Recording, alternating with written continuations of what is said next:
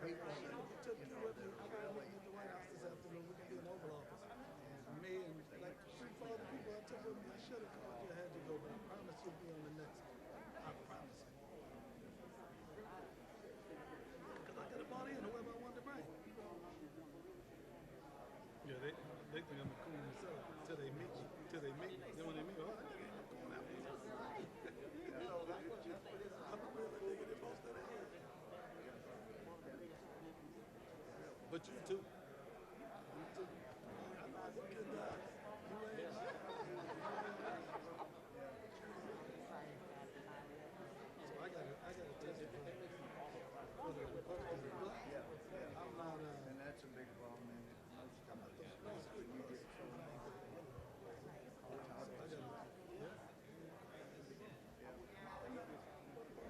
And I tell about it all the time. My very first interaction with the police was so we had done that. I've been around. He knows how to use them.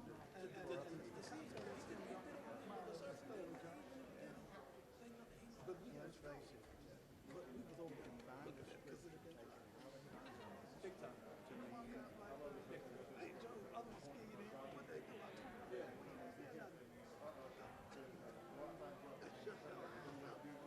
And back in those days, I'm talking about this happened probably around 71 or something.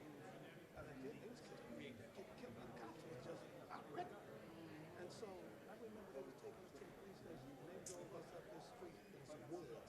His house is over there now, but it was woods. My brother said he was like they might because that's what they was doing.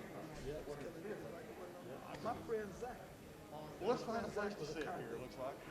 We were still in high school. Zach was a attorney. The kid turned 18. Zach was a attorney. They don't let it out. Zach on Friday. Okay. They put Zach on Friday. He got back to school Monday. Say where you want. Zach understuffed in jail. That's what they do. Because you can have disagreements. And we all need cops on it. But that was just a reality that we had mentally accepted. You go wrong, my friend Bernard got smoked by the cops today. Broke into this store downtown Cleveland. And the cops popped him. Then they had to get the guy. They break into a clothes store. So I ain't disconnected from the reality of the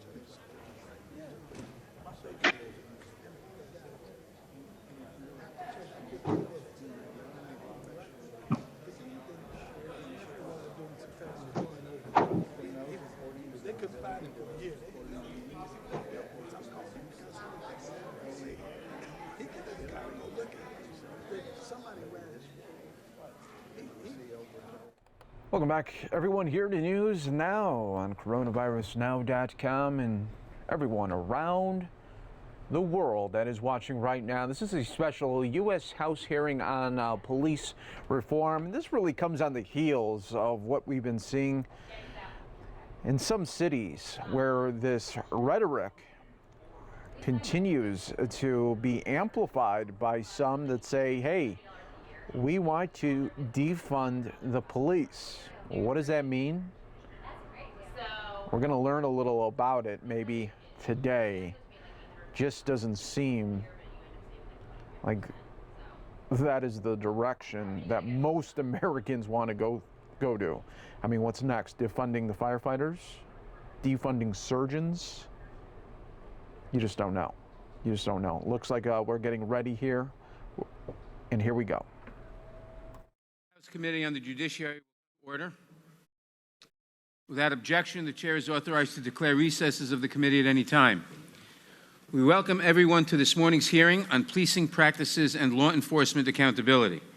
I thank all of our members and witnesses for participating today, both in person and remotely. And I appreciate all of the work that went into making use of this room and the technology we are using possible. Before we begin, I would like to remind members that we have established an email address and distribution list dedicated to circulating exhibits, motions, or other written materials that members might want to offer as part of our hearing today. If you would like to submit materials, please send them to the email address that has been previously distributed to your offices, and we will circulate the materials to members and staff as quickly as we can. In light of what's going on in the world today, I ask that everyone in the room wear a mask at all times, except if you wish when you're speaking. But other than if you're a speaker when you're speaking, a witness when you're speaking, a member when he or she is speaking, please wear a mask at all times. This is for public health. I will now recognize myself for an opening statement. We are all familiar with the terrifying words, "I can't breathe." They were uttered in Minneapolis by George Floyd while a police officer pinned a knee to his neck for a chilling 8 minutes and 46 seconds, taking from him the final breath of life. 6 years ago, Eric Garner uttered those exact same fateful words while locked in a chokehold in New York City. He too died at the hands of law enforcement. Millions of Americans now call out "I can't breathe" as a rallying cry in streets all across our country, demanding a fundamental change in the culture of law enforcement and meaningful accountability for officers who commit misconduct. Today, we answer their call. Our hearts ache for the loss of George Floyd and Eric Garner. They ache for Breonna Taylor, for Amadou Diallo, for Tamir Rice, for Laquan McDonald, for Freddie Gray, for Walter Scott, and for so many other victims of police violence in all parts of America. Their shocking deaths sparked momentary outrage, but no fundamental change. And for every incident of excessive force that makes headlines, the ugly truth is that there are countless others that we never hear about. Every day, African Americans and other people of color live in fear of harassment and violence at the hands of some law enforcement officers. This is their reality. Our country's history of racism and racially motivated violence, rooted in the original sin of slavery, continues to haunt our nation. And to those who do not believe it, please look at the tragic statistics. African Americans are more than twice as likely to be shot and killed by police each year. And black men between the ages of 15 and 34 are approximately 10 times more likely to be killed by police than other Americans. This outrage is a reality we must change. Today, we examine the state of policing in America, and we look for ways to prevent racist acts of violence by police officers, to hold accountable those who commit such acts, and to strengthen the trust between law enforcement and the communities they serve. On Monday, I joined Karen Bass, the chair of the Crime Subcommittee, as well as the Congressional Black Caucus, in introducing the Justice and Policing Act, which would further that cause. The bill now has over 200 co-sponsors in the House and 36 co-sponsors in the Senate. I want to make clear at the outset that the bill is not an indictment of all police officers. We must always remember that most law enforcement officers do their jobs with dignity, selfless, and honor, and they are deserving of our respect and gratitude for all they do to keep us safe. We owe a debt that can never be paid to the too many officers killed in the line of duty every year. And it is clear that there are many officers, including some local police chiefs who marched arm in arm with their communities, who want to separate themselves from the dangerous behavior of others in the profession.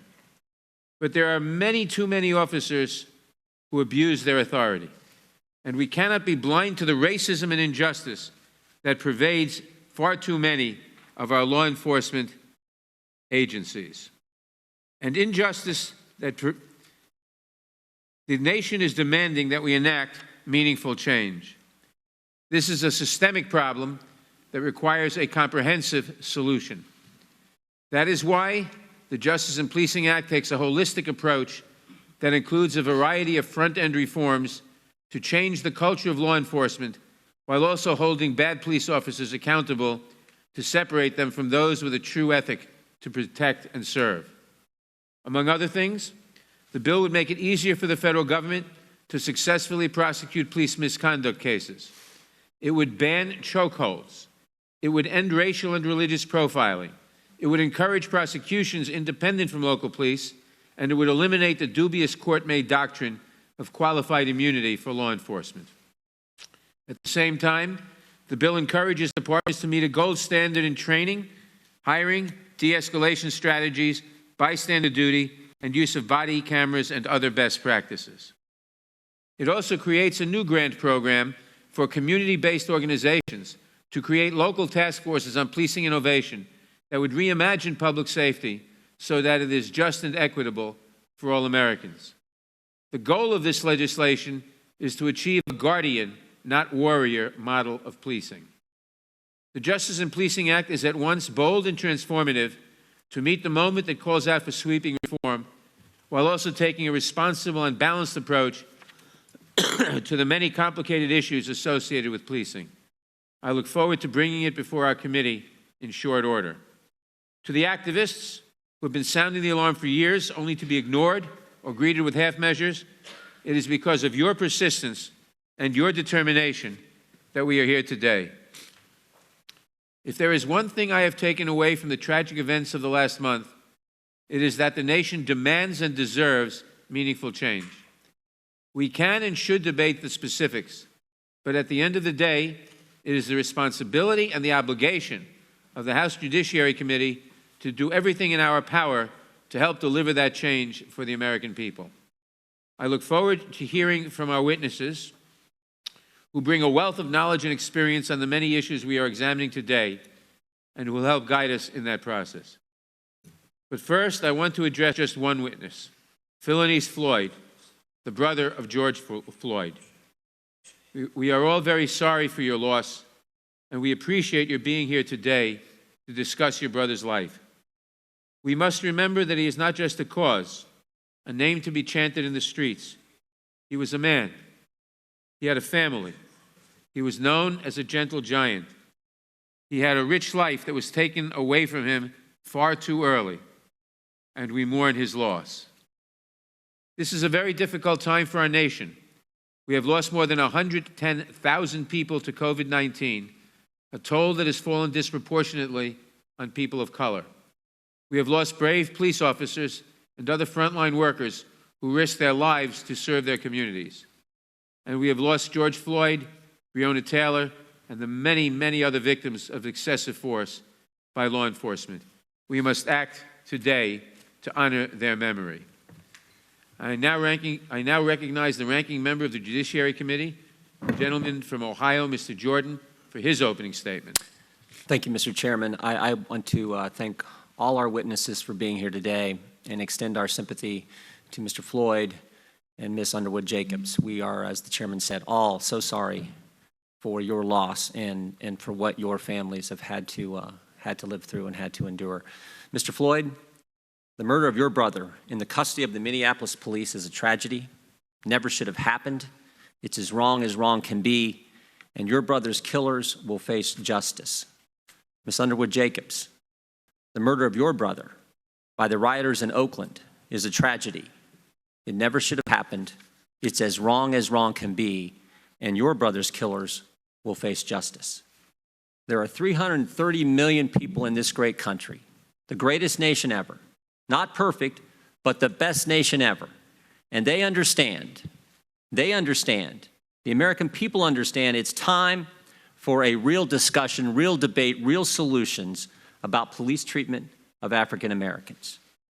Americans also understand that peaceful protest, exercising their First Amendment liberties, honors George Floyd's memory, and it helps that discussion, that debate, and those solutions actually happen. The people of this great country, you know what else they understand? You know what else they get? They understand that there is a big difference between peaceful protest and rioting. There is a big difference between peaceful protest and looting. There is a big difference between peaceful protest and violence and attacking innocent people. And there is certainly a big difference between peaceful protest and killing police officers. You know what else they get? You know what else the American people fully understand?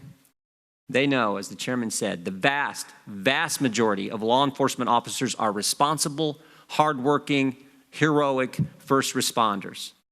They're the officers who protect the Capitol, who protect us every single day. They're the officers who rushed into the Twin Towers on 9/11. They're the officers in every one of our neighborhoods, in every one of our communities, every day, every night, every shift they work, who put their lives on the line to keep our communities safe.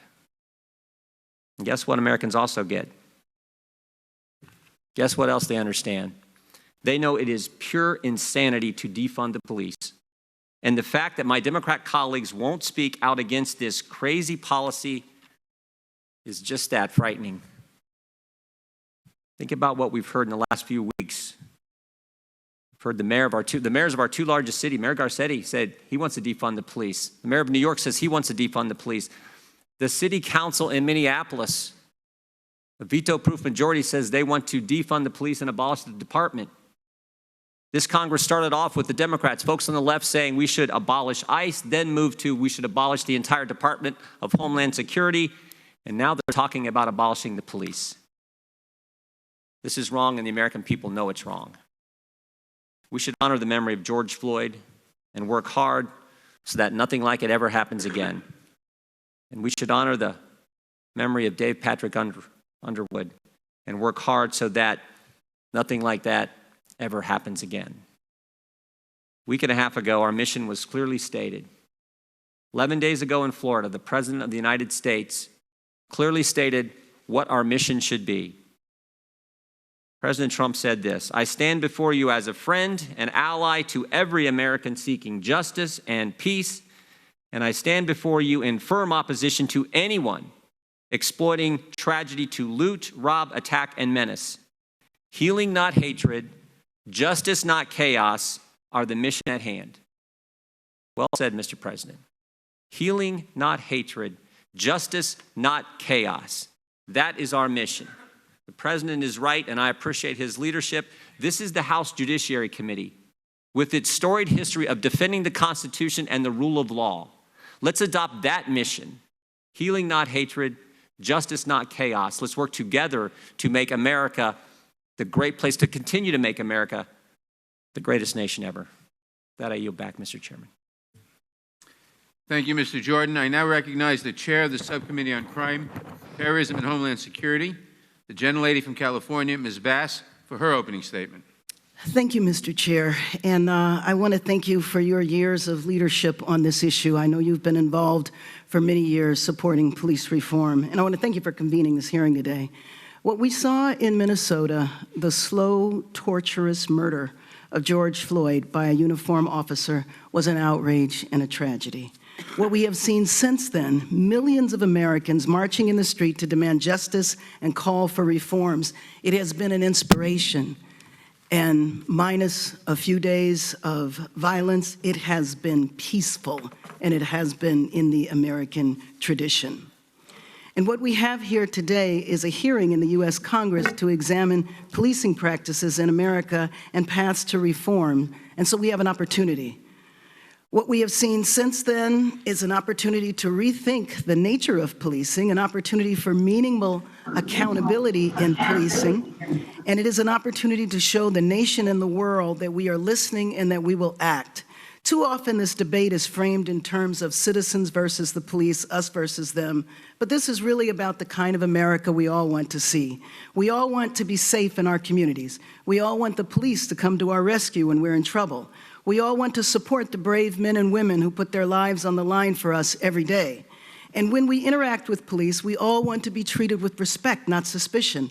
Nobody should be subjected to harassment or excessive force just because of the color of their skin, and no one should suffer the indignities of racial profiling or be on the end of a deadly chokehold. We should all want for ourselves and for our children and for our neighbors the same. On Monday, I introduced, along with Chairman Nadler and more than 200 members of Congress, H.R. 7120, the Justice in Policing Act. This bold, transformative legislation would help reimagine the culture of policing while holding accountable those officers who fail to uphold the ethic of serving and protecting their communities. I know later, when we do a markup, we will entertain an amendment to change the name of the legislation in honor of George Floyd. If this had been a law last year, George Floyd would be alive because chokeholds would be banned. Breonna Taylor would be alive because no-knock warrants for drugs would be banned. Tamir Rice would have graduated high school this May because the officer that killed him, had been fired from a nearby department, and he lied on his application. But this legislation calls for a national registry, so that would not have happened and Tamir Rice would have graduated high school. I understand that change is difficult, but I am certain that police officers are professionals who risk their lives every day, and they're just as interested in building a strong relationship with the communities that they serve based on mutual trust and respect as those who rely on their protection are. They want to increase and upgrade the profession, and so having national standards, it should never be that you can do a chokehold in one city and not in another. There should be basic standards, there should be basic accreditation, there should be continuing education, just as there are in so many other professions. When I was at the service yesterday, and when I was there, I looked up at the picture of George Floyd, and I saw the year that he was born. He was born in 1973. And that was an important year in my life because that was the year in Los Angeles that I joined an organization called the Coalition Against Police Abuse. That was 47 years ago. Our police chief at the time, we were suffering from a number of victims who had died because of chokeholds. Our police chief held a press conference where he told Los Angeles that the reason why black people died of chokeholds was because our neck veins were different. They didn't open up as rapidly as normal people. That's where we were 47 years ago. The question remains, though, it was 29 years ago that we saw the Rodney King beating. And as an activist at the time, I was sad at the tragedy. It was horrific to see him beat like that. But most of the activists said, finally, we know we'll have justice. There's no way these police officers are going to get off because the whole world saw what happened. In the civil rights movement, what led to the great change in the end of legal segregation, aside from the tens of thousands of people that protested, it was the fact that there were cameras there. The beatings, the treatment of black people in the South had gone on for, frankly, hundreds of years, but it wasn't until those cameras exposed that then things began to change. And so what has happened in the 29 years since Rodney King with the advent of cell phone cameras? We have seen example after example after example. 29 years since Rodney King, 20 years since Amadou Diallo, 6 years since Eric Gardner, just weeks since the death of George Floyd. His death cannot be in vain. I told his brother that his name will live on in history because the tragedy that he suffered has been the catalyst for what I believe will be profound change. And not just change that helps to professionalize police departments, not just change that prevents further abuse and deaths, but an opportunity for communities through receiving grants to take a look at their community and say, well, there's all of these issues that we face. Why should police officers have to address homelessness and mental illness? Police officers complain all the time. They're not social workers. That's right. So with these grants, maybe communities can take an opportunity to re-envision what public safety is and come up with models, better models to work with police, better models to reduce the problems that wind up needing a police officer. So that's what we have an opportunity to do in this Congress with this piece of legislation. And I hope that we work for passage of this legislation in the House, it gets through the Senate, the President signs it, and in the year 2020, we never, ever, ever see again what we saw a few weeks ago. It wasn't just a tragedy for our country and our nation, but it really was an embarrassment of our nation in front of the entire world. While we hold up human rights in the world, we obviously have to hold them up in our country. And with that, I yield. Thank you. Since Mr. Ratcliffe, the former ranking member of the Crime Subcommittee, has left the committee to serve as Director of National Intelligence, I now recognize the ranking member of the Subcommittee on the Constitution, Civil Rights and Civil Liberties, the gentleman from Louisiana, Mr. Johnson, for an opening statement. Thank you, Mr. Chairman. I want to join all my colleagues today in thanking all of our witnesses sincerely for being here, and especially Mr. Floyd and Ms. Underwood Jacobs for making the trip in the midst of such tragedy and difficult circumstances to share your experiences with us. It's very valuable to us, and we're grateful. Of course, you have our condolences and our profound sadness for your losses. And I and my family and the community of faith that I represent have been praying for you and will continue to do that. We're going to talk about policing practices and reforms today, and that's a really important topic. But since this is the first full committee hearing that we've had in judiciary since the tragic death of Mr. Floyd, I think it's also important for us to acknowledge here in the beginning what's believed by so many to be a root cause of the persistent challenges we face together as a country, and that is the need for authentic reconciliation in our communities.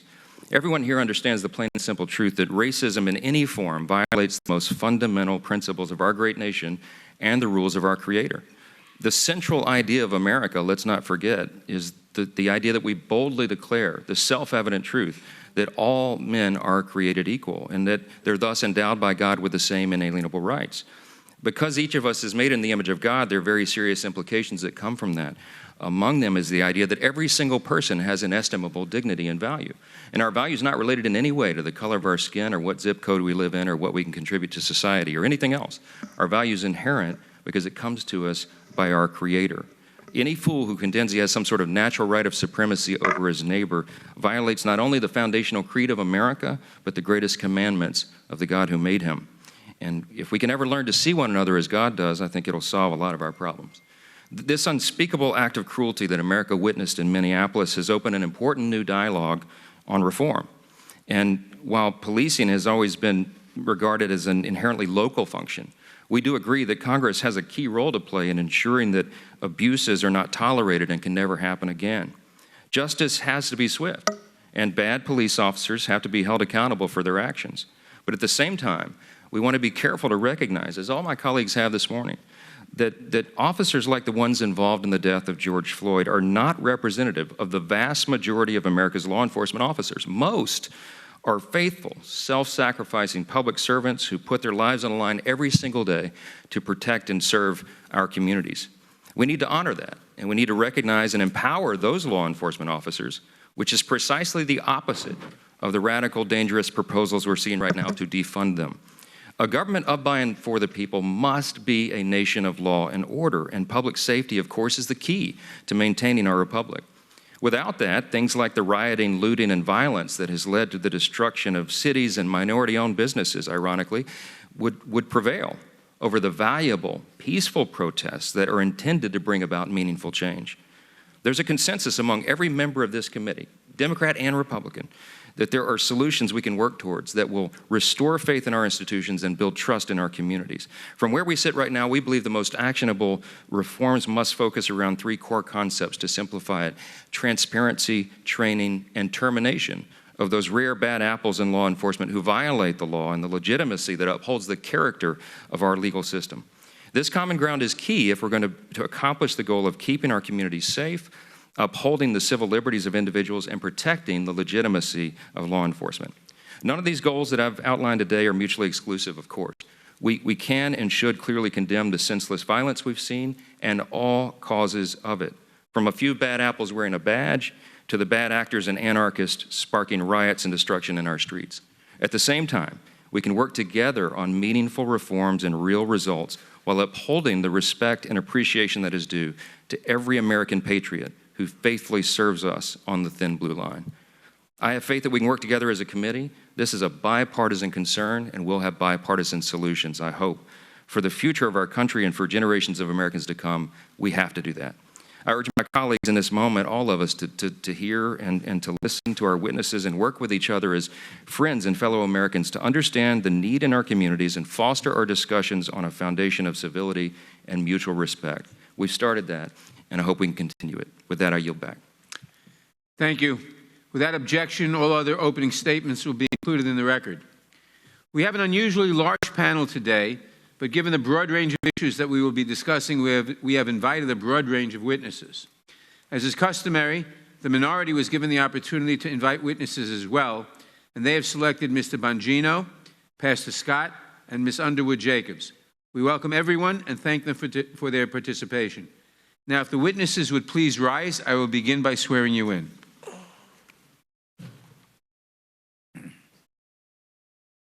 Do you swear or affirm under penalty of perjury that the testimony you are about to give is true and correct to the best of your knowledge, information, and belief, so help you God? Let the record show that the witnesses answered in the affirmative. Thank you, and please be seated.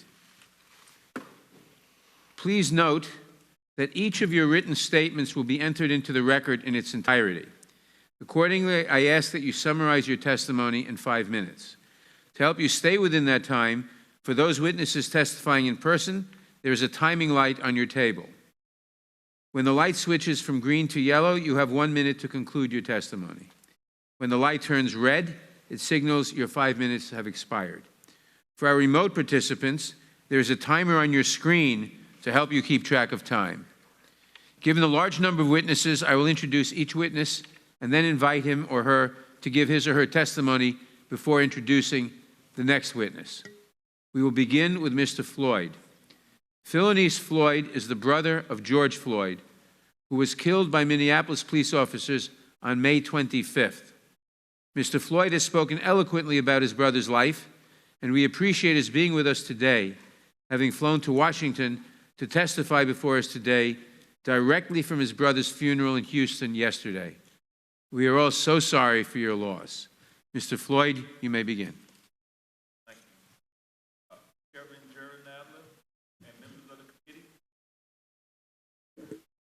Chairman Gerald Nadler and members of the committee, thank you for the invitation here today to talk about my big brother, George. The world knows him as George, but I called him Perry. Yesterday, we laid him to rest. It was the hardest thing I ever had to do. I'm the big brother now, so it's my job to comfort my brothers and my sisters, Perry's kids, and everyone who loved him. And that's a lot of people. I have to be the strong one now because George is gone. And me being the big brother now is why I'm here today. To do what Perry always would have done. To take care of the family and others. I couldn't take care of George that day he was killed, but maybe by speaking with you today, I can make sure that his death will not be in vain. To make sure that he is more than another face on a t-shirt, more than another name on a list that won't stop growing. George always made sacrifices for our family, and he made sacrifices for complete strangers. He gave the little that he had to help others. He was our gentle giant. I was reminded of that when I watched the video of his murder. He called all the officers sir. He was mild-mannered. He didn't fight back. He listened to all the officers. The man who took his life, who suffocated him for 8 minutes and 46 seconds, he still called them sir as he begged for his life. I can't tell you the kind of pain you feel when you watch something like that. When you watch your big brother, who you looked up to your whole entire life, die begging for his mom, I'm tired. I'm tired of pain. Pain you feel when you watch something like that. When you watch your big brother who you looked up to for your whole life die begging for his mom?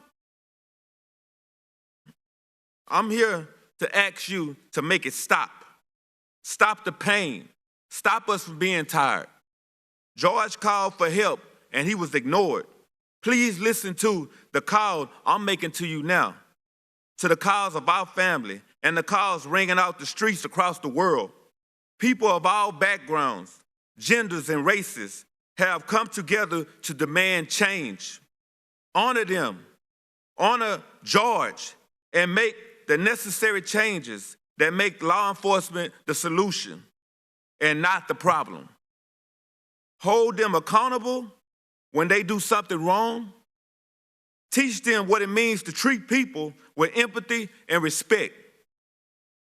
Teach them what necessary force is. Teach them that deadly force should be used rarely and only when life is at risk. George wasn't hurting anyone that day. He didn't deserve to die over $20. I'm asking you, is that what a black man is worth? $20? This is 2020. Enough is enough. The people marching in the streets are telling you enough is enough.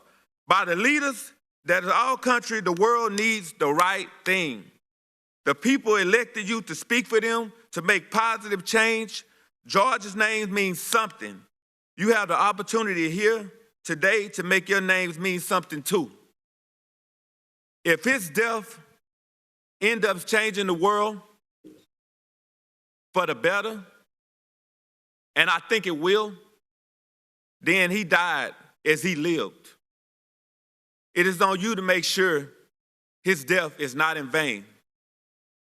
I didn't get the chance to say goodbye to Perry while he was here. I was robbed of that.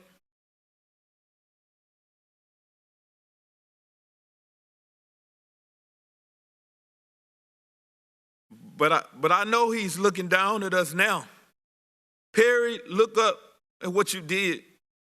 Big brother, you changed the world. Thank you for everything, for taking care of us when on earth, for taking care of us now. I hope you found Mama and you can rest in peace with power.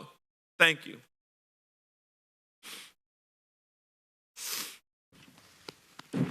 Thank you, Mr. Floyd. Vanita Gupta is the president and CEO of the Leadership Conference on Civil and Human Rights. Ms. Gupta previously served as an acting assistant attorney general at the Department of Justice and led the department's Civil Rights Division. She received her JD from New York University School of Law and her BA from Yale University. Ms. Gupta, you may begin.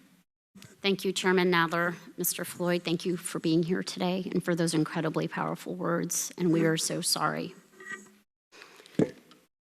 Chairman Nadler, Ranking Member Collins, and members of the committee, thank you for the opportunity to testify today.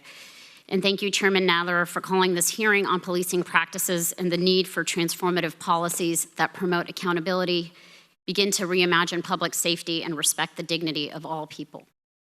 While the recent murder of George Floyd at the hands of 4 Minneapolis police officers put the issue of police brutality in the national spotlight, the outpouring of pain and anger is anything but a reaction to one isolated incident or the misconduct of a few bad apples. Instead, the outcry is a response to the long cycle of stolen lives and violence with impunity toward Black people in our nation. We are now at a turning point. There is no returning to normal. We have to create a new way forward, one that does more than tinker at the edges, that promotes data and training. We need something that truly transforms policing and leads to more accountability for communities. It is imperative that we get this right, and that Congress's response in this moment appropriately reflects and acknowledges the important work of Black Lives Matter, the movement for Black Lives, and so many people that are bringing us to this tipping point. My tenure as head of the Justice Department Civil Rights Division began 2 months after 18-year-old Michael Brown was killed by a police officer in Ferguson. The Justice Department was hardly perfect, but we understood our mandate to promote accountability and constitutional policing in order to build community trust. During the Obama administration, we opened 25 pattern or practice investigations to help realize greater structural and community-centered change, often at the request of police chiefs and mayors who needed federal leadership. After making findings, we negotiated consent decrees with extensive engagement and input from community advocates who not only identified unjust and unlawful policing practices, but also helped develop sustainable mechanisms for accountability and systemic change. That is not the Justice Department that we have today. Under both Attorneys General Jeff Sessions and Bill Barr, the department has abdicated its responsibility and abandoned the use of tools like pattern and practice investigations and consent decrees. Instead, it is focused on dismantling police accountability efforts and halting any new investigations. The disruption of crucial work in the Civil Rights Division and throughout the Department of Justice to bring forth accountability and transparency in policing is deeply concerning. In the absence of federal leadership, the Leadership Conference Education Fund launched the New Era of Public Safety Initiative, a comprehensive guide and toolkit outlining proposals to build trust between communities and police departments, restore confidence, and imagine a new paradigm of public safety. While much of these changes must happen at the state and local level, success is going to require the leadership, support, and commitment of the federal government, including Congress. Last week, the Leadership Conference and more than 400 civil rights organizations sent a letter to Congress to move us forward on a path of true accountability. The recommendations included the following.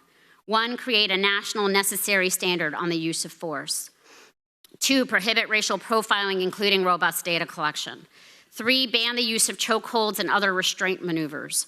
4, end the militarization of policing. 5, prohibit the use of no-knock warrants, especially in drug cases. 6, strengthen federal accountability systems and increase the Justice Department's authority to prosecute officers that engage in misconduct. 7, create a national police misconduct registry. And 8, end qualified immunity. The Leadership Conference was pleased to learn that the Justice and Policing Act, introduced Monday by both members of the House of Representatives and the Senate, reflects much of this accountability framework. This is Congress's most comprehensive effort in decades to substantially address police misconduct by taking on critical issues affecting Black and brown communities. And as the bill advances toward passage, we will continue to work on it and to ensure that real change is achieved. But let me just say in closing that policing reform alone is not going to solve the crisis that we're in today. This moment of reckoning requires leaders, together with communities, to envision a new paradigm of public safety that respects the human rights of all people. That means not just changing policing practices and culture, but ultimately shrinking the footprint of the criminal legal system in Black and brown people's lives. And it means shifting our approach to public safety from exclusively focusing on criminalization and policing towards investments in economic opportunity, education, healthcare, and other public benefits. Police chiefs and officers talk about the same thing. This approach will not only further equity, but also constitute effective policy. When we stop using criminal justice policy as social policy, we will make communities safer and more prosperous. Now is the time for Congress to pass lasting accountability measures, and we look forward to working with you until the day that these reforms are signed into law. George Floyd's death has impacted the world, and now it is on us to change it. Thank you. Thank you very much. Without objection, at the request of the ranking member, I will now recognize the distinguished Minority Leader of the House for a brief introduction of his constituent, our next witness, Angela Underwood Jacobs. Thank you, Chairman Nadler and Ranking Member Jordan, for convening this very important hearing. Mr. Floyd, thank you for your powerful words. I'll make one promise to you: your brother will not have died in vain. I'm here to introduce Angela Underwood Jacobs, her husband Michael, and her daughter Trinity. More importantly, I'm here to listen to them and all of you. Now, I know Angela, and I'm proud to call her a friend. She is a mother, a businesswoman, and the first Black woman to become a city council member in Lancaster, California. Angela is here to testify because her brother, Dave Patrick Underwood, he was tragically and senselessly murdered in the line of duty 2 weeks ago in Oakland. We mourn and pray for Angela and the entire Underwood and Floyd family. As a member of the Federal Protective Service, Pat was guarding a federal courthouse, a symbol of equal justice and the rule of law, during the riots in Oakland on the night of his death. It appears his death was part of a targeted attack on federal law enforcement. We pray that justice comes swiftly and completely for Pat, for George Floyd, and all victims of violence. Pat Underwood should be alive today. George Floyd should be alive today. David Dern should be alive today.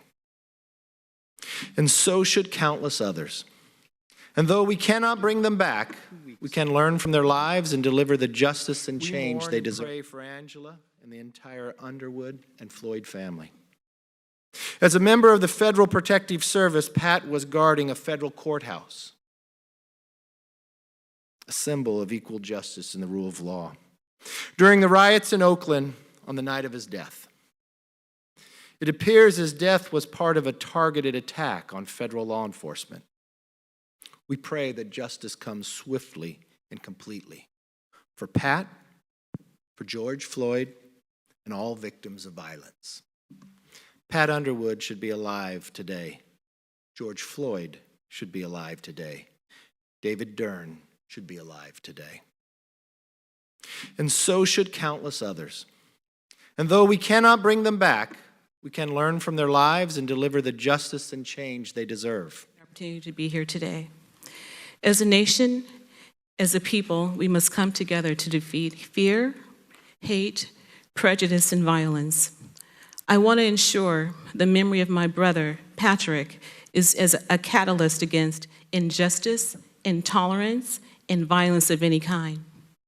I want to honor my brother, Dave Patrick Underwood, and our family, and help our nation think about how to navigate the righteous path to equality, freedom, and nonviolent systemic change. I want to extend my sympathies and condolences to George Floyd's family. Mr. Floyd's murder was just not cruel and reprehensible, but criminal. The officers involved should be brought to justice and held accountable for their actions or as well as their inaction. I wish that same justice for my brother Patrick, who served with distinction and honor as a federal officer for the Department of Homeland Security, until he was murdered anonymously by blind violence on the steps of the federal courthouse in Oakland, California. As he took his last breath on the cold, hard cement after being shot multiple times, he died.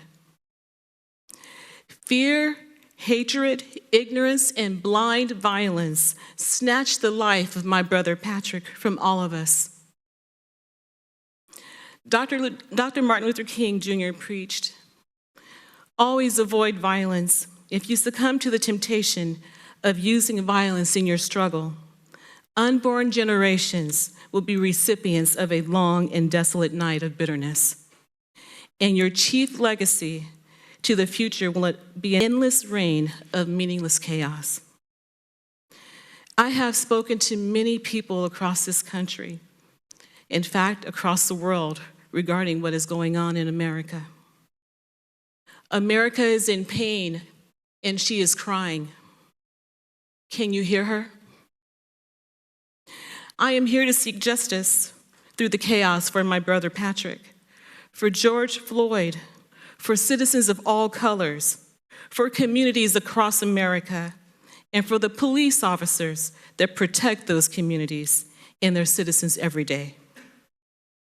The actions of a few are dividing us as a nation, at a time when we should be coming together and uniting for the well-being of all people.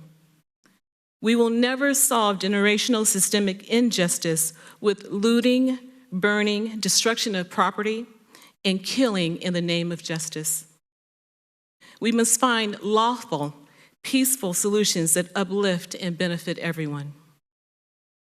And this is greater than a black, white, or blue issue. It is a humanity issue. When those in a position of authority choose to abuse their power, that is the very definition of oppression. And when innocent people are harmed in the name of justice, no one prevails, we all lose. Everyone deserves the opportunity to feel heard, be seen, and feel safe. Police brutality of any kind must not be condoned. However, it is blatantly wrong to create an excuse out of discrimination and disparity to loot and burn our communities, to kill our officers of the law. It is a ridiculous solution to proclaim that defunding police departments is a solution to police brutality and discrimination, because it's not a solution. It gets us nowhere as a nation and removes the safety net of protection that every citizen deserves from their community's elected officials. There is a path to achieving what we desire and deserve as a nation and as a people: equality, fairness, justice, peace, and freedom from oppression. It is the same path we started on during the Civil Rights Movement. The solution to our nation's ills are straightforward. Education. We need to actually invest in education again and make it our nation's top priority. Through education comes knowledge, through knowledge comes understanding, and through understanding comes opportunity and freedom. Jobs, because it's not a solution. It gets us nowhere as a nation and removes the safety net of protection that every citizen deserves from their community's elected officials. There is a path to achieving what we desire and deserve as a nation and as a people: equality, fairness, justice, peace, and freedom from oppression. It is the same path we started on during the Civil Rights Movement. The solution to our nation's ills are straightforward.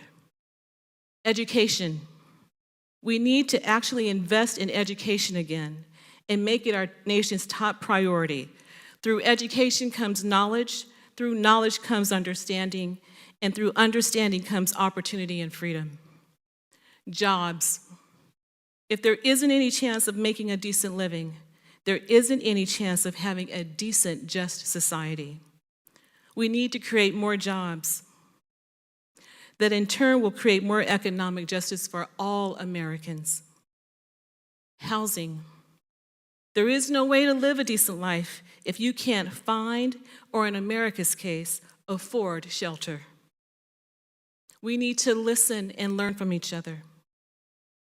It's time for everyone to open their ears and listen to what each other has to say. America is the world's melting pot because we have so many people, cultures, beliefs, and points of view. And somehow we've become siloed. As a single voice in this chambers, attempting to honor my brother and family, I hope I can make a difference today.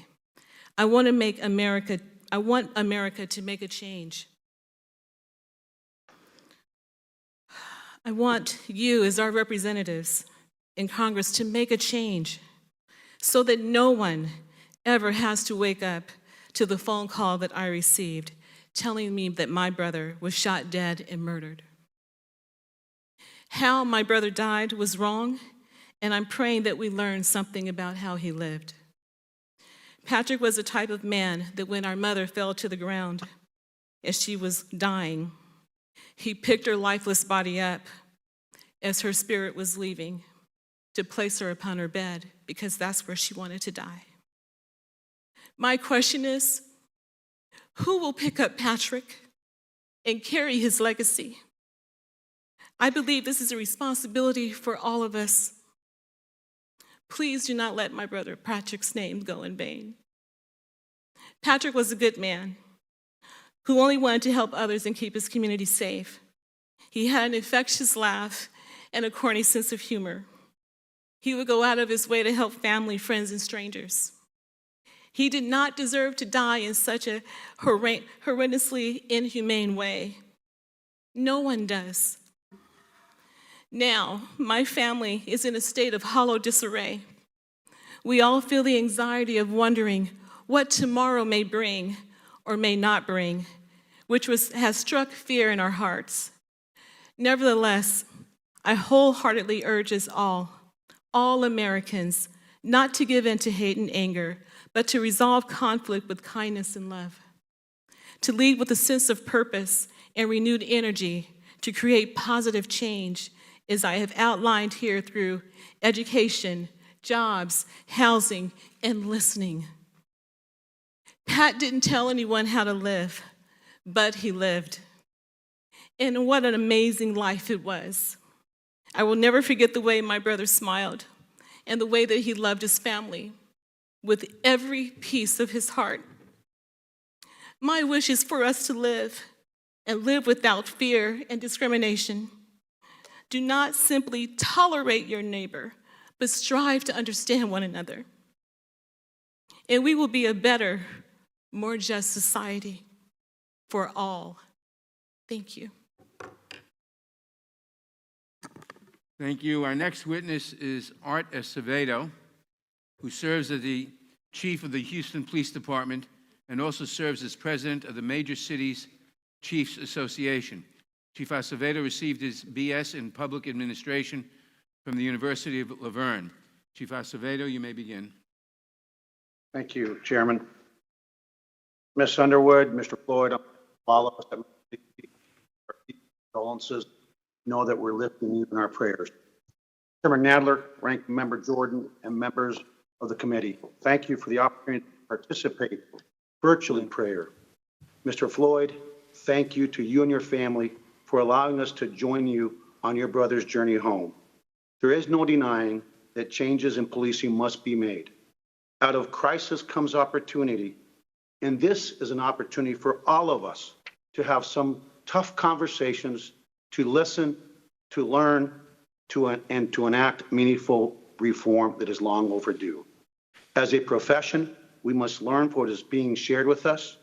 That includes being honest about our history. We must acknowledge that law enforcement's past contains institutional racism, injustices, and brutality. We must acknowledge that policing has had a disparate treatment and impact on disenfranchised communities, especially communities of color and poor communities. Several topics have risen to the forefront, and all reforms must be vetted and ensure that they are sustainable, effective, and have no unintended consequences. Several topics law enforcement plays an important role.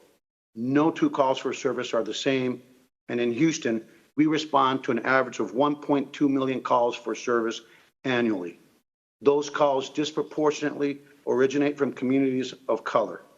If we are going to talk about better policing, we also need to talk about the root causes behind the need for those calls for service.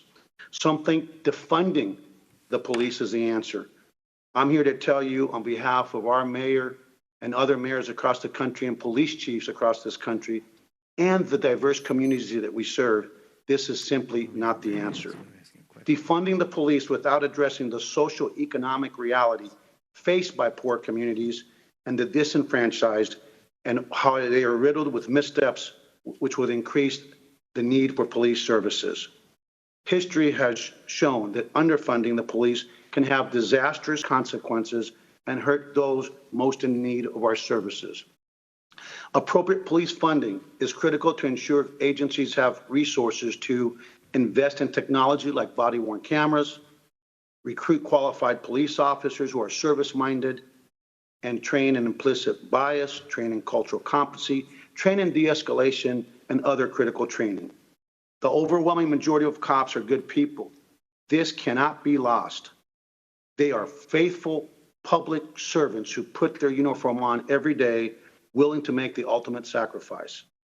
We can't let, again, the actions of bad cops let us lose sight of the fact that most cops are good. We must all judge each other through the prism and content of our individual hearts and actions, and not through the prism of color and the uniform that we wear. While there is no national use of force standard and previous efforts at establishing one were met with disagreement, several components are ubiquitous throughout the U.S. prioritization of the sanctity of life, duty to intervene, and the use of de-escalation tactics and techniques is a must. Let me be clear. The actions of the 4 officers involved in the death of Mr. Floyd are inconsistent, unjustified, and repulsive. They are contrary to the protocols of the policing profession, and they sabotage the law enforcement community's tireless efforts to build trust. Moving our profession forward begins with a sustained commitment to accountability. From the start of academy training, recruits must understand that they have an absolute duty to put public safety, service, and security first. In the Houston Police Department, we instill in our men and women the certainty that policy violations regarding truthfulness will lead to termination, or as we put it, if you lie, you die.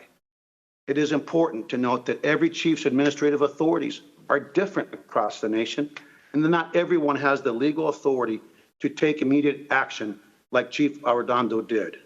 I am encouraged that there have been eras in America's history when police have found it difficult to speak up. We are speaking up today.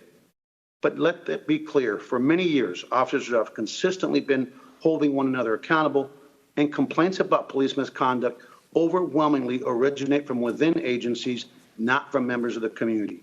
Communities have an absolute responsibility as well. We ask citizens to report police misconduct without fail. This will afford us the opportunity to investigate, track, and report those complaints. We must also address the issue of officers who have been terminated with cause only to get rehired by another department. Many of us refer to these individuals as gypsy cops. Many gypsy cops have exhibited troubling behavior, and that in turn undermines efforts to build trust with the public and efforts in terms of internal department accountability. Transparency breeds trust, and trust breeds respect. Mutual trust and respect between law enforcement and the public is crucial to good policing. The civil unrest occurring throughout our nation and throughout this entire country is a sobering reminder of how quickly we will lose public trust and the consequences of that fact. Ensuring the department looks more like the communities we serve helps build trust and confidence. Unique perspectives and insights help a department lead and serve the communities of color. I'm happy to report that the Major City Chiefs Association has several departments now that are minority majority, like the City of Houston and the Houston Police Department, and are reflective of the communities that we serve. On behalf of the Major City Chiefs, I want America to know that we hear you. We will continue to do everything in our power to facilitate your right to peacefully protest.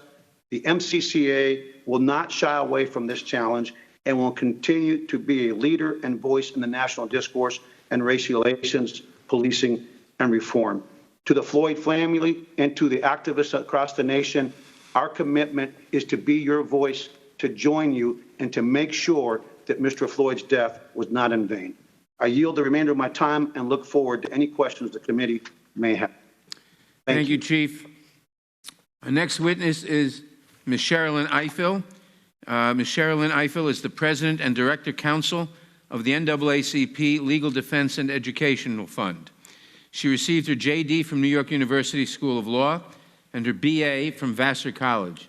Ms. Ifill, you may begin.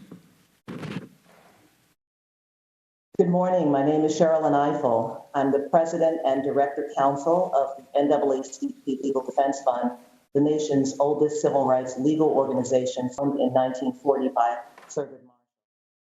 I want to thank Chairman Nadler, Ranking Member Jordan.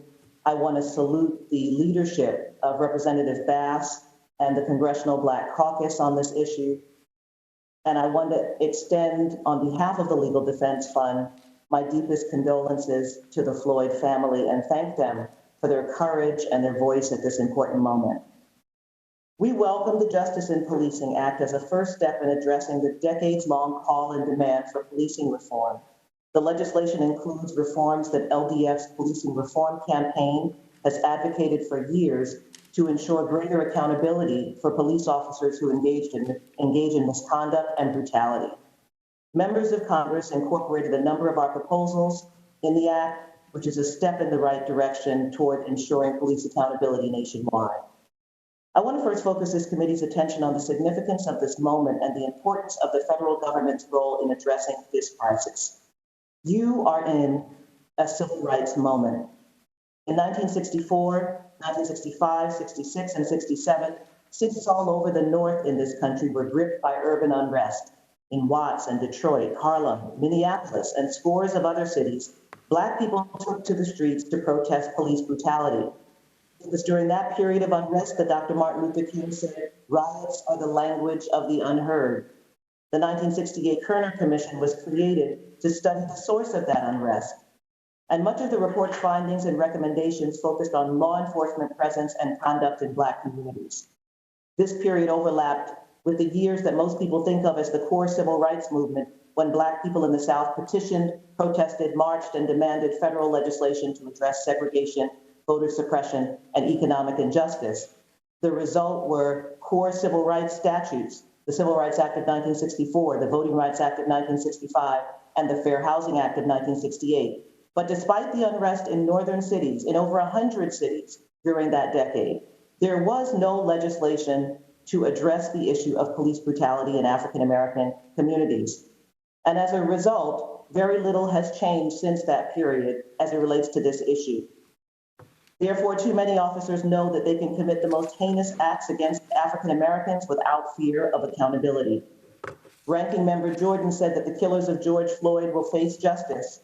But we also know that those who killed Philando Castile, Eric Garner, Terrence Crutcher, Eleanor Bumpers, Michael Stewart, Clifford Glover, Sean Bell, Amadou Diallo, and countless others never were held accountable for the crimes they committed.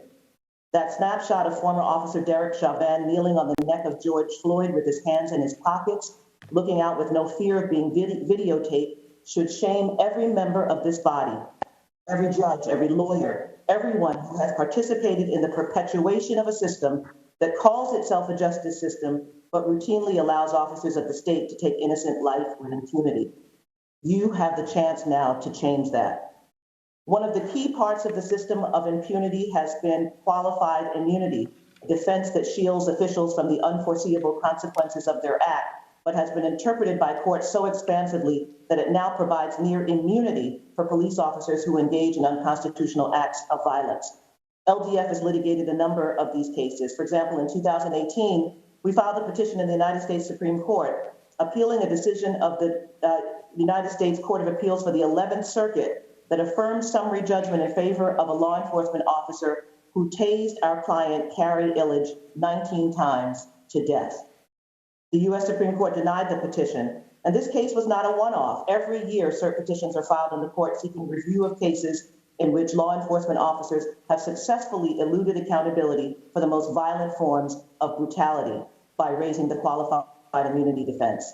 The Justice in Policing Act seeks to address qualified immunity by amending the civil rights statute used most in police excessive use of force cases, 42 U.S.C. Section 1983, and we welcome this amendment. We want it to apply to all civil suits that are pending or filed after enactment of the Act, and we'll continue to work towards the elimination of qualified immunity. There's bipartisan support for ending qualified immunity, and so I'll close my remarks by quoting from a federal circuit court judge in a decision issued just this week in the Fourth Circuit Court of Appeals. It was written by a judge appointed first to the bench by George W. Bush. And he said in Jones versus City of Martinsburg, Judge Henry Floyd said, Wayne Jones was killed just 1 year before the Ferguson, Missouri shooting of Michael Brown would once again draw national scrutiny to police shootings of Black people in the United States. 7 years later, we're asked to decide whether it was clearly established that 5 officers could not shoot a man 22 times as he lay motionless on the ground. Before the ink dried on this opinion, the FBI opened an investigation into the death of yet another Black man at the hands of police, this time George Floyd in Minneapolis. This has to stop. To award qualified immunity at the summary judgment stage in this case would signal absolute immunity for fear-based use of force, which we cannot accept. This decision represents a minority of cases, and so we need Congress to act. You are required by history to meet this civil rights moment. It is a moment in which we have a chance to transform our approach to public safety, to recognize that most community conflicts do not require the intervention of an armed officer, and to speak our values through federal and state budgets that prioritize our commitment to anti-discrimination, to public health, and to true public safety for all. Thank you. Thank you. Our next witness is Darrell Scott, who is the founder and senior pastor of the New Spirit Revival Center, a non-denominational church in Cleveland Heights, Ohio. Pastor Scott is also the author of the book, Nothing to Lose: Unlikely Allies in the Struggle for a Better Black America. Pastor Scott, you may begin.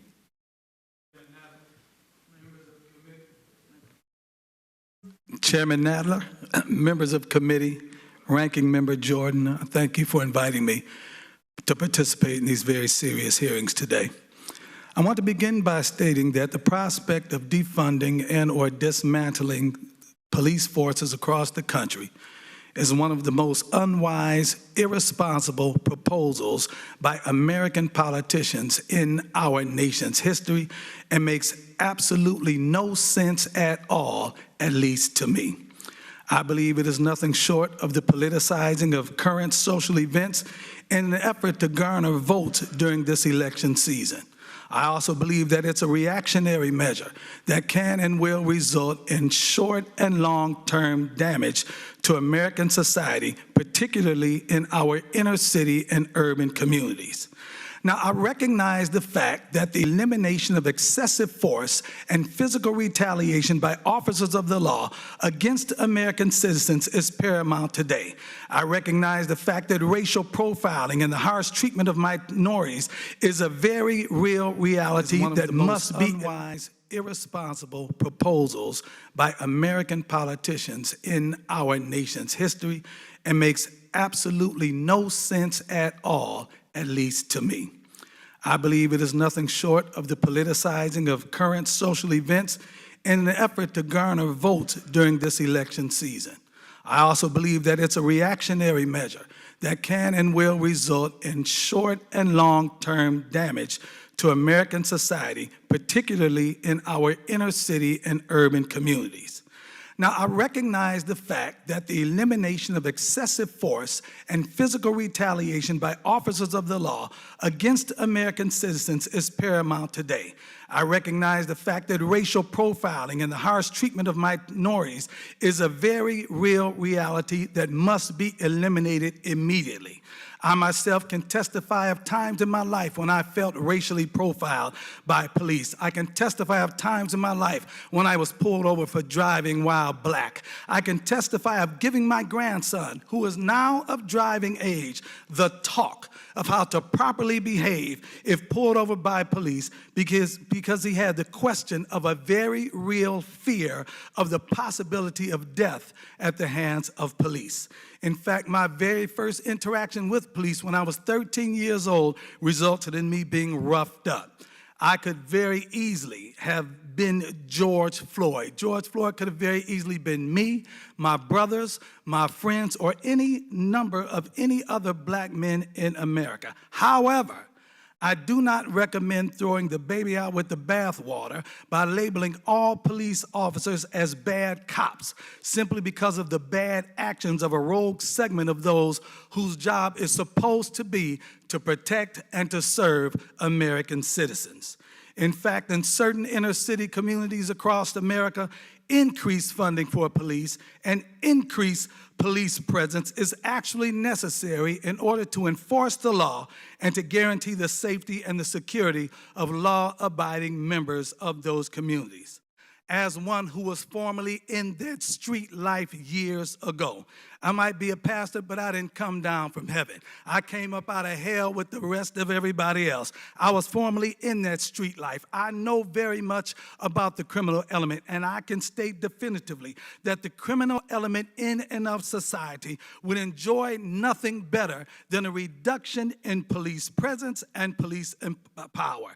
It would allow those with criminal intentions and criminal actions to flourish virtually unchallenged in the communities of America.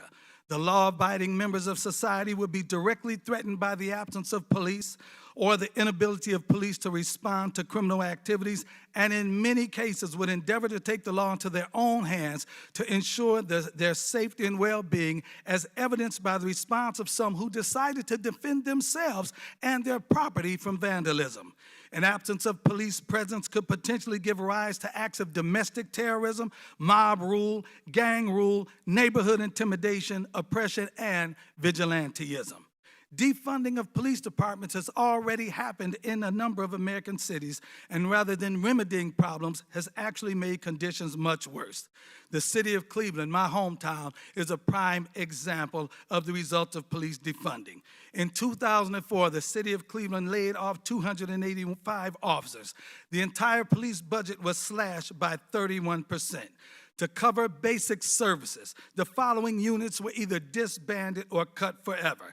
The district strike force units, the narcotics unit was completely cut. SWAT was downsized. The fugitive unit was disbanded. The auto theft unit was disbanded. The intelligence unit was cut to bare bones. The mounted unit was cut 85%. The aviation unit was down completely for 3 years and is now only utilized during special events. The harbor unit was disabled. The boat sits rotting in a dry dock. The scientific investigation unit was cut 80%. All the lab techs were let go. All the evidence collection is now done by priority. The DARE problem, the Drug Abuse Resistance Education Program, was cut. Community policing was cut 45%. Cleveland went through a decade-long downsizing, which saw the department reduced from 1,900 officers to 1,500 officers on average. Zone car coverage, which directly affects citizens, has been cut. Police presence in any given district or in any given shift has been cut in half. 1- and 2-man units have been cut in half. Response time is dramatically longer if the police show up at all. The murder rates have climbed. The property crime is at record levels. Aggravated robbery statistics are higher. Drug sales, drug use, drug abuse is higher. Drug and alcohol-related motor vehicle accidents are the highest they've ever been. Cleveland has went from a relatively safe city per capita to an unbelievably unsafe city. Calls for service have increased even though the population has dropped significantly over the last 20 years. Once safe areas of the city are now unsafe. Once nice neighborhoods in the city are now not nice. Homicides are up 55% in Cleveland from this time last year, and Cleveland now has a higher murder rate per 100,000 residents than Chicago does. I believe that police departments are only as effective as politicians and their appointees allow them to be. Consequently, politicians and appointees are directly responsible for the state of their police departments. Law-abiding citizens, and I've spoken to a great deal of them, overwhelmingly think that defunding or disbanding police departments is a horrible idea. Community policing is a very viable option to address the needs of inner-city communities. Having police in the communities to actually get to know the residents is the best way to obtain the results that we all want. When I was growing up, the residents and the business owners knew the police officers that were assigned to our neighborhoods, and their presence was a deterrent to criminal activity. So in short, defunding of police departments in America has already happened, and it has proven to be an epic fail. We cannot allow that paradigm to continue if we want the neighborhoods of America to be safe to live in, the streets of America to be safe for residents to walk on, and the communities of America conducive for businesses to thrive in. So I recommend and I agree with the fact that police reform, or better yet, police revision should be enacted. But it has to be one that is sensitive to the stress, tension, pressure, and paranoia that policing produces. The fact that on any given day, any given call, any given stop can result in an officer's death can be very challenging mentally, while also being sensitive to the citizens of America who are supposed to be protected by the police and not be enemies of the police, whether in the suburbs or in the inner cities, whether we're black, white, red, yellow, or brown. I really believe that most police officers, most cops began their careers, most bad cops began their careers as good cops, but they allowed the rigors of their job, to affect their perspectives and their social interaction with those they are supposed to protect, and they began perceiving those that they are supposed to protect as those they themselves need to be protected from. I'm in agreement. I endorse police reform, but it has to be sensitive to both sides of that issue. Thank you for allowing me. God bless you. Thank you. Before I call the next witness, I just remind witnesses to turn off their mics when you're not speaking. Turn them on when you're speaking, turn them off when you're not speaking, please. Our next witness is Mr. Paul Butler. He's the Albert Brick Professor at Georgetown University Law Center, where he specializes in criminal law and race relations. Professor Butler is also the author of the book, Let's Get Free, A Hip-Hop Theory of Justice and Chokehold, Policing of Black Men. Mr. Butler received his J.D. from Harvard Law School and his B.A. from Yale University. Mr. Butler, you may begin. Chairman Nadler, Ranking Member Jordan, honorable members of the committee, thank you for this opportunity to testify. Mr. Floyd and Ms. Underwood Jacobs, I'm so sorry for your loss. May the memory of your brothers, the memory of the other martyrs, be a blessing for the people all over the country, all over the world who are rising up in what Martin Luther King called the beautiful struggle for equal justice.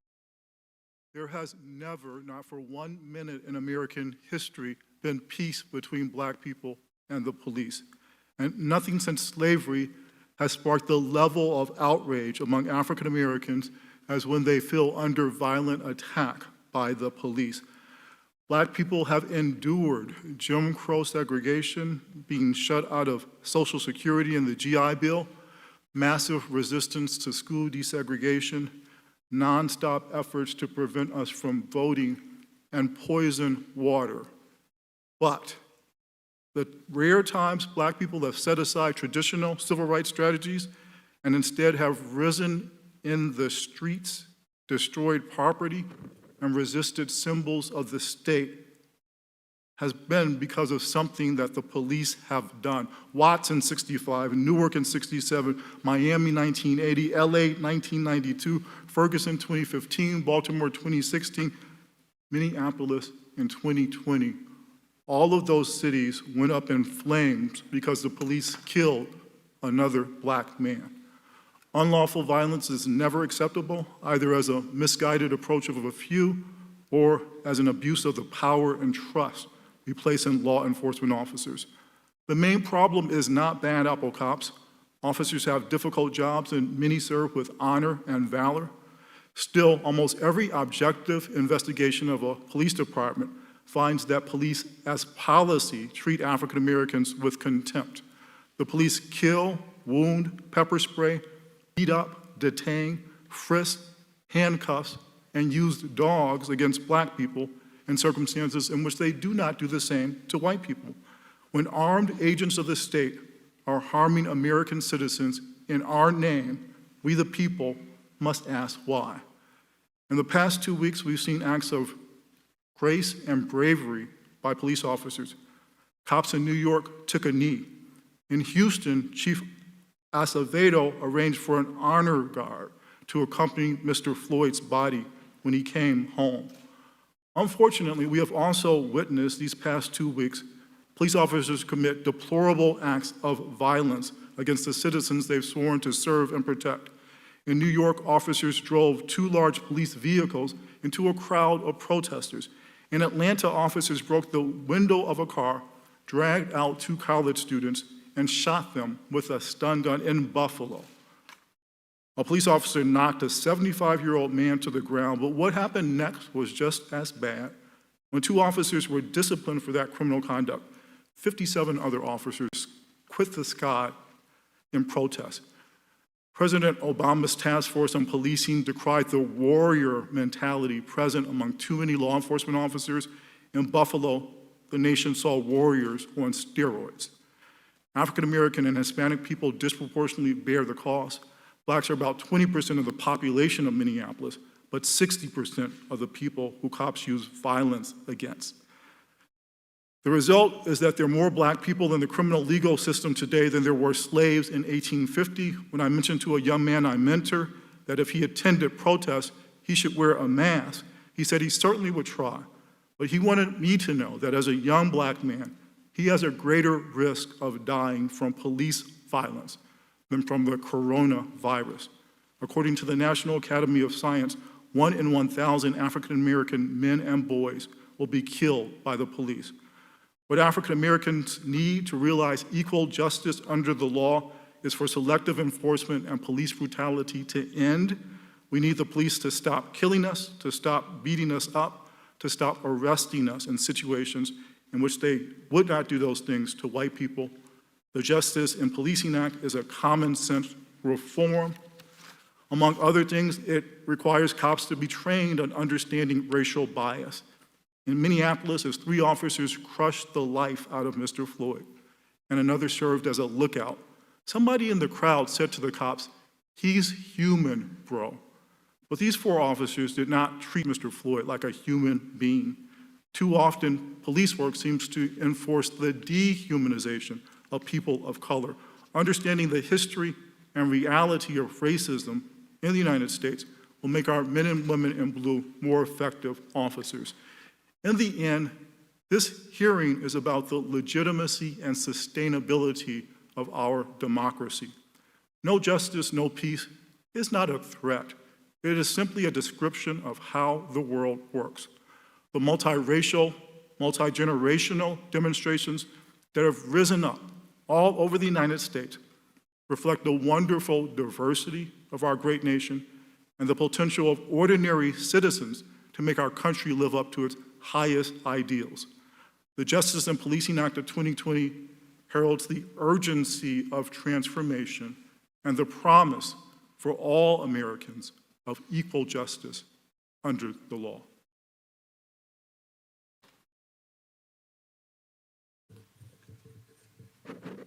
Thank you, Mr. Butler.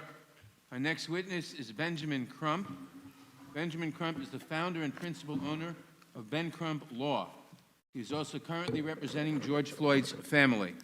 Mr. Crump received his JD and BA from Florida State University.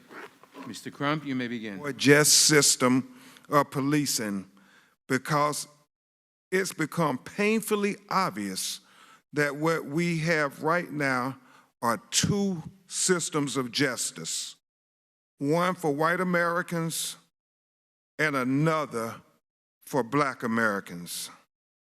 George is one in a long line of black Americans who unjustly are killed at the hands of police, or, in George's case, at the knee of the police, including Breonna Taylor, Pamela Turner, Botham Jean, Michael Brown, Stephon Clark, Eric Gardner, Tamir Rice, Philando Castile, Terrence Crutcher, Laquan McDonald, just to name a few.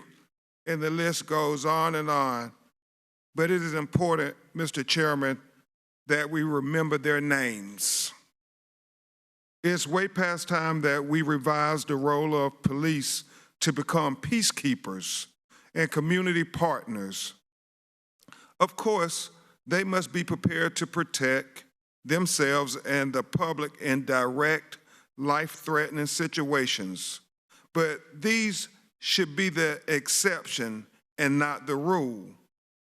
What we are witnessing throughout our country is not that. Americans are being tear gassed in the streets, hit with rubber bullets, shoved violently to the ground, cracking their skulls against the pavement, beaten bloody with batons. And for what? For demanding justice for black Americans. Our constitutional rights are under attack, and not in the shadows, but in the broad daylight. Changing the behavior of police and their relationships with people of color starts at the top.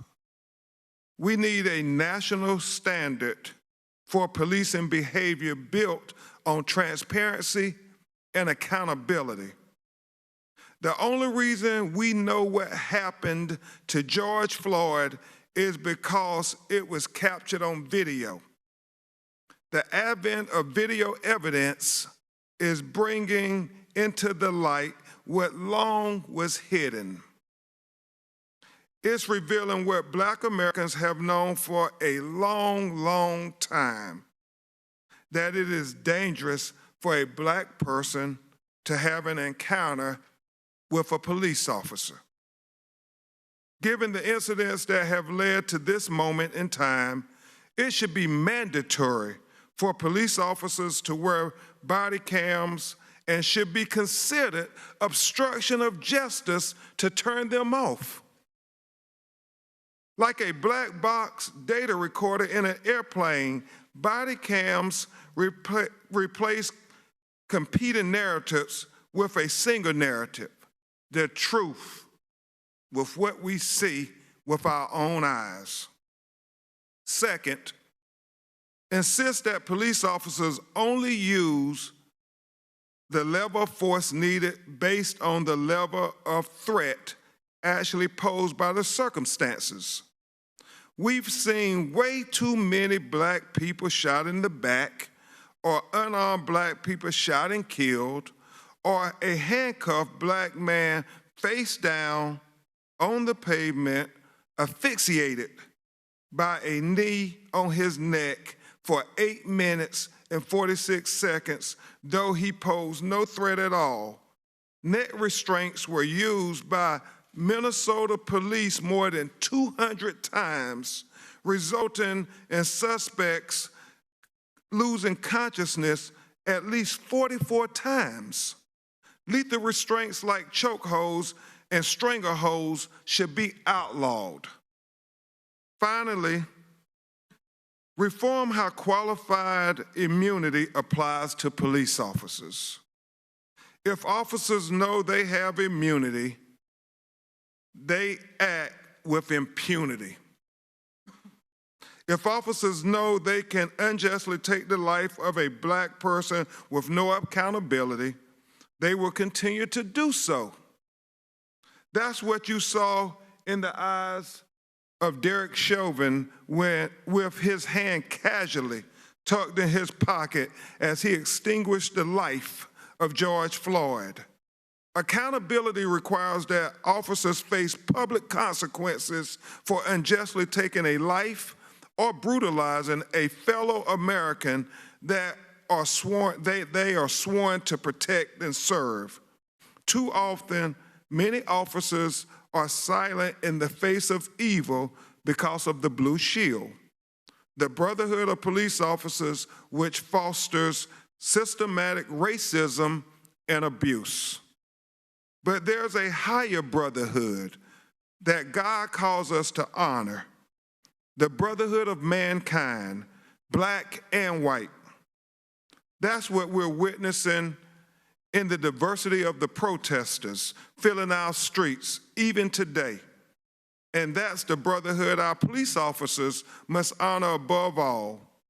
The Founding Fathers knew they had not built the infallible system, a faultless union, but they did task us with the perpetual duty to aim for it, a more perfect union of justice, liberty, resilience, hope, and compassion. We have to do better, and we must strive to live up to those American ideals. We are better than this. Chairman, members of the committee, you have the power to make this moment in history the tipping point so many of us have been waiting for, fighting for, and praying for, that Americans are marching for. You have the power to make sure that George Floyd's death is not in vain. I've been asking for us to take a breath. Number one, the breath that George Floyd was denied. Secondly, take a breath to consider how we use police in our society and how we hold them accountable for the tremendous power we place in their hands. Thirdly, to take a breath, to consider how we create a more perfect union that extends equal protection and equal justice to people of color, and finally, to take a breath for George Floyd, because his life mattered and Black lives matter. I thank you, Chairman. Thank you, Mr. Crump. Ron Davis is the Legislative Affairs Chair of the National Organization of Black Law Enforcement Executives, or NOBLE. From 2013 to 2017, Mr. Davis directed the Office of Community-Oriented Policing Services at the U.S. Department of Justice. In 2014, he was appointed Executive Director of the President's Task Force on 21st Century Policing. Mr. Davis received his BA from Southern Illinois University and completed the Senior Executives in State and Local Government program at Harvard University Kennedy School of Government. Mr. Davis, you may begin. Thank you, Mr. Chairman, and good morning, Mr. Chairman and Ranking Member Collins. I want to thank you for hosting this hearing, and I come to you today on behalf of NOBLE and on behalf of our President, Police Chief C.J. Davis, and the Executive Board. We want to again thank you for allowing us to testify today. As you mentioned before, serving as a director of the cops office, I also served close to 30 years as a police officer, 20 years in Oakland, and about 9 years as the police chief in the city of East Palo Alto. I do want to say NOBLE joins the nation in condemning the heinous killing of Mr. Floyd, and we offer our heartfelt condolences and prayers to the Floyd family. And I want to thank Mr. Floyd this morning for his powerful testimony and strong recommendations. Yet, Mr. Chairman, we know that the day George Floyd is just one in a long list of tragedies. We also know that the vast majority, as the Reverend had mentioned, of police officers in this country are decent, honorable, committed men and women to service. But we know that the core problem of policing are not just about a few bad apples.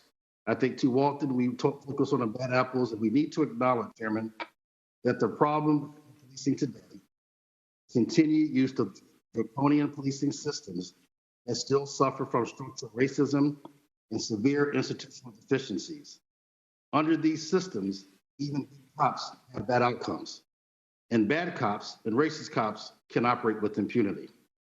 Most of the systems that we are talking about were determined why we police, how we police, where we police, were constructed in the 40s, 50s, and 60s, and they were actually constructed to enforce Jim Crow and other discriminatory practices.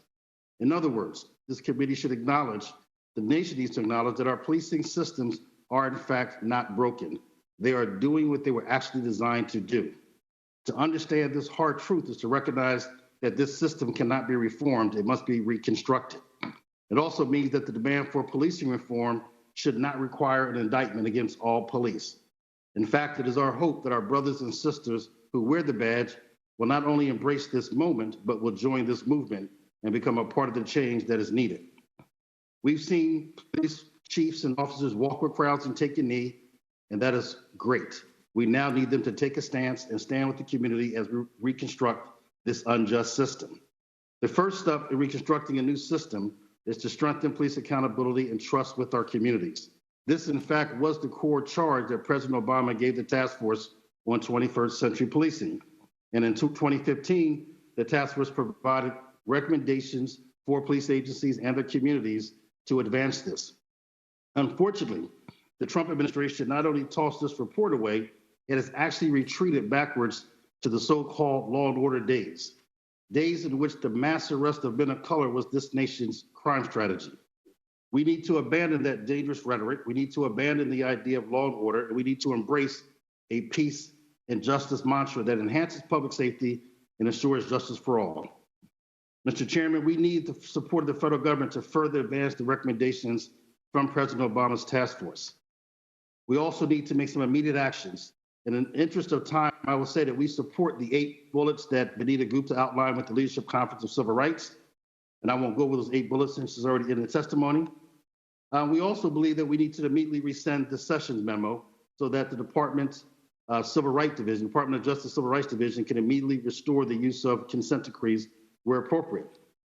We believe that we should restore programs within the COPS office that allows police departments to do voluntary reviews so that they can identify deficiencies in their operating systems and structural programs.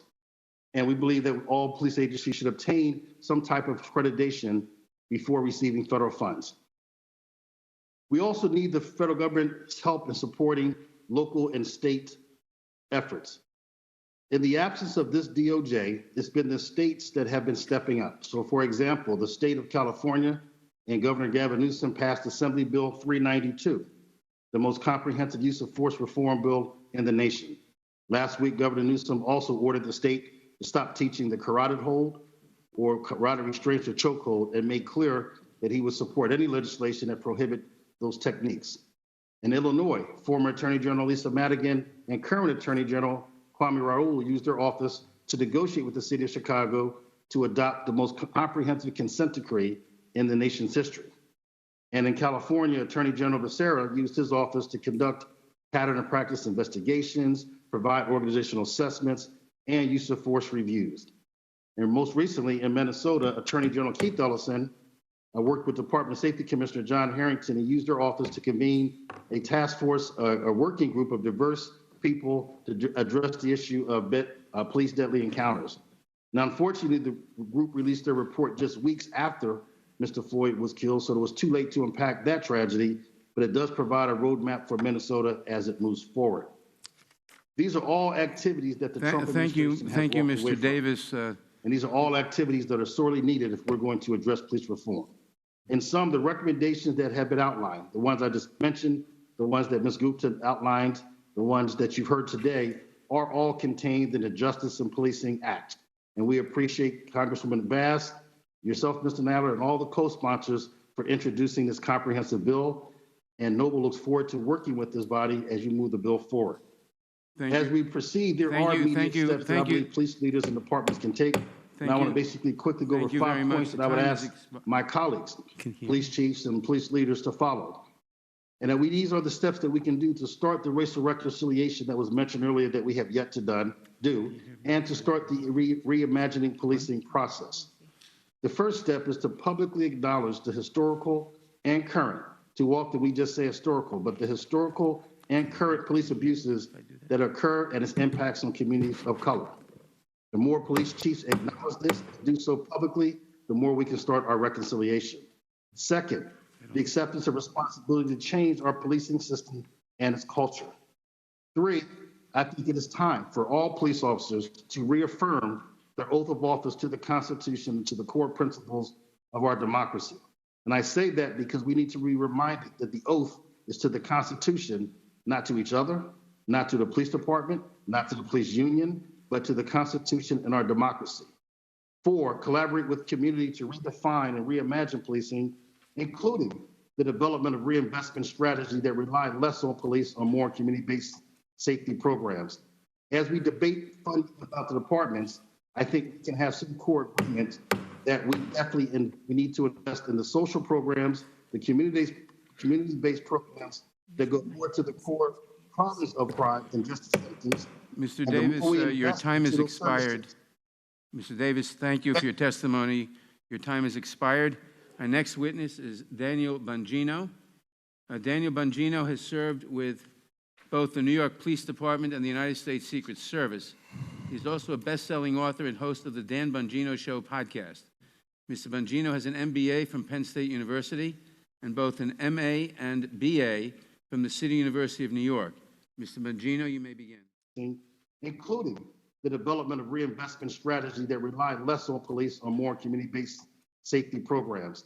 As we debate funding about the departments, I think we can have some core agreement that we definitely we need to invest in the social programs, the community-based programs that go more to the core causes of crime and justice systems. Mr. Davis, your time has expired. Mr. Davis, thank you for your testimony. Your time has expired. Our next witness is Daniel Bongino. Daniel Bongino has served with both the New York Police Department and the United States Secret Service. He's also a best-selling author and host of the Dan Bongino Show podcast. Mr. Bongino has an MBA from Penn State University and both an MA and BA from the City University of New York. Mr. Bongino, you may begin. Mr. Chairman, Ranking Member Jordan, I deeply appreciate the opportunity to speak on this critical issue. Ms. Underwood Brooks, Mr. Floyd, deeply sorry for your loss. I can only hope you take some solace in the justice that we all pray is to come. I mean that. That was a tough video to watch for all of us. Police Officer Dan O'Sullivan, he was a friend of mine. We went through the police academy together. Sadly, we lost touch when we graduated, so we were both assigned to separate precincts, different areas of the city of New York. Dan and I were briefly reunited in 1998, but it was no joyous occasion.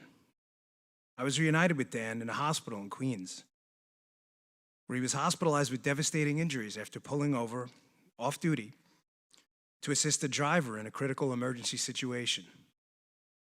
He was hurt badly. Dan was the very essence of a public servant. Dan always put himself last while putting his commitment to the safety and security of the public he pledged to serve always first. That was the Dan I knew. During my employment with both the NYPD and the United States Secret Service, I had the honor and profound privilege of working with agents and police officers who had committed themselves to a higher cause. Just like Dan, I met so many of these committed public servants that sadly I can't even recall all their names anymore. These are good men and women. Yes, as with any profession, there are officers, no question, who aren't suited for the job. Some will cause trouble, sometimes worse. We've seen that. But in my experience, this is rare and becoming rare. The special agents I work with and remain friends with to this day in the Secret Service joined members of the NYPD and New York City Fire Department on that tragic day of September 11, 2001. You know what they did? They sprinted into those burning buildings and personally escorted people out. As we all know, those buildings collapsed, taking many of those brave NYPD and FDNY souls with them. Those brave souls were running into the buildings. Everyone else was evacuating. These are the types of people I was honored and deeply privileged to work with. Public safety came first. Everything else came second. Sometimes even their own families. The defund the police movement will target these heroes. They are the police, these people. It's not some amorphous mass that will be affected. It's real heroes in real time, right now. Removing these heroes from your communities and my community will do nothing but ensure chaos and destruction. Police officers are the front lines, putting themselves between the evildoers among us and the honest, hardworking Americans, just yearning for some security and prosperity in a small slice of Americana. We can and should commit to police accountability, there's no question about that, but we can do it without shredding the thin wall between civilization and chaos. There are few jobs in the country as stressful as policing. I receive an email or a text a few times a year notifying me about the death or injury of a police officer I knew, worked with, or knew someone I worked with. Imagine if that was happening at your job. Think about that just for a minute. God forbid you found out a coworker of yours was killed or injured in the line of duty in the course of doing their job. You didn't just get the text, you got this text a couple times a year. That's policing. That's what they do. They risk their own lives for yours. I'll say in closing, I spoke at an event for police officers years ago, and a spouse of one of these heroes said this. She said, the most wonderful sound in the world for the spouse of a police officer is the sound of Velcro at night. Maybe saying, why Velcro? Because it's how a police officer's body armor is secured to their bodies.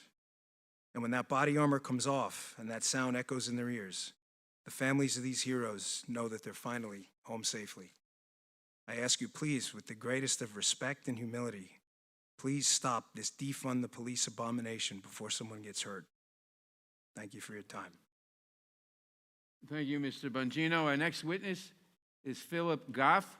Philip Goff is the co-founder and president of the Center for Policing Equity. He also serves as the inaugural Franklin A. Thomas Professor in Policing Equity at John Jay College of Criminal Justice. Dr. Goff received his PhD and MA from Stanford University and the AB from Harvard University. Dr. Goff, you may begin. Thank you, Chairman Nadler, Ranking Member Jordan, Members of the House Judiciary Committee.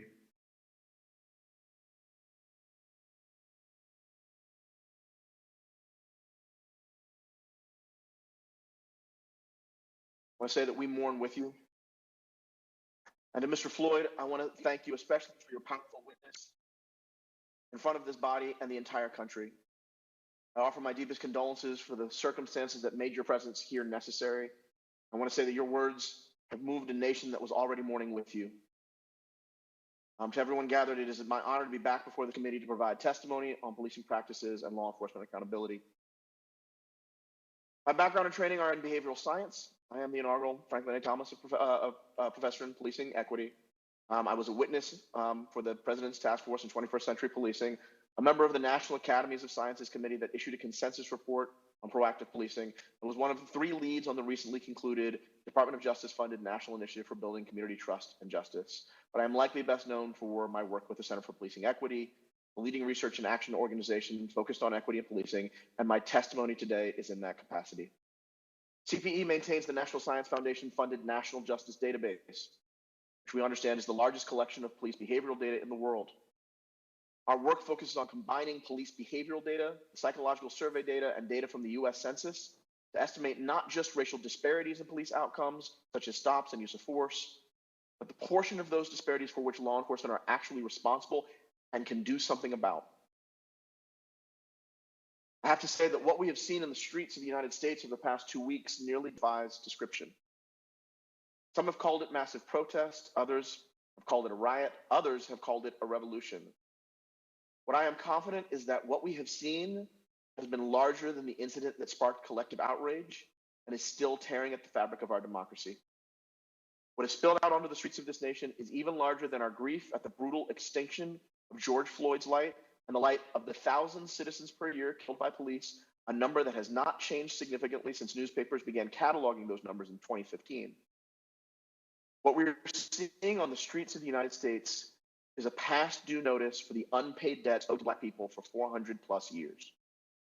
If the responses to this moment are not proportional to that debt, I fear we will continue to pay it with interest again and again and again. Turning to the complex issue of police reform, I applaud the work of Chairman Nadler and Congresswoman Bass, putting forth a comprehensive proposal to rethink how we best hold law enforcement accountable to the ideal of equality. The Justice and Policing Act of 2020 contains a number of critical reforms, including banning neck restraints and creating a national registry of police misconduct. In my capacity at CPE, however, I want to spend a moment focusing on what science says about bias in policing. I feel it's important to set a baseline, especially with all of the false information circulating in media, given the general vacuum in the ecosystem on evidence in this area. First, there is no doubt that Black, Native, and Latinx people in this country have more contact with law enforcement than do white people. There's also relative agreement that where there are fewer public services, so fewer drug treatment, mental health, job training programs, law enforcement has more contact with residents. There is evidence of racial bias in who was contacted by police and who was targeted for force. However, it is also the case that clearly not all the disparities we see are from police policy or behavior. It is some, but not all. Given this understanding of bias in policing, what are we to do? As we've already heard today, the most recent debate is between institutional reform and defunding the police. While there is no quantitative research literature on abolishing policing, there are reasons to believe that many within Black communities are not fully aligned with this vision. Historical and polling research reveal that Black communities support less biased and less deadly law enforcement more than eliminating it. With the mood of the nation changing so quickly, so too may these attitudes. And still, to the degree that a path forward involves using police budgets to invest in Black communities, the process must be led by evidence. Evidence about what programs work, both in policing and in communities, and evidence about where cities can safely receive a higher return on their investment in community empowerment. And regardless, there is no need to wait for a decision on police budgets to invest in our most vulnerable communities. Wherever the country lands on police budgets, we can all agree that communities that have the resources to solve their own problems and do not need to call the police in the first place are safer communities that are better equipped to realize the American dream. There is no reason to avoid this obvious truth, and there is no reason not to act on it now. As I previously mentioned, the Justice and Policing Act of 2020 contains the best federal police reform package of the bills I have seen before this Congress, and CPE supports its passage. Many of our partners in law enforcement, the chiefs, who are experts on public safety, support many of its provisions, especially the federal ban on neck restraints and the implementation of a national registry of police officers who have been fired for misconduct. These reforms are long overdue, and such common sense reforms should be enacted immediately. Thank you very More specifically and briefly, I want to emphasize the need for a national registry of police officers who have been fired for misconduct is a reform that will increase transparency and the public's trust in law enforcement agencies. Doctors and lawyers, those tasked with protecting life and liberty, as officers have to do both on their jobs every day, those, along with many other professions, are required to be licensed, and their employment data are shared across state lines by appropriate entities in appropriate ways. Without such a registry for law enforcement, Dr. Goff. Your 5 minutes have expired. Our next witness is Mark Morial. Mark Morial is the president and CEO of the National Urban League. Mr. Morial also served as mayor of New Orleans. 742 people, mostly black, were lynched in the United States. These murders were turned into public spectacles, with people being tortured, mutilated, and burned in front of hundreds of spectators, mocking their deaths. In 1922, the United States House of Representatives had the courage to pass a bill to make lynching a federal crime. However, white supremacists in the United States Senate filibustered that bill and blocked 200 attempts to pass that bill, a blockage which continues to this day in the United States Senate. Imagine if in 1922, the Congress of the United States had demonstrated the courage to make lynching a federal crime, how many of those 4,742 people would not have died?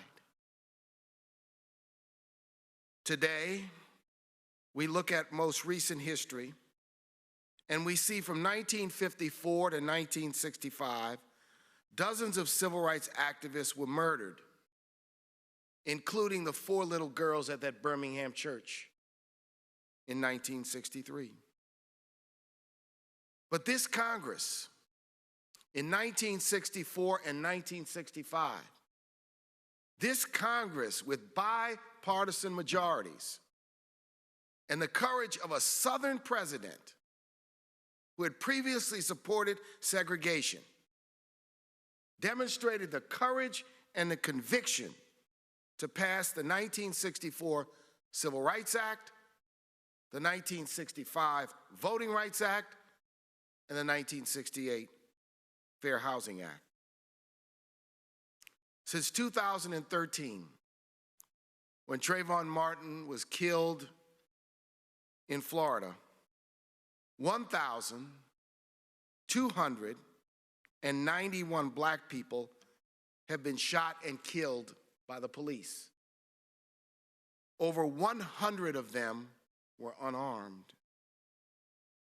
And now, in 2020, as we stand just 6 years away from the 250th anniversary of this nation, before the eyes of the world, George Floyd was lynched on the streets of Minneapolis, Minnesota. And the world, from Hungary to New Zealand to Australia to Paris to London to big cities, small towns, every village, every hamlet, every neighborhood in this nation have risen up in mainly peaceful protests to simply say enough is enough. Enough is enough, and Black Lives Matter. This Justice in Policing Act represents a bold and clear step forward, but an opportunity. An opportunity at a historic time in American history as to whether this nation's elected representatives will hear the pain, hear the cries, hear the suffering, hear the outrage, and realize this is not the time for a de minimis, backroom, Washington political compromise. That this is a moment for bold and courageous action. And the type of action where 20, 40, 60 years hence, history will ask, your children will ask, your grandchildren will ask, where did you stand? Where did you stand? This is a moment not of politics. This is not a moment of black or white. This is a moment of morality. It's a moment of human decency. This act does a number of things. It bans some practices that we all know have to be banned. Chokeholds, no-knock warrants, racial profiling. It creates a multi-tiered accountability system, some through the system of the courts in both civil and criminal proceedings, and strengthens the hands of the Justice Department so that it can do its job. It also suggests Thank you, Mayor Morial. an accreditation program. So let me just say one last thing, Mr. Chairman, if you'll indulge me, and I'll go back to what I said earlier. I'm asking this Congress, this body, and the United States Senate to recognize the gravity of this moment and the importance of this time, and to stand with the people of this nation to say enough is enough, Black Lives Matter. Thank you, Mayor Morial. We've now heard from all the witnesses before the committee. The committee will now stand in recess for 45 minutes for lunch. As a matter of safety, there will be no eating in this room. The committee will reconvene in 45 minutes. The committee is in recess.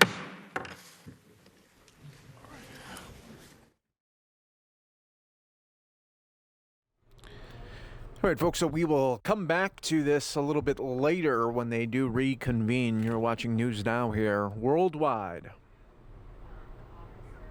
on coronavirusnow.com. In the meantime, everybody, we're going to take you out to Minneapolis, where the police chief there was giving a news update. Let's listen to that right here on News Now. Moving forward, and so I will just say that I've been engaged in those conversations with him. I believe he clearly knows my position, and I will continue to have those conversations with him. Susie, do you believe that Bob Kroll is willing to change and willing to be a part of the solution? I care deeply about the city, and I care deeply about the men and women who are sworn in civilian on this department. We have to look into our hearts, what's in our best interests, and so I hope that he will do the same. Please. Yeah, Chief, you said you're not going to abandon the people of Minneapolis. I've heard from some rank and file officers who are very disappointed here. What assurance do you have that there isn't going to be a slowdown or people aren't going to have their calls answered in response to the Minneapolis City Council or to your own efforts at reform? There's no doubt that what our city has experienced over the past 2 weeks has been traumatic for not only our residents, but certainly our men and women on this department. That is it's the reality. So I have to make sure that they have spaces to heal as well. But I will tell you, I've had conversations over the past couple of weeks, and through all of these challenging dynamics, they continue to show up. And I've said before that hope is here. And I've seen it played out in our cities. I've seen it play out with neighbors banding together to help clean up around their shop areas, to look out after one another. But I've seen it with the spirit and the character of the men and women on this department who continue to keep showing up. What they're experiencing is real, absolutely. But I believe that we will continue to move forward, and we'll move forward in collaboration with our community. Chief, you talked about racism and how we have to attack it head on in order to deal with a lot of the problems that exist within MPD.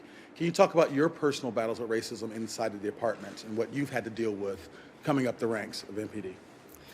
Yes, this is a 152-year-old department. With it, it has its culture. Some of that culture is good. Some of that culture is grounded in our American experience. And race is connected to that, undoubtedly.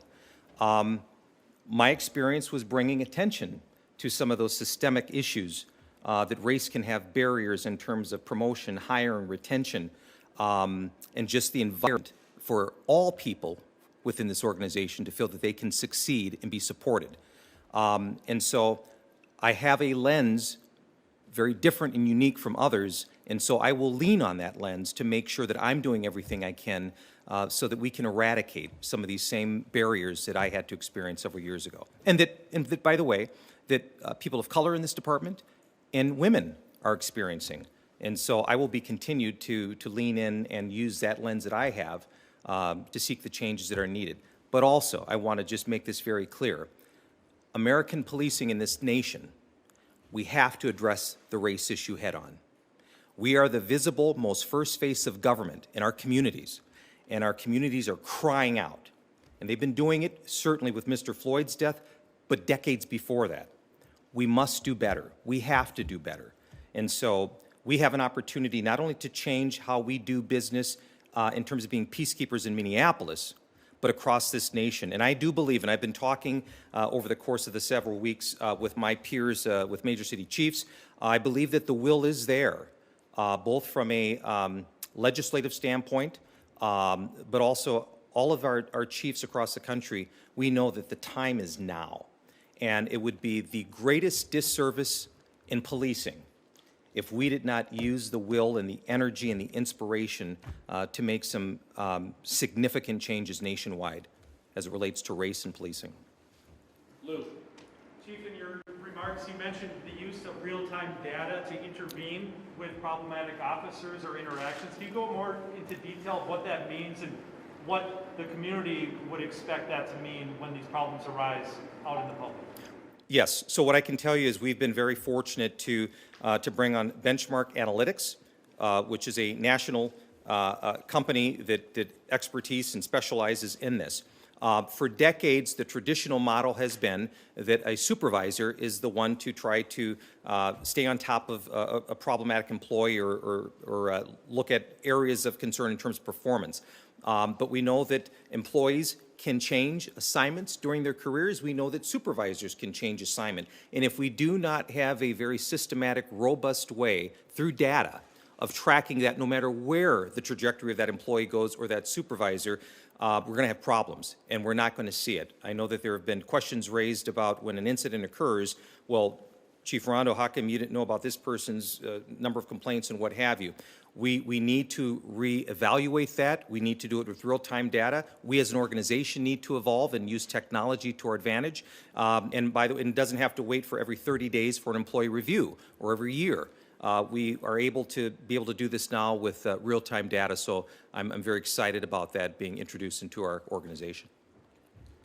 We'll open it up now to the full group. Yes, please.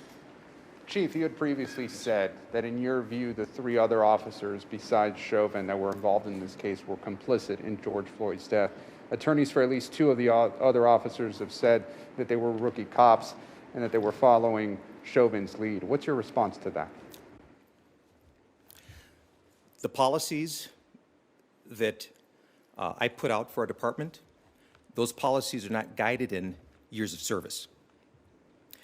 I don't put policies out to say that you should only react or respond if you're a 2-year member or a 5-year member or a 10-year member. And if policies or subculture get in the way, then I expect and I demand one's humanity to rise above that. And so that is my answer for that. Please. About those rookie cops, they were just a few shifts into the job. The only thing they really had to rely on is their training. Does it show that the training here is failing? What I observed, and I want to be very just mindful that obviously this case is under investigation, but what I observed was not training that I ever participated in, none that I observed other officers participating in. And so, again, I will go back to when I helped craft the duty to intervene and duty to report back in 2016. It does not signify if you have 2 days on or 20 years on. We expect you to, whether it's verbally or physically, to call up for help and to intervene. Mr. Floyd, at the very least, was expecting that. Is being to follow up on that, is being a rookie cop an excuse for what happened here? That's what they're saying. And number two, do you think these two changes are really going to be enough to make the sweeping changes at the department that people are looking for? When our members put on this badge, our communities should not expect any service or treatment different because you're 2 days on or 20 years on. We expect you to serve in a manner that is providing our communities with respect, dignity, giving them voice, and having neutral engagements. That's universal. And so our community should expect us to respond. I don't believe that during Mr. Floyd's encounter with the officers that he knew what years of service those employees, former employees, had on, but he was expecting humanity that day, and it was not. To make the sweeping reform that people are looking for right now, the two changes you announced today? Oh, there will be many more. These are just two that I'm highlighting today. But we will really be doing a deep dive. But I also want to just say this again. Over the past couple of weeks, I've been approached personally, emails and phone calls from wide-ranging members of our police department, both sworn and civilian, and they have unequivocally said, Chief, that's not us. That is not who we are. And they are committed to making sure they go back out there and they're in the communities and they're trying to rebuild that trust. And so it's going to be a heavy lift. It's going to be some hard work. But I'm determined that we are going to be on the right side of history. Well, quick question. I just wanted to kind of follow up on the training before we get too far away from that. A family of David Smith has spoken out in recent days, 10 years ago, in a very appeared to be a similar case at the local YMCA. Yes. He was pinned by his ballet to the ground and ended up dying. City paid out $3 million. The family, I guess, as part of this lawsuit, had also been sort of promised some changes, at least in terms of training.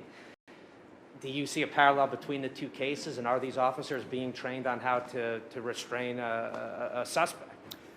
Yeah, thank you for that question. So again, the current incident involving Mr. Floyd, that is being under thorough review from both a state and federal level, and we certainly would do an examination of that. But again, our training is key in this, and there was nothing in that training that should have resulted, in my opinion, that occurred with Mr.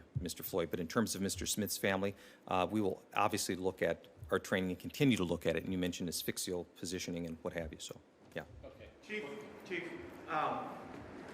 you say you've got internal support for this, but we saw on Facebook some potentially inflammatory comments. You know, society seems to have turned a corner on this. Is MPD doing it? I mean, it doesn't look like at least some of the people are getting the message. And I'm familiar with what you're referencing. When I came into my role back in 2017 in our vision statement, I specifically talked about social media and that you do not get a pass as a Minneapolis police employee being able to put this uniform on a Monday, but then Tuesday going home in the privacy of your home and putting out on social media things that you would not stand and do publicly in this uniform. I won't tolerate that. I won't tolerate that. But what does it say about that? I mean, do people have reason to doubt the sincerity of this department when things like that are showing up online? Absolutely. And we are going to be judged by every singular action. Absolutely. And so that is why it is even more indicative and more paramount that we understand that, and by the way, not only are we going to be judged by a singular incident that occurs within our organization, but we have the enormous responsibility of accountability to the other police agencies across this country who are going to be impacted by an officer's actions. So absolutely, our community has every right to question our other employees getting the message. And it's up to me to make sure that they're getting that message loud and clear of what we will and will not tolerate. Charlie. Chief, now that you've had a couple of weeks to look at the incidents that occurred in the wake of what happened to Mr. Floyd, do you have any better sense of who were the real troublemakers? There's been a lot of conversation about people coming in from out of town. Do you think that what occurred here was organic, or do you think it was manipulated? That's a good question. So I know that early on there was information that potentially there were other outside influencers that had arrived in our city during the protests and the riots and what have you. I believe some of that to still be true in terms of the percentage or the amount of how many were from out of state. They're still looking at that. But I will just say this here. We had never experienced what we experienced 2 weeks ago in the city. Never. I believe that Governor Walz has indicated that it was the largest call out of the National Guard in our state's history. There were many things that occurred, and I'm a product of Minneapolis. When I drive down Lake Street or Broadway Avenue, my heart hurts. We have not seen that ever before. And so regardless if those individuals from out of state or here, people were in pain, we also harmed our community as well. And I have to make sure that we never go down that road again. So. Chief, Yes, quickly, can you take us through that night, bouncing off of him? It quite frankly was a mess down there outside the 3rd precinct, and I think people would like to hear from your perspective, not politicians, not any journalists, not anyone else, but your decision, the things that were going through your mind when you say, the 3rd precinct goes. We are not going to surround that and engage. We're not going to do that. Many people have asked, was that the right decision? Can you tell us from a chief's perspective, how did you arrive at that decision? Who else influenced you in making that, or was it you, and do you still stand by it? Yes, it's a good question. It would probably require a lot more time today to go into all of those details, but I will tell all of you that the night that you're talking about, that was something that we had not seen. I had never seen in my course of my 30-plus years with this organization. We had multiple high-risk civil unrest incidents occurring in our entire city all at once. The 3rd precinct had some protesters who had breached the gates. At the same time, we had local businesses, Target for one, that was overrun by looters. We had liquor stores adjacent from the precinct that was overrun by looters. Molotov cocktails were being made. We had an AutoZone tire store that was being looted, burning. We had multiple calls of shots being fired in the area. When the fire started, fire needed police escorts to get in. And I had men and women within that building who, for practical sense, they were surrounded. And if individuals had got inside and they were outnumbered, the individuals, the officers in there would have been outnumbered, there was only a couple of ways that scenario would have ended. And none of them would have been good. None of them would have been good. I did not want to see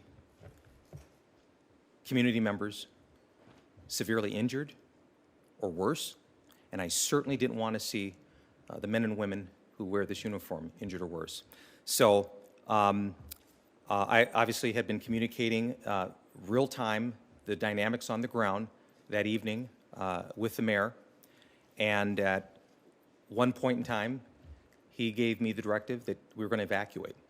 And then I made the call for our teams to get the transport vehicles in there, get our folks out of there as fast as they could.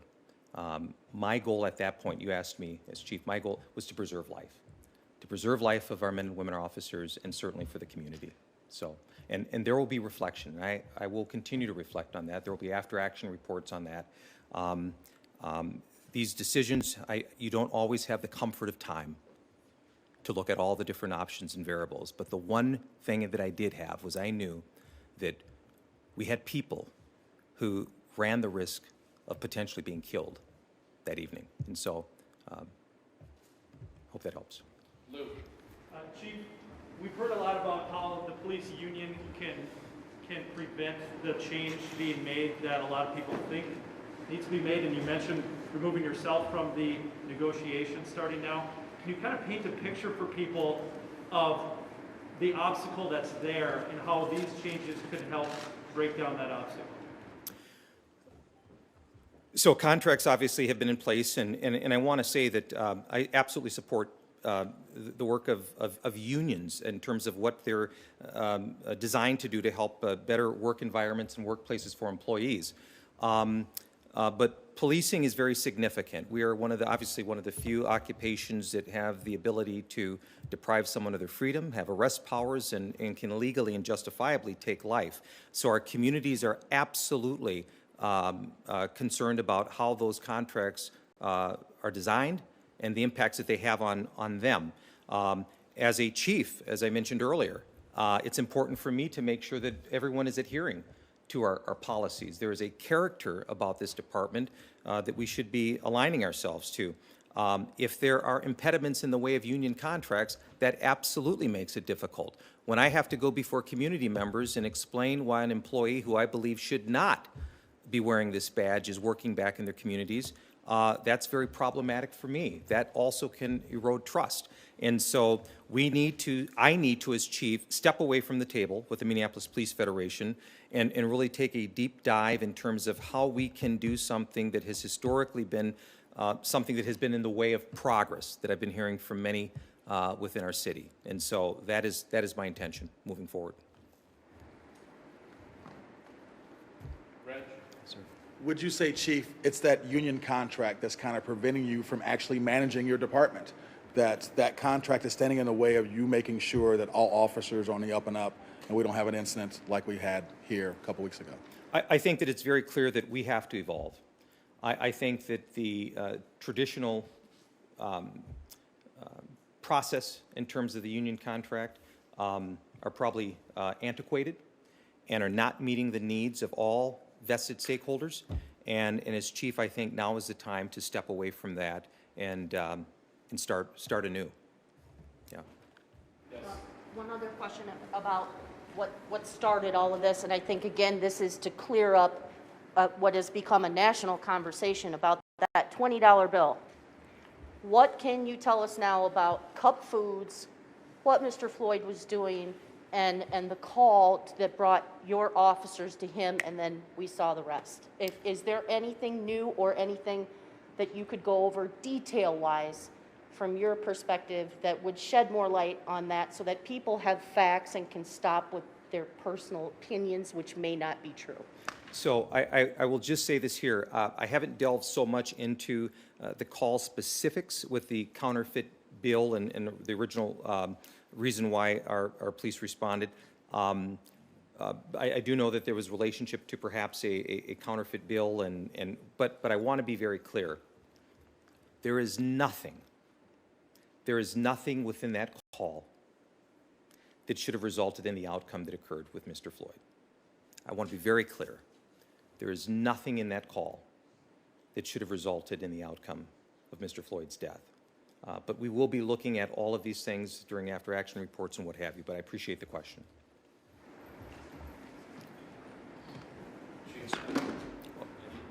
Oh, sure. That's all right. You have said that being silent is complicit. Yes. In the short time that I've been back here, I've heard from a lot of people who say the 3rd precinct is a bad precinct, a lot of bullies, a lot of bad cops. Chauvin was one of the good ones, someone told us. So if being silent is being complicit, if you knew there were problems there, why didn't you fix them? So that's a good question. So I've only worked the 3rd precinct perhaps a couple of months in my 31-year career, and so I've been throughout the organization. Yeah, and so culture is one in which it can be very unwielding, but you have to continue to stay on it. I don't believe that every single officer that wears this uniform would have done the things that occurred that evening 2 weeks ago. I have to continue to look at the different parts of this organization that could foster negative culture, that could foster negative reactions or relationships with our community. And so, I will continue to do that. But I will say more than that. It is imperative for me to make sure that I have leadership within this organization. I can dole out policies to live long day, but that supervisor at night who is standing before that roll call, whether she's officers, that's who they're going to really take their orders from. I have to ensure to make sure that we have the leadership that is trusted by me as chief, but more importantly, that is entrusted by our community, that they're going to be giving the right messages each and every day, so that we can break away from these subcultures of different things. Culture is not, obviously, types of subculture are not different to the Minneapolis Police Department or others. Yes. Do you trust the commander of the 3rd Precinct? I have no reason not to trust the commander, the inspector of the 3rd Precinct. Yes. Yeah. Paul. Any talk right now of body camera release from this, just to give this public outcry, just to see the entire episode from the body cameras of your officers who were involved in Floyd's arrest? So right now, obviously, as the Minneapolis Police Department, this is being investigated by 2 separate agencies, so we do not have the purview of being able to do that. It would have to be a decision by those 2 different agencies. So the BCA, I know in other FBI. cases the mayor has ordered them in the Blevins case, but right now you're saying the MPD has no control over the body camera footage. That is correct. That's correct. Yeah, just on the bigger picture here, can this department be reformed? And are you able personally to reform it? Absolutely. And I think that we're going to have the community support in this. Our police department is going to be here, and we have to do better. And until the day that is not the case, we have to be committed each and every day. But as I said before, this is going to take time. It is going to take time. It's going to be a heavy lift, and it's going to be some hard work. But I do believe that we have the people, the men and women within this organization who are not going to let Mr. Floyd's death be in vain, who are not going to let the actions of a few tarnish what they've worked so hard for and continue to work so hard for. So I do believe in that. Susie? Chief? Susie, please. What role do you think the public has to play in holding police accountable for their actions? For example, this press release went out after his death that he had died of, a medical issue or what have you. And I don't know your thoughts. Had there not been the video that was posted by a citizen showing it, would we have known about this? Would this have been something that would have even gotten on our radar? And that is truly what not only people here in Minneapolis have been questioning and talking about for a long time, but across this country. Are we acting truly in the best interest of our communities absent video? And it should never have to rely upon that. And so I'm thankful, absolutely, that this was captured in the manner that it was. No excuse for the actions. So, yes. In that same vein, then, Yes. so if you're coming across something that looks not to be right, and I have a camera on my phone, do I pull Record. it out as a citizen and record it Record. and say, listen, this is not right? Absolutely. Record. Call. Call a friend. Yell out. Call 911. We need a supervisor to the scene. Absolutely. I need to know that. We need to know that. So the community plays a vital role, and did 2 weeks ago. Absolutely. Yes. Chief, you said earlier in the press conference that what you've observed on that videotape was not training you had ever seen. So if that's true, where did the behavior that you did see come from? I've struggled with, when I watched that video, that I did not see humanity. I did not see humanity. And so that's the only answer I could give you. I did not see humanity that day for Mr. Floyd. And so when the younger officers or the more rookie officers make the argument through their attorneys that they were yielding to the experience of Officer Chauvin, again, where does that fit where does that come from? Again, and I've said this before, it's a good question. We do not shape our policies based on your years of service. We expect you to be professional. We expect you to have a duty and care for life. And if you come into conflict with policy or a subculture, I expect your humanity to rise above that. And our communities expect that. Yes, please. Chief, earlier you described your decision in detail to let the 3rd Precinct burn, and you described the events leading up to it. There was, already looting and fires happening, and that it was a public safety threat for those people inside. But I guess back up even more, how was that situation allowed to get to that point, to get to the point where the looting was happening? In other words, did you let it get too out of control too soon, and were you caught flat-footed? It was obvious, and I believe there's been public statements since then, that resources, this was the number of civil unrest, significant high-risk events that occurred that evening were none that we had ever experienced in the history of this police department. Did not have the adequate resources. But also, I will say this here too, that to me, being on the ground, and to your point, that did not appear to be organic in terms of just based on emotion and reaction. There were strategic things that appeared to be going on at once in key locations. Had not experienced that before.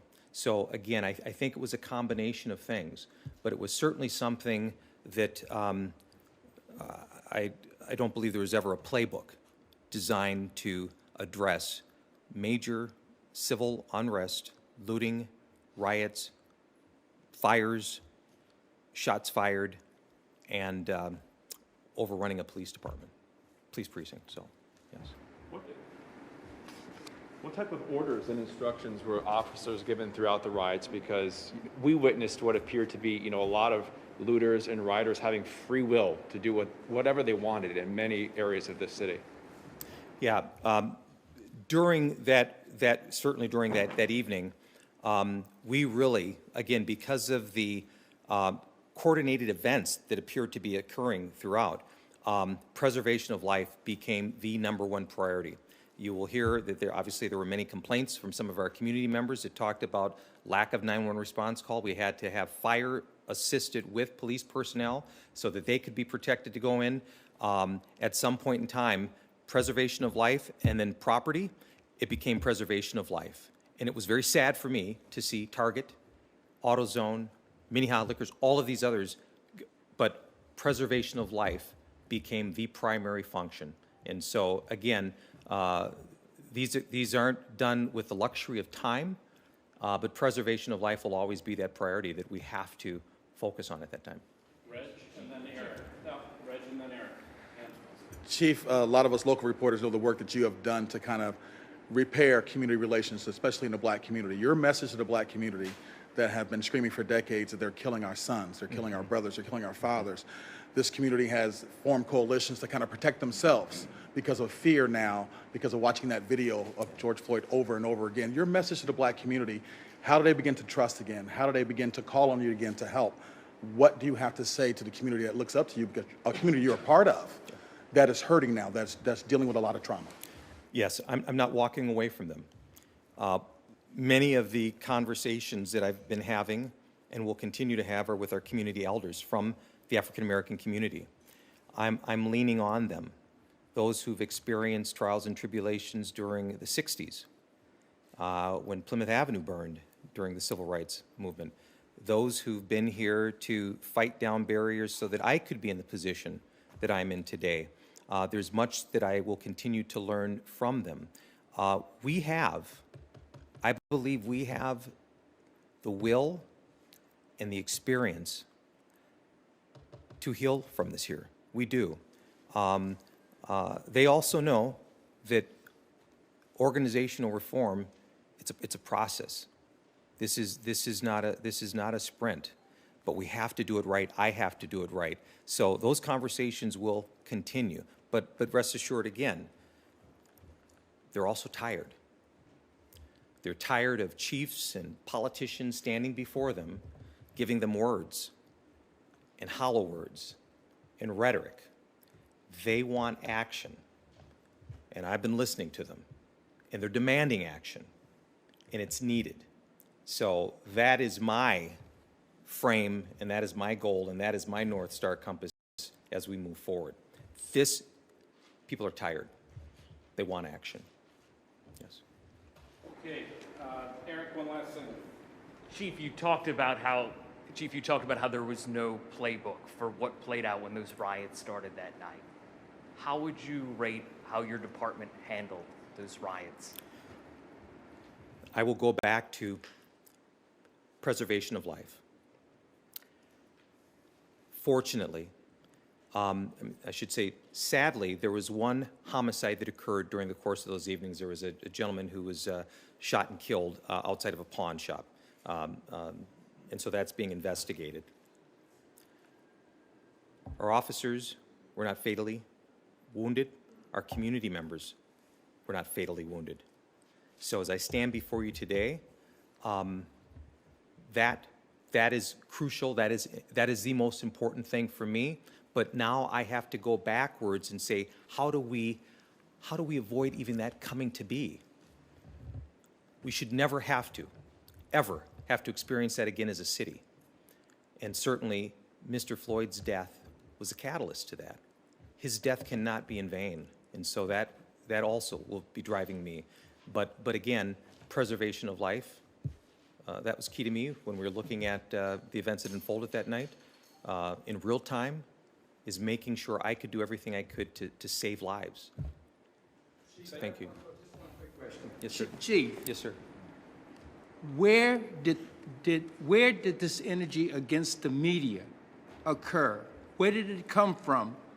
Because of the way the media was treated by this police department. And sir, just for reference, where did the energy against the media, where did that occur? Why were the police department so bad towards the media in this riot? Yeah. To your question, sir, and I know that there have been complaints, there's certainly been video of journalists who, whether it was rubber bullets and tear gassing, and I, for one, respect the email. Well, let's find a place to sit here, it looks like. We're just still in high school.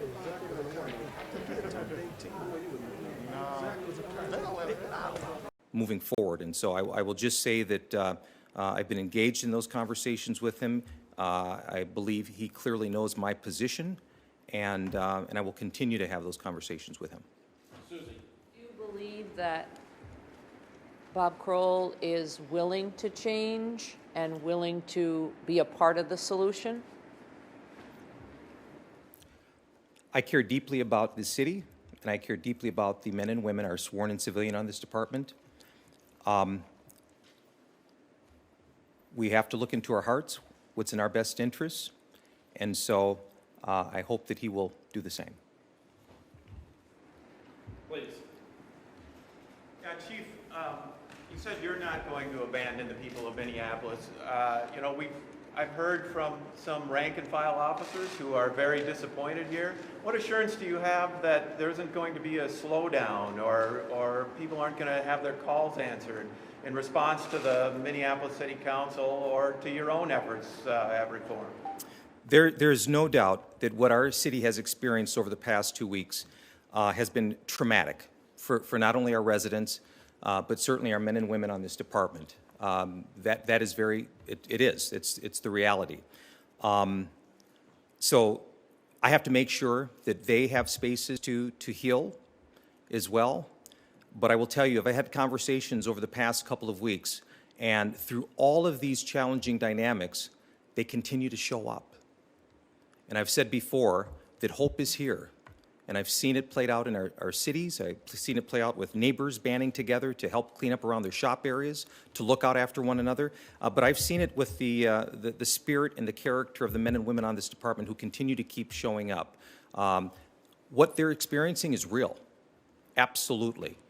But I believe that we will continue to move forward, and we'll move forward in collaboration with our community.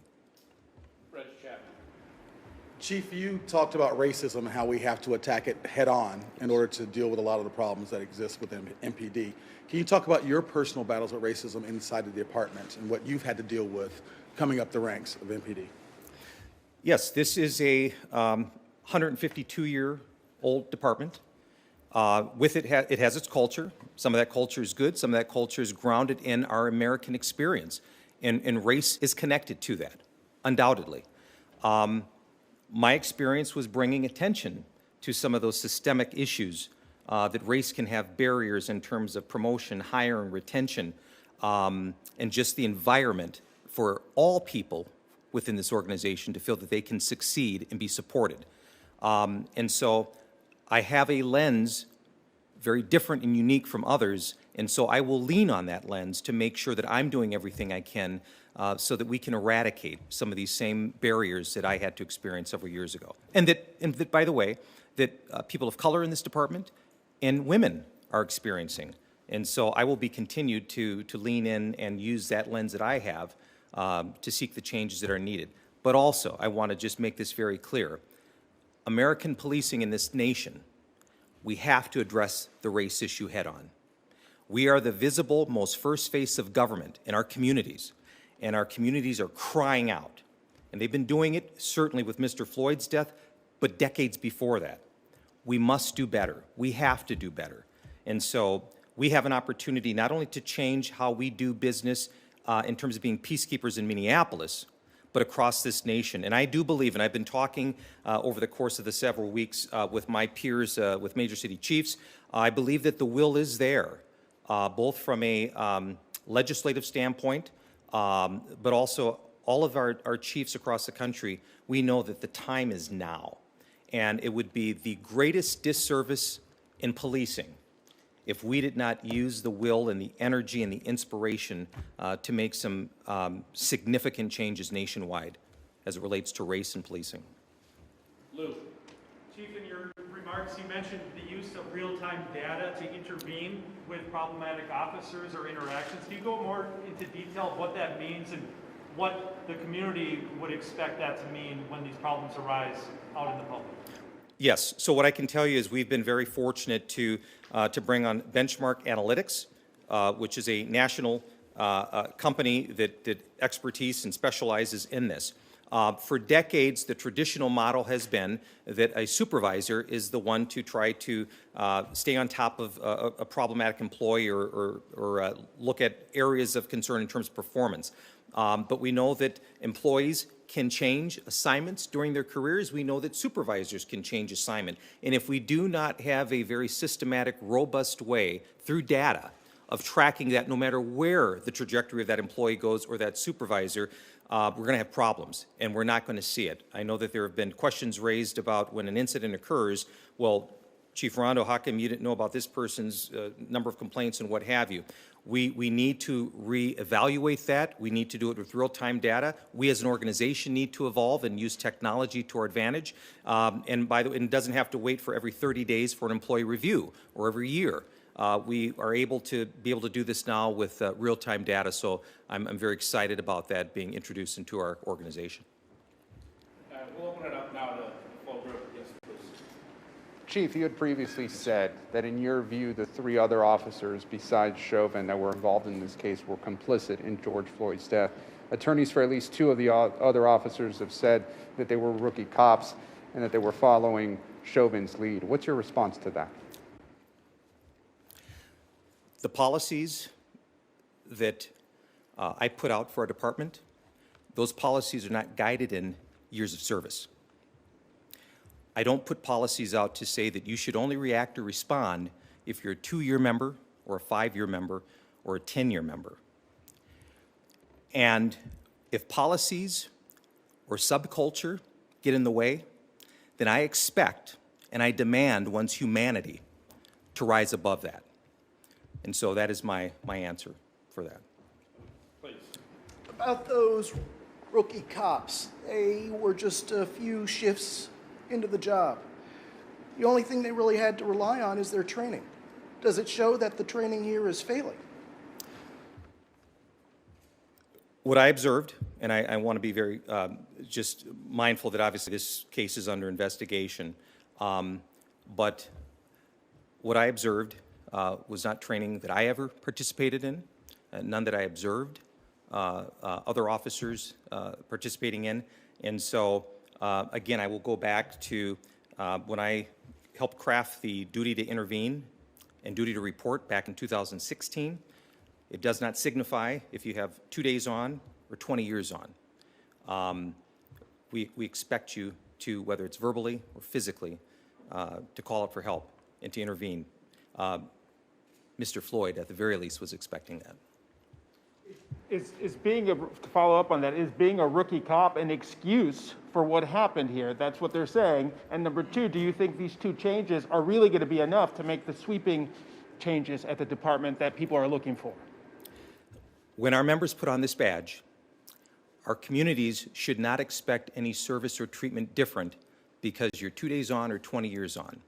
We expect you to serve in a manner that is providing our communities with respect, dignity, giving them voice, and having neutral engagements. That's universal. And so our community should expect us to respond. I don't believe that during Mr. Floyd's encounter with the officers that he knew what years of service those employees, former employees, had on, but he was expecting humanity that day, and it was not. To make the sweeping reform that people are looking for right now, the 2 changes you announced today? Oh, there will be many more. These are just 2 that I'm highlighting today. But we will really be doing a deep dive. But I also want to just say this again. Over the past couple of weeks, I've been approached personally, emails and phone calls from wide-ranging members of our police department, both sworn and civilian, and they have unequivocally said, Chief, that's not us. That is not who we are. And they are committed to making sure they go back out there and they're in their communities and they're trying to rebuild that trust. And so it's going to be a heavy lift. It's going to be some hard work. But I'm determined that we are going to be on the right side of history. Well, quick question. I just wanted to kind of follow up on the training before we get too far away from that. A family of David Smith has spoken out in recent days, 10 years ago, in a very appeared to be a similar case at the local YMCA. Yes. He was pinned by his ballet to the ground and ended up dying. City paid out $3 million. The family, I guess, as part of this lawsuit, had also been sort of promised some changes, at least in terms of training. Do you see a parallel between the 2 cases, and are these officers being trained on how to restrain a suspect? Yeah, thank you for that question. So again, the current incident involving Mr. Floyd, that is being under thorough review from both a state and federal level, and we certainly would do an examination of that. But again, our training is key in this, and there was nothing in that training that should have resulted, in my opinion, that occurred with Mr. Floyd. But in terms of Mr. Smith's family, we will obviously look at our training and continue to look at it. And you mentioned asphyxial positioning and what have you. So, yeah. Okay. Chief, you say you've got internal support for this, but we saw on Facebook some potentially inflammatory comments. You know, society seems to have turned a corner on this. Is MPD doing it? I mean, it doesn't look like at least some of the people are getting the message. And I'm familiar with what you're referencing. When I came into my role back in 2017 in our vision statement, I specifically talked about social media and that you do not get a pass as a Minneapolis police employee being able to put this uniform on a Monday, but then Tuesday going home in the privacy of your home and putting out on social media things that you would not stand and do publicly in this uniform, I won't tolerate that. I won't tolerate that. What does it say about that? I mean, do people have reason to doubt the sincerity of this department when things like that are showing up online? Absolutely. And we are going to be judged by every singular action. Absolutely.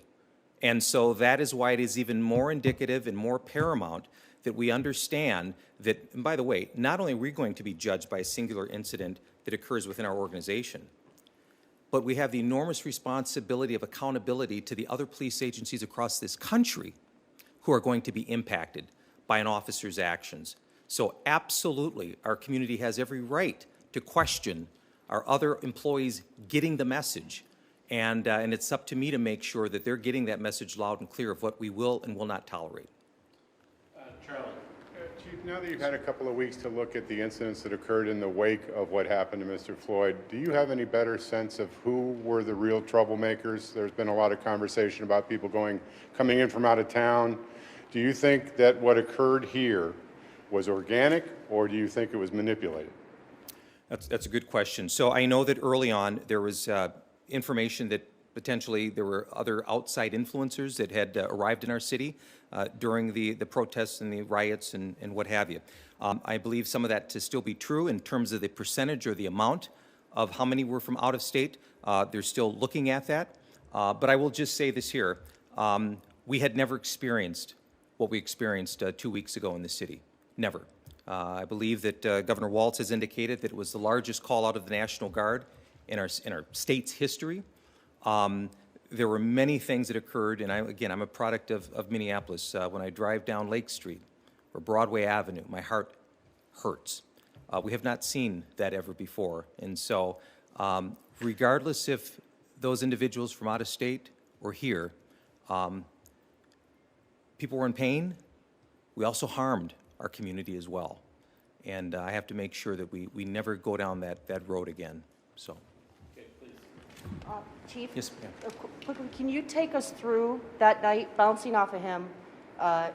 It quite frankly was a mess down there. Yes. Outside the 3rd precinct, and I think people would like to hear from your perspective, not politicians, not any journalists, not anyone else, but your decision, the things that were going through your mind when you say the 3rd precinct goes. We are not going to surround that and engage. We're not going to do that.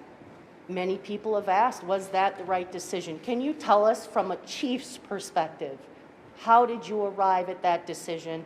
Who else influenced you in making that, or was it you, and do you still stand by it? Yes, it's a good question. It would probably require a lot more time today to go into all of those details, but I will tell all of you that the night that you're talking about, that was something that we had not seen. I had never seen in my course of my 30-plus years with this organization. We had multiple high-risk civil unrest incidents occurring in our entire city all at once. The 3rd precinct had some protesters who had breached the gates. At the same time, we had local businesses, Target for one, that was overrun by looters. We had liquor stores adjacent from the precinct that was overrun by looters. Molotov cocktails were being made. We had an AutoZone tire store that was being looted, burning. We had multiple calls of shots being fired in the area. When the fire started, fire needed police escorts to get in. And I had men and women within that building who, for practical sense, they were surrounded. And if individuals had got inside and they were outnumbered, the individuals, the officers in there would have been outnumbered, there was only a couple of ways that scenario would have ended. And none of them would have been good. None of them would have been good. I did not want to see community members severely injured or worse, and I certainly didn't want to see the men and women who wear this uniform injured or worse. So I obviously had been communicating real time the dynamics on the ground that evening with the mayor, and at one point in time, he gave me the directive that we were going to evacuate. And then I made the call for our teams to get the transport vehicles in there, get our folks out of there as fast as they could. My goal at that point, you asked me as chief, my goal was to preserve life of our men and women officers, and certainly for the community. So, and there will be reflection. I will continue to reflect on that. There will be after-action reports on that. These decisions, you don't always have the comfort of time to look at all the different options and variables. But the one thing that I did have was I knew that we had people who ran the risk of potentially being killed that evening. And so, hope that helps. Luke. Chief, we've heard a lot about how the police union can prevent the change being made that a lot of people think needs to be made, and you mentioned removing yourself from the negotiations starting now. Can you kind of paint a picture for people of the obstacle that's there and how these changes could help break down that obstacle? So contracts obviously have been in place, and I want to say that I absolutely support the work of unions in terms of what they're designed to do to help better work environments and workplaces for employees. But policing is very significant. We are obviously one of the few occupations that have the ability to deprive someone of their freedom, have arrest powers, and can legally and justifiably take life. So our communities are absolutely concerned about how those contracts are designed and the impacts that they have on them. As a chief, as I mentioned earlier, it's important for me to make sure that everyone is adhering to our policies. There is a character about this department that we should be aligning ourselves to. If there are impediments in the way of union contracts, that absolutely makes it difficult. When I have to go before community members and explain why an employee who I believe should not be wearing this badge is working back in their communities, that's very problematic for me. That also can erode trust. And so I need to, as chief, step away from the table with the Minneapolis Police Federation and really take a deep dive in terms of how we can do something that has historically been something that has been in the way of progress that I've been hearing from many within our city. And so that is that.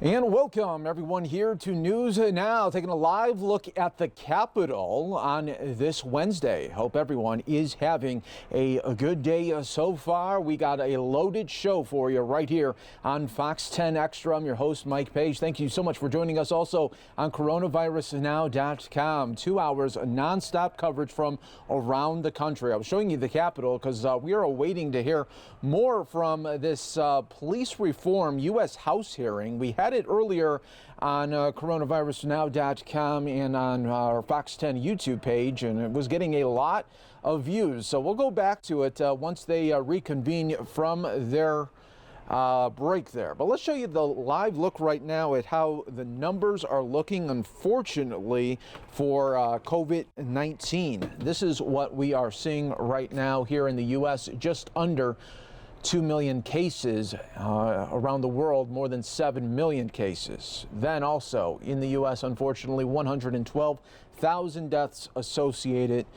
here in this country with COVID-19. Live look right now at the markets here as we are seeing it dip nearly down 200 points there in the red.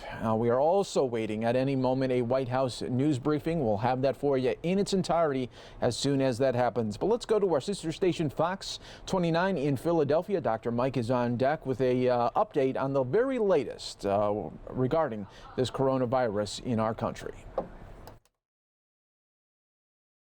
Dr. Mike Srigliano with Penn Medicine joining us out of Philadelphia. Great to see you, Dr. Mike. Always a pleasure, Thomas. Let's start with the World Health Organization. The WHO, as you know, now clarifying comments it made about asymptomatic spread of this virus. Can you help clear up some of the confusion? Well, this is fairly complex, so let's break it down. Number one, obviously, people that get the COVID-19 virus can be symptomatic. So that's easy. You get the virus and you have symptoms. You have fever and cough, you feel terrible, and the litany of symptoms grows every day. So that's symptomatic. Then you have asymptomatic. Now, what does that mean? That means that there are people who have been tested, who are positive for the virus, but have little to none in the way of any kinds of symptoms. If they have symptoms, they're extremely mild, and many people don't even know that they have it. Now, there is another category, and that is pre-symptomatic. And that indicates that you are in an early course of the infection where you were exposed, you're positive, but you have not developed symptoms yet. And we know for a fact, Thomas, that that group can spread the virus before their symptoms start. Now, what the World Health Organization basically said is, look, we've looked at the data, and people that are asymptomatic are very low risk in terms of spreading the virus. Now, why is this important? Well, we talk a lot about the fact that if you don't have symptoms but you're positive, you can spread the virus. And certainly that's the case with these pre-symptomatic people and symptomatic people. Look, that there may be ramifications down the road in terms of in people who are truly asymptomatic. Do they need to wear a mask? Do they need to follow social distancing? Personally, I think it's more of an indication that we all should be socially distancing and wearing a mask. I mean, just talking about it, Thomas, is complicated. I think we ought to, it's an intriguing finding, and it may help us down the road, but as far as I'm concerned, it doesn't really change anything from a nuts and bolts, rubber hits the road kind of mentality. We all wear masks, we all socially distance, and we test everyone. Yeah, it's a lot to take in, symptomatic, asymptomatic, pre-symptomatic, and the CDC points out that roughly 40% of transmission is taking place before people feel sick. But I want to look at the overall infection rate number because we just don't know. I mean, it very well could be higher, right, the infection rate? Well, certainly not everyone has been tested for the virus. Not everyone has been tested for antibodies. And the antibody tests, we know there is some indication there may be inaccuracy. So you throw that all in to the mix and it's problematic. I think what we're hoping for down the road is something called herd immunity, where many people, most people either have been exposed to the virus naturally or gotten a vaccine. And because of that, we protect each other, and then we can look at those individuals who get the virus and use contact tracing, isolate them, and keep this from becoming a big problem. That's my hope down the road. And of course, we have all these different agencies. We have the CDC, the Department of Health and Human Services, the WHO. Which agency, Dr. Mike, should we be following when it comes to our health information, or should we be taking information from all? Well, I think it's good to get knowledge. My father taught me, Thomas, knowledge is power. The problem is that there's a lot of misinformation out there. Now, I'm a little bit biased. I believe you should have a healthcare guide. I like to tell people that as their primary care provider, I am the guide through shark-infested waters of healthcare. And so you need someone that you trust. You need someone that knows your particular situation. And so for that reason, you really need a healthcare guide. And whether that be through telemedicine or any other interaction, that would be the best. That being said, I believe that if you can get reputable information, then go for it. But a lot on the internet is not. And the other thing is that things change. What we thought was gospel. What we thought was written in stone one day turns out not to be the case the next day. You need an advisor, someone to guide you that knows you personally. And as we decipher through all the information, perhaps it's another reminder when we do return back to work, if you're not feeling well, it's best to stay at home until you better investigate or know your symptoms.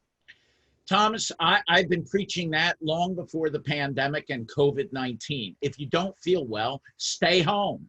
You really shouldn't be out and about because you can infect other people. And one of the good things out of this pandemic, I think, will be a change in the way we behave. I don't think, and it kills me because I love to hug my patients. I think hugging, unless it's a family member, is gonna take a dive. I think handshakes might be a thing of the past. And I think that we're going to need to continue socially distancing and being more cognizant of washing our hands. If we do those things, whether it's a coronavirus or an influenza virus or any other kind of infectious agent, it's going to work in our benefit. It's going to be an adjustment. A lot of people used to that affection. I do want to point out what Dr. Anthony Fauci, the nation's top infectious disease specialist, stressed. And it is the point that we still don't know, Dr. Mike, what patients who have recovered will be like 6 months from now. There could be a whole different part to this virus. Well, we're learning every day, Thomas, and I can tell you from my own experience, I have one patient that was extremely sick that had a stroke that ended up now doing okay, but it is going to be a long, long recovery. I have other patients who have continued respiratory symptoms, and remember, this virus can cause significant damage to the lungs, and it is therefore possible they will have long-term lung issues going forward down the road. We just don't know. There's a 23andMe study, and I think most people would identify that the DNA company, that shows early results indicate a certain blood type may have some protection against this virus. Is there anything to this study, Dr. Mike? This is not the first time, Thomas, that people have looked at blood type and risk for COVID-19 and other maladies, for instance. Some people even said, well, you should tailor your diet based on your blood type.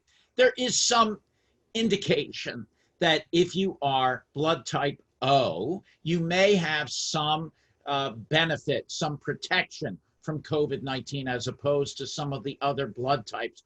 However, if you are blood type O, I still would wear a mask. I would still socially distance. I wouldn't take a chance. So yes, it's intriguing. I think more study is needed, and it may give us clues on either treatments down the road or how this virus actually works. But if you have blood in your veins, you need to wear a mask and use social distancing. I'm curious, though, does a person's blood type affect clotting at all, which has been a complication of the virus? Well, remember, we think that the clotting has to do with the fact that the virus attacks endothelial cells. These are the cells in the lining of blood vessels. Now, prior to this pandemic, we do know that there may be some increased risk of clotting in blood types like type A and B, as opposed to other types. And so we know that there is some correlation to that. And again, I wouldn't hang my hat on it, but it's intriguing and it needs more study. I know there are additional cases being reported of COVID-19 related meningitis, encephalitis. What are we dealing with? Well, we know, Thomas, that the virus can cross the blood-brain barrier, leading to things like encephalitis and meningitis. And so it's not surprising to me because many, many, many viruses can cause things like encephalitis and meningitis. That's where you have an inflammation of the area around the brain, and this can be very dangerous and even life-threatening. So we know that this can happen. It's not surprising to me. Can you further explain some of the symptoms of this virus and why the body is reacting the way it does? Well, the body, over the time that we've been on the planet, has learned that it's probably a good idea, if you are being infected by something, to raise the temperature up. And that is due to entities known as pyrogens in the body. And these pyrogens tend to be part of the immune response to a viral or bacterial infection. And that tends to raise the temperature. And the theory is that a higher temperature may make it more difficult for an infectious agent to replicate and to do more damage to us. The only problem with that is that if the temperature goes too high, it can be dangerous to us. So that is one of the reasons why we develop a fever. Now, other symptoms like muscle aches and cough, that all has to do with the initial infection of the virus. But then we see later on this immune response in certain people can be so dramatic that we have what's called cytokine storm, where you have tremendous outpourings of inflammatory markers, and that inflammation can lead to big, big problems. Of course, we talk about testing. Leading health experts say we need to ramp up testing even more as we get the country back on its feet. Are we still only testing the sick, Dr. Mike, or are we now looking to test outside of those who actually show symptoms? In a perfect world, Thomas, everyone should be tested. Remember, we just talked about the fact that there are people who are asymptomatic. There are people who are pre-symptomatic. And so, in my opinion, in a perfect world, everyone should be tested. In an ideal world, I would test to see if you have an active virus, and I'd check to see if you have antibodies, because you could have had the virus in the past, and the viral test is now negative, but you show antibodies. That being said, it would be almost impossible to get everyone on the planet tested for that amount of testing. So we have to be somewhat judicious with the amount of materials that we have. But I can tell you in my own experience, compared to 2 or 3 months ago when no one could be tested, we now have the ability, if you want, you can call my office, Dr. Mike, I would like to be tested. We can do that. Now, there still is this indication, well, are you symptomatic? Have you been exposed? Have you traveled somewhere? Those are some of the other guides that we use. But in my humble opinion, everyone should be tested. In the nasal swab test, that's still the primary test being used? To check to see if you have the virus, we use the nasal swab, and there are saliva tests. To check for antibodies, that's a blood test. All right. Our daily reminder, Dr. Mike, on staying safe. Well, Thomas, we have heard that in about 20 states, numbers are rising with new cases, and with the outpouring of societal support for some of the troubles in our nation right now. We have seen lots of gatherings of people. And the other issue is that the country is reopening. We need to reopen. We need to have a better, kinder, gentler nation, as I've said before. I am a little bit concerned, though, in the next 2 weeks or so, we may see an uptick in numbers. Bottom line is that we will deal with it like we did before, and we will get through this. We have to be optimistic and positive. We will take one day at a time. Time will tell. Dr. Mike Srigliano with Penn Medicine out of Philadelphia. Great to see you, Dr. Mike. Always a pleasure, Thomas. You have a great day, my dear friend. Stay well. All right, folks, we continue on here on News Now. Back out live to the Capitol. Police reform going on right now. Altogether, how does that make you feel? Actually, I find that conduct to be deplorable. And we elect officials to represent everyone.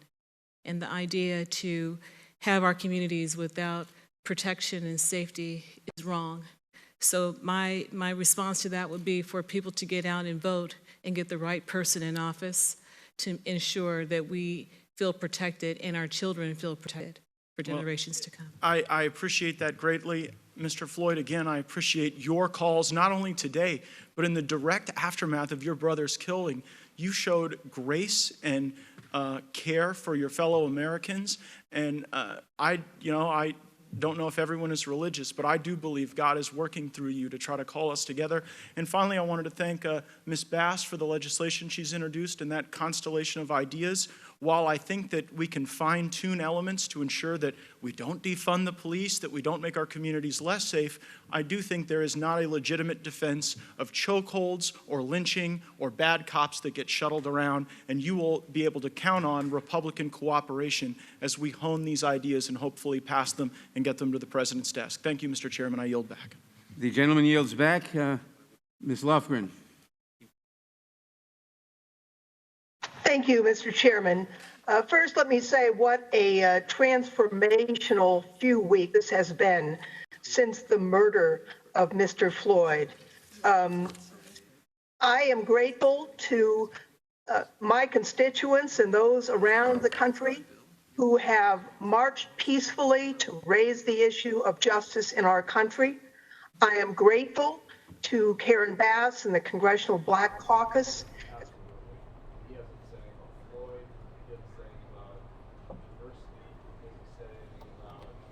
Welcome back, everyone, here on Fox 10 Extra and coronavirusnow.com. We're actually going to go out to the U.S. Capitol right now, where that police reform hearing is underway once again after a short break. There's one of the people that are testifying today in front of an open Congress is George Floyd's brother. Just a day after the funeral took place in Houston, he traveled to Washington, D.C.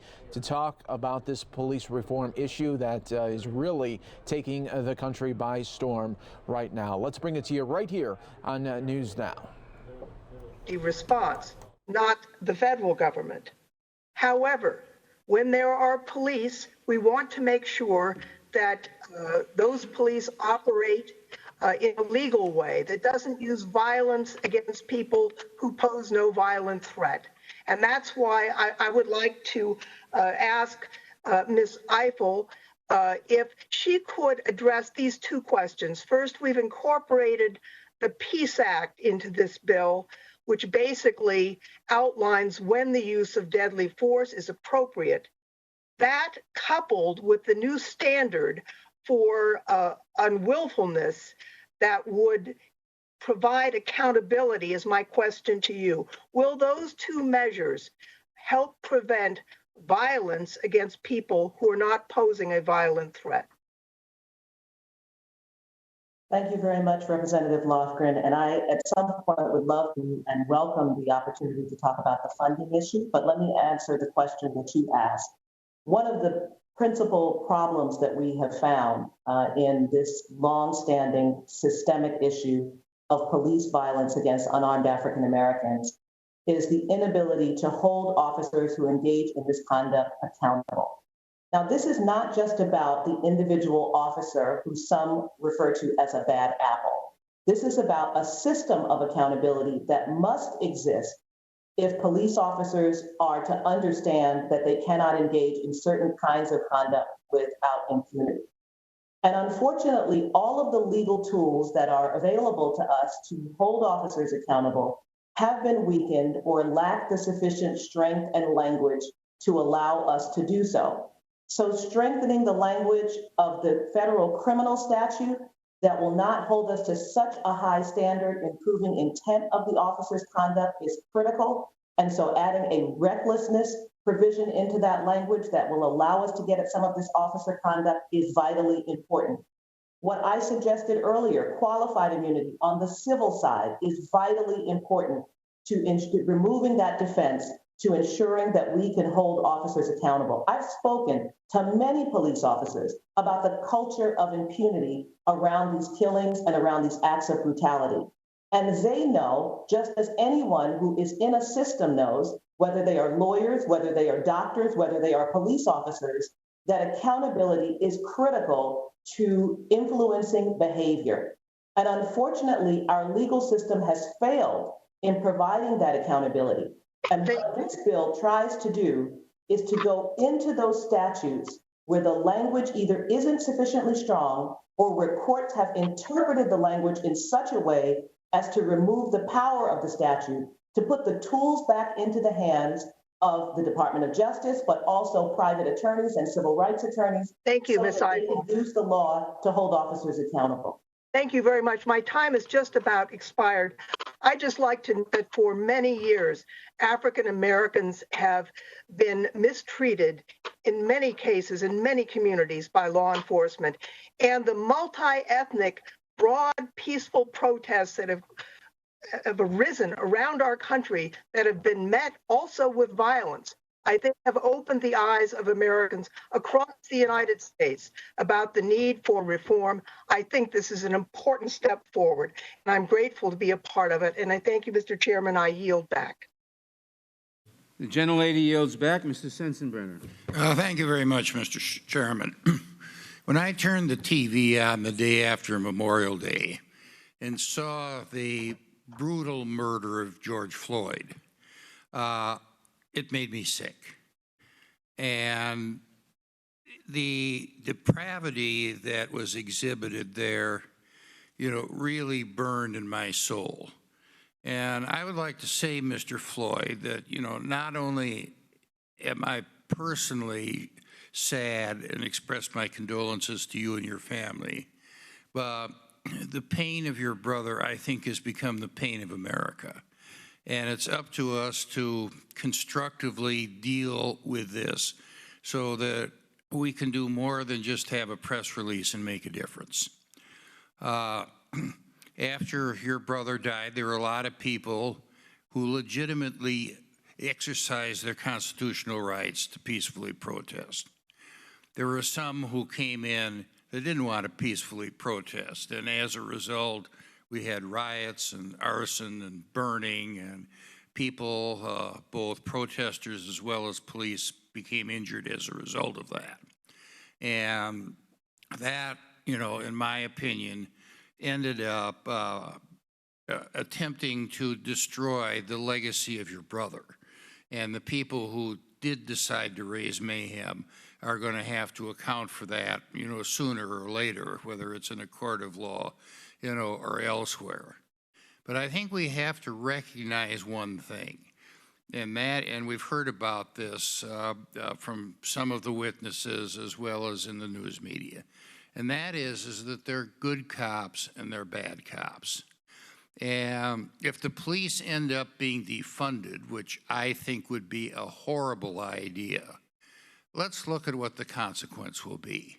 First of all, the consequence would be if there are no police, there'll be vigilantism. And I would submit to you that there will probably be more racism if people take the law into their own hands than if they relied on the police to investigate crimes and to protect the public.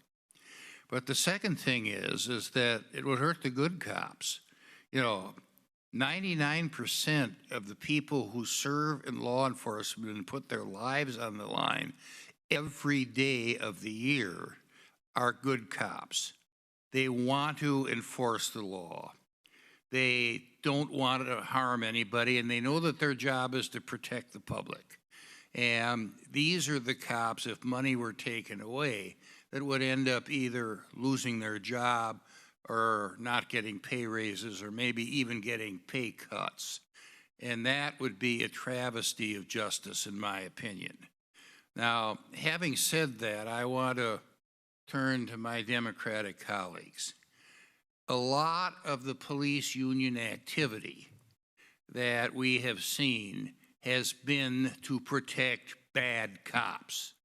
And the police unions in this country, and my Democratic colleagues, have more friends in those unions than we Republicans do, are going to have to step up to the plate and to be cooperative with communities in getting rid of the bad cops. I heard that George Floyd's assailant had 16 allegations of misconduct against him. Why was he still on the force? That was just, an invitation to more misconduct. And unfortunately, Mr. Floyd, your brother, ended up being the victim of that. So I would hope that as this debate goes on, we have speedier resolutions of getting rid of bad cops. I see nothing wrong with having, you know, a bad cop database. But having a database isn't going to get somebody fired who ought to be fired. And the sooner we get the bad cops off the force, the sooner there will no longer be any bad apples to spoil the whole barrel. You know, I look forward with working with all of you, but you guys over on the other side of the aisle and gals are going to have to be very proactive in telling police unions that it is in their interest and in the interest of the vast majority of their membership to get rid of bad cops. I yield back. Gentleman yields back. Ms. Jackson-Lee. Thank you, Mr. Chairman, for the leadership and the leadership of this entire committee, and of course the Congressional Black Caucus that we are privileged to work with. My very deep sympathy, Ms. Jacobs, to you. No one should die on the streets of this nation, and we thank you for your brother's service. Let me speak to my family and constituent from Houston to let you know that George Floyd, your brother, your big brother, should not have died on the streets of Minneapolis. He did not deserve to die. He was an innocent person. And the 8 minutes and 46 seconds which we knelt to reflect was so painfully long that the stain and the impact will be seared in our souls forever. You have to carry this in your heart. And so today, I think the good news is that the George Floyd Law Enforcement Trust and Integrity Bill, already named, is incorporated in this bill. The Justice and Policing Act is a legislative reconstruct to do what you've asked us to do what those who are on the streets, who are young and black and brown, white and Asian, are crying out. And we need to hear them. And I want to say that I have heard them. So, Mr. Floyd, if you would, there are many things that you've said, and I believe in harmony. But do you believe that race impacted what happened to your brother?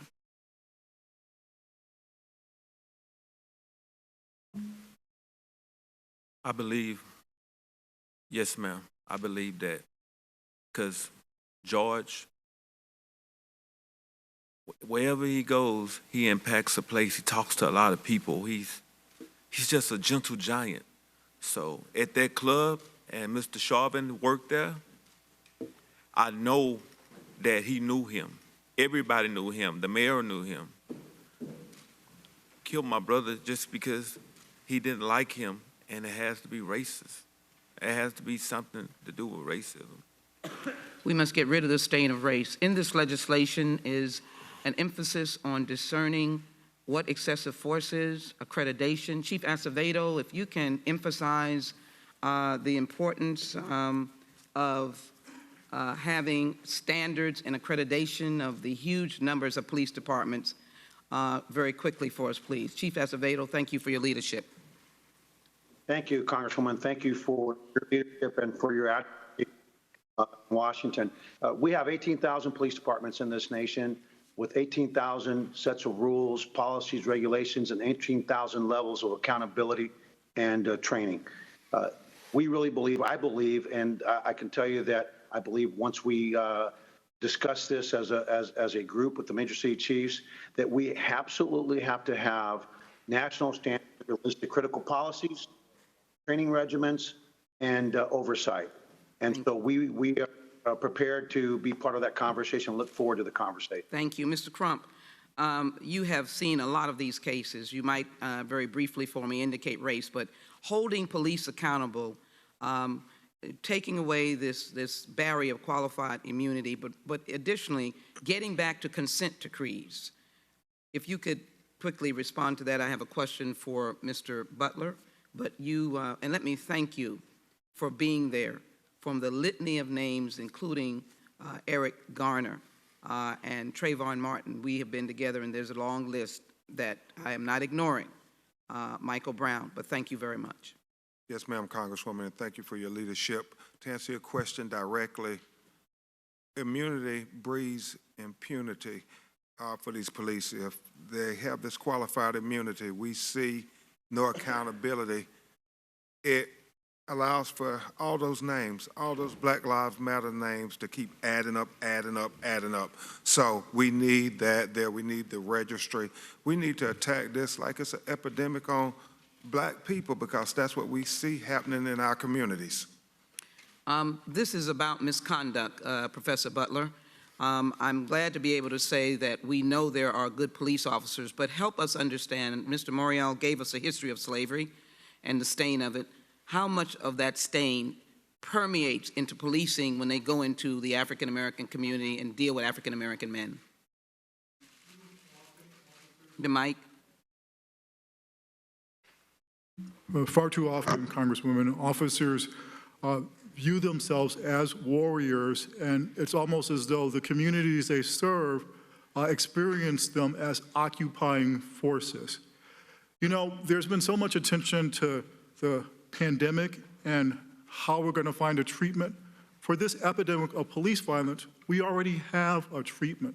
President Obama's Commission on 21st Century Policing recommended common sense reforms, many of which are contained in the Justice Act of 2020. So we don't have to reinvent anything. We know exactly what to do now to make police departments more accountable and transparent. The question is, will your colleagues have the will to implement these common sense measures?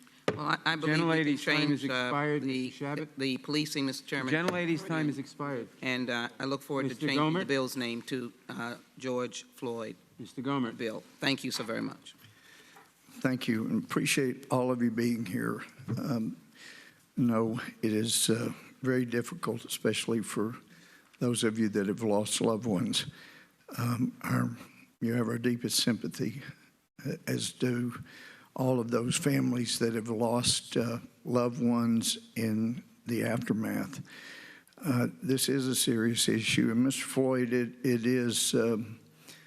it's a comfort to a lot of us, especially those of us who are Christians, to see the way in which you've carried yourself. You've asked for people to refrain from violence. We don't need it to lead to worse violence, but that was atrocious. It's just hard to watch the video and not feel great sympathy for your brother and great sympathy for you and your family. So it's nice when we get together and talk about potential solutions. Hopefully the majority will allow more input than the zero input we've had on the bill so far. But it also is important to look at different proposals. We've heard some say, you know, on television, let's get rid of or defund the police, get rid of them. Some are saying, let's get rid of the qualified immunity that police have so they don't get sued by every single person they come in contact with. As a judge, I had judicial immunity, and the thing is, it's a qualified immunity, and it's not there if you're violating the law, and that's as it should be. But as we look at solutions, and it's been brought up by others, but the police unions have defended bad apples. And if you talk to police, if you know police, heard Dan Bongino talk about it, they know who the bad apples are. And most of them don't want to have anything to do with them. They don't want to be on patrol with them. They don't want to work with them. So how do we get rid of them? I personally have seen where you have a bad apple at the top, and some righteous whistleblower has retaliation against them, and the unions have come in and appropriately defended them. But when it comes to eliminating qualified immunity, I've seen what happened with teachers. I had a bill to eliminate or to create qualified immunity for teachers, educational immunity. And the teachers group never had got on board. I was told it was because they make so much money selling liability insurance to their members. And I'm afraid it might be a cash cow for the unions, but that's not what this needs to be about. Let me just ask you, Mr. Floyd, if somebody conspires to lynch somebody else, do you think a 10-year maximum sentence would be appropriate? No. Well, you're shaking your head. Thank you. No. Okay. No. Yeah. Well, I agree with you. Bobby Rush, he's a fine man, a just wonderful heart, good-hearted man. He had a bill that would make a life sentence if you conspire to participate. And I said, Bobby, it should be a life sentence. Why is it now 10-year max? And he said, well, you know, I had it at life maximum sentence, but I was told if it was going to pass the House, it had to be brought down to 10 years. Well, I think that's an insult. And I know the Emmett Till bill is part of this overall bill, but I would hope we would come together and say 10 years for conspiring to lynch is not an adequate maximum punishment. Maybe it needs to be lower in a given case, but let's have life in there as a penalty, and I would hope to see that. I know Chuck Colson once said, our hope in America will not arrive on Air Force One. And Pastor Scott, you know, I have eminent respect for you. Where is your hope for America? My hope for America is the Lord Jesus Christ. I believe that our country was founded on Christian principles, that we've invoked the name of God and the presence of God, and I believe the hand of God was upon this nation in its founding. Let me say this, when I saw the video, George Floyd... Remember, the time of the member has expired. Mr. Can he finish his answer? Mr. Cohen. I guess we'll have to have you do by video, and then you can just keep going. Your mic. Thank you. H.R. 7120 contains in it a change in qualified immunity, basically an elimination of qualified immunity, and that's important and it's good.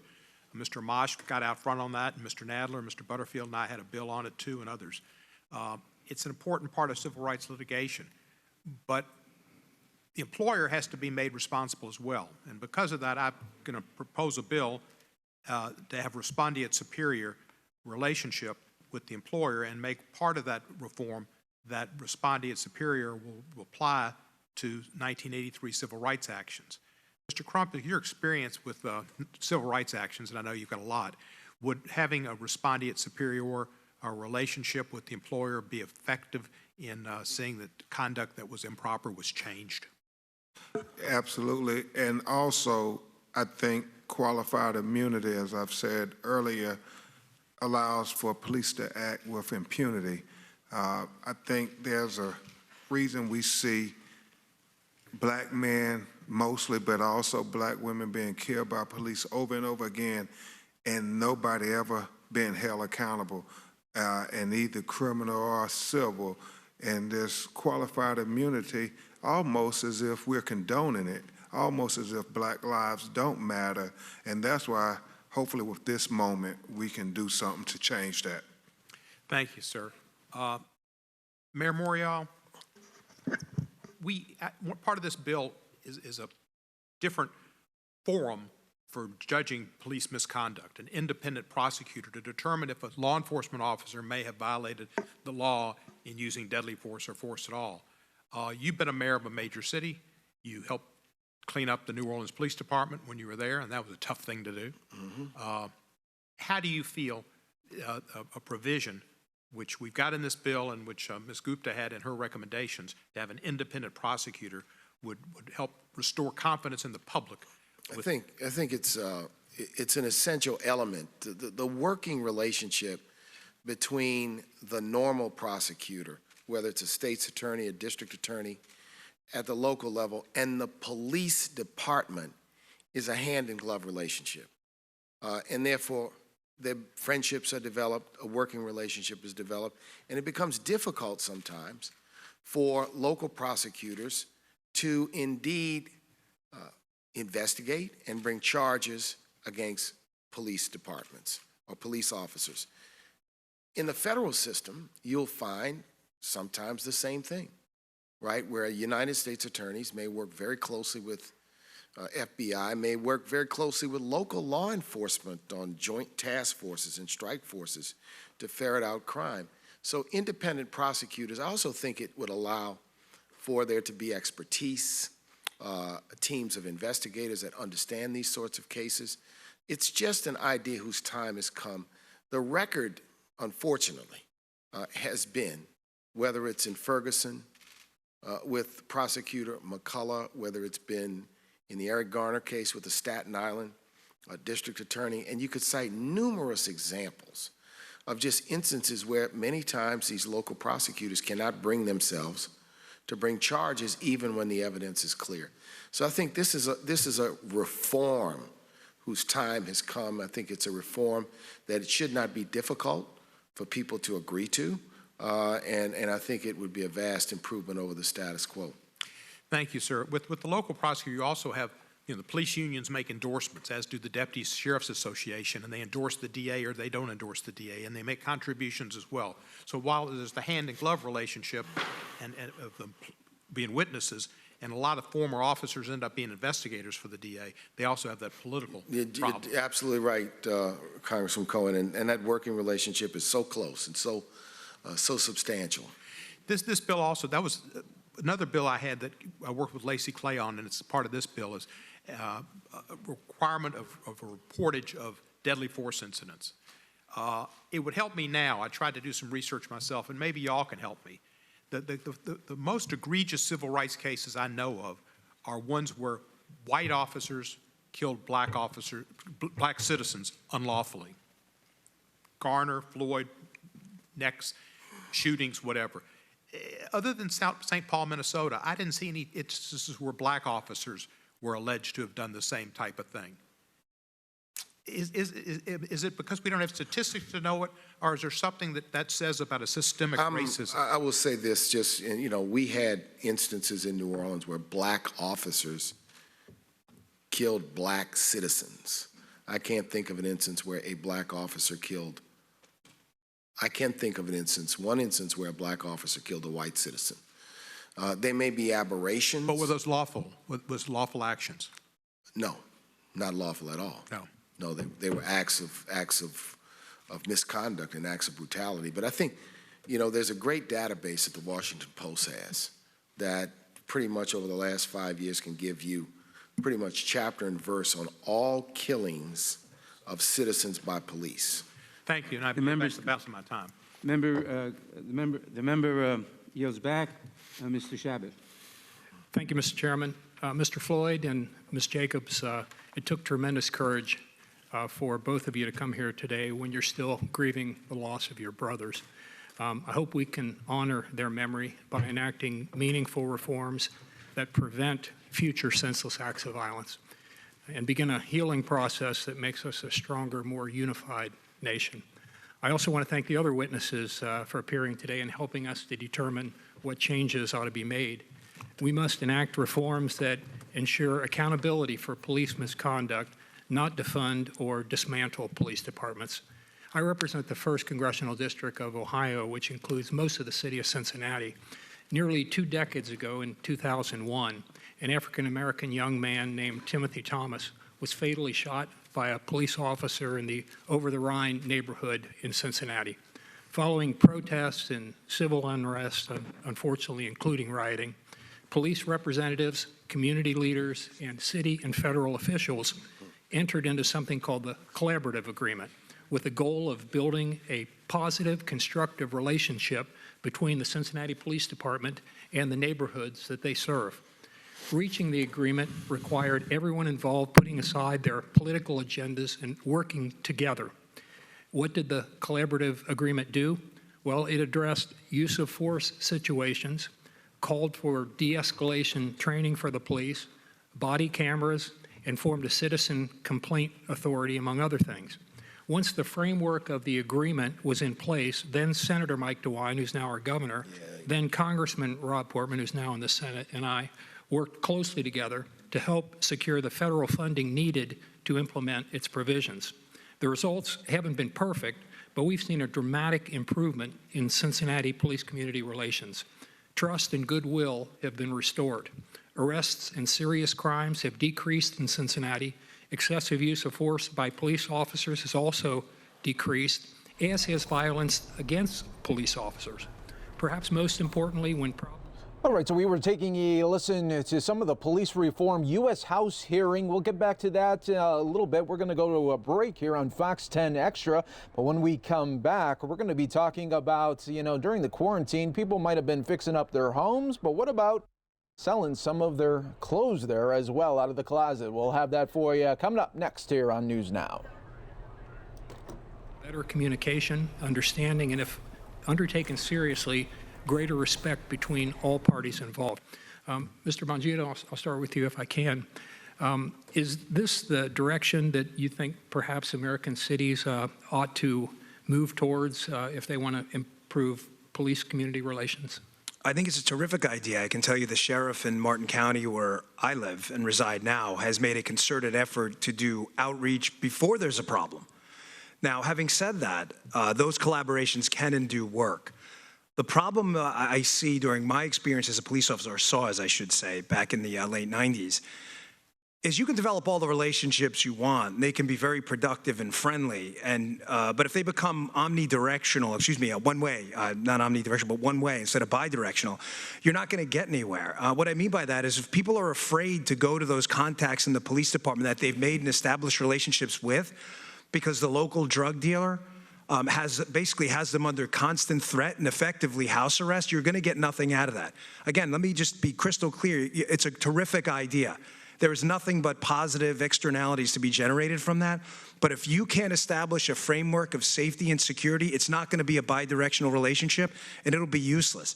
Citizens have to be able to come forward to the contacts they made knowing they're not going to be attacked or criminalized later on or retaliated against. That security comes first.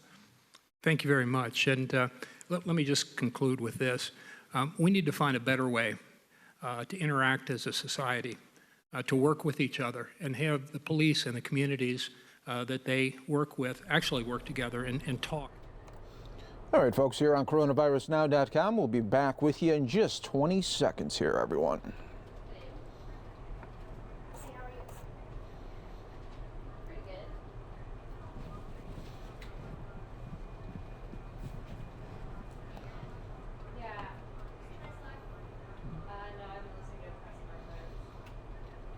And welcome back, everyone, here to News Now Live. A look at downtown Phoenix there in the distance on this Wednesday. Thanks to everyone joining us also on coronavirusnow.com. I'm your host, Mike Page. Thank you so much for joining us. Well, during the lockdowns and the quarantine, you might have heard a lot of people doing some home repairs. They were home, they had all this time and they were doing that. But what about cleaning out your closet? That was a big thing as well. I didn't think that would be the case, but it is. We got our very own Katie Byrne here with the details. Katie, tell us all about this. Hey, Michael. Well, donation sites are among many of the businesses that have had to close down because of the coronavirus. That's why some people are getting creative and cashing in on the clothes they're hoping to get rid of. I think that's everything. Michelle Perez runs her own business, selling secondhand clothing online. This month has turned out to be like my best sales month ever. She's been offering to pick up people's bags of clothes in Philadelphia ever since the coronavirus pandemic intensified in March. Because donation centers aren't open, it's a really great way for them to get it out of their house and also for me to be able to keep going with my business. She says she's busier than ever. The immediate response was really overwhelming. With so many clothes, she's using a storage unit to hold them. Everything was in my living room. Perez uses online reseller sites like Poshmark and ThredUp, both of which are seeing a spike in customers and sales. We definitely have seen a surge in people looking to clean out their closets and send us stuff. James Reinhardt, the CEO of ThredUp, says there's a 100% increase in sellers. As long as the mail is running, we'll be able to help consumers out in a time like this. Some companies that sell recycled clothing will actually pick yours up right from your doorstep. Our home pickup program is a partnership with FedEx and the U.S. Postal Service. We send you a prepaid clean out bag. It holds like a laundry basket worth of stuff. Let's see. I pulled some of my favorite pieces from my Poshmark closet here. College student Hannah O resells clothes on Poshmark. I had always thrifted before, but I never knew that I could be done as something that was a full-time business. She sells more than 700 pieces at a time. A lot of them are hand-me-downs from her friends and family. I would say it's not unreasonable to look for $1,000, $2,000, maybe even $3,000 a month. It doesn't need to be a huge business. It can just be something that helps you pay one bill or, your car payment for the month. Now, the Goodwill stores in Arizona actually started phasing into reopening in mid-April, and I'm told some stores are actually quarantining donations for about 3 days before reselling them. Michael? Yeah, Katie, that's amazing when that one girl was talking about $2,000 to $3,000 extra. I mean, that is remarkable extra income there, no doubt about it. Now, Katie, do you think this will see this surge even after the pandemic? People maybe just not wanting to go to the stores a bunch and just want to do it online? Well, I think one thing that's interesting is because everything is online, it makes it that much easier. And right now it is spring cleaning for a lot of people. It kind of coincides with what we're seeing in the world as far as the pandemic. So I think it could be possible that there might be surges continuing because of the fact that a lot of people in the spring like to clean their house and get a fresh start on the year. Yeah, exactly there. Katie, thanks so much for bringing this to our attention there. Great story, and you have a great rest of your day out there in Philly. We do appreciate you joining us here on coronavirusnow.com. We're going to continue on bringing you top stories and headlines from across the country. Let's go back out to this U.S. House hearing that is talking about police reform. We're bringing that to you live right here, right now. When an officer dishonors her badge by committing a crime, she should receive the same process as any other criminal. Attorney Eiffel, do you believe that the Justice in Policing Act should require the withholding of federal grant funding to police agencies when the states in which they operate do not require independent deadly force investigations overseen by an independent prosecutor and police agency in police use of force, deadly use of force investigations? I believe there needs to be an entire overhaul of the funding that goes from the federal government through the Department of Justice to local police departments to ensure that they comply with Title VI of the Civil Rights Act of 1964, which prohibits the federal government from giving money to local programs that engage in discrimination.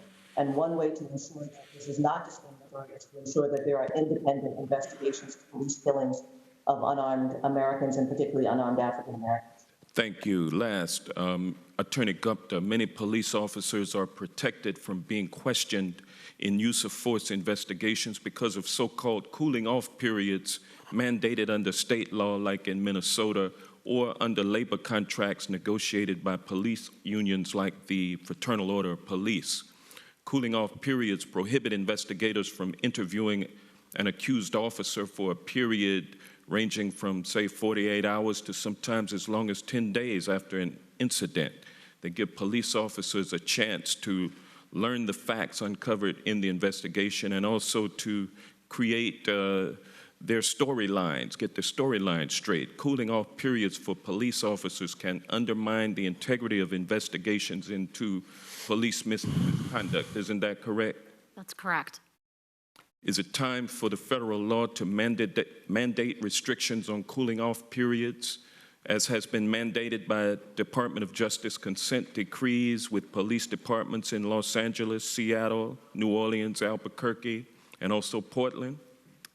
Yes, the Justice Department specifically put those kinds of provisions into consent decrees because they were a real problem, not only in individual investigations, but frankly undermined the community's faith in the independence and fairness of an investigation with setting up two different sets of rules for people. The gentleman's time has expired. Mr. Collins. Thank you, Mr. Chairman. And coming together today, I'm reminded of something this committee has done before, and it goes back to Old Testament scripture. Says, "Come now, let us reason together." What the scripture's telling us is that we've been confronted with the problem, and the question is for us is how do we deal with it? We've been confronted with the issue. The question is how do we deal with it? And what's concerning, and as I see this today, and from Mr. Floyd and Ms. Jacobs, the loss and the realness in your body language, in your eyes, and in your voice, is the pain of a nation right now coming to grips with conflicting issues and values in their head, wanting a safe and civil society in which all of us get along, and in a way that should, in a society that we know doesn't. When you see your loved one murdered, when you find out your loved one murdered, in a time in which we're just all struggling. But it is not surprising to this committee. But it's unfortunate for this committee because in the previous Congress, we actually had a police working group in which we went to Houston. Chief Acevedo was there. We worked and we had a good couple of days of meetings. We went to Detroit. We went to Atlanta. We also had meetings here. And we were beginning these conversations, but we didn't continue. When this new Congress set in, we didn't do anything. And now we're here again, faced with a crisis of the moment. And Congress, unfortunately, lives by this seeming decree. Put it off until we have to have a hearing like this, and we mourn the loss of the things most precious to us. My question is really, what can we do? And Ms. Jacobs, you said something earlier. It's talking about communities and jobs. It's about putting our communities together, the policing issue, and someone who is a son of a law enforcement officer. My father was a state trooper. I sympathize with this. I watched it. And one of the most grievous days in my father's ever memory is I remember when one of his own did something horribly wrong and they took him to prison. And it said, and the reason is he come home and I remember him being down and he looked at me and he said, the problem is, he said, everybody thinks I did it. He said, we got to get rid of that. But what have we done? There are things that we can do to help our communities. This committee came together on the First Step Act, on criminal justice reform, sentencing reform, working with the Senate to actually make a difference in our communities, to actually take the president who signed that, who made it a pillar of what he wants to do and sign it. That's what a committee together can do. We've not done that here. We've actually I worked with the late Elijah Cummings, chairman, on the Fair Chance Act. We talk about jobs. Then the Fair Chance Act was giving those with the criminal records a fair shot at applying for jobs because we unchecked the box where they wouldn't have to go through a screening beforehand. Let's see if they can actually set on their own and try a new chance in life. It's about making our communities whole again. And yet there are things in this bill that we can all agree on, but there's things in this bill that I wish we would take a little more time with. That we would just sit back and say, what is this going to happen? We've had task force set up with the Justice Action Network, COVID-19 Emergency Justice Task Force that looked at how we deal with our prison populations. A solicitor from my hometown, Stephanie Woodard, was a part of that. Others have been a part. This is a time for conversations to find good answers without unintended consequences. Ms. Bongino, I have a question for you, and it's been sort of intimated. Are there things about this that concern you? Not that they're not ideas that need to be discussed, but when you look at some of the issues around qualified immunity, some of the micromanagement in this bill, what concerns you when you see this from a law enforcement perspective? Well, as the great Thomas Sowell says often, it's not what you do, it's asking and then what. Listen, I get it. There are serious issues with qualified immunity. Nobody on the panel's wrong, or on the witnesses either, bringing them up. There's no question about that. We're in full agreement. The problem is if you were to repeal qualified immunity, have you considered and then what? Have you considered the fact that police officers' legal bills, some who may in fact deserve it for doing an awful job, but some who may not, will be so oppressive that you won't have police officers? Have you considered the fact that some of these police officers, out of fear of a rather litigious society we live in now, unfortunately, will now be afraid in the street to go and do their jobs and be proactive in communities that need it most? I mean, has anybody asked that question? Or are we just gaffing that off to create an interesting soundbite? The then what matters here, folks. Qualified immunity has issues. You can work around the edges, but the margins matter here. And I think what we're bringing up here is not an issue that we don't need to discuss. And when we were discussing this through our police working group, we went to these communities, and I appreciate what you said, that it has to go both ways. The community and the police have to have these conversations both ways. I'm concerned here, and I appreciate that concern, because this is heading to where I know it always heads here. This is the hearing. Next week we mark up a bill. Next week it goes to the floor. Then we hope the Senate does something, and then we sort of go back and forth and hope that it gets right. My hope is that, Mr. Chairman, we get this right. We did it before. Let's make it happen again and take the comments of these committees on both sides. Mr. Crump and everybody, Mr. Scott, we can work on this. I've done it before. This committee has a history of working together. Let's do this, and let's get with the President and the Senate and make a difference so that lives are valued. Time of the gentleman has expired. Mr. Deutsch. Thank you, Mr. Chairman. Thanks to all of our witnesses for being here today. Ms. Underwood-Jacobs, I'm sorry for your loss. Mr. Floyd, I'm sorry for your loss. We're here today because of the long and growing list of Black Americans whose lives were taken from us prematurely at the hands of police. That's why we're here. George Floyd is the latest. Breonna Taylor, Sandra Bland, Philando Castile, Michael Brown, Tamir Rice, Eric Garner, and far, far too many others. We're here today to keep this list from getting even one name longer. In this moment, we must dedicate and rededicate ourselves to working toward a more just and inclusive country. The violence and disregard for human life is what people were sickened by when they saw that awful video, Mr. Floyd. The fact that so many have marched representing the true diversity of our country, led by young people, all in the face of a pandemic, to speak out for others, shows just how tired our nation, our entire nation, all of us are, of seeing Black person after Black person killed by the police. The thousands and thousands of peaceful protesters across this nation deserve our attention. They deserve action, and the Justice in Policing Act is comprehensive reform that tackles the scourge of police brutality that has plagued communities of color year after year.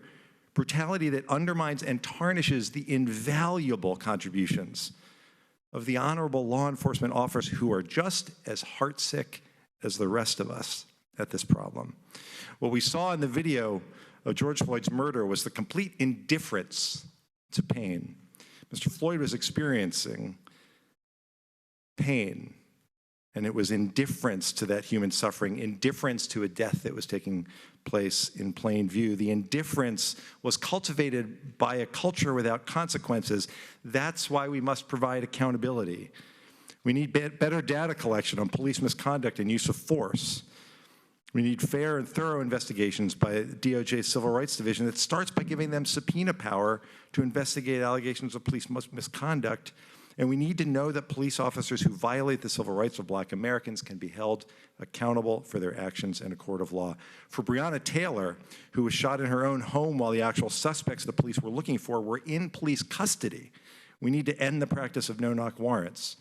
For Sandra Bland, who was found dead in a jail cell 3 days after being stopped for a minor traffic violation, and for Philando Castile, who was shot 5 times while seated in his car during a traffic stop, we need to require police officers to wear body cameras and require police vehicles to use dashboard cameras.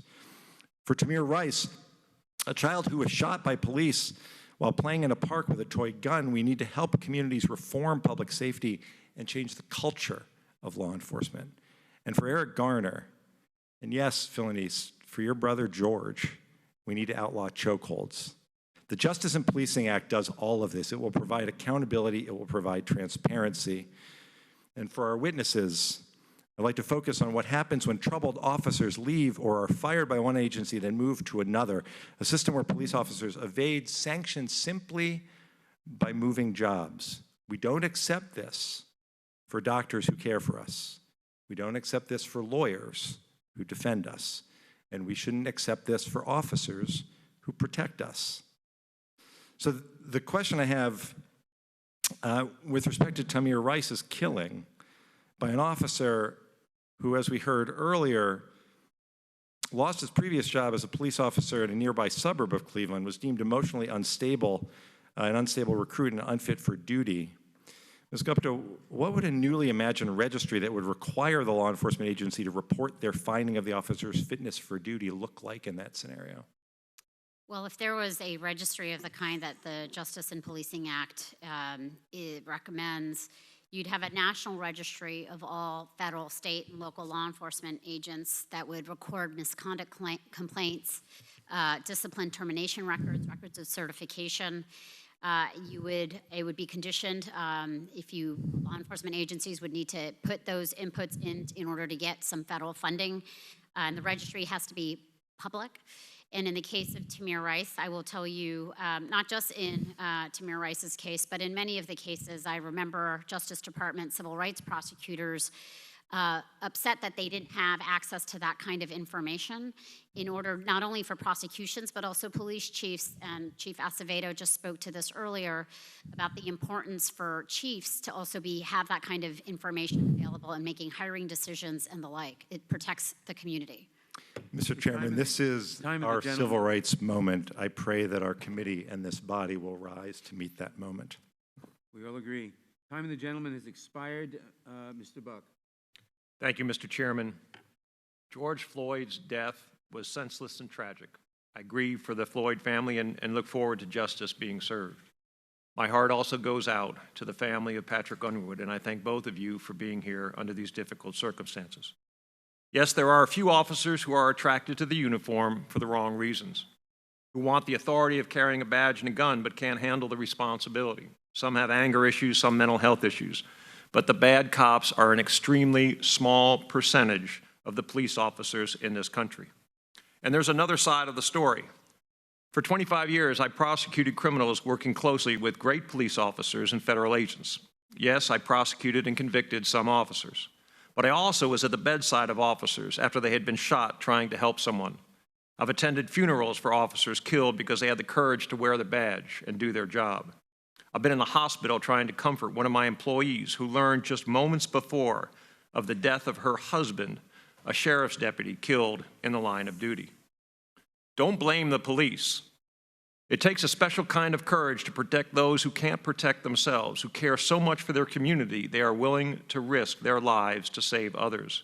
When there is gunfire, violence, conflict, a few brave men and women wearing blue uniforms run toward the danger while others run away. Don't blame the police because they didn't create the policies that cause crime. And we all know the root causes of crime. Some don't like to admit their role in the breakdown of our society, but the people watching this hearing know. We commit a grave injustice to those who have died at the hands of police and those who have died at the hands of violent criminals if we don't deal with the root causes of crime. A comprehensive bill, as was discussed earlier, must recognize the societal impact of single-parent families, of substance abuse, of mental health issues, of a failed education system, and of transnational gangs. Defunding the police or otherwise handcuffing the police has its consequences. After the death of Freddie Gray in Baltimore, the police were severely restricted by the mayor and the Obama Department of Justice. In May 2015 alone, the month after 6 officers were charged for crimes a jury found that they did not commit, Baltimore saw 43 homicides, the city's deadliest month in 40 years. A New York Times investigation found that Baltimore ended 2015 with 342 homicides, a 62% increase from 2014. Let me repeat that. After Baltimore police were prevented from doing their jobs, the city suffered a 62% increase in homicides. There are also indirect consequences to restricting police enforcement. In 2017, Baltimore had 692 opioid deaths to go along with the 342 homicides. Chicago recently saw its most violent day in 6 decades. 18 people were killed on May 31st. While police were responding to riots downtown, residents of Chicago saw firsthand what happens when police are absent from the neighborhoods. To achieve justice for all, we should support investing in police protection in our most vulnerable neighborhoods, and we need to change the policies destroying our cities. Let's agree to empower good police officers to continue to protect and serve. Everyone deserves to be safe and secure in their home, on their way to work, walking to school, or throwing a ball in the park. Don't blame the police for our breakdown in society. They are doing their best to clean up the mess caused by politicians. Mr. Bongino, your thoughts about the causes of crime and the role of our police in this country. I read an interesting op-ed about 4 or 5 years ago, and in the opinion piece, they compared and contrasted two different areas of the country, one that voted largely for Mitt Romney in the election versus Barack Obama, one that voted largely for Barack Obama. It was an inner city in one case and an Appalachian region in the other case. Both considered failed by many measures: high crime, poor economy, poor healthcare outcomes. And what's interesting is it wasn't the voting patterns, it was the deeper patterns you're talking about there: broken families, drug use, lax law enforcement. If we ignore that, and believe me, I am not in any way suggesting accountability for police and reforms are not necessarily. I wouldn't be here if I didn't believe that. But if we're going to ignore the societal problems and broken families and all of the degradation of the culture and all of that and just scapegoat the police, you will get nothing out of this hearing. You won't see one act of real change. You may get some sound bites, you may get some votes, but you're not going to see a darn thing change. What I hear you saying is it'll be counterproductive. It will absolutely be counterproductive. You will see nothing. The time of the gentleman has expired. Ms. Bass? Thank you, Mr. Chair. There's a couple things I wanted to say before I start my questions. It was said in the opening statement that the mayor of Los Angeles defunded the police department. I just wanted to make note that he absolutely did not defund the police department. He did reduce the budget, and he shifted the funds to deal with some of the real issues that police officers always complain about. Because how do they address some of society's problems like homelessness and mental illness? So he shifted the funding for that reason. I also wanted to follow up with Mr. Morial, who was describing a history of lynching. I just wanted to point out that one of the reasons, although you didn't say this, I would believe that one of the reasons you were talking about lynching is because in many of those cases, law enforcement officers were involved in the direct lynching, either getting the person, killing the person, et cetera. That was the relationship there. I wanted to also talk about qualified immunity and wanted to ask Mr. Crump if he would respond to that, because I believe one of my colleagues was mentioning what is the issue, since it is qualified. It's not absolute. So why do we need to do anything? Why would we need to change that? Too often, what we have seen in courtrooms, especially when police have killed African Americans, especially black men, that the courts have interpreted this qualified immunity to almost give complete impunity to the police officers. That's why nobody's ever held accountable. When you think about that long list of Black Lives Matter's names that we often recite to make sure that people know their life mattered. But if there's no accountability, Congresswoman Bass, it will keep happening. And we pray that George Floyd is the last one, but if this great body doesn't act, it's going to happen again, and I predict it's going to happen in the next 30 days. Wow. What about some of the other professions that have this? Is it the same thing? You know, people have raised, a concern about child welfare workers or other people that have qualified immunity. It only seems to be the police that has this great authority, this power that we've given them, and it goes unchecked. Every other profession, you're kept in check by the laws that govern this, but the courts have, I believe, unconstitutionally in many ways, given police this absolute blanket immunity, especially when it comes to black and brown people being killed by police. I mean, it's almost, you can count on one hand the people who actually go to jail for killing black people. Out of all those thousands of people since, Mark Morrell said, since Trayvon Martin was killed, I think it was over almost 1,300. You can literally count specifically the number of times police have actually went to jail, and it is horrific, Madam Congresswoman. Mr. Mariel, having served as a mayor, I have often heard you say that you're one of the few folks around that have actually been involved in addressing this issue with the police department that you managed. Could you point out some of the specific things? We had I orchestrated a highly successful reform of a very broken police department, a city that had 500 murders a year, a city that led the nation in the number of civil rights complaints, a city that has 2 police officers on death row. Oh. We had to completely rebuild the department. And I said at the time that we were going to tear it down brick by brick, and we were going to rebuild it brick by brick. And at the end, we had a nationally accredited department. We took the murder rate down by 60%.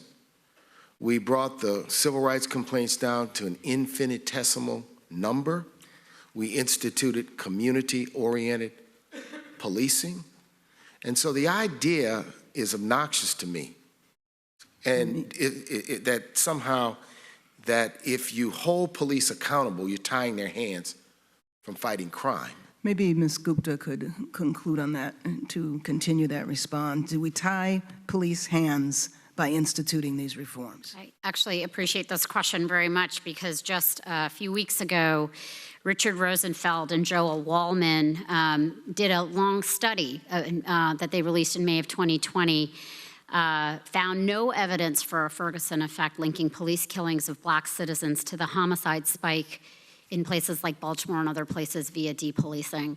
There's been a lot of statements about that were very concerning in the aftermath of Freddie Gray's death in Baltimore. And there had been no data that had been actually collected and put out. And this study, I think, is a really important offering that belies actually that notion. And this notion that somehow when you protest racial injustice, that increases homicide rates in cities, this evidence actually says that's not true. The gentlelady's time has expired. Ms. Roby. Thank you, Mr. Chairman. There are no adequate words I can say to take away the pain of those suffering across our country. Now is the time for understanding, and I am committed to listening and learning. First, Mr. Floyd and the entire Floyd family and loved ones, I'm deeply sorry for the loss of your brother, family member, and friend. No actions or words I can say here today will ever make you whole again, but please know how grateful I am for your presence here today, and I offer you my deepest condolences. And Mrs. Underwood Jacobs, your brother Pat was proudly protecting the community he loved, and I am deeply sorry for your loss as well. I hope you both will accept my heartfelt grief for you and your entire family. And to all of the families, like the Floyds and the Underwoods, who have had to suffer the tragedy and sorrow of losing a loved one due to needless violence, I also want to add my deep condolences. Today is a day to set our politics aside and focus on sound policies for our country. To all the witnesses, I have reviewed your written testimony. I have heard your verbal testimony, and I've listened to you answer questions from my colleagues. I want you to know that I am listening and I am learning and I hear you. I stand ready and I am hopeful. I am hopeful we can find bipartisan solutions and policies. Mr. Floyd and Mrs. Underwood Jacobs, I would like to give each of you the remainder of my time to address the committee.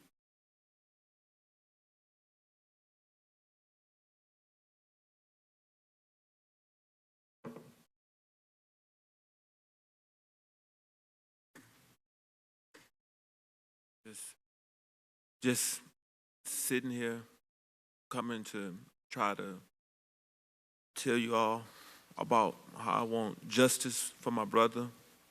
I just think about that video over and over again. Felt like 8 hours and 46 minutes. Hurt seeing my brother plead for his life, watching that officer just put his knee on his neck. Just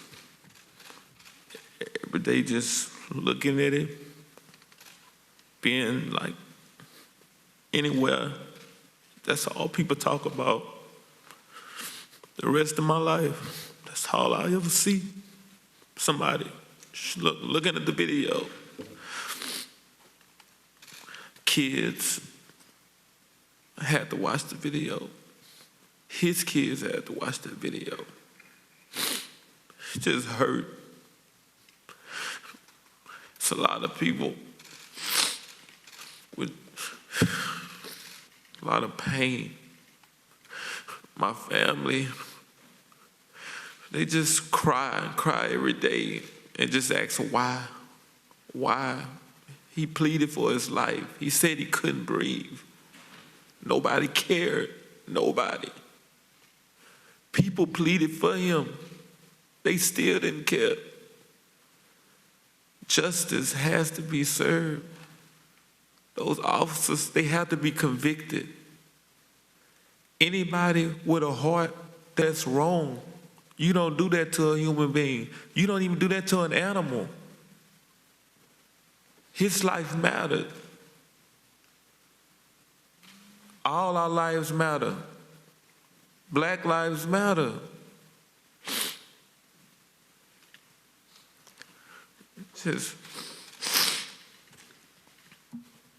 I just wish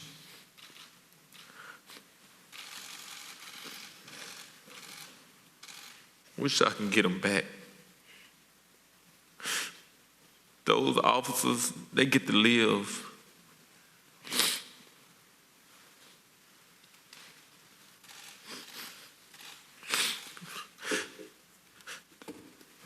Mr. Floyd, we grieve with you, and we appreciate very much your courage to be here with us today. My time has expired, but may Mrs. Underwood Jacobs address the committee as well? By all means. Thank you, Mr. Floyd. Thank you very much, Mr. Chairman and Congresswoman Roby. I have to say that I'm heartbroken. I didn't get a chance to say goodbye to my brother either before he was killed. I am also heartbroken for all of the other people that are in this country living every single day and feel unsafe just to drive to the store. I also have had the talk with my son. We sit here today at somewhat opposite ends of the spectrum to a certain degree, but yet there is so much commonality amongst both of us. And the heartbreak and the grief is inexplainable because it's very, very hard to articulate when your entire world has been turned upside down. I do want to know, though, when I think about all of this, is that my brother wore a uniform, and he wore that uniform proudly. I'm wondering, where is the outrage for a fallen officer that also happens to be African American? So as I'm sitting here and I'm listening to all of you and us, I truly hope that you take your positions, your offices so seriously that you want to go back and really work together and collaborate. Because if you can't get it right, there's no hope for the rest of us.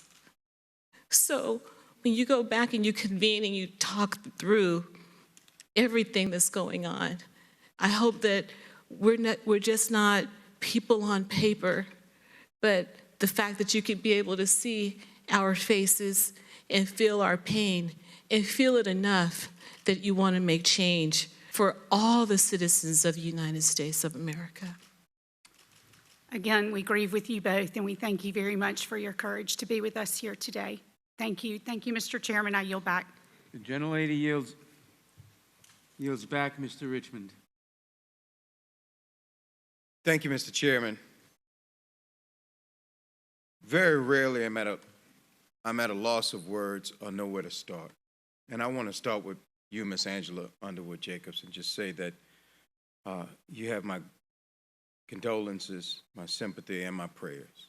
And unfortunately, this was the hearing you were invited to. You were not invited to the hearings where in Homeland Security we talk about the threat to our law enforcement officers that put on blue and black every day, The fact that we tried to get more vests for police officers and the other side fought it. The fact that we wanted to fight sovereign citizens that's killed more police officers in this country than anybody else and the other side fought it.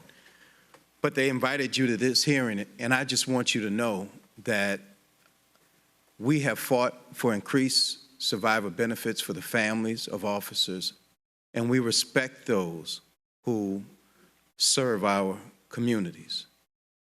And then, Mr. Floyd, Philonise, let me just tell you that when I met with you in Houston and your family, the remarkable thing is you all asked for two things, neither of which was for you. Justice for George and a just society. And that's why we're here today. And the unfortunate part is, in this process, we speak and we leave. But there's one thing that I want to address. Mr. Buck came and said that it was politicians that has messed up the family unit in America. That could somewhat be true. But for him, how do you ignore the white man's knee on the neck of black people for 401 years and act like that has nothing to do with where we are? But part of the reason why I am so encouraged today is more people are recognizing that now, and the systematic racism and oppression that has existed, that we're now coming together to fight and establish a solution. It was Dr. King in his letter from a Birmingham jail that he actually responded to his critics for the first time, because he said that he would assume they were people of goodwill with sincere concerns. Over my better judgment, I will assume the other side is people of goodwill and sincere concern in some of these arguments why we can't or shouldn't pass this bill. But the other part I want you all to understand is the outrage that I have. Because it was 1988 91 when the movie Boys in the Hood came out. And the last line in the movie said either they don't know, they don't show, or they don't care what happens in the hood. Well, if you didn't know, now you know. Because the protesters, the peaceful protesters out there are showing you what's happening. Video footage is showing us what's happening.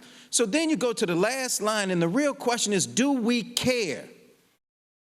And I believe that this piece of legislation is a good piece of legislation that moves the ball forward. It is very easy to sit on the other side and let perfection be the enemy of the good, or just sit back with inertia and we never move the ball forward.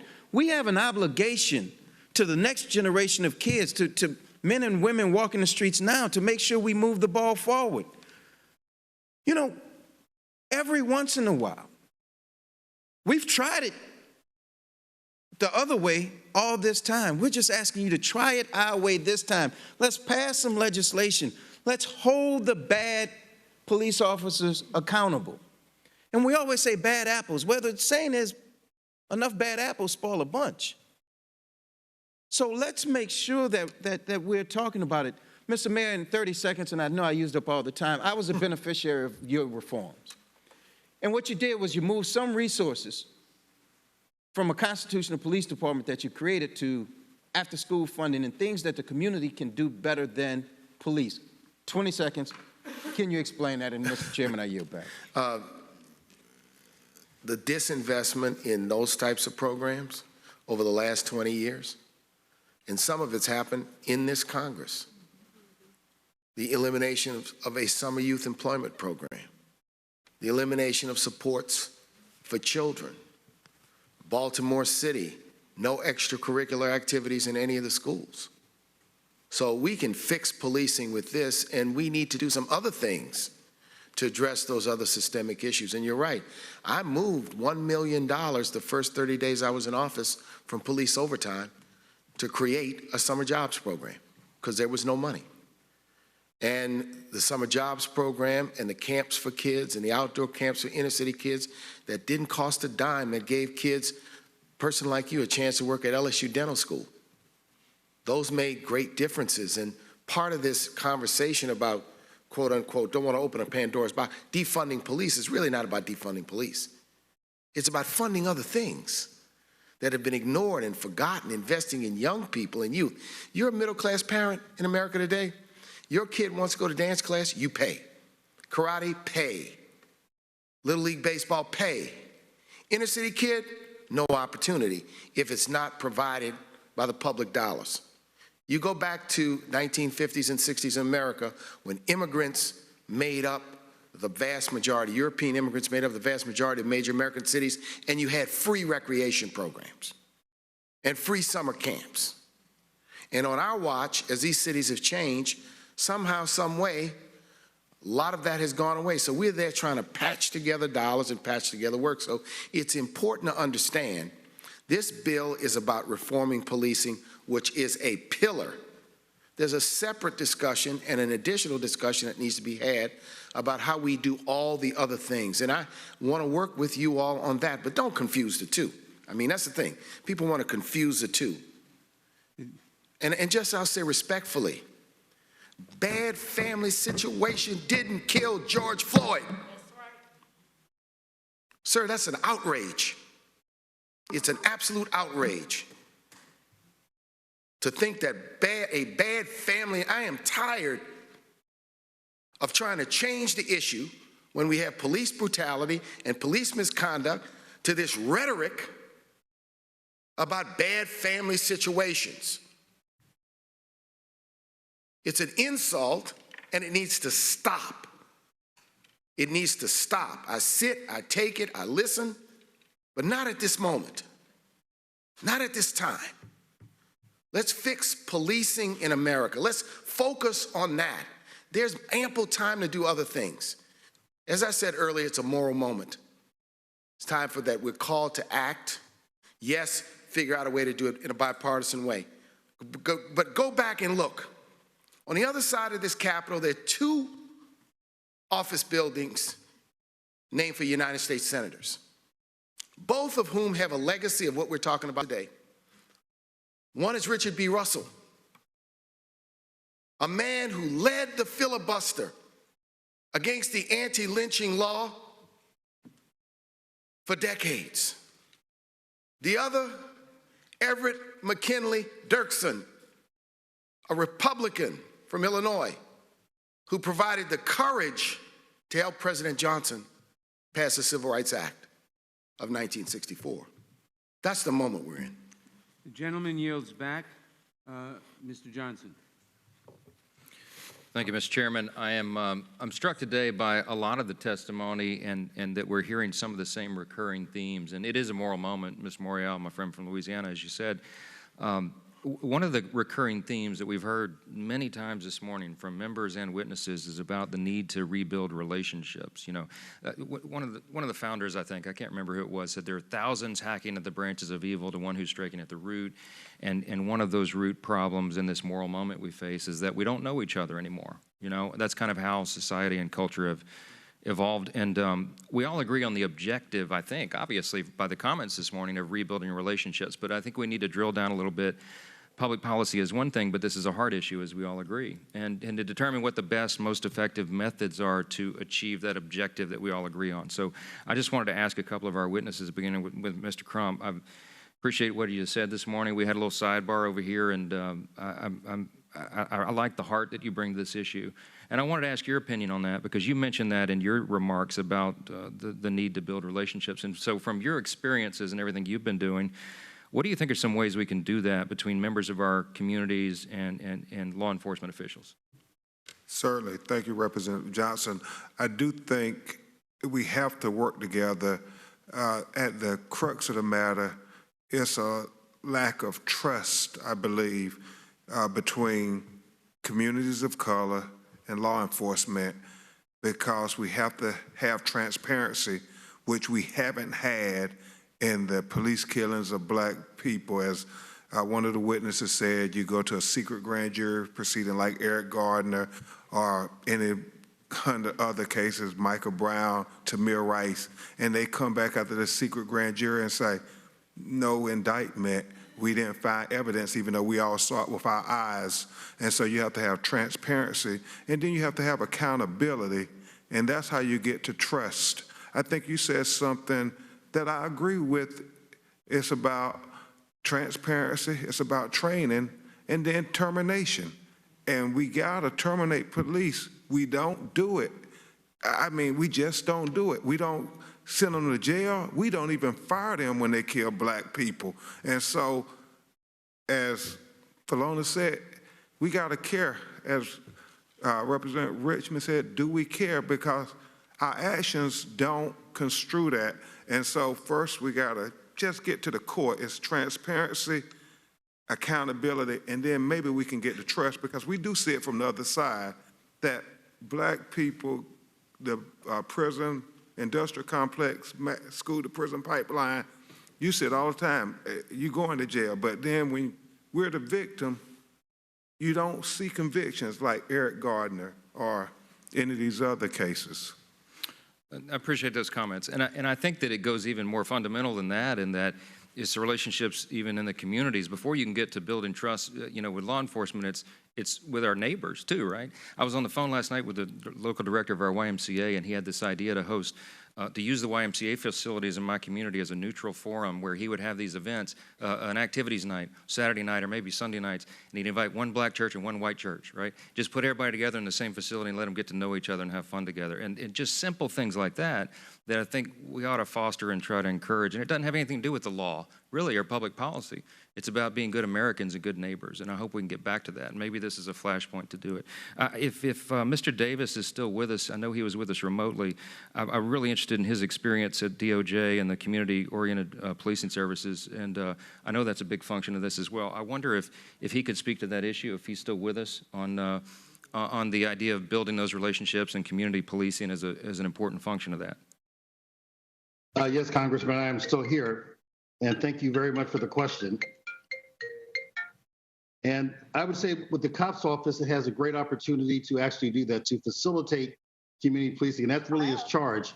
It's his charge to be able to identify the best practices of community policing, how to engage through our grant program, to incentivize best practices through our grant programs, our hiring process. We are hiring in the spirit of service. And so I think it does help out a lot. If I could say one thing, Congressman, the key to that is there are over 16,000 individual police agencies in the country. Most of them are 25 officers or fewer. So without the help of the COPS office or the federal government, it is hard to infuse those types of training and information and best practices. And so the COPS office is a key as a linchpin to make sure that whether it's 2 officers or 4,000, that they have the opportunity for best practices. But that was our goal, was to advance community policing, and still probably should be the goal today. I do say we have stepped away from that from a lot of the programs that we were offering at one time. Thank you. I'm out of time. I yield back. Gentleman yields back. Mr. Jeffries. Thank you, Mr. Chair. The chokehold and other police tactics, such as a knee to the neck, are inherently dangerous and present an unreasonable risk of serious bodily injury or death. That is why the Justice in Policing Act will make such strangulation tactics unlawful pursuant to our nation's civil rights laws. President Davis, the National Organization of Black Law Enforcement Executives, supports criminalizing chokeholds and other strangulation tactics as a matter of law. Is that correct? But this is for Ron Davis. Yes, sir, it is. Ms. Gupta, does the civil rights community support criminalizing chokeholds and other strangulation tactics as a matter of federal law? We do, and in fact, there are departments around the country that have already banned them, and so this is about making that the national standard. Professor Butler, is it fair to say that the neck should be off limits during police encounters? Use your mic, Mr. Butler, please.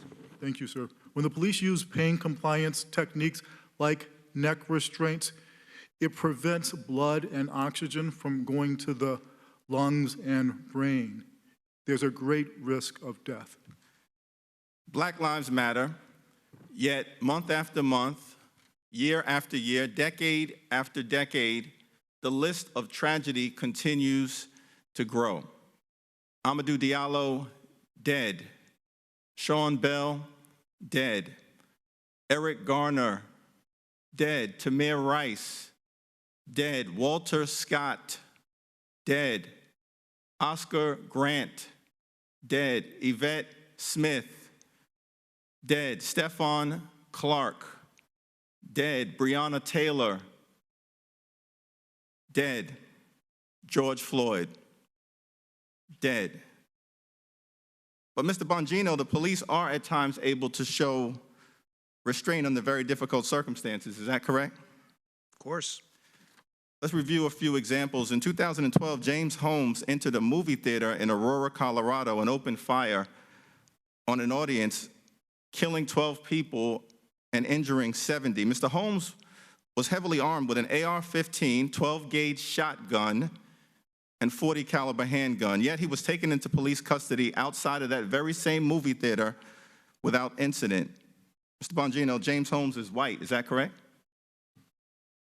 I'm not sure of his background. I don't know James Holmes personally. He's white. 2014, Dylan Roof massacred 9 black parishioners at Mother Emanuel AME Church in Charleston. Mr. Roof was heavily armed with a high-powered Glock, .45 caliber pistol, and 88 rounds. The police somehow arrested Dylan Roof without incident and even treated him to Burger King. Mr. Bongino, Dylan Roof is white, is that correct? Yeah, I don't know where you're going with this. So if he's white, that doesn't make him any better, or it was an awful thing he did, whether he was white or black. I'm not sure where you were going with this. Dylan Roof was white. And last year, he's awful. In El Paso, Texas, Patrick Crucius killed 23 people and injured dozens during a shooting rampage. He used an AK-47 and was heavily armed. Yet somehow he was arrested without incident. Mr. Bongino, Patrick Crucius was white, is that correct? Sir, I have no idea of I don't know his parentage. He was white. Again, I don't know why you're making a racial thing. Reclaiming my time, because Black lives matter, sir. Yeah, all lives matter, sir. Every single life matters. White, black, Asian, Professor Butler, else. You have heavily armed mass murderers in places like Aurora, Charleston, and El Paso, somehow apprehended by police without incident. That's the point, sir. I arrested those people, sir. Innocent, you didn't. Innocent, unarmed African Americans are repeatedly killed in police encounter after police encounter.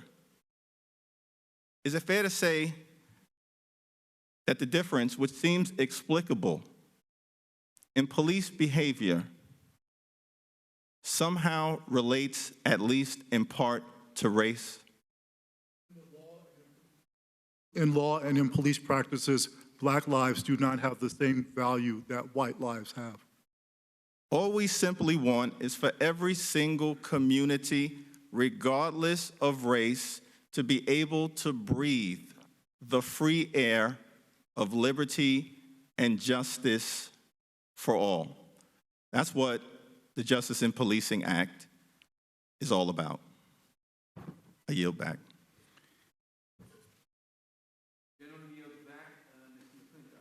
Thank you, Mr. Chairman. We're here because we've recently suffered multiple failures of law enforcement, beginning with the killing of George Floyd. He died because a rogue cop with multiple complaints for misconduct was allowed to remain on a police force, as did one of his accomplices. This has become an intolerable pattern in big city police forces, and we need to ask how politically powerful police unions and the politicians they maintain in office protect the bullies in the system that inevitably lead to atrocities like this. The other failure was the decision to withhold police protection from their citizens by mayors and their appointed police chiefs. That failure killed Pat Underwood killed David Dorn and so many other innocent victims in the ensuing riots. Withdrawing police protection from our streets, abandoning police stations to rioters, turning a blind eye to looting, arson, and mayhem, all have an incendiary effect on insurrections. Without law enforcement, there is no law. And without law, there is no civilization. An accounting of the deaths and destruction caused by these acts of dereliction have yet to be tallied, but it's going to be staggering. Now, we meet today to chart a course forward, and I think we can look to no better guide than Sir Robert Peel, the father of modern policing, who set forth principles of law enforcement for a free society nearly 2 centuries ago. And when you read them, you realize how far we have drifted from these moorings. Central to our discussion is his 7th principle, quote, to maintain at all times a relationship with the public that gives reality to the historic tradition that the police are the public and that the public are the police. The police being only members of the public who are paid to give full-time attention to duties which are incumbent on every citizen in the interests of community welfare and existence, end of quote. So how do we get back to these principles? I think there are many proposals that have been raised in the House that merit support. And first is the doctrine of qualified immunity. As it's currently applied, it has no place in a nation ruled by laws. For every right, there must be a remedy. And qualified immunity prevents a remedy for those whose rights have been violated by officials holding a public trust. And this reform should apply as much to a rogue cop who targets people because of their race as it does to IRS or Justice Department officials who target people on the basis of their politics. Reforming qualified immunity simply holds public officials to the same standards as any other citizen exercising the same powers. Second, police records must be open we are to the switching public. away from that, going right now to the White House, a briefing for a live update. To know what they're doing. With the president on something, and he wanted me to hand this out to you all, and I have it here, so I want to read it to the American public directly from the president. It has been suggested that we should rename as many as 10 of our legendary military bases, such as Fort Bragg in North Carolina, Fort Hood in Texas, Fort Benning in Georgia, and the list goes on. These monumental and very powerful bases have become part of a great American heritage and a history of winning, victory, and freedom. The United States of America trained and deployed our heroes here and won 2 world wars. Therefore, my administration will not even consider the renaming of these magnificent and fabled military installations. Our history as the greatest nation in the world will not be tampered with. Respect our military. So that was directly from the president. We spent some time working on that, and I wanted to deliver that to you. Also, I wanted to take us through a few other things relating to the coronavirus. First, the coronavirus task force briefing was held yesterday. I was in it, and there was some very good news that I'd like to share with you. I don't know if you all saw, there were 2 studies that came out, very strong studies in the journal Nature. And in Europe, which had a very similar epidemic profile to the United States, 3.1 million lives were saved due to mitigation and the efforts taken by the European governments. And as Dr. Birx noted to me, she sent this to me just before I walked out here, she said it suggests that the United States also prevented over 3 million deaths, thanks to the efforts of President Trump and the American people. Another study found that the shutdown efforts prevented 50 million additional coronavirus cases. So those are 2 very encouraging studies underscoring the work of the American people. Also, the Washington Post noted that these 2 reports use completely different methods to reach similar conclusions. They suggest that the aggressive and unprecedented shutdowns were effective at halting the exponential spread of the novel coronavirus. So thank you, Washington Post, for that good reporting. The Department of Agriculture, Secretary Sonny Perdue, also had some very good news in the task force briefing I was at yesterday. America's meatpacking facilities, at one time it looked like they were going to need to close. That was unacceptable to the administration. So we took action. The coronavirus task force took action. And now I'm pleased to report that these meatpacking facilities are operating at 95% capacity compared to 2019. We have beef operating at 98% capacity, pork at 95%, and poultry at 98%. Throughout America's extraordinary efforts to slow the spread, President Trump ensured that the meat supply chain stayed functional and robust by directing these meatpacking facilities to safely operate in accordance with the CDC and OSHA guidelines. His efforts secured America's continual access to a steady food supply chain. And then finally, and very importantly, I have some great data points to share on coronavirus testing capacity in minority communities. Admiral Brett Joie shared this with me yesterday and last night as well. He said that when we look at testing sites, President Trump's public-private partnership with retail companies has proven quite successful. Testing sites are operating in 49 states, with 70% of these sites located in communities with moderate to high social vulnerabilities. And social vulnerability takes into account race, ethnicity, housing and economics, language barriers, and other factors. Also, federally qualified health centers, their FQHCs, serve 29 million patients in 12,000 communities across the nation.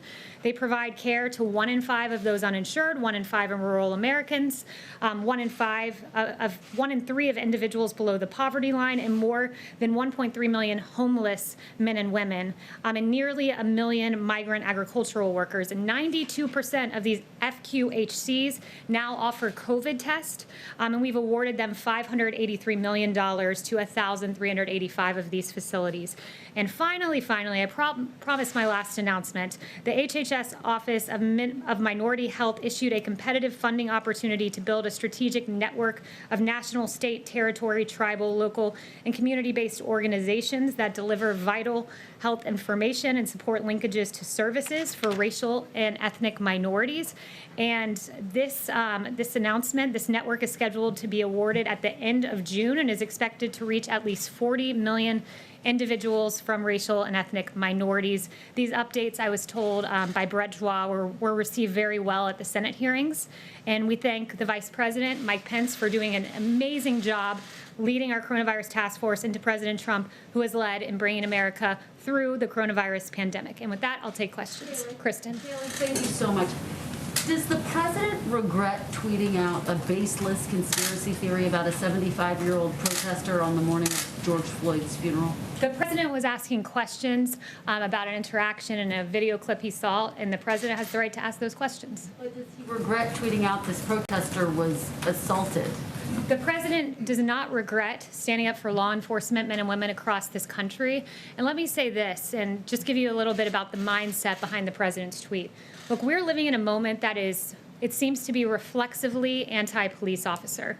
And it's unacceptable to the president. In this tweet that he sent out, he was in no way condoning violence. He was not passing judgment on these two officers in particular. But what he was saying is this: when we see a brief snippet of a video, it's incumbent upon reporters and those who are surveying the situation to ask questions. Rather, upon the president to have facts before he tweets anything out. He's the president of the United States. The president did have facts before he tweeted it out that undergirded his questions. Baseless conspiracy theory. It's not a baseless conspiracy. No, not at all. I won't acknowledge that, because look, let's contrast this to the George Floyd situation, which that horrific video that we all saw.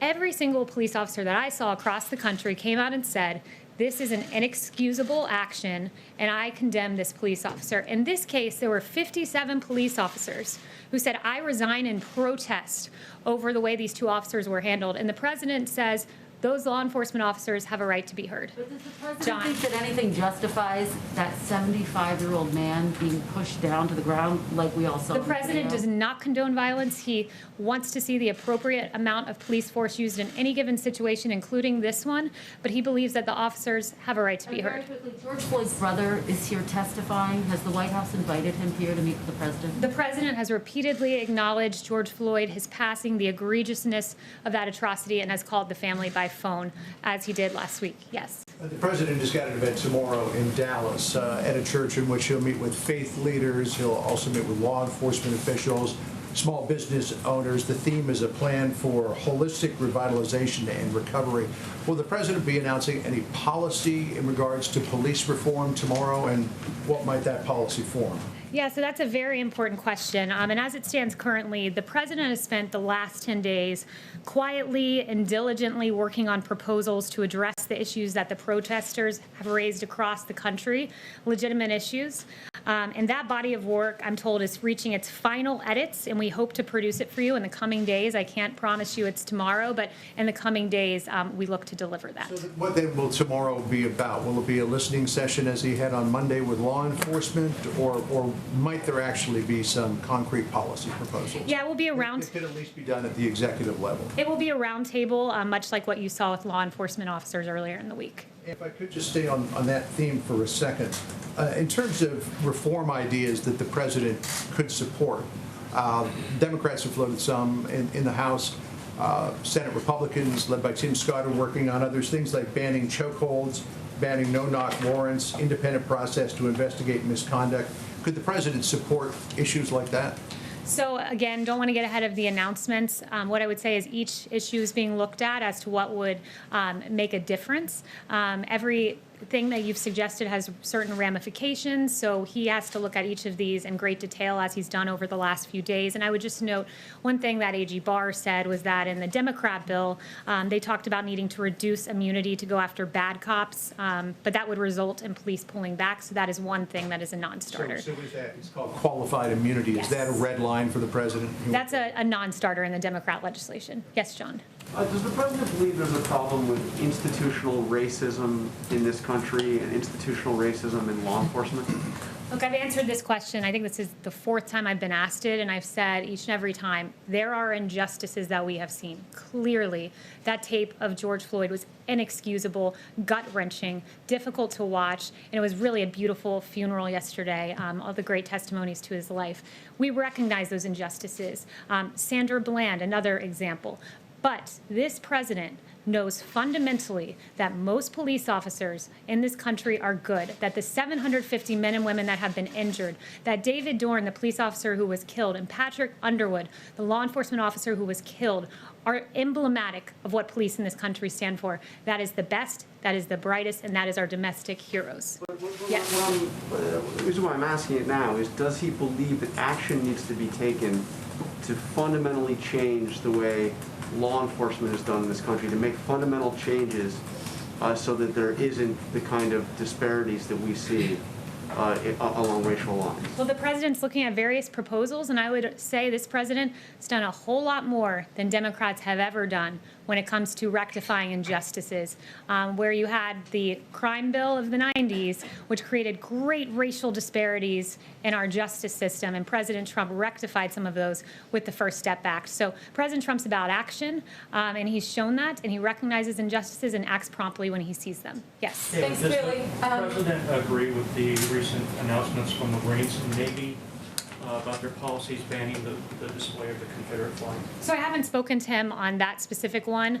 He does, as I noted at the top of this briefing, fervently stand against the renaming of our forts, these great American fortresses where literally some of these men and women who lost their lives as they went out to Europe and Afghanistan and Iraq and all across this world to win world wars on behalf of freedom. A lot of times the very last place they saw was one of these forts.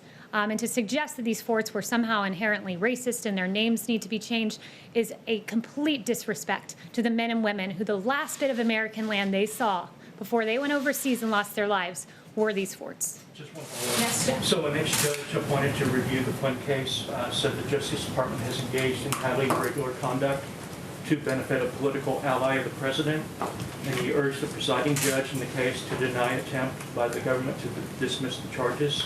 What is the White House reaction? That's the first I'm hearing of that. I'd point you to DOJ on that. Jeff. Thanks, Gailey. Congressional Republicans, including Congresswoman Liz Cheney, have criticized the president's decision to reduce the number of U.S. troops in Germany. Some saying that it will embolden Russia if the United States does that. Did the president make that decision to punish Chancellor Merkel for deciding not to come to the G7 in June? Look, I have no announcements on that front, and he never makes decisions to punish certain world leaders. He acts in the best interest of the United States. Yes. Follow up on another issue on distance with regard to the tweet. One of the things that the president said in his tweet was that the gentleman fell harder than he was pushed. how does that work in terms of physics? Look, the president raised several questions based on a report he saw. He has a right to ask those questions, and where he stands is squarely with law enforcement. He was making no judgments, not condoning violence, not saying what happened in this case with these two officers was right or wrong, but he's standing back and saying we need to ask questions before we destroy lives and convict people in the court of public opinion. Yes. Thanks, Kelly. Two questions on the economy. First of all, both the chair of the Federal Reserve and Steve Mnuchin said today the U.S. will definitely need another round of stimulus. How urgent is that for the president? I mean, how soon do we expect him to meet with Democrats to discuss the next legislation? Yeah, it's a good question. He met on a potential Phase 4 policy last week. It was a very promising discussion with his economic advisors. So that's in the works as to when and if we see that, but it is a topic of discussion. He was encouraged by the jobs report. We were supposed to lose 7.5 million jobs. We ended up gaining 2.5 million, a swing by 10 million. It was described to me as one of the, by one famed economist, as one of the worst miscalculations of economists in history to be off by 10 million. That's the size of Michigan. So the president's encouraged because what we're seeing is a belief in the Trump economy and the Trump presidency. What we're seeing is the market soar. We're seeing the S&P have its best 50-day track record in history because they believe in a president that has free market policies that got us to the hottest economy in modern history and will get us there again. Yes. On that, the Federal Reserve today offered a pretty grim economic outlook, saying unemployment is going to be elevated for years. And also this week, we heard from the National Bureau of Economics research saying that the U.S. officially entered a recession. What is the White House response to that? We believe that next month's jobs report will be robust. The president has been clear that Q4, he expects Q3 to be a transition period, Q4 to be robust, and next year to be a very hot year. And I would note that those in the prediction business, they were off by 10 million. That's not too good. So I'd go back and look at some of the models that were off and how extraordinary the jobs report was last time, including 300,000 new jobs for Black Americans. Yes. Thank you so much. The president met with Mitch McConnell today, we understand. Can you kind of fill us in on what that discussion was about? Any updates? So I have no announcements on that front. Those were his private meetings, so no announcements out of that. Can I just add to Jonathan's question? You know, a lot of people are concerned that there is, you mentioned justice disparities. There's a lot of concern of some Americans that police officers treat Black individuals and people of color differently than white individuals. Does the president share those specific concerns? Here's what he's concerned about. He's concerned about what and I've told you he's addressed injustices with Sandra Bland and George Floyd and has repeatedly acknowledged that. But here is, in addition to that, his concern put very well by New York's Police Benevolent Association President Mike O'Meara. Our legislators are failing us. Our press is vilifying us. He's saying us as police officers, stop treating us like animals and thugs. We've been vilified, and it's disgusting. When you have a sitting congressman, Ilhan Omar, calling cops cancer, what do you think that leads to? The AP reported on a shooting in front of a police department today in California. Let's stop vilifying our officers. Let's recognize injustice where we see it, but recognize all of us in here are safe because of our police officers doing their job each and every day. I understand that, but there are concerns among many Americans that people of color are not treated the same by police, and that is what many of the protests have been about. Does the president share those specific concerns? The president believes most of our police officers are good, hardworking men and women, like David Dorn, who was killed among these riots, like Patrick Underwood, who was killed among these riots. Those are our police officers. They are our best. They are our brightest. They're absolute places of injustice. We're addressing those. We're looking at legislative proposals and EOs, and what ultimately is determined, we'll see in the coming days as to what will work as a policy prescription. But stop vilifying our officers because they deserve better than that. They're out there. They're working hard. 750 injured just in the last week and a half, and we need to recognize that. Yes. Back on the Buffalo protester, is the president disappointed that more Republicans have not lined up to support the questions he asked, to use your characterization of it, which many people also characterize it as a conspiracy theory? And secondly, has the president reached out either to the injured gentleman or to the police officers involved? So first of all, President Trump, I would say, he's not focused on what Republicans are saying or not saying on the Hill. He's focused on making changes. As I said, he's been diligently hard at work the last 10 days, and that is where his focus squarely lies at the moment. Yes. Thanks, Kelly. And has he reached out to either the gentleman or the... Not that I'm aware of, no. Not that I'm aware of. Hello. Thanks, Yes. Kaylee. You started this briefing reading off some statistics about success of mitigation efforts on the spread of COVID, but we're now seeing a spike in cases in more than a dozen states and increased hospitalizations in a lot of those as well. So, and many public health experts attribute these spikes to Memorial Day weekend gatherings and other aspects of the reopening process before these mass protests.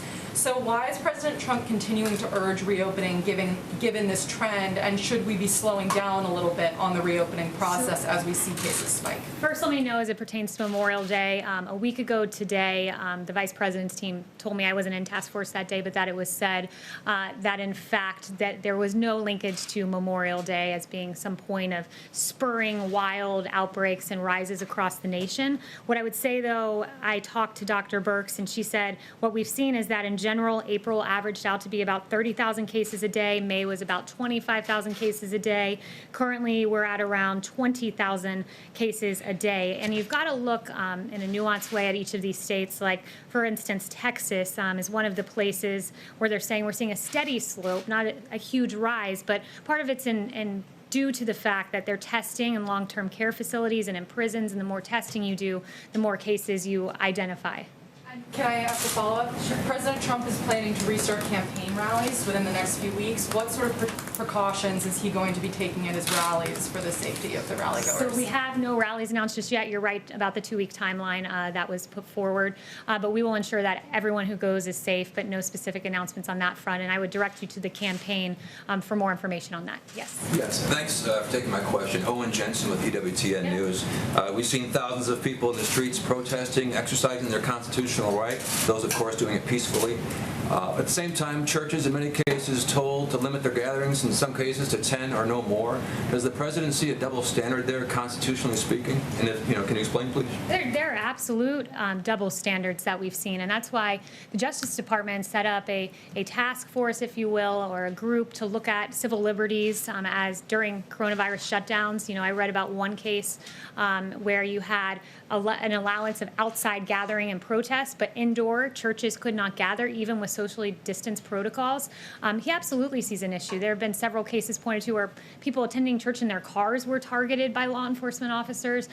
So that's unacceptable. People should be allowed to worship. We have a First Amendment in this country. There's a way to safely do it. I went to Mass and was able to safely attend, distance from people, and there were appropriate protocols that were taken in that case, and that's what we hope to see, as the President made eminently clear a few weeks ago. Not too long ago, he asked for all churches to reopen. Is he happy with the progress or no? He's happy with the progress. I've seen, in fact, that very week, a church that I visited reopened, a church down the road from me. So I think he gave a lot of courage to the faith community to reopen, to do so safely. And look, here we are, I think 4 weeks later, and we haven't been hearing about, rampant outbreaks in places of worship. The First Amendment's a beautiful thing. People have a right to go to church or mosque or synagogue. Yes. Yes. Hi, Kelly. Thanks. Still on COVID. The president seems pretty unconcerned so far about November and the COVID situation, whether people are going to be afraid to go to the polls or whether there's going to be a lot of delays because of the COVID. He recently said it's a long way off, I think meaning that the pandemic would have died down by then, essentially. But given that it hasn't actually gone away, people are obviously still dying every day and there are some spikes, and it's not that far away, 5 months. Are any measures being taken at all to guarantee that this election is going to go smoothly and everyone who wants to vote can vote? Yeah, well, I've not seen much criticism of the protest and socially distanced and mitigation efforts. I think there's a way to safely vote if you can safely protest, and that's what the president would like to see. There's a way to safely vote. There's a way to safely go to church, and you're asking a hypothetical about something 5 months from now at a time, ironically, when the media hasn't expressed much outrage about a lack of mitigation efforts taken by some of the protesters. Raquel. Thank you so much, Katie. 2 questions. First, is the president concerned the protests could lead to another outbreak of coronavirus? And a second question, President Trump said that he does not believe the death toll in coronavirus cases figures from some countries. Does he trust the figure from Brazil? Is the White House concerned that the Brazilian government is hiding information about COVID-19? So I haven't spoken to him about the Brazil numbers, but I have heard him on several cases, probably at least 5, mention that he'd seen what's going on in Brazil, and he was hurt to see how many people have been affected by COVID down there. So he has mentioned Brazil specifically. I believe he even sent some ventilators to Brazil because we had such an overflow of ventilators here because America really, under the leadership of President Trump, snapped into action and shored up what was supposed to be a ventilator shortage and delivered, this administration delivered. So I would just note that he's mentioned great concern for the people of Brazil. Okay, just the first question that I asked, is the president concerned the protests could lead to another outbreak of coronavirus? And we're monitoring that. Right now we're encouraged to see that cases have declined month over month, but the vice president, as I walked out here, said the task force is well aware and monitoring individual situations in particular states. Niels. Kayleigh, thank you. Going back to where you started with the statement about renaming the military bases, if Congress were to send over, say, the defense authorization with language that were to rename one of these bases for someone who, say, was a general who won the Civil War, would the president veto the defense authorization? The president will not be signing legislation that renames America's forts. It's important to note, Fort Bragg, for example, it's one of the largest military installations. It's home to tens of thousands of brave American soldiers. And when you think of Fort Bragg, we think of the brave soldiers that deployed from there. We think of all 5 World War II airborne divisions, the 82nd, the 101st, the 11th, the 13th, and the 17th, all trained at Fort Bragg. The 555th Parachute Infantry Battalion, this was the first Black parachute battalion trained at this fort. We must recognize the sacrifices made by these men and women, some of whom saw Fort Bragg for the last time before they went overseas. We've got to think of the Fort Bragg soldiers that have led humanitarian operations like in Hurricane Katrina and the earthquake in Haiti. We've got to honor what has happened there, not rename it. So that is an absolute non-starter for the president. And I would also note... One more question on that. Yeah, John. One more question on that. General David Petraeus is one of those people who went through Fort Bragg a number of times, even though his first command was at Fort Campbell, Kentucky. He penned a quite lengthy and detailed editorial about the reasons why those bases should be renamed, saying it's ironic that American soldiers and Marines are being trained at bases named for people who fought against the Union back in the Civil War, that many of the people for whom these bases are named were leaders held in questionable regard, but who were elevated during the Lost Cause movement. He goes on to say, we do not live in a country to which Braxton Bragg, Henry L. Bang, or Robert E. Lee can serve as an inspiration. What does the White House say to that particular point of view? Fort Bragg is known for the heroes within it that trained there, that deployed from there, and it's an insult to say to the men and women who left there the last thing they saw on American soil before going overseas, and in some cases losing their lives, to tell them that what they left was inherently a racist institution because of a name. That's unacceptable to the president, and rightfully so. And I would also note, where do you draw the line here? I'm told that no longer can you find on HBO Gone with the Wind because somehow that is now offensive. Where do you draw the line? Should George Washington and Thomas Jefferson and James Madison be erased from history? What about FDR and because of internment camps? Should he be erased from history, or Lyndon Johnson, who has a history of documented racist statements? And finally, what about people that are alleged by the media to be segregationists?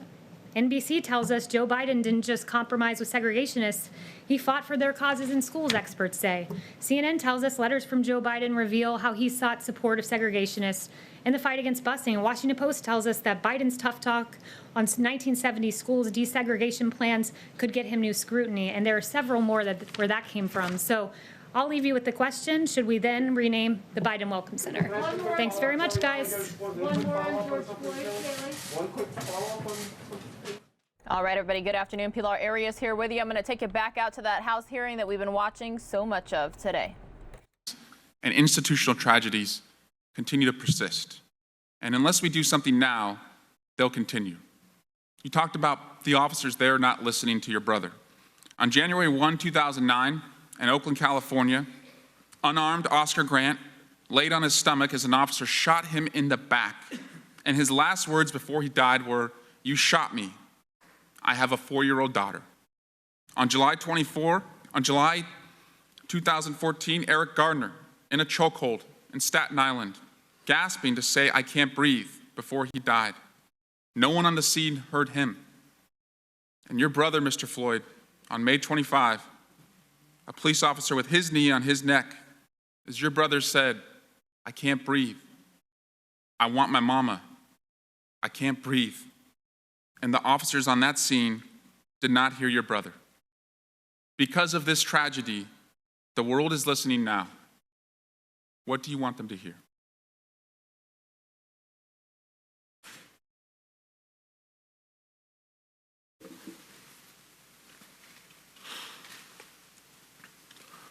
I want them to stop hiring corrupted police officers.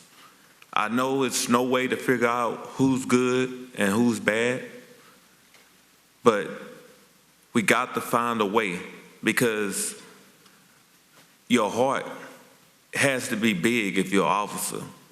You just can't use the badge to be able to do what you want to do when you want to do it. You're supposed to serve and you're supposed to protect. I didn't see anybody protecting and serving that day when my brother was on his front, on his chest, hands behind his back, pleading, "Please, please, I can't breathe." A grown man, 46 years of age, crying for his mom. Just hurt, just looking all the time. People try to show it to you, figuring it out. They lynched my brother. That was a modern day lynching in broad daylight. People was out there pleading, "Please, please, get off. He can't breathe, he can't breathe." People were video recording it. Nobody cared. Nobody.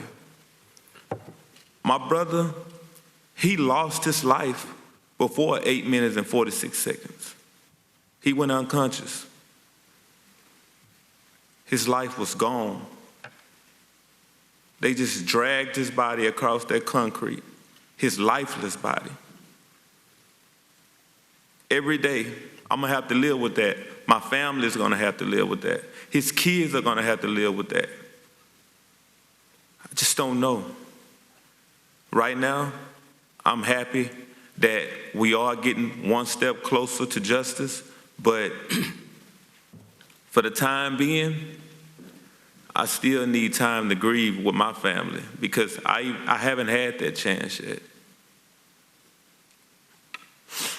Thank you. The gentleman's time has expired. Mr. Rushenthaler is recognized for 5 minutes. Thank you, Mr. Chairman. And I just want to say thank you to all the witnesses who came here to testify today. Mr. Floyd, Ms. Underwood Jacobs. It takes an incredible amount of courage to come here and talk about this after losing a loved one. So I know I speak for all my colleagues when I thank you for your willingness to come here and share your stories with this committee. And as Leader McCarthy said earlier today, George and Patrick will not be forgotten. Everyone in this room agrees that police officers who abuse their power must be held accountable for their crimes. But I hope that we can also agree that the vast majority of law enforcement officers choose their line of work because they want to protect their communities. They put themselves in harm's way every single day, and they do it to keep us and America safe. In southwestern Pennsylvania, we've seen firsthand how the selflessness of the police actually saves lives. In 2018, 11 Jewish worshipers were killed by a hateful, anti-Semitic madman at the Tree of Life synagogue. The Pittsburgh police and police from around the region ran into open gunfire, and if it were not for their heroic efforts, the tragic loss of life could have been much worse. So that's why I'm incredibly alarmed to hear calls from the left to defund our nation's police departments. And those on the left can try to minimize this, but I just heard my colleague from Arizona go through a litany of statements from those on the left that are calling for defunding and dismantling police departments. I think that if anything, the murder of George Floyd demonstrates the need to invest more in our police departments. We should focus on improving training to promote good police practices. We should also be providing mental health care, especially for those that are struggling with PTSD and other job-related stresses. Additionally, we should work to build stronger bonds between law enforcement and the communities they serve. We can start by having school resource officers in our schools. But I recognize, we must recognize and we must empower good police officers while terminating bad actors. With that said, Mr. Bongino, do you think that defunding our nation's police departments is an effective way of addressing instances of police misconduct? No, it's a disastrous policy. And I think one of the issues that hasn't been considered are the second-order effects. I mean, obviously, the first-order effects are quite obvious. Less police on the streets means more crime. There's simply no deterrent to crime unless you trust in the goodness of every man's heart, which would be potentially disastrous. You are going to have more crime. But think about the second-order effects. Has anyone on the panel considered the brain drain that would happen? You will have child abuse investigators who have a very unique ability. They've accumulated over time to look a child in the eye and know right away when they're trying to protect an abuse of a parent because they've been threatened. I've seen it. What about child sexual abuse online, where some of these people, they can look at an image and tell 6 different degrees of separation, how that person got there and who that abused child is? You're going to defund them too? What about the latent print officer that shows up at your house for a burglary that's been taking fingerprints for 20 years? You're going to teach someone that in 5 minutes in a social worker police academy? Again, God bless our social workers. That's not what they do. What about the homicide detectives I worked with? When I was a young rookie Secret Service agent, I couldn't break a guy on an interrogation. I couldn't get him to admit the crime. He didn't want to admit it.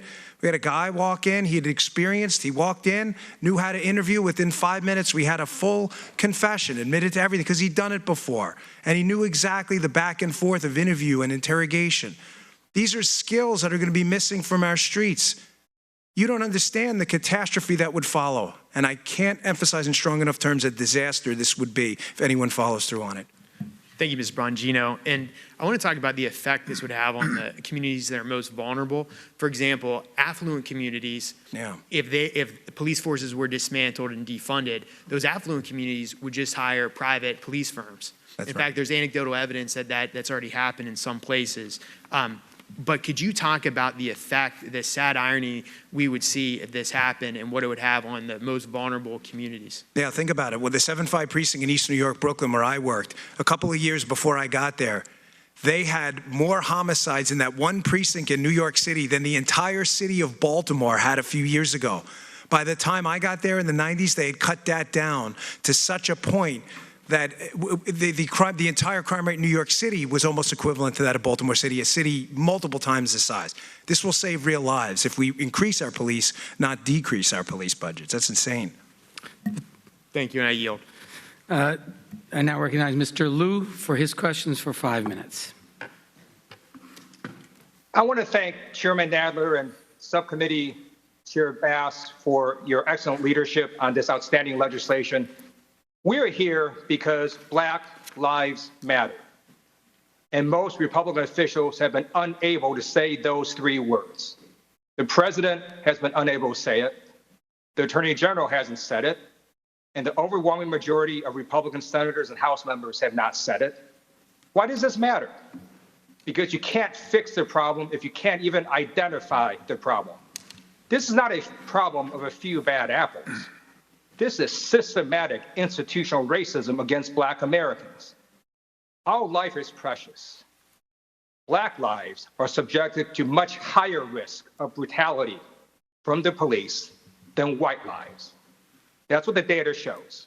We know, for example, that Black Americans are killed at a rate twice as high from police than white Americans. Our government murdered George Floyd and countless Black Americans. And it wasn't one rogue cop who put his knee on George Floyd's neck.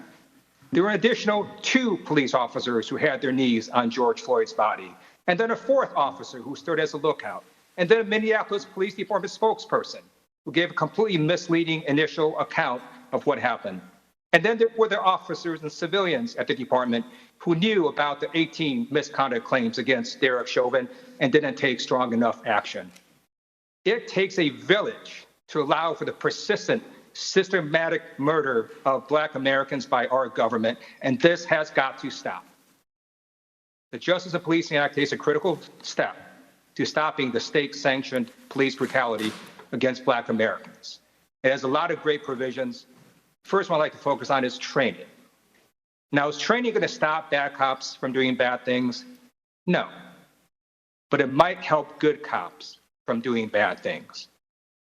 I note for the record that in terms of training hours, according to the Bureau of Justice Statistics, police recruits spend on average 840 hours in basic training and 500 hours in field training for a total of 1,340 hours.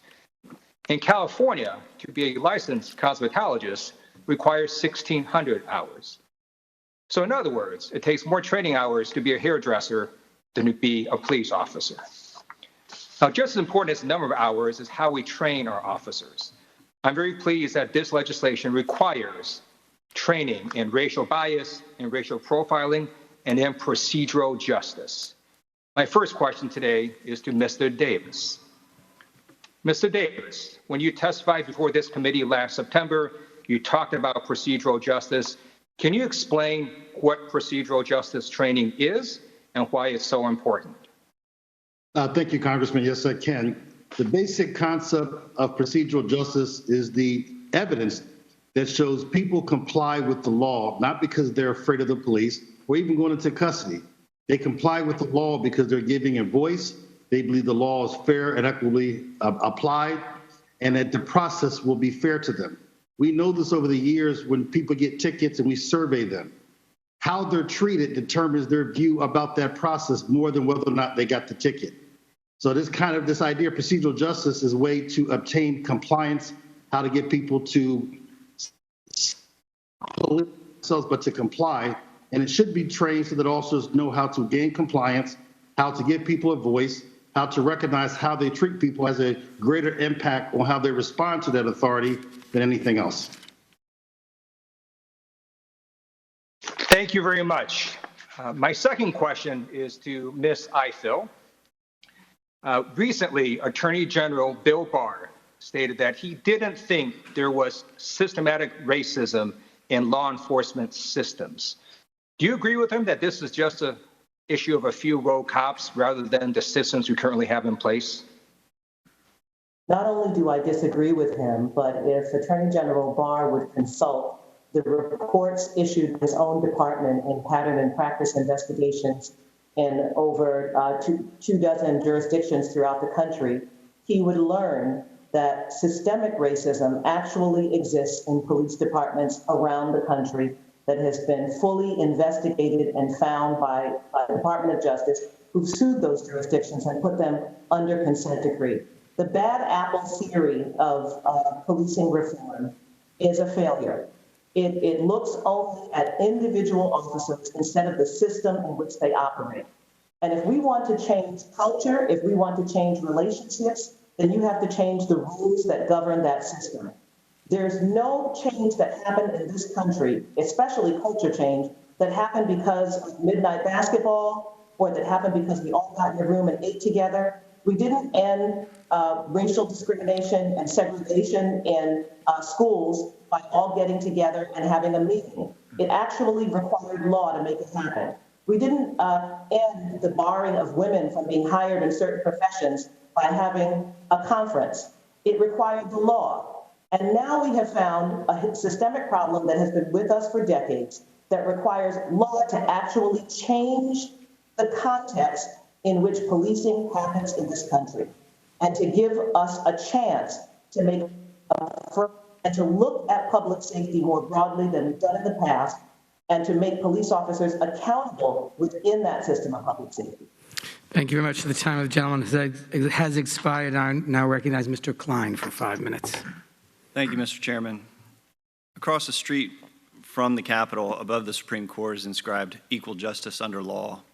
Today, I stand with my fellow Americans in condemning the brutal killing of George Floyd and so many others who have been denied that equal justice under the law. Mr. Floyd, Ms. Underwood-Jacobs, we grieve with you and we mourn with you. You have our sincere condolences for your loss. Mr. Floyd's killing was an outrageous act of violence committed by a member of law enforcement with a long record of over a dozen citizen complaints. With the recent arrests of the former officers involved, I look forward to justice being served, and being served quickly. But for so many others, they will not see that justice served. In the time that has passed since Mr. Floyd's murder, many more examples of injustice across the nation have had the spotlight shown upon them, including Breonna Taylor in Louisville, who was killed by officers in her apartment when a no-knock warrant was served at her residence by officers looking for suspects.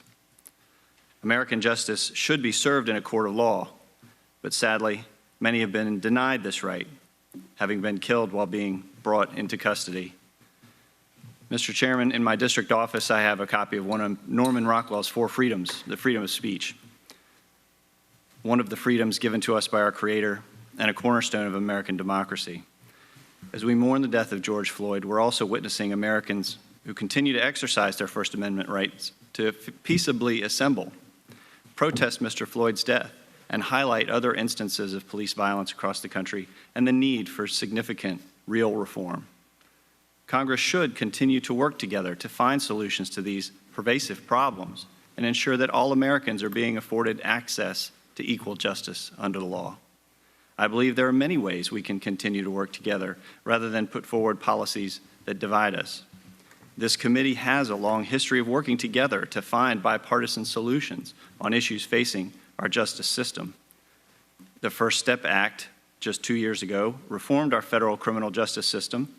This act included provisions focused on reducing recidivism, reforming incarceration policy, correctional reforms, sentencing reforms, and improved oversight. Many of the policies included in Chairwoman Bass's bill are ideas that can achieve that bipartisan consensus once again. Increased data collection about officer-involved shootings, body cameras, outlawing chokeholds, making lynching a federal crime, demilitarizing our police forces are all areas where we can potentially find that bipartisan consensus. Although we may need to review certain tactics and methods used by law enforcement, we cannot continue to consider the irrational and ridiculous notion of defunding, disbanding, or eliminating our police departments. The rule of law is foundational in the United States, and we must advance solutions that provide fair access to justice while enforcing our laws. As John Adams said, we are a nation of laws, not of men. The vast majority of those who serve and protect are good people and stand firmly against the violent and hateful actions of bad officers. At the same time, we cannot ignore the need to have dialogue and understanding when confronting difficult issues like the ones before us today. We must also look at the departmental policy keeping bad officers in their positions. A substantial number of collective bargaining agreements among police departments limit officer interrogations after alleged misconduct, mandate the destruction of disciplinary records, ban civilian oversight, prevent anonymous civilian complaints, indemnify officers in the event of civil suits, and limit the length of internal investigations. Instead of efforts pursued by the majority to expand police unions, we should be limiting the scope of their collective bargaining and ensure that laws already on the books aren't hampered by contracts that they've negotiated, such as the Violent Crime Control and Law Enforcement Act, whose effectiveness has been diluted because DOJ's attempt to reform police departments must work around the terms of collective bargaining agreements. Mr. Floyd, you just said we might not be able to tell the good cops from the bad, but we should be able to keep the bad ones from coming back. This is a time for personal and national reflection on how we can be better neighbors and better citizens of the greatest nation on earth. I truly hope we can seize this moment in time so that Americans can come together, and I hope as legislators we can come together to craft solutions to make our community safe, strengthen the bonds that unite us, and ensure that we can live out God's direction in Micah 6, chapter 6, verse 8, to act justly, to love mercy, and to walk humbly with our God. I yield back. The gentleman yields back. I now recognize the gentleman from Maryland, Mr. Raskin, for 5 minutes. Thank you. Mr. Floyd, I have a brother, too, whom I love very much, and I cannot imagine your pain right now. My heart goes out to you, and I want to just say you've been a wonderful brother to your brother, and a great citizen today. So thank you for sticking with us. Professor Butler, the whole point of the social contract is that we'll be safer inside of it rather than outside of it in a state of nature or state of war. That's why our Constitution protects life, liberty, and property against arbitrary deprivation by the government. Now, this legislation that we're looking at today, the Justice and Policing Act, will ban chokeholds, strangleholds, no-knock warrants, racial and ethnic profiling. It'll criminalize lynching. It will end the militarization of local police departments. It creates a national police misconduct registry. It strengthens the standards of police accountability. My question for you is, given that you're someone who studies this for a living and teaches about it, is the social contract working for African Americans today with respect to policing? And if not, will this legislation actually vindicate the value of human life that members on both sides of the aisle have spoken about? Indeed, Congressman. I was so moved by Mr. Johnson's introduction when he talked about the dignity of every human life. And then we heard Ranking Member Jordan echo Mr. Floyd's heartfelt plea that life is precious. The Justice Act of 2020 reaffirms the sanctity of life. It establishes national standards for when the police can legally kill people and requires officers to employ de-escalation techniques. The Act states that cops can only kill people as a last resort and requires them to try to de-escalate the situation before resorting to deadly force. This is common sense, but it's not the law now. Thank you. Ms. Gupta, do you agree with Mr. Crump that we should impose the traditional doctrine of respondeat superior, let the master answer for the employee on police departments so that they have the proper incentives to carefully train and supervise and monitor their officers? Yes, I do. Ms. Eiffel, Mayor Morial spoke of the history of lynching and racism and the cycles of American history, and there have been two other moments in our history when America moved aggressively to try to transcend the original curse of violent white supremacy. One was Reconstruction, which lasted 12 years after the Civil War before it was undone by racism. And the second was the modern civil rights movement, the so-called Second Reconstruction, when the blood sacrifice of Dr. King and Schwerner, Cheney, and Goodman and Medgar Evers and Bob Moses and our colleague John Lewis and many others gave us the Civil Rights Act of 1964 and the Voting Rights Act of 1965. And this civil rights movement, this Second Reconstruction, also faced a violent backlash. What are our prospects for a third and enduring Reconstruction today, Ms. Eiffel? What needs to happen for us to transcend the nightmare of racist violence and injustice that we seem to have been trapped in?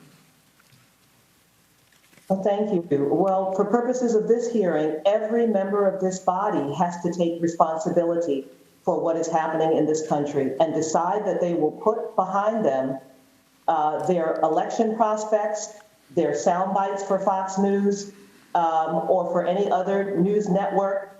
They have to decide that they want to get their hands around this problem.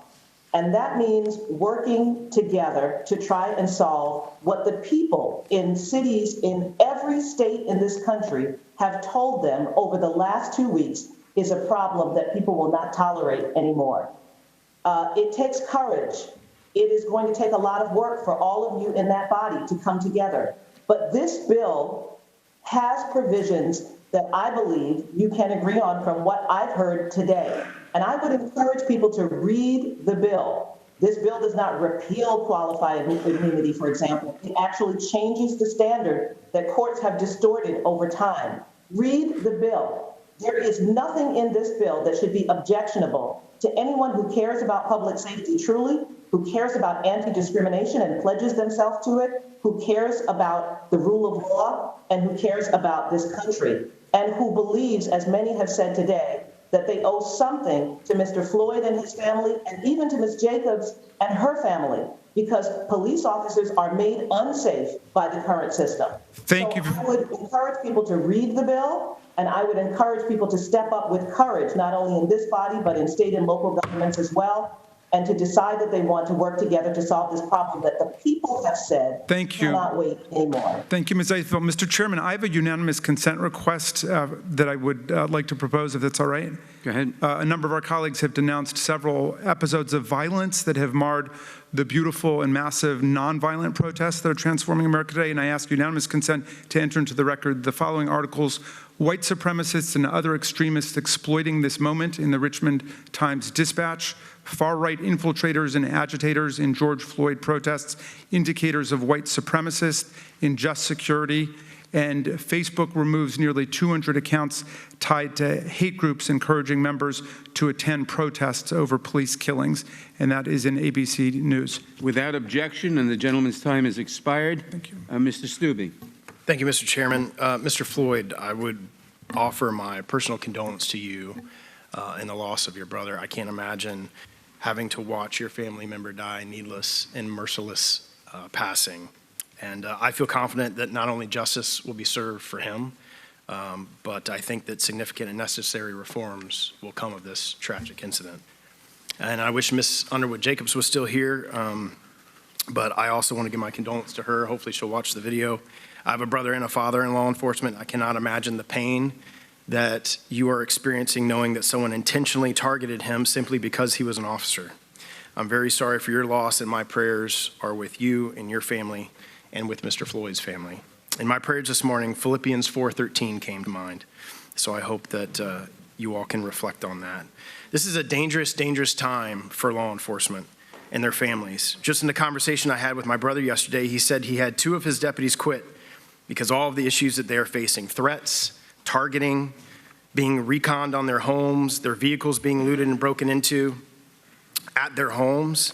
And speaking of law enforcement officers, I also like to give condolences to the family of the retired police captain, David Dorn, who was fatally shot last week trying to prevent a pawn shop from being looted during what the left is calling a peaceful protest.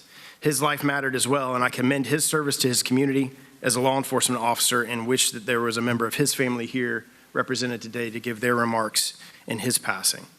While officers like David Dorn and David Underwood have been targeted and murdered during these so-called protests, it is extremely troubling that many of my colleagues on the left have failed to condemn the violence and rioting in our cities and communities across the country. Protests are peaceful. Looting, killing, stealing, destruction, and burning some of the very cities where their leaders just weeks ago were arresting people for violating stay-at-home orders is absolute lawlessness. And the hypocrisy of these leaders arresting those violating stay-at-home orders for, say, going surfing or other activities, gathering in a synagogue with 10 or more people. The hypocrisy of these leaders arresting those individuals for violating stay-at-home orders, but sitting by while their cities burn, is outlandish to me. On one day alone, on May 31st in Chicago, one city, on one day, saw 18 people murdered due to rioting in one night. The deadliest day in Chicago in 60 years. There were over 65,000 911 calls. And can you imagine if we abolished the police department, those 65,000 people would be calling and nobody would be there to come to the rescue? That is not America. That is anarchy. And when your leaders talk about disbanding police departments, you are emboldening criminals to continue to commit crime, knowing that there will be no one to stop them. I talked to my brother yesterday, and they had an incident at a Walmart where there were 30 individuals looting the Walmart that my wife and I go to on a pretty regular basis. And they only had 3 officers respond to 30 individuals who had weapons. Well, they're not going to use 3 officers to respond to 30 individuals because of the safety risk incurred to those officers. Those 30 individuals got away. I thought that Pastor Scott had a great statement today in his opening comment. Pastor, you said the prospect of defunding or dismantling our police forces is one of the most unwise, irresponsible proposals made by American politicians. And I would agree. There are issues in this proposal that we can all agree upon. A law against lynching, which I supported in this House passed months ago, which we voted for earlier this year. Ensuring bad cops don't get rehired at different agencies. Absolutely, that's an incredible idea. Reporting use of force in an FBI database. And creating a commission on social status of black men and boys based on a Florida program that I participated in as a Florida senator in the state of Florida. And I was proud to be a part of that program. But there are proposals in this bill that are extremely dangerous for those who protect our communities. Removing qualified immunity is only Qualified immunity is only a protection if officers follow their training and protocols. If they don't follow the training and protocols, they don't get to use the immunity because it's qualified. If officers don't have qualified immunity to follow their training and protocols, I don't know a single person who would want to become a law enforcement officer in today's world, knowing that they may or may not be able to use the training and protocols that they were used to be able to apprehend a suspect who is not complying with them. But maybe that's the goal of the majority, to get less and less people to join our law enforcement offices. One quick point in the little time I have left is military equipment, or as Mr. Raskin calls it, the militarization of our police departments. They use bulletproof vests and bulletproof shields to protect our officers who protect our communities. By stripping them of that ability and stripping them of their ability to use weapons to protect themselves is a dangerous, dangerous path to go down. And I don't think that our country supports that. And Mr. Floyd, I think, said it best. You said, life is precious. And I would agree with you. And I would contend that all life is precious and all deserves protection. I yield back. The gentleman yields back. Ms. Demings. Thank you so much, Mr. Chairman. And I also want to mention our subcommittee chair and thank Chairwoman Bass for her leadership. Thank you to all of the witnesses and for your endurance. It's worth it. Mr. Floyd, my family and I, along with my constituents in Florida, join you in grieving the death of your brother, George. I know that Ms. Underwood Jacobs is not here any longer, but my family and I and my constituents also join her in the death of her brother, Patrick. I have attended many law enforcement funerals, more than I care to admit, and we are outraged about both deaths. But let me say this. As law enforcement officers, we are held, they're held to a higher standard. I'm sure Ms. Underwood Jacobs' brother deserved to wear the uniform. Everybody does not. And that's why we are here today. I come before you as the mother of 3 beautiful black sons. I also come before you as a former social worker and a former police chief. Many have tried to frame this tragic event as an us versus them situation. That's not what this is. This is not about the community being against the police or the police being about the community. It's much bigger than that. This moment is about what's right, and this moment is about what's wrong. This is not a black issue or a white issue. It's not a Democratic issue or a Republican issue. This is an American issue that has turned into yet another American tragedy. We all have to get this right. Lord knows I want to get this right. While the actions of one brutally murdered took the life of your brother, Mr. Floyd, 3 other officers did nothing about it for 8 minutes and 43 seconds. I have been on the street, and I know what it feels like to be waiting for backup to come. 8 minutes and 46 seconds feels like a lifetime. That's a long time. And while one officer took the life of Mr. Floyd, 3 others stood by and did nothing for 8 minutes and 46 seconds. Chief Davis, would you talk for just a moment about an officer's duty to act in general? An officer's duty to act. For example, if they received a call for service, does an officer have the ability to simply refuse to go to that call? And certainly when they see a crime in progress, a wrongdoing being perpetrated by a fellow officer, please talk about their obligation to intervene and also report to the agency that bad behavior. Chief Davis. Thank you, Congresswoman, and I agree with you 100%. That is why one of the things I asked for earlier was the reaffirmation of the oath of office, because the officer takes the oath to the Constitution to protect and serve, and they have a duty to serve. And we say against all enemies, foreign and domestic. They have the duty to take the calls that they're sent to. They have the duties to enforce the law, and most policies require the duty to intervene. And so they were morally obligated, they were procedurally obligated, they were legally obligated to intervene with Mr. Floyd's murder. They're legally obligated to respond to the calls. We expect them to go to active shooters. We expect them to go to bank robberies, domestic violence, and we also expect them to be consistent. And so anyone that's violating the law should be held accountable, and is not a pass because you wear the badge. So as you know, as a chief, as I just spent 9 years as a chief, it should be held to a much higher standard, and that standard includes the duty to intervene, duty to report misconduct, the duty to render first aid, because those are the high standards of this profession. Thank you so much, Chief Davis. And Mr. Chairman, I yield back. The gentlelady yields back. Mr. Armstrong. Thank you, Mr. Chairman. I'm not sure that a at-large representative from a state that is 89% white and 100% rural is always the best person to address these issues, and I don't pretend to be. But we neighbor Minnesota. Minneapolis is a city that is far and away the closest to North Dakotans' hearts. And on May 25th, we watched in abject horror as your brother was brutally murdered. And on May 27th, our entire state mourned because Officer Cody Holte was killed trying to save another officer who had been wounded, independent of anything else that is going on in the rest of the country. And the very next Tuesday, we buried Officer Cody Holte, and it was an incredibly beautiful and incredibly tragic funeral.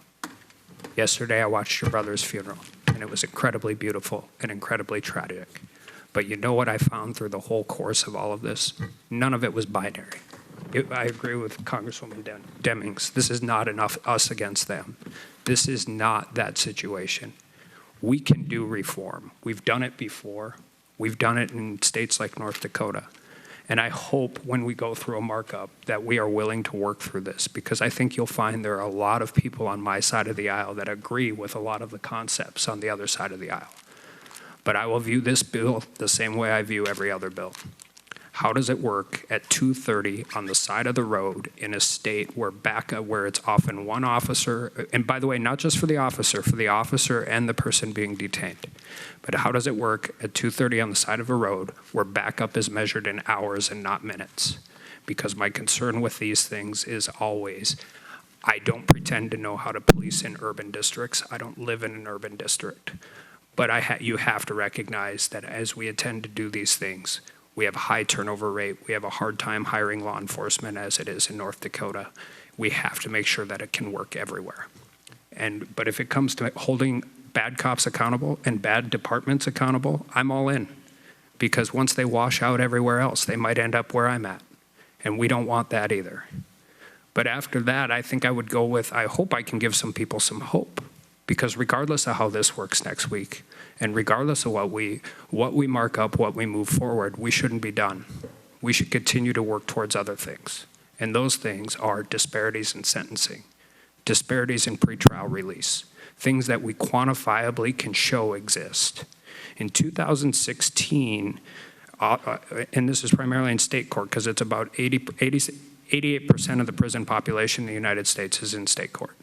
Black prisoners serve essentially a 5-to-1 prison sentence on drug crimes than white prisoners. Now that's down from 16-to-1 in 2000, but it's pretty hard to pat yourself on the back for something that shouldn't exist in the first place. And what we found is that as we move forward, and we dealt with minimum mandatory sentencing, and minimum mandatory sentencing was supposed to be to get rid of disparity in these sentences. But what we found is blacks are almost twice as likely to be charged with a minimum mandatory offense as white. So instead of taking it out of the court's hands and the judge's hands, we've moved it into prosecutors' hands. Pretrial release, as we continue to do this, states have done this. North Dakota has done this. Working towards issues that allow for people to be released based on risk assessment, not monetary value. Those types of things work. And this matters on the street because you know if you're going to get arrested that you're not going to get out. The likelihood of you resisting, absconding, all of those different things goes up significantly. And we can do that. We should look at policies that are racially neutral on their face, but have a historically disparate racial impact. School zone enhancement for drug crimes. As we've seen this go on years after years, these enhancements have gotten larger and larger, and they also tend to be in highly urban, densely populated, poor neighborhoods that are predominantly African American. Those enhancements need reform. We need to look at those things, and those are things we can continue to do, and I will continue to do with everybody on the other side of the aisle. And my point to this is not to deflect. We've heard all of these different things today, but I want my friends on the other side of the aisle to know that we can do this, and I know we can do it because we did it in North Dakota. And if we can do it in North Dakota, we can do it absolutely anywhere. But it takes working with each other, and it takes working with each other on both sides of the aisle. So no matter how we move forward on this and continue to work, I want you all to know there are people on our side of the aisle that are committed to working on these issues that will have real positive impact for people all across this country. And it's not just about what we have going on now, it's how we continue to work in the future. So reach out, ask us, we're here to help. Thank you all. The gentleman yields back. Mr. Correa. Thank you, Chairman Nadler and Chairwoman Bass, for holding this most important hearing. And Mr. Floyd, I want to thank you for being here today in this very difficult moment for you and your family. The murder of your brother, George Floyd, reminds us all that the relationship between public safety and those who they are sworn to protect can't be assumed to always be one that's a healthy relationship. In my district, the new Ellis Island of the United States, we're diverse and we're always changing. New Americans live side by side with the greatest generation. We have to remember that we are not a police state and we are not a police country, and that for public safety officers to do their job, trust and cooperation are essential. We've worked really hard over decades, the last few decades, to bring that trust into being. And that's why it is so sad to see again another murder, another tragedy in our streets. And this is exactly why this bill has to become law. When I was a California legislator, this issue kept popping up over and over again. In my work with the autism community, this issue again resurfaced about a decade ago. As police began to confront the tidal wave of maturing autistic children, we soon realized that police officers were not trained to deal with autistic adults. Autistic individuals not capable of following directions were considered to be uncooperative, and soon violent confrontations arose and were reported in the press. My work in this area in updating California police officer standards was soon brought to the attention of a retired police chief in the Midwest, the father of an autistic adult who was also trying to address the issue of autism in public safety. This clearly shows that police training is not a local issue, but a national issue. And again, this shows why this bill must become law. The Justice Policing Act of 2020 improves police training and practices by creating law enforcement development programs to develop policies, best practices, among others.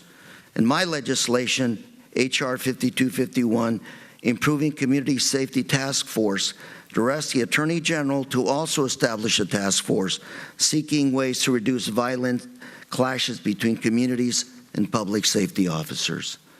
And Mr. Chairman, at this point, I'd like to submit for the record a letter from Brian Marvel, President of the Peace Officers Research Association of California, discussing how they support reforms. Without objection.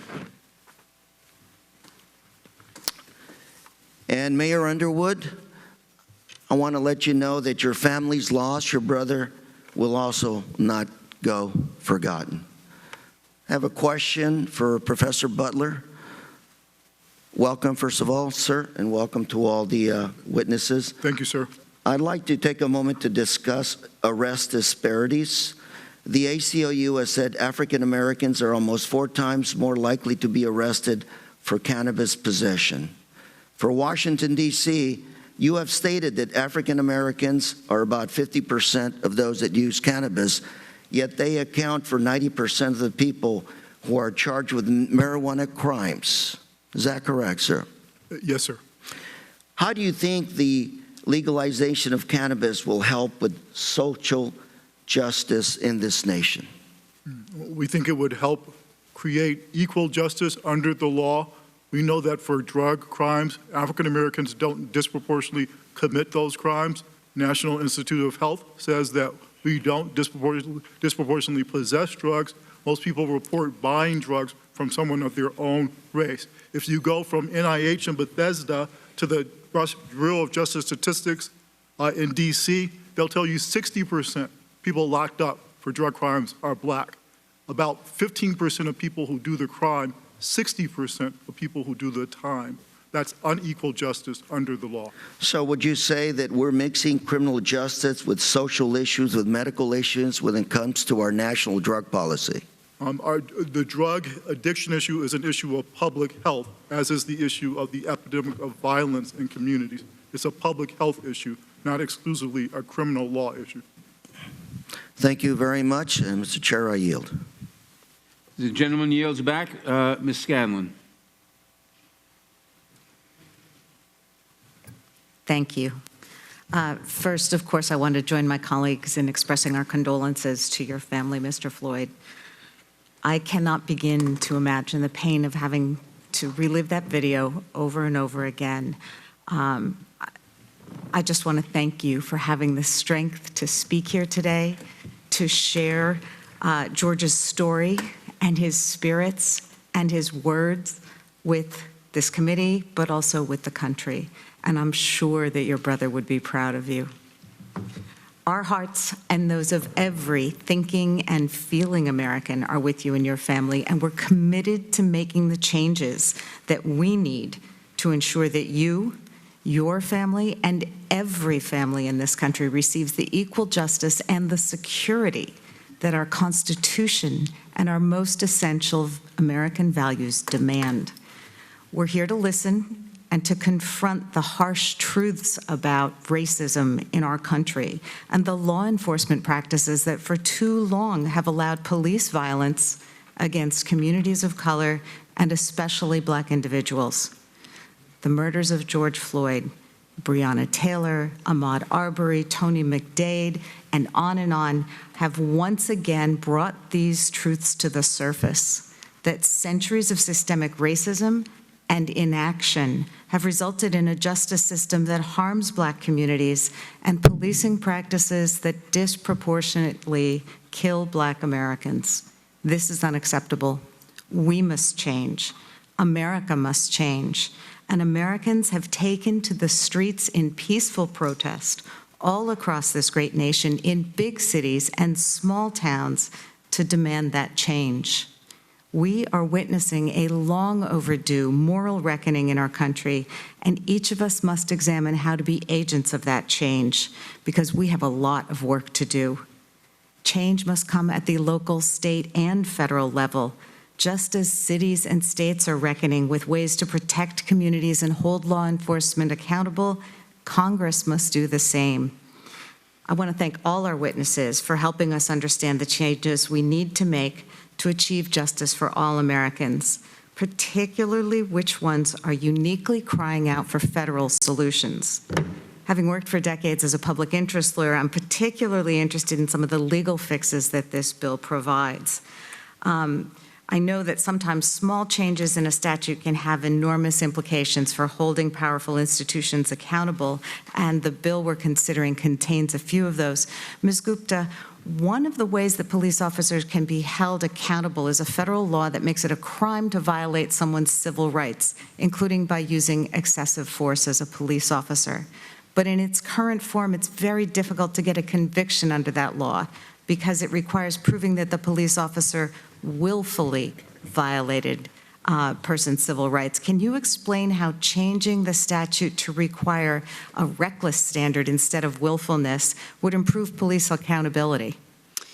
Yeah, so the Justice Department currently only has one law that they can use to prosecute police misconduct.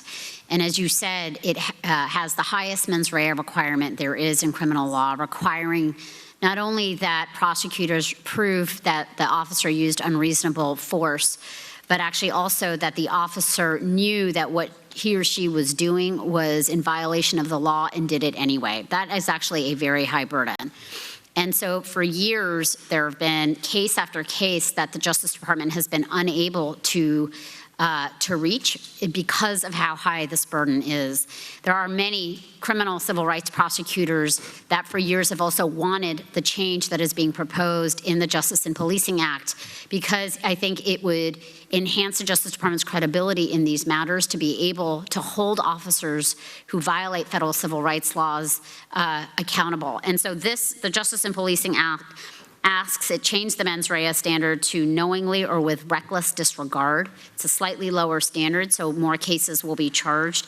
It also really importantly broadens the language of the federal civil rights statute by including in its definition of a death resulting from an officer's action any act that was a substantial factor contributing to death.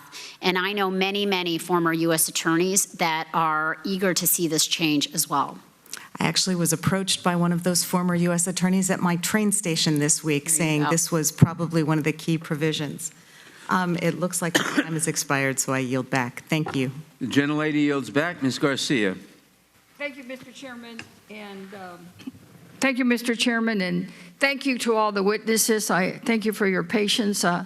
I know it's been a long day, but certainly the topic is worthy of that time and probably more times of discussion before we ultimately vote.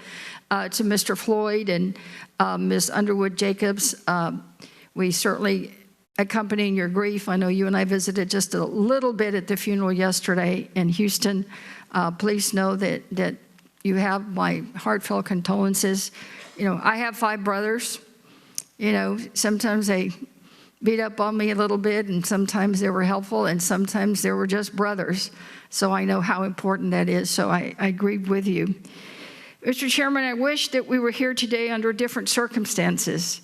Instead, we're here because our nation is struggling to heal after witnessing the horrific murder of George Floyd.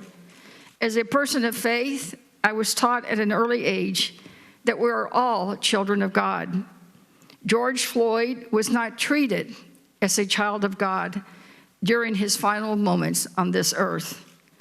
Mr. Floyd, I stand with you and your family, and I stand with Black and brown Americans and all Americans across the country who just want to live and breathe without fear. I stand with my colleagues in the Congressional Black Caucus as we demand for America to live up to its values. We can no longer continue living in America that says during the Pledge of Allegiance, justice for all, but then not actually guarantee justice for all.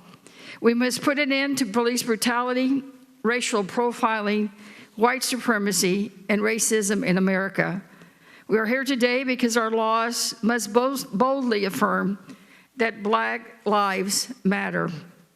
I want to get to the topic of the case itself, the investigation, and what may or may not happen, because I think that the Justice and Policing Act addresses a lot of the issues that I've seen as a lawyer, a former judge, when some of these cases are handled. I also might add that I served as the first chair of the Police Independent Oversight Board in Houston. I helped Mayor Parker put that together, then she made me chair for 2 years. So I've seen some of these cases, and some of them are tough to make. And in your case, Mr. Floyd, I think that it was good that there was swift action. The police officer was arrested. It took a little time before they arrested the others. But in many cases, the Arbery case, he was out jogging 74 days before an arrest. And just recently we saw in the video that was just released, in Williamson County, an incident that happened in March of 2019. The arrest was actually delayed, and the video was even more delayed. They just released it last week, although it happened in March of 2019, a year later. So sometimes it's not quick enough, and then we wonder why. So I wanted to ask first Ms. Eiffel, if she's still with us by video. In terms of investigations, are we adequately addressing the need for an independent investigation in the Justice and Policing Act? Yes, this is one of the most important parts of the legislation. It is critical that committees feel that these killings and these abuses are investigated by someone who is independent, who is not connected with the local prosecutor's office, and who can bring fresh eyes to bear on whether there was a violation of the Constitution or a violation of criminal law.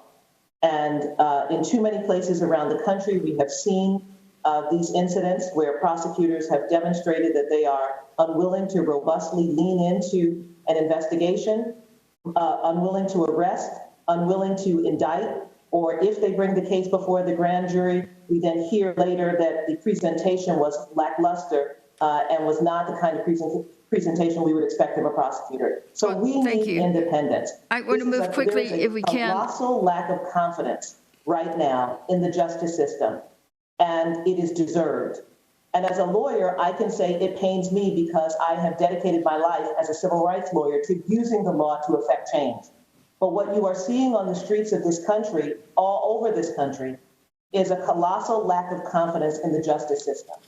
And it is incumbent upon this body in this legislation to put together the means of restoring that confidence. And that confidence only comes back if the justice system can be said to be fair, can be said to be legitimate, and can be said to produce just results.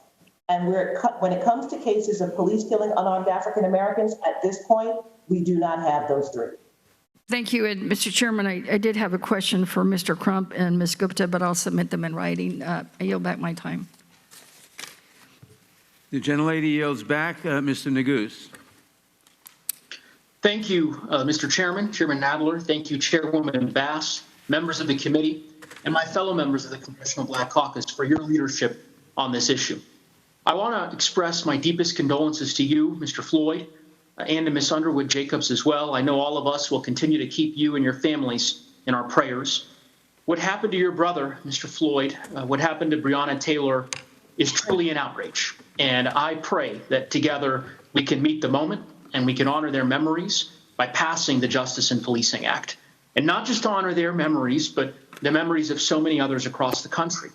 In 2016, here in Colorado, Michael Marshall, a 50-year-old, 112-pound black man, was killed by jail deputies. While enduring a psychiatric episode in jail, he was restrained in the prone position by 5 deputies for over 13 minutes, at which time he aspirated on his own vomit and went in and out of consciousness. And more recently, in August of 2019, Elijah McClain, a 23-year-old unarmed black man, died after a physical encounter with the Aurora Police Department while walking home one night.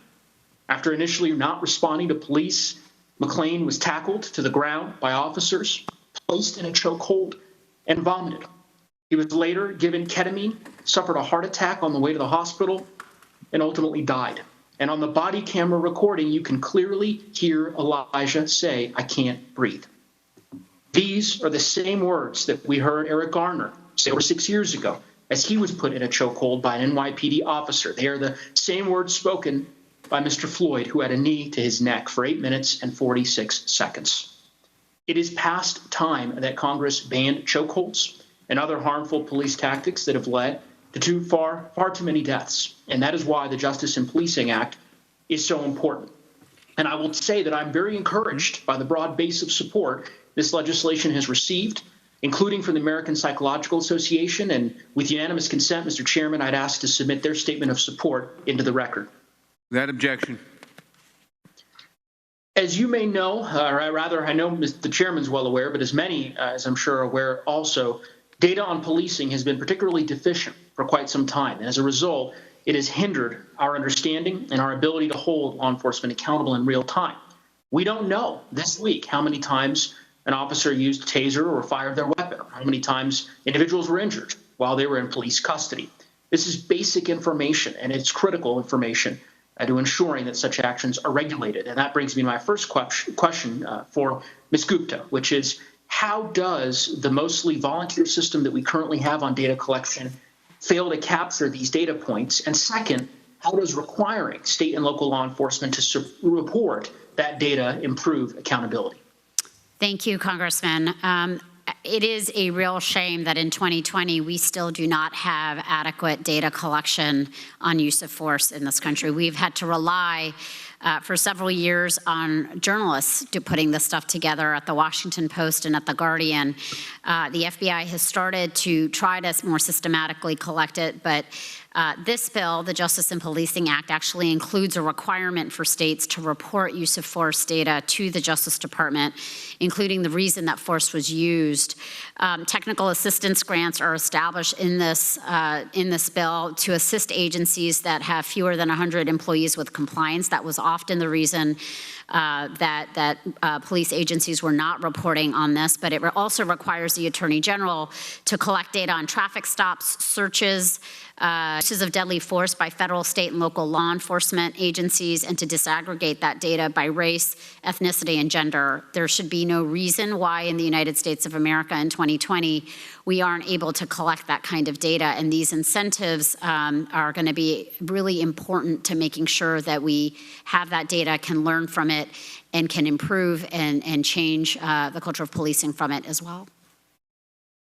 Thank you, Ms. Gupta, and your testimony certainly underscores why the Justice and Policing Act is so necessary. Thank you again to each of our witnesses for being here today and for testifying. And with that, I'll yield back, Mr. Chairman. The gentleman yields back. Ms. McBath. Thank you, Mr. Chair. And I want to thank all of our witnesses that are still left. Thank you for being here for so long today. It's really vitally important that we hear from you. But most specifically, I want to say to you, Mr. Floyd, and also to Ms. Underwood-Jacobs, I offer you my deepest condolences, because I know exactly how you feel. I know your pain. I can't sit here and say, I can only imagine. I know what you are going through. And Mr. Floyd, I was so grateful to be able to go to your brother's funeral in Fayetteville, North Carolina. And I am so sorry that you are here testifying over the loss of your brother.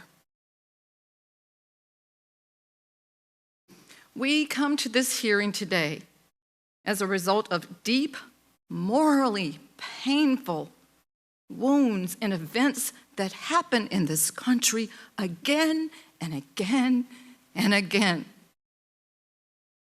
We come to remember George Floyd and Breonna Taylor and the many lives that have been lost to violence at the hands of those with a sworn duty to protect and serve us.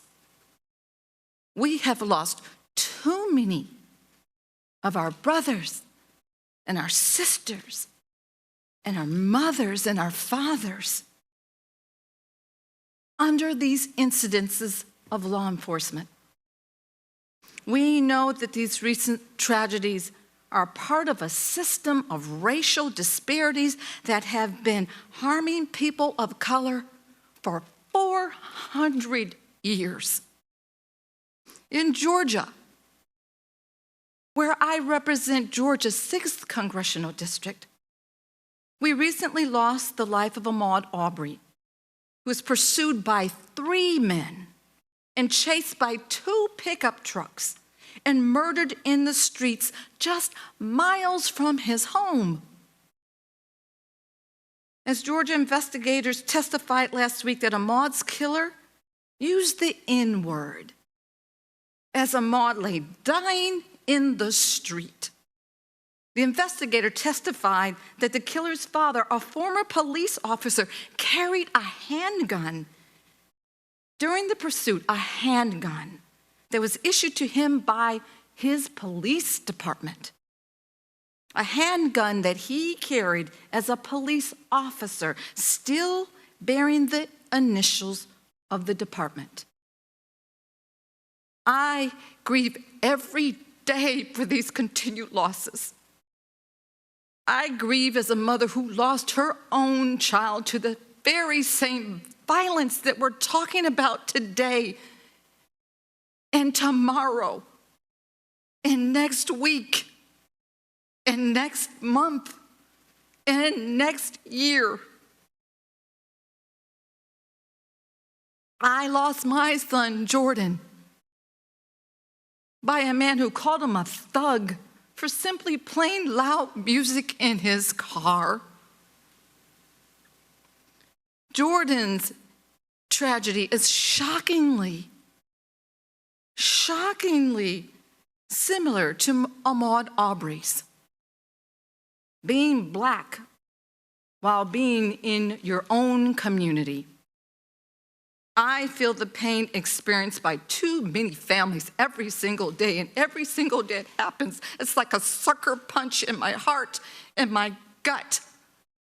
Because when is it going to stop?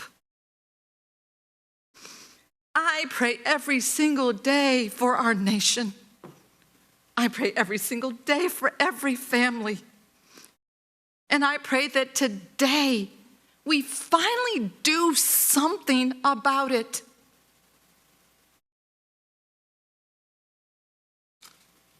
I know that my time is going to be up, so I'm going to just ask one very quick question. Professor Butler, very briefly, do you think a commission that I have been working on, a commission that would study the social determinants and the effects of young men and boys in this country, do you believe that that would be justified in creating research and data for this very legislation that we're talking about today? I think African-American boys and girls desperately need interventions that don't blame them for problems that society causes. So I think that kind of commission is key. Thank you very, very much. And I know that my time is up, but I am begging everyone here today, I am begging you to stand in the gap. I am begging you to speak up. I am begging you to be a part of solving the problems of all the young black men and women in this country that die every single day, because if you do not, you are complicit. And I yield back the balance of my time. The gentlelady yields back. Mr. Stanton. Thank you, Mr. Chairman. And thank you for moving quickly to hold this necessary hearing during a time of significant pain for our nation. And I want to recognize and thank Congresswoman Bass for her leadership to heal that pain. The Justice in Policing Act is an essential first step. Mr. Floyd, I offer my deepest condolences to you and your family. I can't imagine how difficult the last 2 weeks have been, and it is courageous that you are here today. Just yesterday, you laid your brother to rest. But his murder is a tragic reminder that we cannot rest.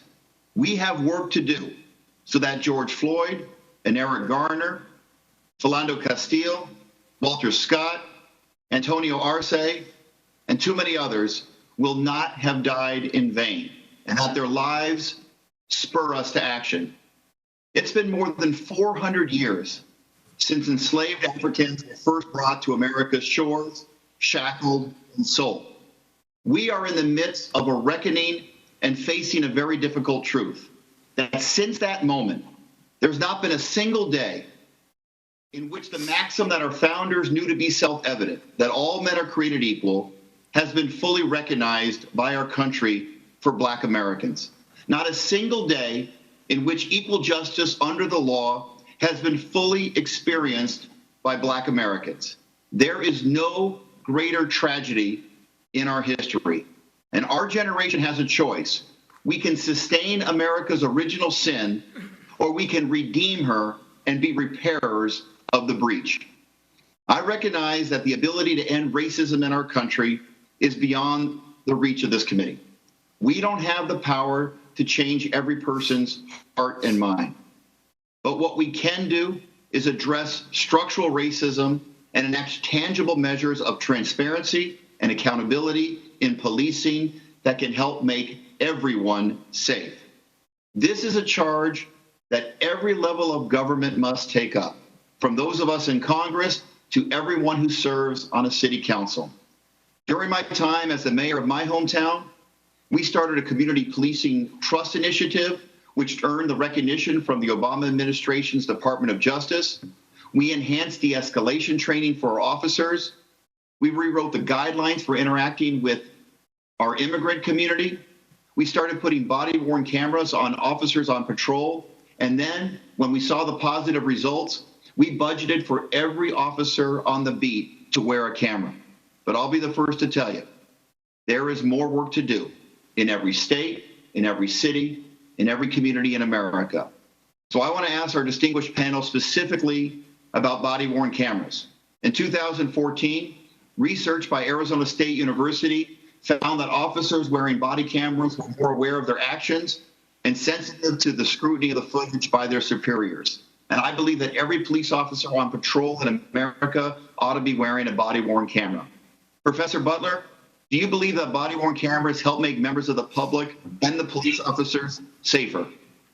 Absolutely. Without body-worn cameras, there would be 4 killer cops who remained on the police force of Minneapolis.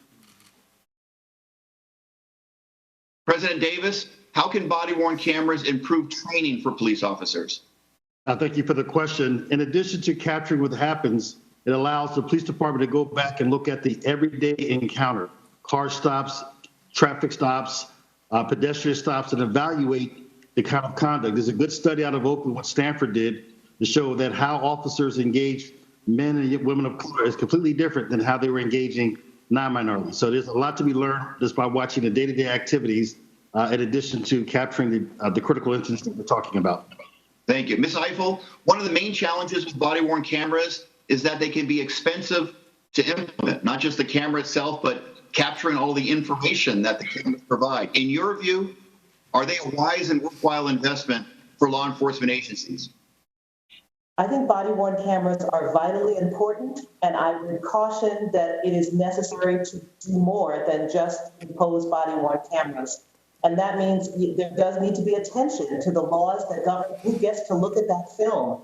In jurisdictions where law enforcement officers get to look at the film before they have to answer questions, then the body-worn camera film is just another tool that assists law enforcement officers in impunity.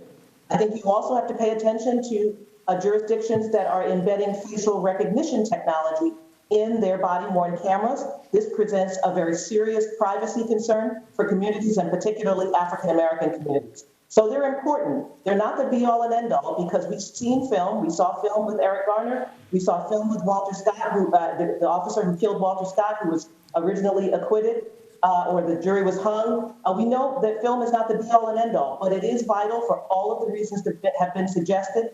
And I do want to flag, however, those cautions about what happens with that film is also a question that I would encourage you all to think about answering on the front end. Thank you so much. I yield back. The gentleman yields back. Ms. Dean. Thank you, Chairman Nadler, and thank you, Chairwoman Bass, for bringing us together and for bringing forward this powerful piece of legislation at a time when our country desperately needs it. I thank all of our witnesses today. I pray that our words and our actions will be worthy of this moment. If anybody has a doubt as to systemic racism in this country, as to inequality based on race in this country, you can look no further than between me and my friend and colleague, Ms. McBath. I'm the mother of 3 white sons. I've never had to have the talk. You were the mother of beautiful Jordan Davis. You had to have the talk. If you doubt there is racism, look no further than the inequality of our life experience. And I mourn with you. My sincere sympathy to Ms. Underwood Jacobs and her family for for the loss of her brother. And Mr. Floyd, it is heartbreaking, it is soul-crushing what we witnessed 2.5 weeks ago as the depraved murder of your brother. My sympathy is with you, but more my words and my actions will be with you. The world is watching. Ms. Gupta, I'd like to talk first about the issue of the National Registry. There's been some conversation about it. And I remember the horror of Tamir Rice's murder in 2014, the anger that we all felt, the dismay of a police officer who killed a beautiful little boy. That police officer had been deemed an emotionally unstable and unfit for duty by the police department he had worked at before joining the Cleveland Police. He never disclosed that information in his application. The Cleveland Police never reviewed his previous personnel file before hiring him. We must expect agents of government entrusted with the awesome responsibility of protecting and serving, but also capable of using brutal and deadly force, to be hired under rigorous standards. Do we know how pervasive this problem is of not knowing the background of police officers as they are hired? There are some registries that associations, regional associations have created, but there is no national registry of this sort that is being proposed in this really important legislation. This is why it is high time that this provision in the Justice and Policing Act be passed. It's time to have a national registry that has this kind of information that could save lives and, frankly, also promote community trust. But this national registry would have misconduct complaints, it would have discipline and termination records, it would have records of certification. It contains conditioning for money, for funds, so that agencies actually have to put in inputs before they can access federal money. But it is high time for this to happen. I was talking this week with my own Attorney General, Josh Shapiro of Pennsylvania, about the issue of a national registry. He too supports that, but I do know that he has also, as Attorney General, worked with and announced that he wishes to establish and have the legislature in Pennsylvania establish a state registry. I think it's important that my home state is considering that. Should the tracking of disciplinary and performance records of law enforcement be left to the states alone? Is that sufficient, or does it mean that we should do both? If you just have a patchwork of states that do this, and it's good that states are standing up, because right now is a moment where people are demanding change, and so states are beginning to take action. But you will end up with a patchwork that will not be sufficient to actually achieve the bottom line goal of having a registry that would be national, that people move around. They look at jobs in other jurisdictions. And so it isn't enough to have this patchwork. It's time for Congress to act and to create a national kind of rubric for this. Absolutely.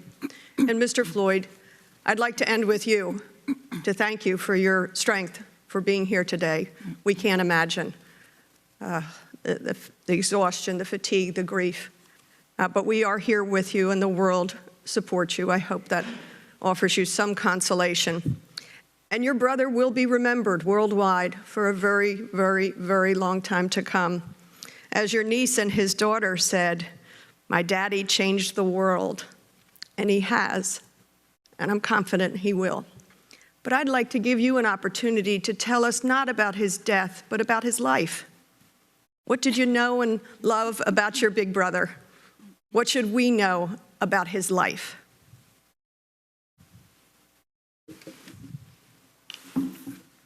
He was a role model for me and a lot of guys coming out the neighborhood, because he was the first one to get a scholarship. We all wanted scholarships, and he was the first one because it was just hard. You had to get either academic scholarship or you would get one playing sports. But he had got him a scholarship, and it made everybody else feel like they can get one too. He was a talented athlete. Yes, ma'am. I think he was a coach to people, wasn't he? Yes, ma'am. He was a coach. It's just so much about him. Talking with Cyril, I don't know if y'all know him, but anyway, he was a role model for me and a lot of guys coming out the neighborhood because he was the first one to get a scholarship. We all wanted scholarships, and he was the first one because it was just hard. You had to get either academic scholarship or you would get one playing sports. But he had got him a scholarship, and it made everybody else feel like they can get one too. He was a talented athlete. Yes, And ma'am. I think he was a coach to people, wasn't he? Yes, ma'am. He was the coach. It's just so much about him. Talking with Cyril, I don't know if y'all know him, but anyway, he talked to a lot of kids. He went to a lot of different places, met a lot of people. He went to China, played with Yao Ming, against Yao Ming. He did a lot of different things, and he come back and he shared information with us, and it was excited to see him every time because he showed us so much, just a big gentle giant. And he took us to a lot of places. We went to Orlando, went down there and watched the basketball games. He had a lot of friends as athletes, and we just vibed, and he showed us that there's other places in life besides being in the neighborhood. Thank you, Mr. Chairman, and thank you, Mr. Floyd. I see my time has expired. Yes, ma'am. Thank you so much, Mr. Chairman. I want to start my 5 minutes with a video that I came across, and it really struck a chord. This happened in Miami. The women in the video were worried. They had been threatened by a neighbor who had a shotgun and was making racist slurs. They called 911 for safety and for protection. Instead, they were met with force. I have to be corrected when my life was just threatened and my daughter's sick. I just want to go Are you to the going to store continue and to charge my No, phone. please stop. She didn't even do Touch me. Do not touch me. Do not touch me. What Do the not heck? record this. I Do not touch am. me. What the? Why are you doing that? Why are you doing that? Do not touch Why are you me. doing Do that? not touch me. She's I not just doing said nothing. I wanted to call my kids. I just said I wanted to call my kids. My phone is dead. What do you not understand? I got a gun pointed in front of me, and my kids is sick. I'm stressed out. I need to go call my children. All right, everyone, we're going to be going to a President Trump roundtable with black leaders here in just moments.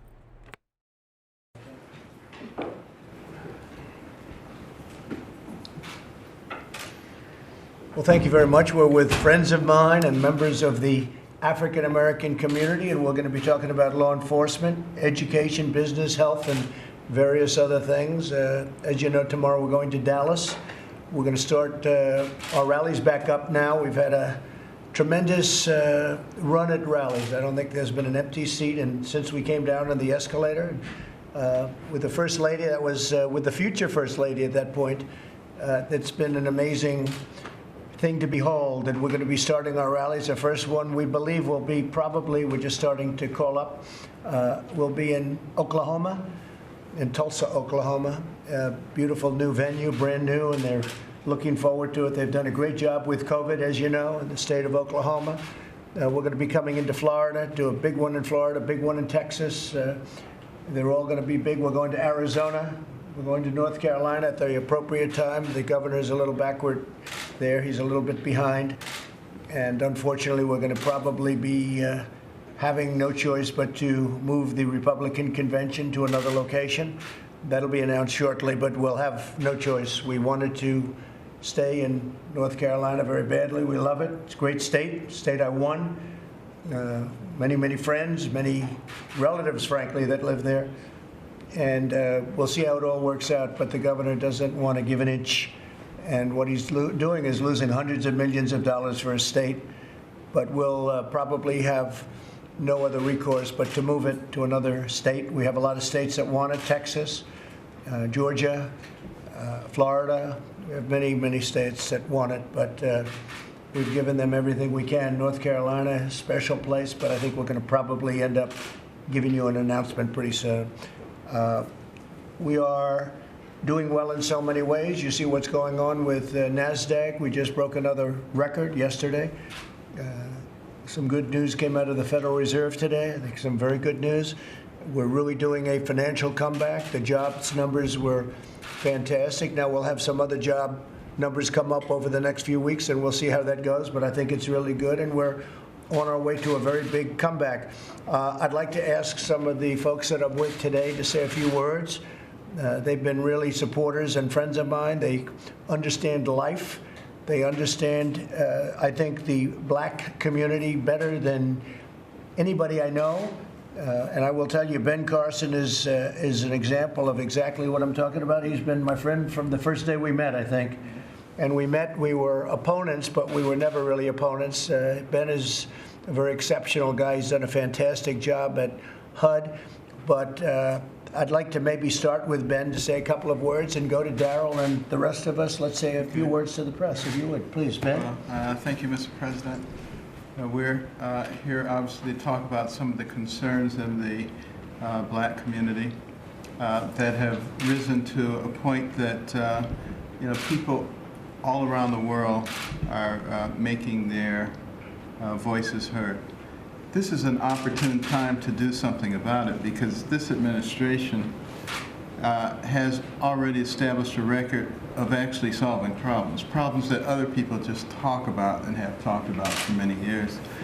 And I am delighted, Mr. President, that you have made it a priority to solve this problem. And we're all going to be helping with that process. There are many others out there, people of goodwill. You know, there's some who just wait for anything to criticize it. But there are actually some people who actually want to see a solution. And I've had a chance to talk to many of them.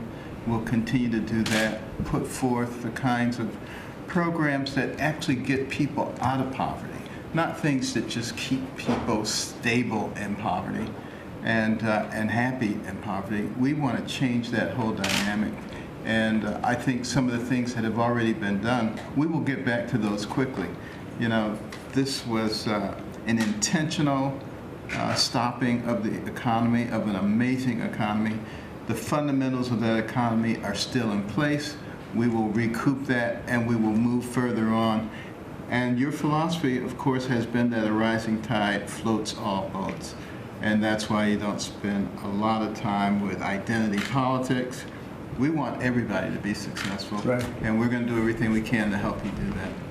Well, as I've been saying, Ben, I think that the economy will be, next year will be maybe the best it's ever been. You can already see it with the stock market, how it's been going up, because you have a lot of smart people that are betting on exactly what I'm saying. The stock market is almost as high as it was prior to the plague floating in from China. It was a plague that floated in from China. Now they're learning that it may have been much earlier, which bears out exactly what I've been saying. You saw that word yesterday, that it may have come in a lot sooner than we were told. A friend of mine is Darrell Scott, and he's a great guy, and he's got a tremendous heart. At the same time, he's a tough cookie. I think that's what maybe attracted me to him. Unfortunately, I didn't get attracted to the good parts, but that's a good part too. Darrell, say a few words, please. We're here today, and thank you, Mr. President, for allowing us to come. Our nation is at a juncture where we're facing another challenge, but this administration has become used to challenges. It's been one challenge after another, and we've pressed pause, but we're ready to press play now and continue in the positive initiatives regarding the black community. You know, Mr. Trump called me in November of 2016, right after the election, right after he won, and he said to me, "What do you want?" And I said, "What do you mean?" He said, "Well, I mean, you've been working real hard. Is there anything that you want?" And I said, "I want to be a liaison from the black community to the Trump administration and a liaison to the black community from the Trump administration." Since then, we've worked on criminal justice reform, we've worked on urban revitalization, prison reform, a number of initiatives that are HBCUs, a number of initiatives that are proactive towards the black community. And here we are now, and we're facing another challenge, and we're going to come up with some great solutions to these problems that are confronting this country. And I'm just glad to have a seat at the table and to have my input received. Well, your input's been very important, Darryl. You know that. And it is true. I've known Darryl a long time. He didn't want anything. What he wanted was just to have a voice so he can make certain positions known. And he's done that very well, better than anybody I can think of. Another great voice in the black community is Wayne. Wayne, you've been my friend for a long time. Wayne Dupree. His show is a phenomenon. It's a great success, and people listen and they respect what you have to say. Go ahead, please. Well, my name is Wayne Dupree. I met President Trump when he was a businessman. As a matter of fact, he's given me 5 interviews, 2 of them in person, 3 on the phone.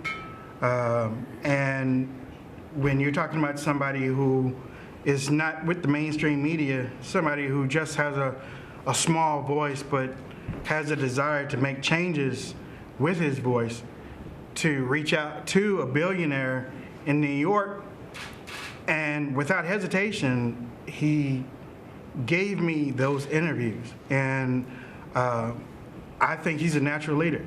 And I mean, honestly, I have supported him ever since he decided to run for president. As a matter of fact, we interviewed him the month before. Right. He came down the escalator and he said, well, Wayne, you know, we're going to have a big announcement next month. And I said, well, you know, you can do it here on the show if you really want to. But I mean, I'm glad that he has changed things here in D.C. But my daughters and my son and my family, they want to see a lot more positive things coming from the White House. Yeah. They want to see your leadership, and they also want to see things change for the better in this country. I know you can do it. I know you can do it. We'll do it. We'll do it, Wayne. Go ahead, please. My name is Raynard Jackson. Thank you, Mr. President. Thank you, Darryl, for inviting us to this roundtable here. I'm from St. Louis originally, live here in Virginia. But what I'd like to say to you, Mr. President, is kind of off the beaten path. I'd like to say to all the media assembled here that I wish they would quit lying about what you've done specifically for the black community. So you got radical liberal journalists like Joy Reid from MSNBC, Don Lemon from CNN, Roland Martin, who are putting more poison into the black community than any drug dealer, who are killing more black folks than any white person with a sheet over their face. How are they doing it? Spreading these lies about the economy you have, Mr. President, before the virus was a continuation of Obama. That's just factually not true. I have a degree in accounting. I keep up with the economy. They're lying. So to all these folks on MSNBC, CNN, Roland Martin, what, you're afraid to have real black Republicans who know what the hell they're talking about? If you want to know the truth, if you want us to dissect the Obama economy, let's do it. And I think, Mr. President, your record will win the debate. Thank you. Thank you very much. And you know, it's interesting you say that, but you go down a list of criminal justice reform and all of the things we've done, opportunity zones, the best unemployment rate in the history, just before the plague came in. And it's going to be back again soon. I think it's going to be back again a lot sooner than people think. I think last week was a reflection of that, the jobs numbers. But you look at all of the things we've done. We've now worked on prison reform, so important, and so many other things. But when you look at the economics, when you look at how well the black community has been doing under this administration, nobody's done anything like we've done. And a big thing is criminal justice reform. I keep hearing about, criminal justice reform, and everyone's trying to take the credit. And that one, I will say, we will take the full credit because they couldn't have done it without us. And I'm not sure, frankly, that the previous administration tried. They may have, but they certainly couldn't get it done. And the people that came into my office really asking very nicely for help. These are not people that are supporters of mine. But once we got it, they took the full credit for themselves, and that's okay too. But we got done criminal justice reform and all of the other things. I think that one of the elements that people aren't talking about are the opportunity zones that we did with a great senator, your friend from South Carolina, right? We did it with Tim, and It was his idea, and it was a big idea, it was a bold idea, and it's worked much better than in our wildest dreams. We couldn't have thought that that was going to happen. So we did many, many things, and we're going to continue to do many things. One of the elements that I talk about is, and I was telling this to Darrell before, that 42, 44 people would come to see me every year. The heads of the historically black colleges and universities, and they would come up here, and I got to actually know them.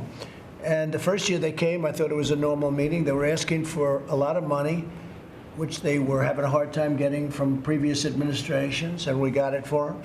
The next year they came back, I said, "Oh, what are you guys back for?" He said, "Well, we want the money again." I said, "Aren't we working long-term deals?" "No, we got the money." And then the third time, I said, "I see you come." So they made you for years, many years, for decades. They had to come back, keep coming back, keep coming back. Not like a lot of others where they get it. And they kept coming back and asking for money. And I said, what's this all about? Why do you have to come every year? Why don't we make a longer-term deal? And we made, I think, a 10-year deal. And they're all funded up and they're all set. And that's historically black colleges and universities, and they play a tremendous function. I got to be friendly with some of them. I won't tell you what some of them said, how bad it was about the past administration and past administrations, but they were treated very, very badly, and I treated them very good. So they don't have to come back. I said, the only bad thing is I won't see you people anymore, maybe for a long time. And they were okay with that. You know, now they can focus on what they really do, which is education. So we've done a lot for the black community, and we've done a lot for all communities, and it's a great honor to have you folks with us, and thank you very much. Did you have anything to say, by the way, fellas? Yes, Right down here. Go ahead. Please, go ahead. So, my name is Sunny Johnson. I'm a host of Sunny's Corner. I am probably the most Trumpish out of everybody in this room, so you're gonna have to forgive me. The black community is not doing okay.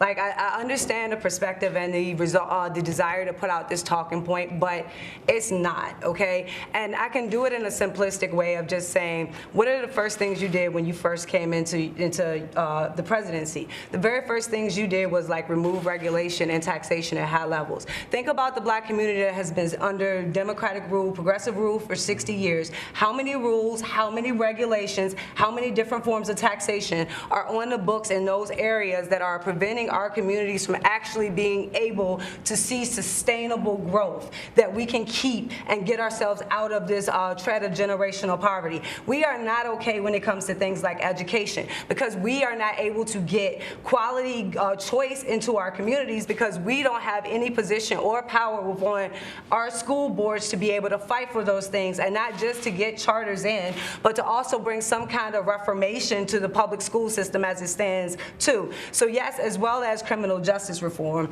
and a lot of other things, as well as health and things we could put down the list. All of these things have been under Democratic control for 60 years. And they are not going to change until we have a Republican Party that is willing to go into these communities and actually offer a choice to these people about how we can do things differently. Because the way it is structured now, the only choice that we get is left or either further left. And we're not getting the opportunity to actually vote on what we look at as conservatism equally applied. Sure. The very basic economic principles that we on the right say are significant in our success and seeing the success in our country, those are not being offered at the local level in black communities. So basically, we're asking to grow out of concrete because we don't have the fertile soil in these areas to make everything flourish and bloom the way my generation would like to see it. So I think the numbers and statistics about my generation are not going to be out for 20 years. You're not going to see that we have started to change the dynamic within families. We have started to change the dynamic within marriage. We have started to change a lot of the negative dynamics that are still brought up in statistics today involving us. Our generation is working on making sure those things change. And nobody looks at us and sees the power we have to be effective in making change this generation and not not just waiting for the next layer of statistics to come out. So until we can actually get an honest dialogue on the right out into the ether, then you're going to keep on having, you know, the fake news media spread lies because we aren't there giving another choice as to how these things could be done. And it's going to continue to go left if we aren't there giving an option to make it go right. And that's like the biggest thing that we're having trouble with on the right is like understanding how government works. We are a republic. That means local government has the most power over citizens' lives, as well as how to take that and put it into a cohesive message that can be spread to the Black community that will already engage upon what we already know. If we looked at like the photos of you before you became president, and you were taking pictures with Snoop, and you were taking pictures with all the icons of hip hop. You did that, I think, and you could tell me if I'm wrong, but you did that because you saw capitalists. You saw branders, you saw entrepreneurs, you saw people that were willing to take a chance and make things grow. That is us. That is the Black community. And I would like to see a challenge from you to see how many in the Black community can put their names on the side of a building coming out of this. If we're really going to reshape and reform the way that we do this, issue that challenge, because that's what we need more now than ever. And we need it to be focused and centric on the Black community, not into letting people come in and gentrify areas that are traditionally ours.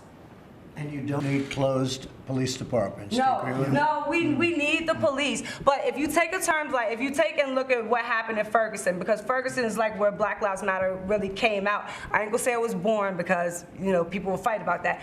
But if you go back and you look at Ferguson, the DOJ did a report on Ferguson, and what came out of that report was that the mayor's office was using the police force as a taxation unit. So they were forcing interactions between police and the citizens as a way for them to raise money and bring money into the mayor's office. That was causing over-policing. So it is not the fault of the police, nor is the fault of the citizenry what the legislator and the executive branches of city government are putting into legislative practice. Very good. Well stated. Wayne, what do you think? Good job? Very good I think job. a good job. Thank you. Thank you, Sonny. Appreciate it. Fellas, go ahead, please. Well, you know, she said a lot of the things. And I don't know if I can say it any better than that, but just that a lot of these things are systemic. I think what we've done through your leadership is start to break down that system and fight back. You know, opportunity zones, HBCUs, criminal justice reform, those are reversing some systemic issues. And through your leadership now, we're looking at other layers of that, because we just saw what COVID shined a spotlight on access to capital. It shined a spotlight on health disparities. And then recently with the protests, how can we create better police and community relations? But one thing we've done over the last couple of weeks is listen to individuals, and now we have solutions. And those are things we're going to continue to work through as an administration, because it's about results. And I think a lot of people are leaning on you because you're result oriented. It's not about just us talking here. It's about what we're going to produce out of this meeting. And you know what, that's the thing.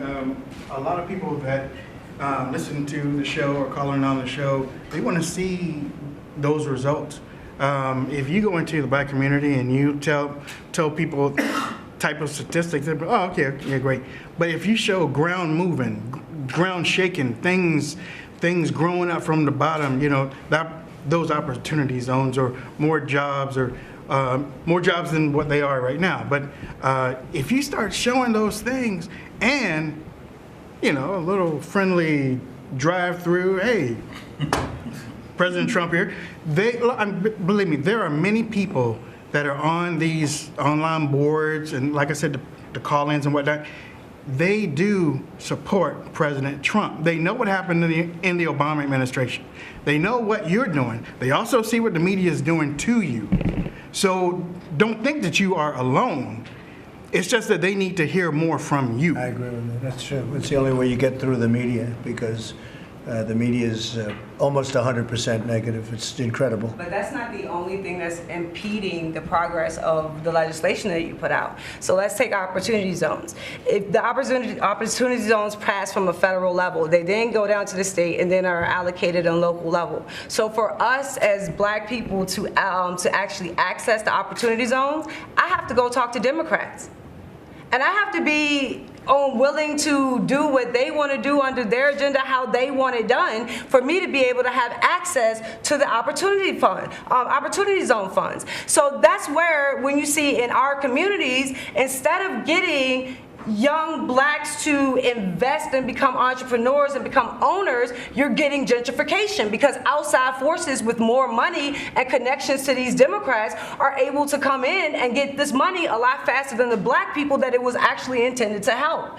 And so you're seeing this changing of our community, where at no point in time are we allowed in the process to become a part of it and maybe be the innovators of what the future can look like. Because that is what you really have coming out of the Black community, a desire to be an innovating force about what our communities look like in the future, where we have been handed policy, or we have been handed government for so long, and now you have a population that says, we want to use the government as a republic, localized government, to reinvent what our communities look like. And yes, it'll include police, it'll include schools, it'll include all the necessity of civilization, but it'll also include more investment, ownership, and entrepreneurship from the citizens in those communities. We're happy to know that this administration has recognized that problem.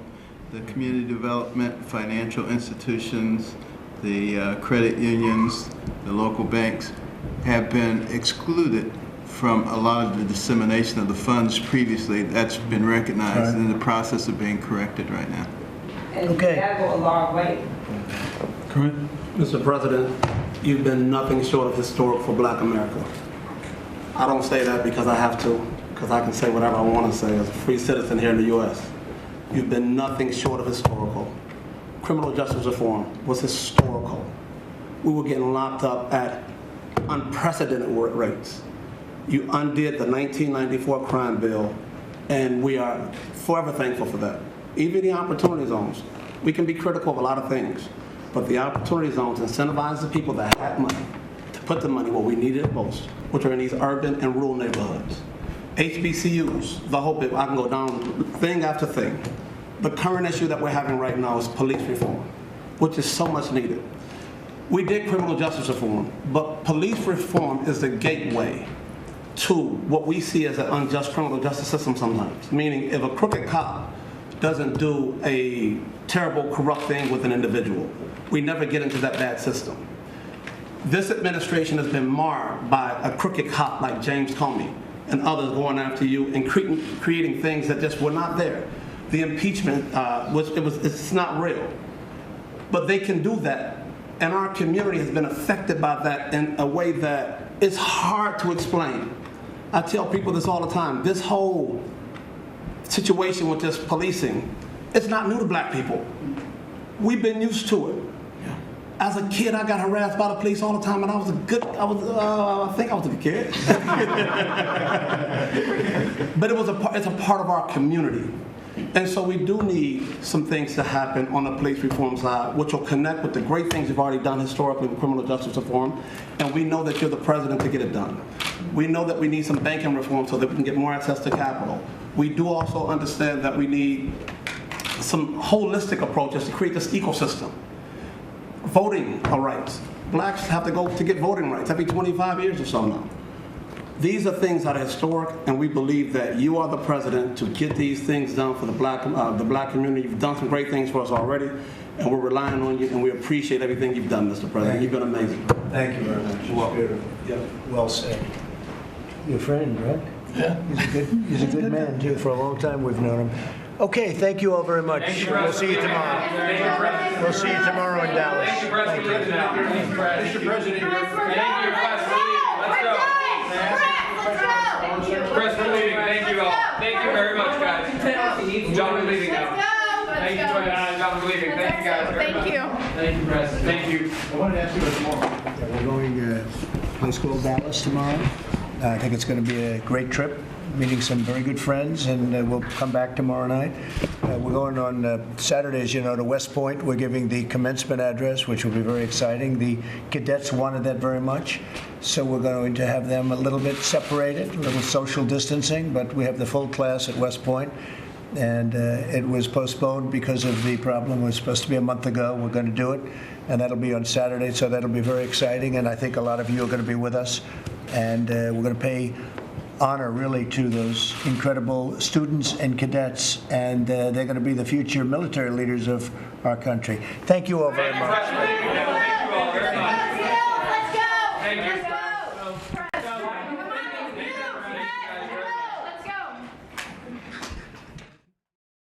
All right, you can hear the shouts as the media leaves the room there.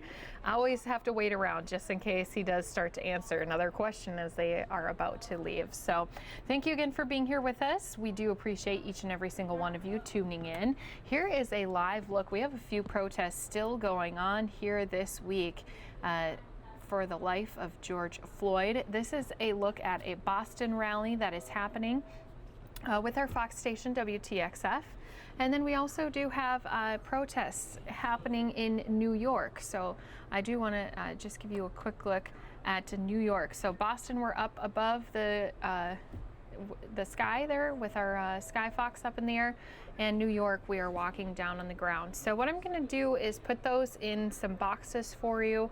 That way you can still keep an eye on these rallies that are still continuing to happen. And what I want to do is take us back out to Minnesota, because the governor was speaking just a little bit earlier, but we were bringing you the House floor and bringing you President Trump. So I want to go back to his press conference that he had not too long ago. It's going to be a briefing on all the important topics happening in the state of Minnesota, not only COVID-19, but also obviously addressing what's been going on with the latest on George Floyd. Now, remember, he was laid to rest down in Houston. We brought that to you here on our stream. And if you haven't yet, you can subscribe to our page. That way you can stay up to date on all the latest and breaking news that does happen here across our country.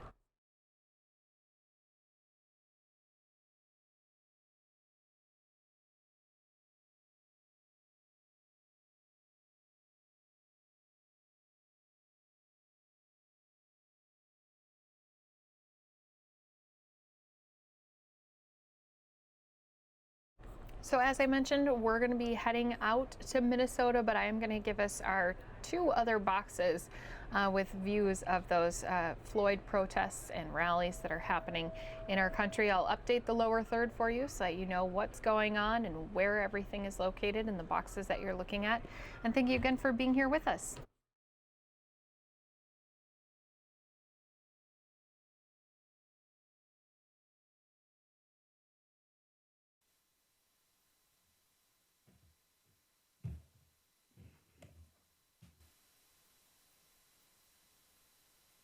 Good afternoon, Minnesota.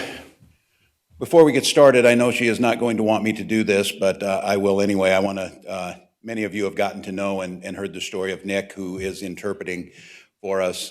We are grateful, making sure that all Minnesotans are able to get the information in a timely and accurate manner. And I think, as you have come to see, that nobody does that better. So, Nick, thank you.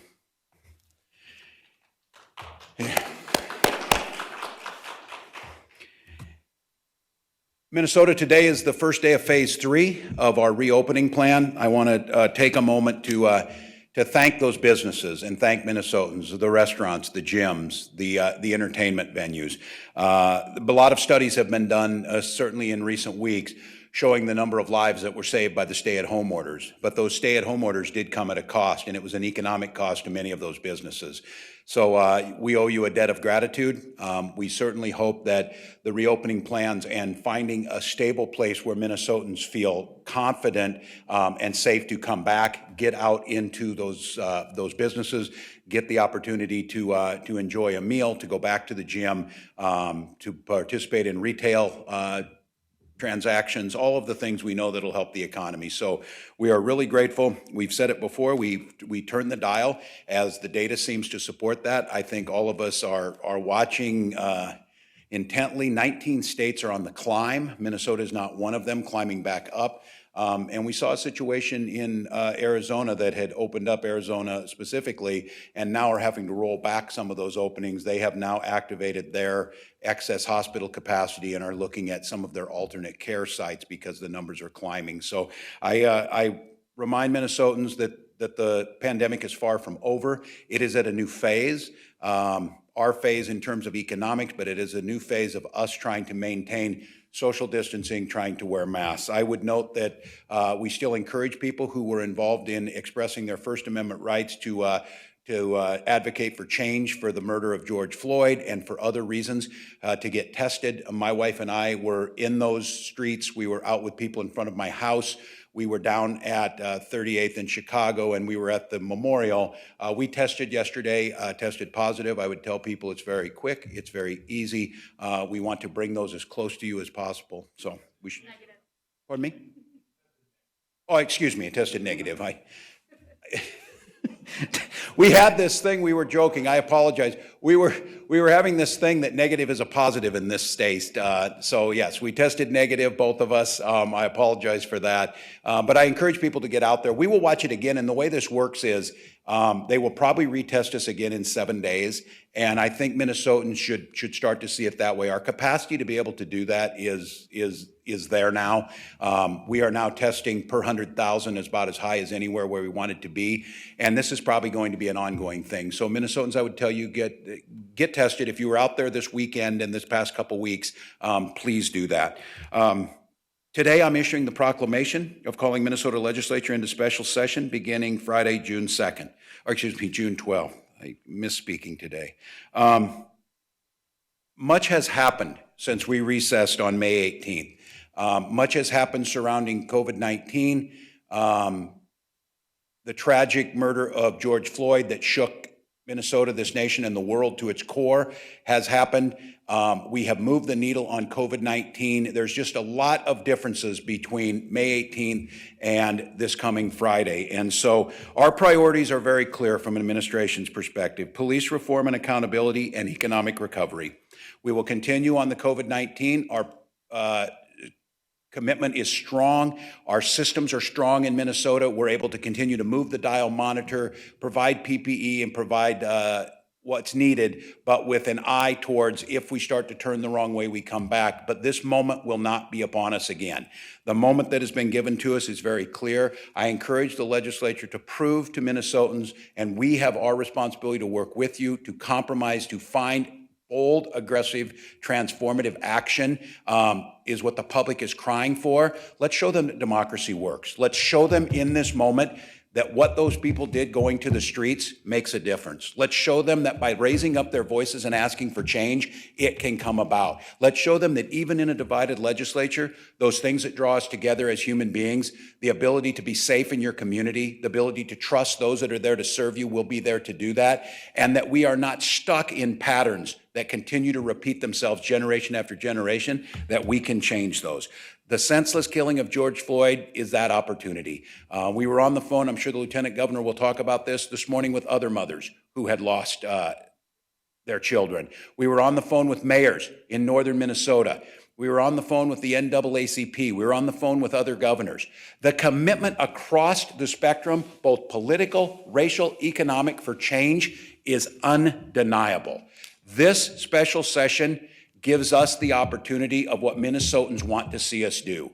Move positive change, move transformational change, and get your work done. Get the work done with respect. So I know some of the questions will come today is how long will this special session be? We need to quit seeing legislating as a time constraint exercise and see it as a results-based exercise. We can leave when we get the people's work done.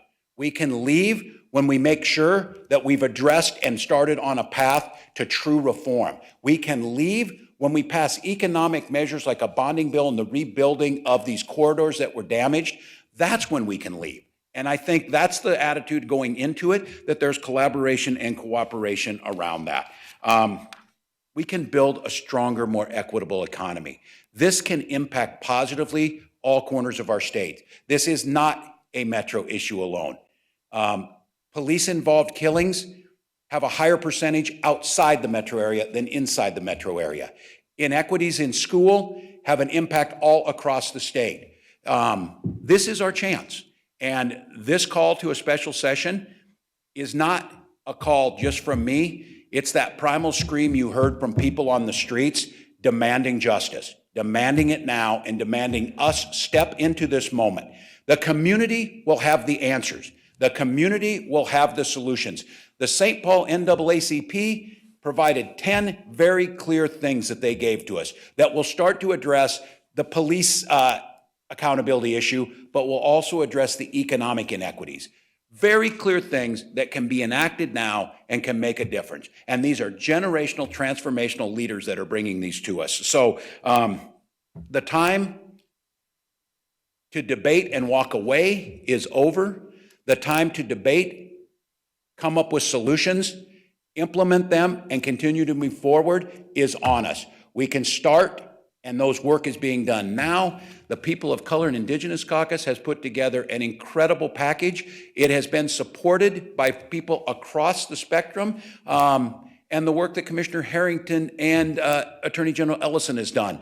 Those are being supported by our largest business partnerships. People who know that the way you attract businesses is by making sure they're equitable, making sure that people know that this is a community they want to live in and want to settle in. And that's what this special session can be about. So we've been given a unique opportunity.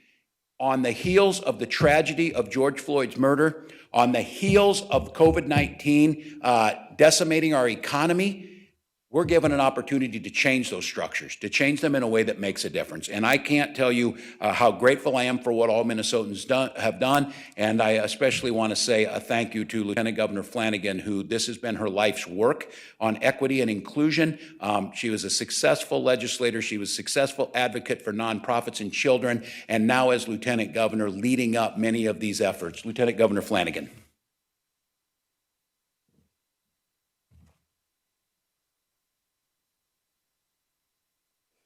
Thank you so much, Governor. Good afternoon, everyone. I also was tested yesterday for COVID-19. I was not positive. I was negative. And would just say for folks who are afraid to get tested, it's okay. It feels like a tickle in your nose. It's over before you know it. Please get tested. So the past few weeks, and months have been some of the most challenging, I think, we've experienced in this state's history for everyone. But the burden of these crises have fallen hardest on the most vulnerable folks amongst us, on Minnesotans who were already in crisis, on those who too often are invisible to decision makers.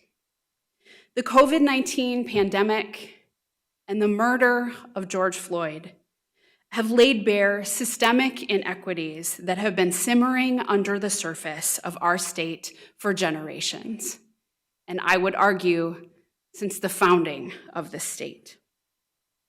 Minnesota is a great place to live and work and raise a family if you are white. But too often, the color of your skin or the zip code where you live determines your opportunities to thrive or even survive. But we can change that right now. This morning, I had a conversation along with the governor with Valerie Castile, the mother of Philando Castile. And what she said to me and to us shook me to my core. She said, God gave you Philando, but Philando wasn't enough. And now God has given you George Floyd. We cannot let this opportunity pass. It is too important. We will not Minnesota nice our way out of the situation we find ourselves in. This requires bold action. Special sessions have become not so special in that they are a regular occurrence in the cycle of Minnesota politics. But what's before us in this moment is not business as usual. It is an extraordinary opportunity in an unprecedented moment.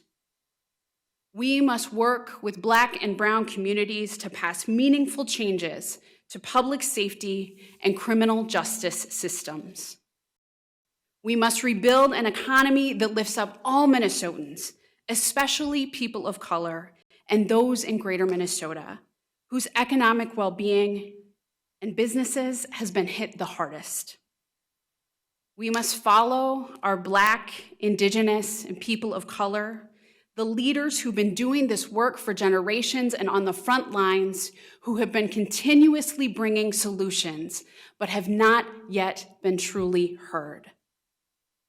The entire world is watching Minnesota. They're watching what happens next. After the charges are filed, after the demonstrations end, and as folks desire to return to normal, will anything change? Normal was not working for people of color. This requires systemic change. And our answer must be yes, that we are ready to step into this moment, that Minnesota can be a model, and our state can show how we can listen to communities. They will be heard and seen and valued, and the solutions that come directly from them will be the solutions that we move in the legislature. Thank you.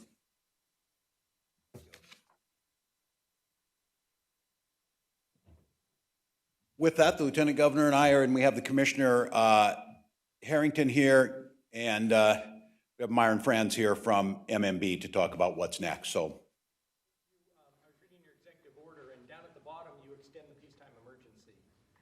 yes. That's what triggered the session, right? Not your EO? Yes. Well, we are extending the emergency. The emergency is still upon us. And again, Minnesota law is vague on a peacetime emergency extending beyond 30 days. We have taken the conservative interpretation of that says the legislature needs to come back and needs to vote either yes or no. And if they can agree in the House and the Senate, if there's an agreement to stop it together, then the peacetime emergency would be taken off. I would caution against that in that we are still in this. When we started this, if you can remember clear back on March 13th, we talked about we were opening the toolbox that allowed us to do certain things. Those certain things are to allow us to use the National Guard to test at sites across the state. They allow us to waive some of the licensing requirements to put people in positions where we need them. It allows us to lift some of the requirements on trucking, for example, when we needed to move the hogs from Worthington, those types of things. Plus, it accesses $50 million a month in federal assistance. Every state in the union did this. Well over 40 of them are still in this. I spoke with Midwestern governors, Republican and Democrats last night, Indiana, Ohio, Michigan, Wisconsin, and myself. All are in this situation, and all are keeping their peacetime emergencies in place because it allows procurement to move faster, because otherwise we would be back with the sealed bid process. It would take us 90 days to get masks in the regular order. And if we end up in a situation like Arizona where we need to react quickly, we think it makes sense. But that is right, and then to finish the unfinished business. Yes? Governor, Senator Gazelka said something that sounded rather sensible, that these once-in-a-generation changes take time. It's going to require hearings. It's going to take, work. Were you signaling a moment ago when you said that we were going to keep on going until we get this done? Are you saying you have all the time you need? We're going to have a session that lasts as long as it takes to I get think, that work done? yes, I think we should get it done. And saying that these take time, these ideas have been around for generations. These ideas were in our criminal justice reform bills last year that never got any hearings. So the idea that all of a sudden, oh, this just sprung upon us and we had no ideas that we should ban chokeholds, that's been out there for a long time. This is the point where what fueled the rage on the streets was this idea that we'll just wait till there's a better time to fix this, or this is going to. I'm not saying We need to rush headlong. And I'm not saying all this is going to happen overnight, because let's be very clear. Police reform and police accountability is one piece of this. Educational reform and opportunity gaps is another. Inequities in healthcare is another. Inequities in how we do procurement in state government for people is another thing, as well as all of this other. But the idea to say that we're going to wait, why would they believe we would wait and get it done? We didn't get anything done during the regular session, and I think it grinds down. I think now what makes the legislature work is leverage, and there's leverage on the street, and we can get this right. There's smart people who have worked on these. They've worked in other towns. Commissioner Herring himself has spent a ton of time in Camden, New Jersey, across the country, looking at different models, both in that. We're looking at different models of education. So I would encourage them, let's get as much done as we can. Let's not believe this is too hard and push it off. Tom? Governor, what do you say to the Minnesotans who say the representatives closest to them, their senators and House members, they have no say in a lot of the things you're doing, especially with the economy? They feel like they've become voiceless in this process as the emergency powers continue to get extended month after month. Yeah, well, I don't think that's certainly true. It's not. And the other thing is all of the authority under the emergency that there was granted by the legislature and state law, and that has been upheld in the courts. I, more than anything, would have to tell you, and I talking to other governors, I want to figure out how we unwind and get this back to a regular order working. But the fact of the matter is, all 50 states and the national government have a situation in place that recognize the regular order will move too slow in an emergency situation. I am more than willing, and now one of the things is we've been having this conversation about the local aid, the Corona Relief Fund, and 45% of this, $667 million, I thought we should have got that out during the regular session. We're debating how that should be done. If every single decision gets dragged down in an emergency, it takes time. So I hear them. I think the legislature is a co-equal branch as a whole, and at this point in time, that toolbox, we're putting things back in that toolbox. We moved to phase 3, we're taking some of those things out, but I really worry. Just think about this. If I wouldn't extend the emergency executive order, it's $50 million in federal assistance for the month that goes away, and we would have tens of thousands of evictions start Saturday morning. There is no legislative fix being proposed to fix these things.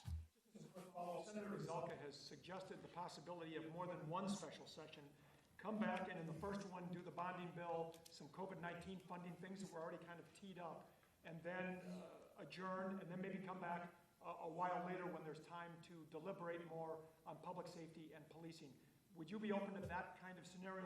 I don't want to call the National Guard back to the streets here, because I think that's what would end up happening if we don't address this. I think the sense of urgency around those, I think we can multitask. I would ask them to try and do this. I mean, those things that were teed up in the work that Commissioner Harrington did, those things that were teed up in the Posse Caucus are things that have been heard in years past. Many of them are endorsed, as I said, by the business partnership, not known as a bastion of liberalism on social issues, but they're saying these are things that bring that back. So I think, I'm listening. It may be a series of special sessions, but I would really, really encourage the legislature to not miss this opportunity. The state legislature in New York has already passed a statewide ban on chokeholds. Now, we saw the Minneapolis City Council do that, but it is not in the state. We have cities across the state. Why would we not take that up now if the state of New York did it? I think Lieutenant Governor's point on this is the world's watching how we act on this. Let's seize this moment. Let's not think small. Let's think big. I'll go. Yes.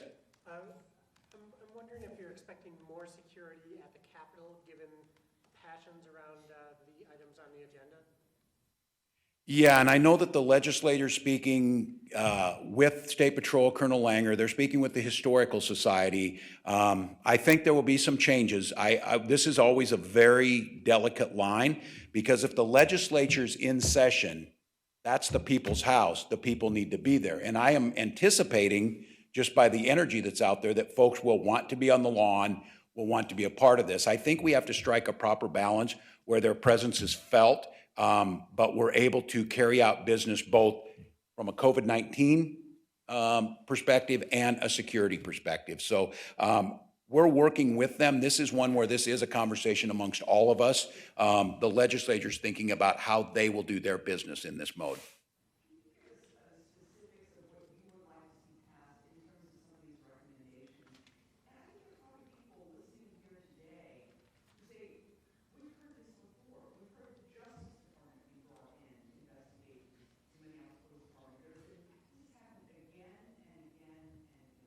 Yeah.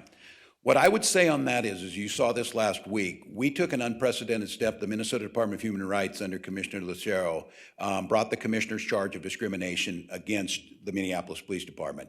That charge was embraced by the city council and the mayor. They sat down and there was a list of things we wanted to see in the short run.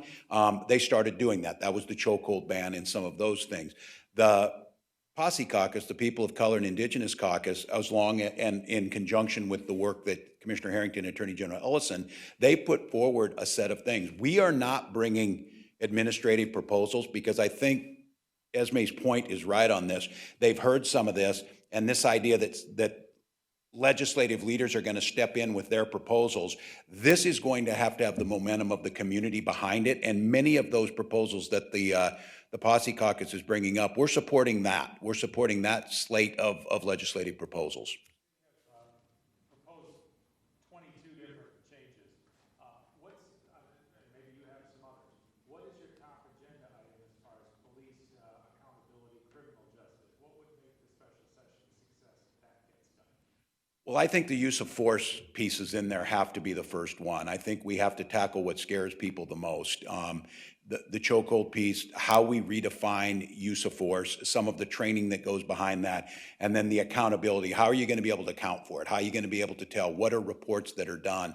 I think that physical security piece that is very real and you can feel it amongst people needs to be the start. And then the city council in Minneapolis is starting the conversation. How do we envision security in our communities? How do we envision what that's going to look like? And again, I think they've got 22 proposals because the community believes those 22 things will make it better. I hope we don't approach this session and say, well, we'll give you 6 and then we'll trade you for this. I don't think they're really in a trading mode on this. Again, I would go back to, this is about these proposals have been thought out, they've been tried elsewhere, and we think they're effective.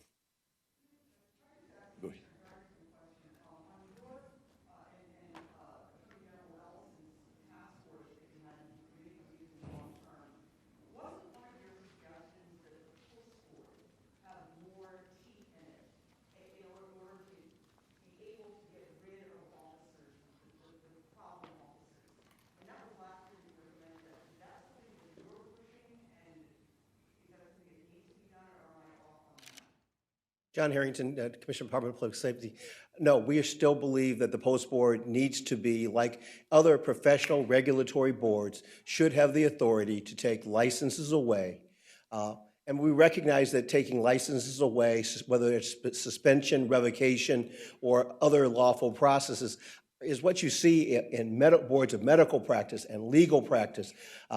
That's how professions regulate themselves, is to make sure that people that do not abide by the rules, who are found to be outside of the norms of practice, should be held accountable. And I believe that's different than what a police chief can do under a collective bargaining agreement in many cases. So from my perspective, the Post Board has an absolutely central role in keeping good cops good and making sure that bad cops can't practice in the state of Minnesota.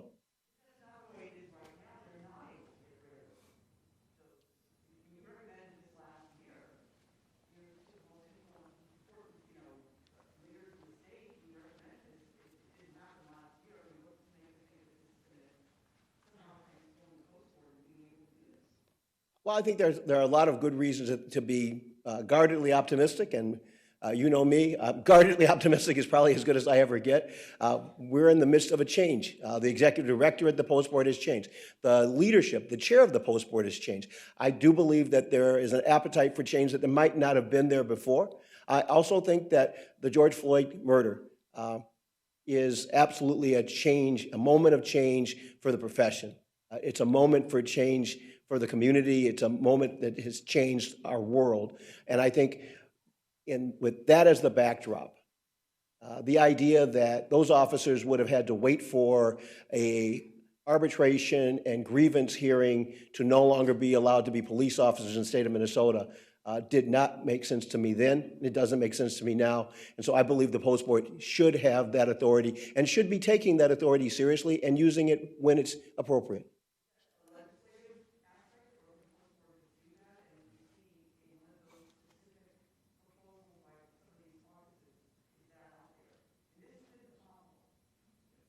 I believe that it's a yes and. I think the post board can make some of those changes internally, but I think that some of those need to be supported as part of a legislative package. And I know there was questions from the legislature last year in the Criminal Justice Committee that asked about pushing the post board to be more assertive in doing that. We heard from chiefs of police when we were doing the Reducing Deadly Force working groups who said that they believed that the post board needed to be more assertive in using their authority because they were seeing themselves overruled by arbitrators in cases where they believe that the officer should not have been a police officer anymore. But once an arbitrator is ruled, chiefs of police have to live with that result. Commissioner, were you surprised by the $13 million cost of the National Guard? And have they all now gone home, or what is the status of the Guard right now? I was not surprised by the $13 million. Horrified probably is a better term for it. I knew that when we bring in 7,000 plus National Guard members from all over the state that there was going to be a cost. We knew that that was going to be a cost. What that cost was going to be, I did not know, and we're in the process right now of calculating the cost of bringing every state trooper and all of the DNR and pulling together all of the other resources that it took to be able to resolve the riot successfully. So that would be the first question. Second question is, the Guard has been here since the beginning of the COVID piece, working in conjunction with public health to do swabbing and to help move resources. And so the number of Guard members that are still here in the cities that are working on that mission has not changed. The number of Guard members that were brought into the cities to deal with the riots has been reduced substantially at this point. I believe they have all been returned to their original assignments. Are you aware of a threat that is making its rounds on social media to the Christopher Columbus statue on the grounds of the state capitol in about 90 minutes from now? Groups saying they're going to come and try to take it down? Yes, I am. I've heard that through social media. Colonel Langer and his staff plan to be out there to meet with the groups, to explain to them the process that is already in existence for if you want to have a statue or you want to have something removed from the Capitol grounds. There is a lawful process for doing that. And we will be out there to meet with them to have that conversation about if this is something that the community wants and the legislature agrees with and all the parties that have to be part to that decision, then there is a lawful process to do that. But we plan to be out there to meet with them this afternoon. Should the state consider those, should we revisit some of these statutes? I know this has come up in previous years. Is there going to be a renewed interest in things? There will be. Yes, I think we should. I'm a geographer and historian by trade. I would go back to your earlier question, Dom, on the cost of the National Guard. It didn't surprise me because my full-time job was that at one time. I was a service sports specialist that figured these out. I think people are now maybe don't understand the complexity of what happened to move that many people in. But this question around symbolism is important. And I don't think we need to see it as a division. We know it came up with Bate-Makaska. It came up with Fort Snelling at Badote. These issues come up because they matter. And I would just say yesterday I had a long conversation with our sovereign tribal leaders. And Chairman Jensvold is the chairman of the Yellow Medicine Band of Dakota, Upper Sioux. And he says every time he watches, we're friends. He gives me advice and I very much trust him. He's wise. But he says every time he watches me and I stand in front of the seal of Minnesota, it brings pain to him. These are conversations that Minnesotans, it may seem, I hear it get pushed off as frivolous or political correctness. These are historical pains that led to what we saw happen with George Floyd and the anger that came out. So Tom, I think your question is well taken. I think you're right. I think it's going to be hard. These are the types of things that can inflame emotion. But again, you're hearing everybody up here say it, and you're people on the streets. Our emotions are inflamed pretty well. Now we better start having those honest conversations. I missed you, Jesse. Sorry, and then I'll go back.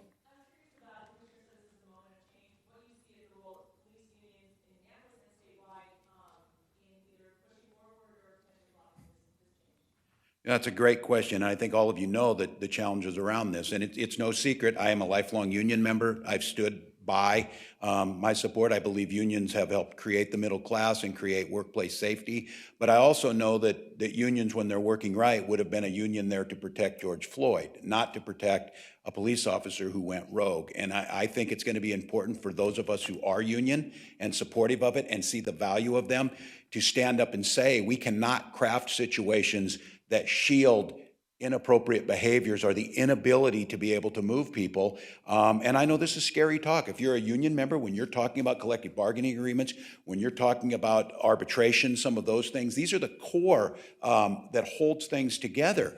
But I mean, when the first comment from the union was a pledge to get these officers their jobs back, not to find out justice and see if they did it, that's wrong. And I can tell you, as a union teacher, the person who's most angry about a bad teacher is a good teacher down the hall. And what I think is the role of the unions and the role of the teachers' unions is for those police that understand that they're going to have to speak up. This moment is not going to go unchallenged. So I think there's a role there.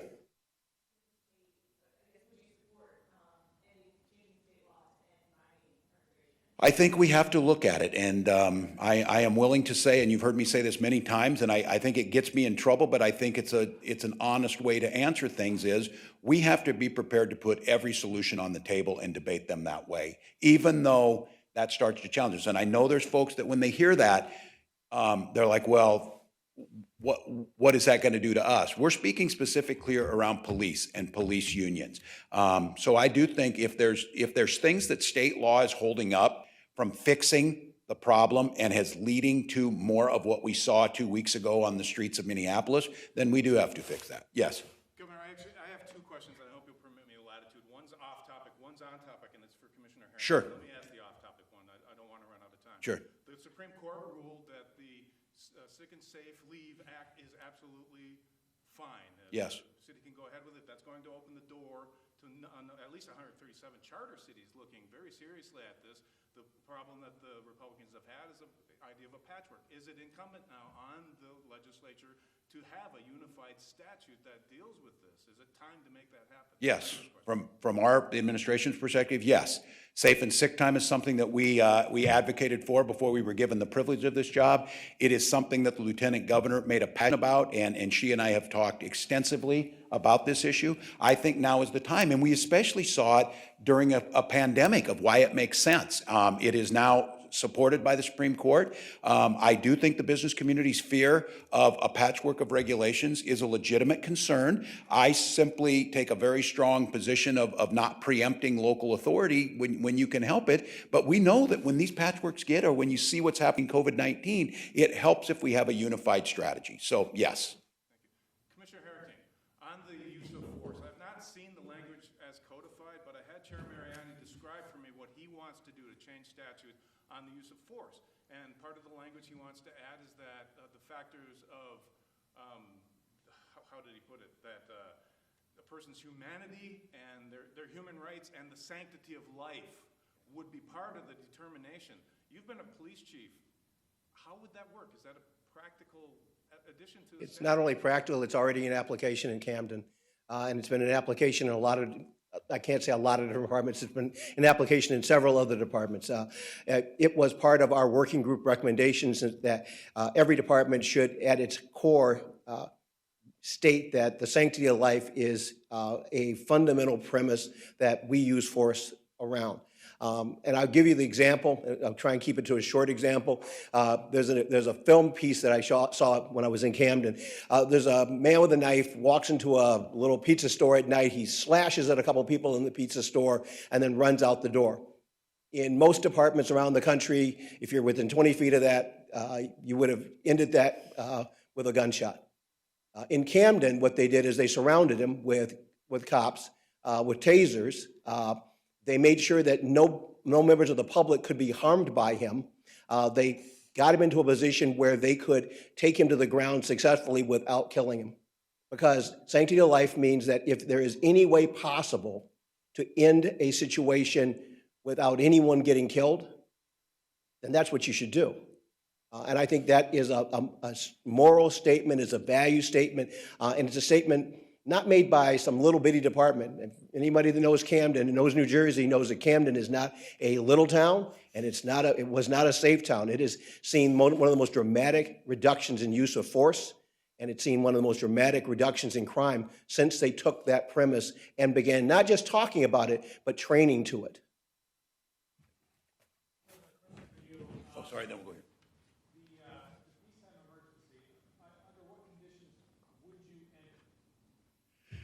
I think what we're looking at, the question on the peacetime emergency is looking at where the trajectory of the pandemic is at, where the sense of confidence of that we have got this, where we feel that it's controlled in the long run. I think when we feel like the supplies are there, and I'm asking, and this was a question I asked the other governors, they're all having a hard time figuring out how they unwind this too. So I want to be very clear. I think this is a valid question. I think in this country, this has never come up where we've had 50 states, over 90% of them still in a 90-day emergency situation. The emergency still exists, but how do we create a structure that is a very valid point of starting to unwind some of those so they're not done by emergency act? I think that's why you codify some of these things.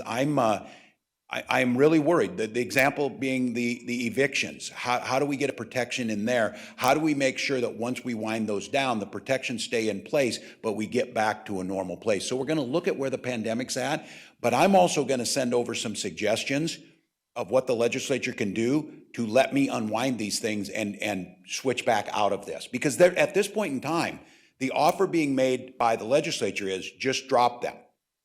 The Hospital Association says don't ever do that right now. The Medical Association, the nurses, all the people who are front line in this say don't do it. And everything that's coming over to me is saying drop them without a safety net in there. The question that needs to be asked, if the legislatures are saying, and if they vote Friday, which I think they probably will, to vote to either take them, the emergency, to keep the emergency powers in place or to pull them back, there should be a responsibility to ask them, how are you going to do the testing? What happens about the $50 million in federal aid? What are you going to do about all the waivers that were given that were being asked for to be able to deliver services quicker? What happens in that if that system collapses underneath because it was only through emergency powers and that's the way it was structured? So I want to know, and I don't think anyone, again, there is no one yet has figured out how do you do that. So I have one in the back, yeah. Both of you, we've got time, yeah. Governor, what kind of projects do you want to see added to the bonding bill that specifically address the damage that happened during the unrest in the last 2 weeks? Yeah, this is one working with the community on the bonding bill. I think we have a robust bonding bill. I don't think that changes. What I don't think we should do, and again, Myron could talk about some of the financial numbers that are coming out, bonding is a smart financial move at a time of low interest rates. It's a smart financial move at a time of recession. We have the capacity to service that. So what I don't want is I don't want to see us pulling projects that were already on here, but I don't want us to see us ignoring what needs to be done. There are certainly some infrastructure projects that need to be done, that public infrastructure that we can bond for. And the questions we're asking, and I asked Myron, and he brought this up, working with local leaders to come up with creative ways we can do this. We can't general obligation bond a private business, but is there a way that the communities can set up something, some type of structure that would allow the state to help? Because again, all of you who are out there hearing this, the fear is that the rebuilding will leave the community out of this, gentrification will happen, and these generational wealth that was in these communities will be lost, and we will be set back decades already being so far behind. So I'm asking us to be as creative as possible to figure out are there ways that we can help. Peter? Talking about winding this thing down, you're looking for examples. You could look just to the east and you see Wisconsin that has not had any emergency powers since the middle of May, and as of now their outcomes are better than Minnesota's. I would disagree with you on that, and I would ask you to talk to the governor of Wisconsin too on some of that. The issues around the pandemic, I think comparing apples to apples among states of where they're at and how things go is one thing. But I think Governor Evers would disagree with you on some of the economics that are going to come out of this, how they are going to rectify their state budget. We spoke last night pretty extensively about this. I think this idea that, again, I hope there's some ownership around this, whether it was King's College or whether it was Drexler or whether it was University of California at Berkeley. There is little doubt in this that stay-at-home orders saved lives. Now, the differences of where they're at, that may be debatable, but I think the unwinding of these powers and the unilateral action by the Supreme Court to strip Governor Evers of that is going to have residual problems that I think we can do a better job of. So I will just say this, that I am not going to support the Minnesota Supreme Court stripping these away. I would say that I'd like to work with the legislature, and I'll send them over some things because, again, I would just candidly, there wasn't a governor on the call today and there were 30 some on there. No one wants to have all of this. No one wants to have this be the way to do it, but it is simply in a democracy, it's the necessity of it. Just the procurement scares me, and that's some of the problem that they're having. And I would caution everyone thinking that, again, Arizona and 18 other states are an example of this. The states that were open by the end of April are now closing again because of the way this is starting to happen. And that is not a judgment or a value statement to them. They made a different approach to it, and now there's going to be repercussions of it. I still think if we can glide path this thing the way we're doing, we're as aggressive, and I think this gets lost in this. We are more open in restaurants than Texas. We are more open than Indiana, places in that. So the state of Minnesota, in terms of opening, yeah, maybe states around where you saw Wisconsin because they brought it down. You saw South Dakota that didn't do a whole lot in the first place on stay-at-homes. There is a difference there. Tom? Go ahead, go follow up. I actually want to put the commissioner Sure. hands to work. Are there budgetary things that you need from this session related to COVID that you need them to do, or do you have all the money you need from the CARES Act and all the authority you need from the CARES Act, and you really don't need them to do anything this session? Well, as we've said all along, we've been working with the legislature to try to come up with programs and projects to authorize from the legislative process through the Coronavirus Relief Fund, and the local distribution is one of them. The grants to small businesses is another one. But we've been working on that for 5, 6, 7, 8 weeks. I don't know how long. So the point is that we have repeatedly gone to the legislature and said, how can we work together to get the appropriation out of this federal fund, to get the money to local small businesses, to get to local units of government, to get the testing money out there. But we're at a point now that we really need the legislature to take action this coming week or next week, because we're in the middle of an emergency and the money needs to be out there now. And so there is a point that we have the authorization to spend the money through the Legislative Advisory Commission process, but we're trying to work with the legislature to use that as the primary method to get the money out. All right, guys, just wanted to let you know we're going to jump on over to Houston, where the mayor is expected to sign a official document. Going to get a little bit more information here for you, but we're going to jump in again live down in Houston. And while you may critique us from the outside, know that on the inside, we're still holding your trust, we're still listening to you, and we will still keep the voices of the public as our #1 priority. Thank you. Councilmember Cisneros.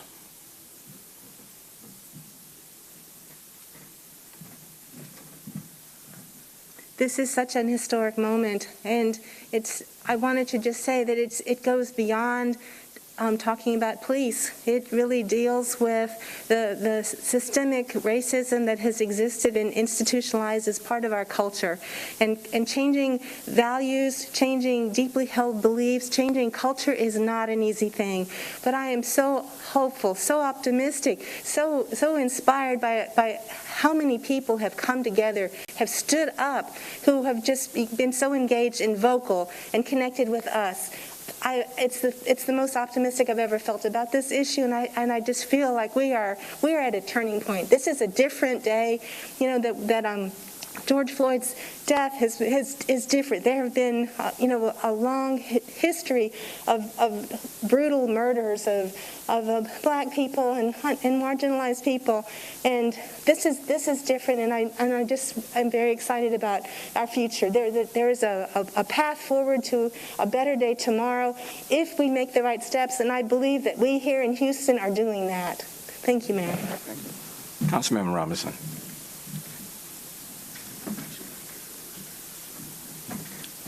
Thank you, Mayor Turner, and thank you, colleagues. A day of pride for all of us, I believe, in this great month of Pride awareness. And while black suffering in our neighborhoods and communities are very much on our minds, what I saw today on council, Mayor, with collaboration between all council members and us working together for a better day for Houston, makes me very proud to represent the city.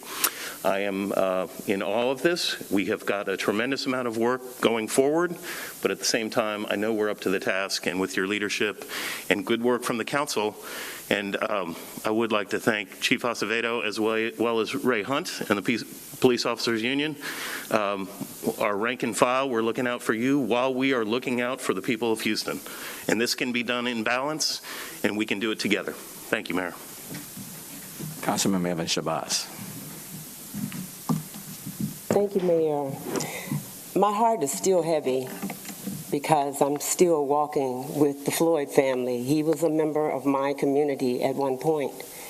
But I am encouraged. This was a very long day, but I'm encouraged, and I'm very appreciative of my colleagues stepping forward for us to give the letter to the mayor. And I'm even more elated that the mayor responded, and he responded immediately. We are committed to this being more than just a moment. We are committed to it being a movement in the right direction. So hopefully the community will trust us and know that we have our best interests, not just yours, because we all represent families that have been greatly impacted or could be. So be mindful that we carry this, and we may keep smiles on our faces under these masks, but we are carrying very heavy burdens, because trust me, when we hear that members of our community have been killed, it is a very heavy burden. So just thank you to the mayor, thank you to all the Chief Acevedo, Mr. Hunt, and all of my colleagues, because this is just the beginning, and I want everybody to understand that it's the input of the community that we need. We sit in those seats to represent. I hear a lot that, oh, we didn't get a chance to come to the table. We didn't get any input. Well, I am committed that that's not going to happen on my watch. You will get a voice. I will listen. And with that, we will come out with the best reforms. Not some that were just put in an emotional blitz, but certainly those that will be substantive and full of substantive and real conversations and reforms for the people of Houston. So thank you so very much. Councilmember Sally Alcorn. Thank you, Mayor. And let me just say it's an honor to stand here with my colleagues, and I commend all of you who have pushed these reforms, who have asked the mayor for his executive order. The mayor, I heard you say that you reward a peaceful protest with action, and so that's what we're seeing here today. We're acting on what we've been hearing, and there's a lot more work to do. I'm honored to be in this room with my wonderful colleagues. I can tell that everybody's put a great deal of thought into what reforms are coming, and there will be a great deal more work to do. I have 4 kids in their 20s. They've been in my ear all week. The young people will save us. They are the voice of the future. I don't want my kids to be having this conversation in 40 more years. So for my kids, for everyone, I'm so proud to be here, and thank you, Mary, for this action. And let me just say, this is not the end. These are steps that have been put in place right now to address, to do some immediate steps, and we still welcome the citizen input. Let me also say that in the absence of people who stood up, marched, demonstrated, protest, this would not be happening. So let me be very, very clear. In the absence of the millions of people all over the country, quite frankly, all over the world, this day would not be happening. So let me thank those who marched, demonstrated, protest, who have made it uncomfortable for those of us in office not to move forward and not to act, and they act with the greatest degree of urgency. So it's not done. We still want to provide opportunities for citizens and others to give their input as we move forward on systematic reforms. So it's not done. These are just the steps that we are taking at this moment, because it is important for us to let people know that we are listening and that we are responding. And we're not just saying cameras gone and we have gone back to the way it used to be. So I want to make that very, very clear. And it was important today for you to hear from all of these council members, because it has been a collective effort and not a singular effort. Now, having said that, before I sign, let me bring up Chief Acevedo.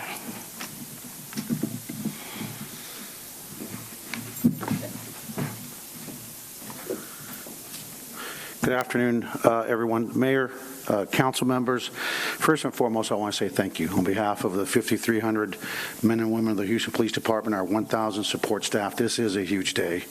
And it's a huge day because what you're doing here today is building trust and building legitimacy and breaking down even the perception of bad policing.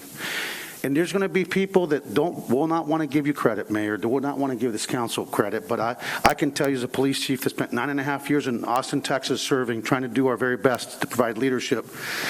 What this will do is that when the next chief comes along, they won't be able in the middle of the night to just sneak off and change the policy. This codifies the expectations of this mayor and this council in terms of what the police department is supposed to be doing, and I think that is a first. And so on behalf of all of us, Mayor, I want to say thank you on behalf of the Floyd family and the people that we marched with. Many of the women and men of the Houston Police Department actually walked with them, marched with them.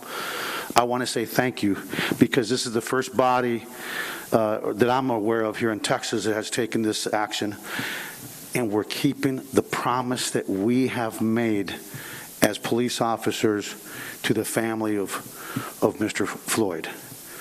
And so I hope this is just a first step, because when we have these good policies, what we have is trust. We build trust, and with building trust, we build better communities, and with better communities, we create safety for the people we serve and the men and women that we're privileged to lead. So we look forward, Mayor, to the continued conversation, because I think one of the things that we have not done a good job as a department is highlighting the things that we are doing right. The programs that we have where we're a national model for the nation. And I think that education can't be left and to happenstance. It has to be intentional. And I look forward, Mayor, thanks to you and the commission that you put forward, to not just highlight the things that we are doing right, that are national models, but also to identify the things that we can do better. So congratulations. It's my honor, my privilege to serve with you in this council. And to this council, thank you for being involved and engaged and holding our feet to the fire. Thank you.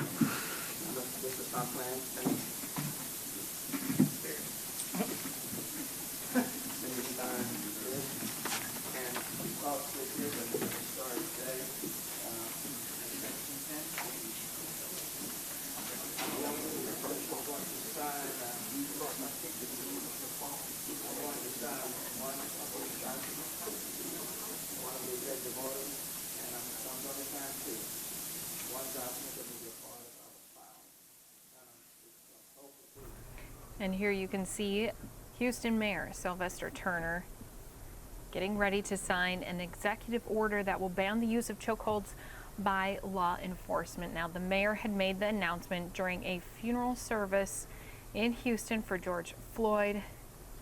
Many of us know already, but he died after a Minneapolis police officer pressed his knee into his neck for several minutes. Mayor Turner said, quote, "What that order will say is that in this city, we will ban chokeholds and strangleholds. In this city, we will require de-escalation. In this city, you will have to give a warning before you shoot. In this city, you have a duty to intervene. In this city, we will require comprehensive reporting." Now, Mayor Turner said the order was drafted by the city attorney, and he's assigning it to be returned to City Hall. And during the service for Floyd, who was raised in Houston, Mayor Turner also announced that he would proclaim June 9th as George Perry Day in the city of Houston. And that's the day before the funeral service in Houston. More than 6,000 people had attended a public viewing, or 6,000 people had attended that public viewing to pay their respects to Floyd. And among those at the church on Monday was Texas Governor Greg Abbott, who told reporters he will include Floyd's family in discussions about police reform and any related legislation. He said, quote, "George Floyd is going to change the arc of the future for the United States. George Floyd has not died in vain. His life will be a living legacy about the way that America and Texas responds to this tragedy."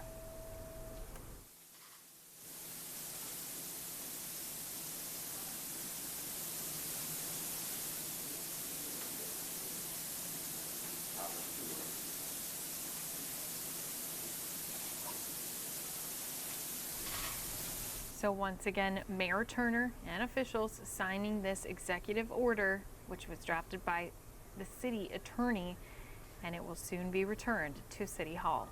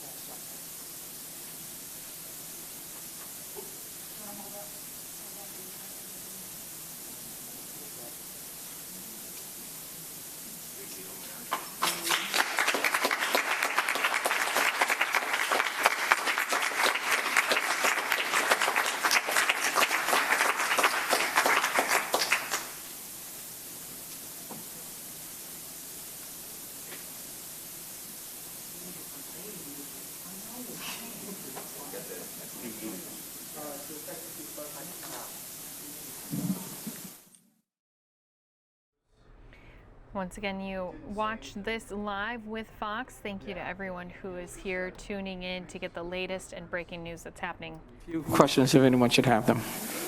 Mayor, can you just talk a little bit about how this executive order came to be, in the sense, last week you announced the task force. That was also after the protests.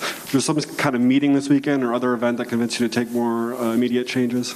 Well, I would tell you, announced the task force, and that will be citizen-driven, but it does take time. And what we were also hearing is that people wanted to see some things happen in a more immediate way. The council members, 5 of the African American council members wrote the letter, and I got that and talked with them as well. And they thought it was also important. And then, the marchers, the demonstrators, the protesters, they wanted things. And then there was the push for 8 can't wait. So all of that was taking place. So it is important for us to do some things from an immediate point of view, while the task force is put together and they start their work, while the city council committee process is doing this work. These are some of the things that we can put in place right now as all the other avenues of reform take place.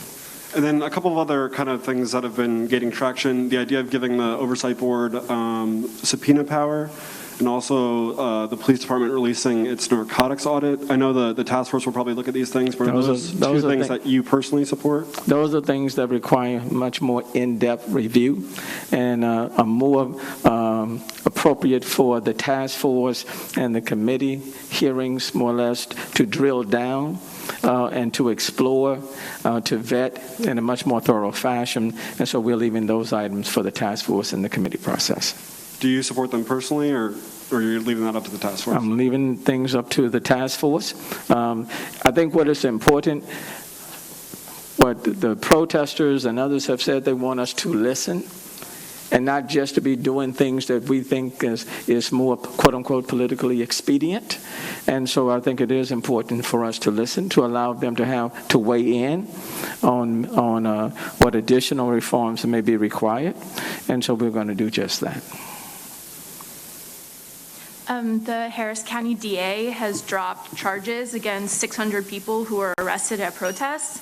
And she says that these arrests were basically just simple civil disobedience. And so I'd like to know if you think that the charges against those 600 people, were they justified? Do you think that they were unnecessary? Look, I'm not the DA. I'll let the DA speak to that, and I think she has. HPD arrests. So do you think that those arrests were necessary? Do you think they were justified? From all indications, they were out there. If they felt the need to arrest individuals, then from a presumption point of view, I would say yes. Now, in the legal process, a lot of steps will take place, and if the DA drew the conclusion that the charges should be dropped, that's the DA's call. Okay. Mayor, at the signing of this, prior to yesterday, the union put out a statement pointing out that chokeholds have never been part of the police department's general order. That even though you clarified the language here, it was never something that was taught in the academy. At the same time, the Black Lives Matter folks, you know, they had a protest this morning outside City Hall. So you have a lot of people saying, this looks great, it makes one feel good, but when you're looking at the actual policy, it doesn't actually change a lot of things. What do you say to that criticism? Well, but if they're saying if it wasn't in policy, it is now in policy. And black lives do matter. But you can't, you know, if you're saying it doesn't exist, and what I was hearing, make it a part of the policy. Well, we've made it a part of the policy. People were saying, we're looking at the 8 can't wait, and we don't check, when we're looking at the city of Houston, we can't check the box. Well, you can now check the box. So if you're saying we should put it as a part of the policy, at the highest level, it doesn't get any higher than my executive order as the mayor of the city of Houston. So we are making it very clear. The policy in the city of Houston is that chokeholds, strangleholds are not allowed. That anytime you're using deadly force, it needs to be reported. Okay? That if an officer sees another officer violating policy or doing something wrong, you have a duty to intercede. And that where you can give a verbal warning, where practical, before using deadly force, do that. You're expected to do that. When it comes to confronting people, you have a duty to try to move to de-escalate. Okay. With respect to moving vehicles, you can't be firing at moving vehicles unless it's imminent body injury to yourself or someone else. Those are the things that people have said. We want to be in your policy. And we're doing that. Councilmember Leticia Plummer, as you know, she had a whole long list. She's not here, but I guess she said Rome wasn't built in a day. What do you say to all her amendments that were soundly defeated? Was it all bad ideas, going too far, not too fast? What do you say about that? Well, you know, part of that was in her amendment initially were the things included in 8 can't wait. They are now in the executive order. We were listening. On the CAHOOTS program, the council members weren't saying no to that. We said that we needed to vet it. We've looked into the CAHOOTS program in Oregon. You know, there are 2 vans. City of Houston is much, much bigger. So we're not saying no. I do know that HPD already has a crisis intervention program, and we've had it in place since 1998. Now, can we improve it? Should we expand it? Yes. But let me also say this.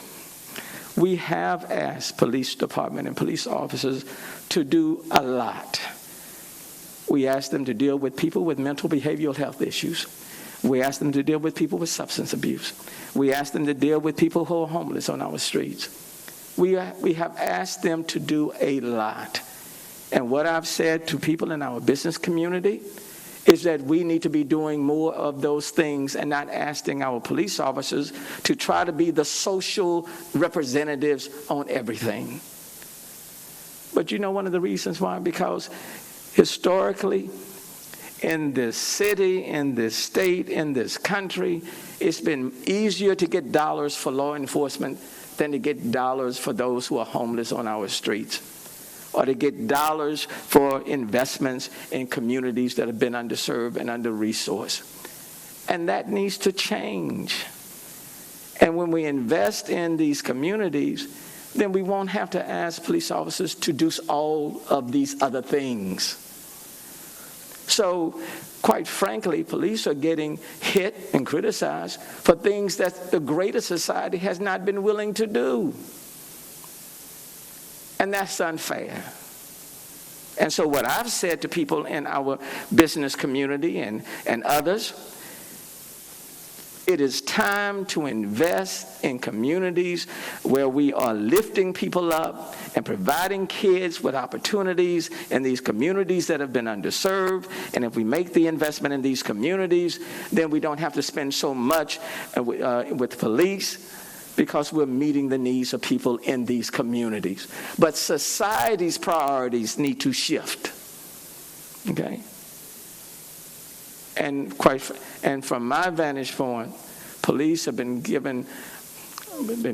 we've been criticizing them, but the system has asked them to do more than they should be asked to do. And that needs to change. That needs to change. And that's what I'm hoping that the business community and others in this city will help us to do. Let's invest in things, in communities and neighborhoods, to give them, so that every neighborhood is the neighborhood of opportunity and inspiration. And if we do that, we won't have to invest so much in law enforcement. Mr. Mayor, some community activists are saying the reform measures don't go far enough. What would your response to them be? We're not saying that we are done. Look, if we don't do anything, then people criticize us for not doing anything. So this is not the end. This is just a step in moving forward. We still need to hear we want to hear from people in all of these city council districts and throughout the city of Houston. And we want to provide forums for them to give their ideas, their thoughts. And this is a work in progress. Nobody is taking a victory lap. Okay? We're not taking a victory lap. This is many different laps. Okay? You cannot reverse systemic neglect and racism in one day by the stroke of one pen. Systemic racism is embedded, and you've got to work intentionally to dig it out. It's not done just by signing a document, but at this moment, that's what we can do, and that's what we are doing. But we're not done. We're not done. And so that's what I would say. Nobody is taking a victory lap. We're simply saying we have taken another significant step, and there are more steps that need to be taken to really advance the cause of justice. Just to expand on that HPOU comment that I think is confusing some people, is which of these tactics today were already part of police officer training, whether they were written in the policy or not? That might be a question for Osvaldo. Chief. And I certainly want to acknowledge Ray Hunt at the union for being present, because they have been just an excellent partner with us. So thank you so very much. You know, I have to express a little frustration because I don't think people understand what's happened here today. I served in Austin for 9.5 years. I put things in place, and some of those things after I left were changed. What's happened here today, regardless of whether it's existing or it's new, is that all the rules have just been read, all the requirements that have been signed by this mayor cannot be changed by a future chief without coming through the mayor's office, cannot be changed in the dark, cannot be changed overnight. It has to come back to this mayor for the next mayor or 10 mayors from now. It requires action that will be public, and the document will be filed for everyone to see. So I think it is a huge watershed moment, and I think if you look at the city of Houston, this is a first for this city, and I think that once again we're leading the nation in terms of how we make things better. And for that, Mayor, I want to say again, you know, people that want to find fault will always find fault, but I like to think that we need to look at the glasses half full, and we're on our way to filling it all the way to the top with accountability here in the city of Houston. Let me thank you all so very, very much. And then did I give the numbers on COVID-19? It's 160. I'm sorry, but there are over 160 new cases been reported on COVID-19 today, 3 additional deaths. The number goes up to 146. And so the number of COVID positive cases in the city continues to tick up. So just bear that in mind. Please continue to wear your mask, engage in social distancing, and engage in proper hygiene. Thank you all so very much.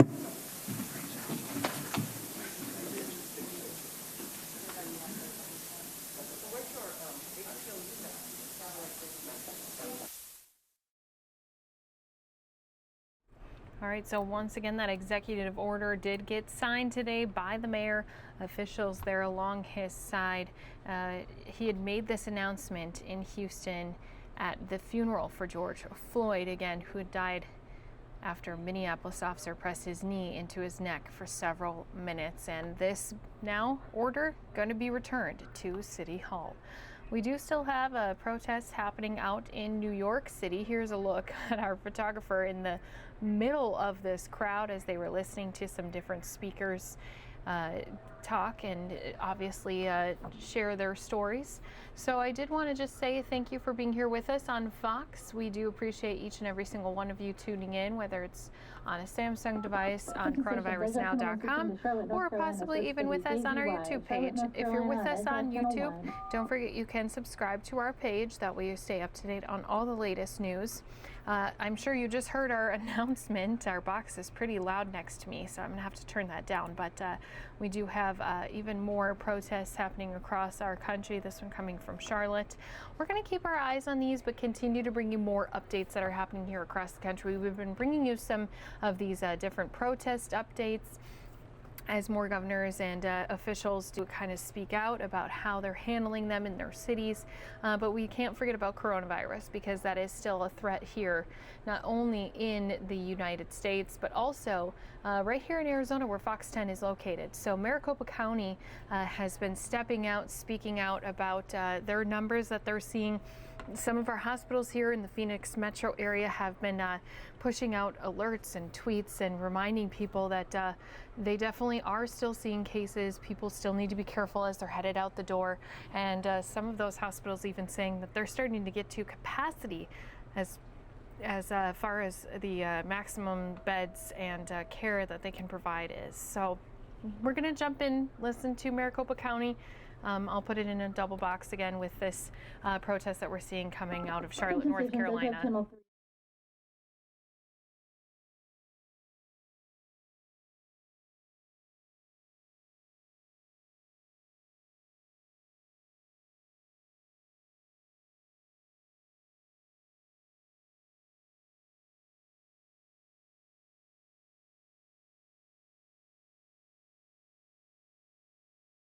And these, again, are really important. I want to go over them one more time so everyone really thinks about how you have been implementing these on a daily basis. Washing your hands with soap and water. If that's not possible, using hand sanitizer. If you're sick, you're staying home. If someone in your house has tested positive for COVID, you're also staying home. You maintain 6 feet of distance whenever possible, and when that's not possible, you're wearing a cloth face mask out in public. If you do test positive, as soon as you hear the results, we encourage you to be proactive. Take a look at our website for isolation recommendations, such as how to keep people living in your household safe. Call your provider for any health issues that you may be concerned about. If you don't have a provider, please call our hotline at 844-542-8201. If you do go out, Wear a mask at all times. If you require additional support, such as for food or diapers, you can contact 211 or your local church. There are many organizations standing by in our community that are ready to help. Even if you are living alone, you are not alone.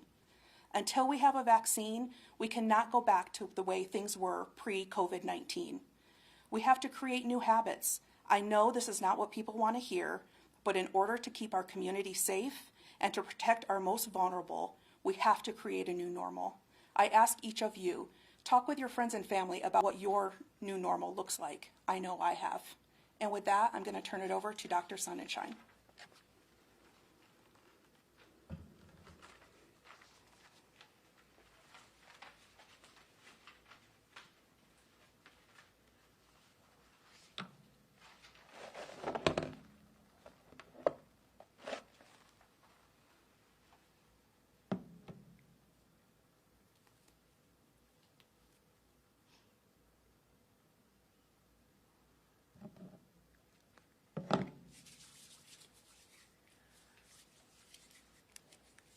Good afternoon. I'm Dr. Rebecca Sonnenschein, R-E-B-E-C-C-A, last name S-U-N-E-N-S-H-I-N-E. Everyone has taken notice of the increasing numbers of COVID-19 cases and hospitalizations in Maricopa County, both of which have reached an all-time high since the pandemic started. We're getting reports of almost 600 cases per day in comparison to just an average of 200 cases per day about 2 weeks ago. That means that we've received 27% of all the cases during the pandemic just in the last week. The reason we know that this increase isn't just from doing more testing is because the percent of positive tests that are coming back has risen.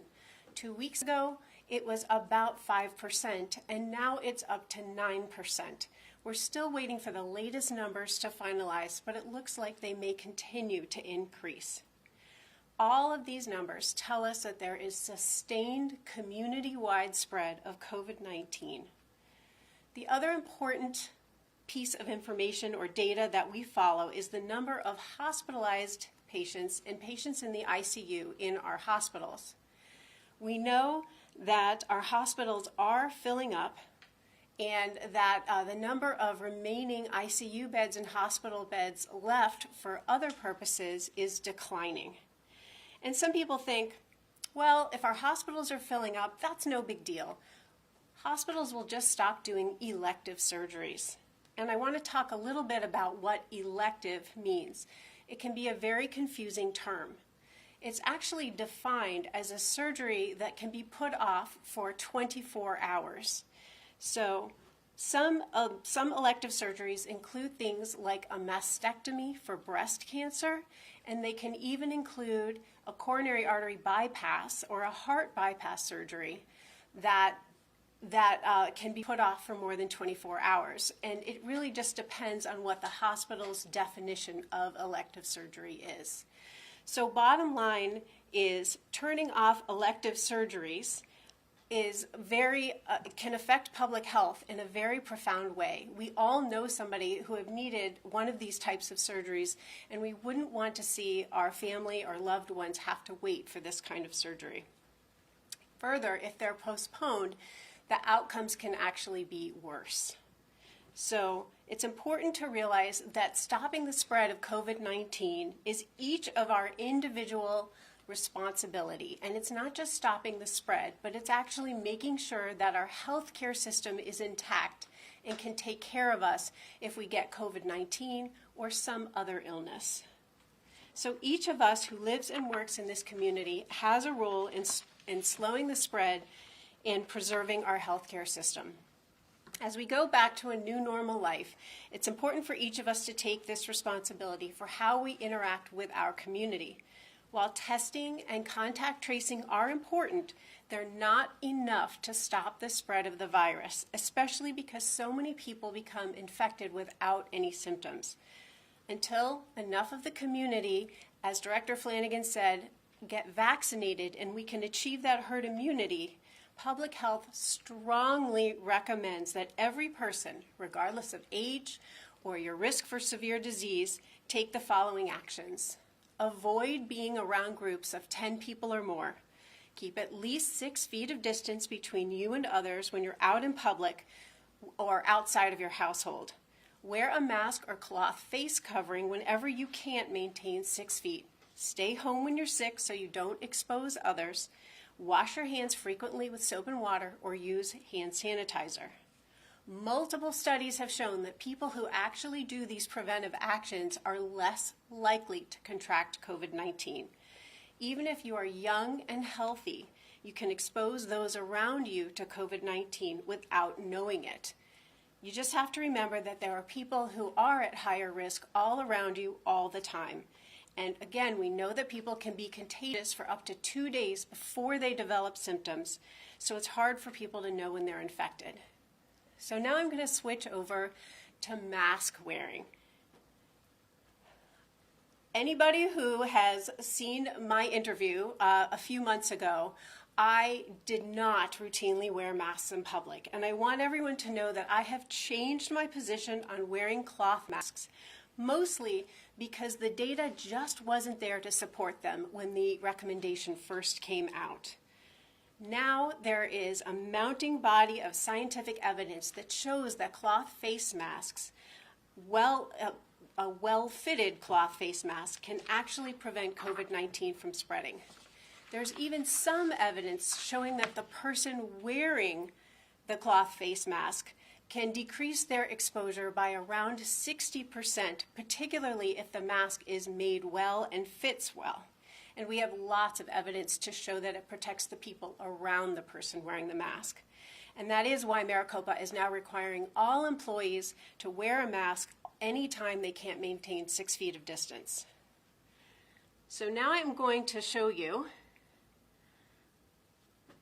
a little bit about masks that can help you make sure that the mask that you choose is the most effective. Cloth masks are most effective when they have multiple layers of material, not just one, and when they have a blend of materials like cotton mixed with another fabric, and particularly when there are no gaps around the face.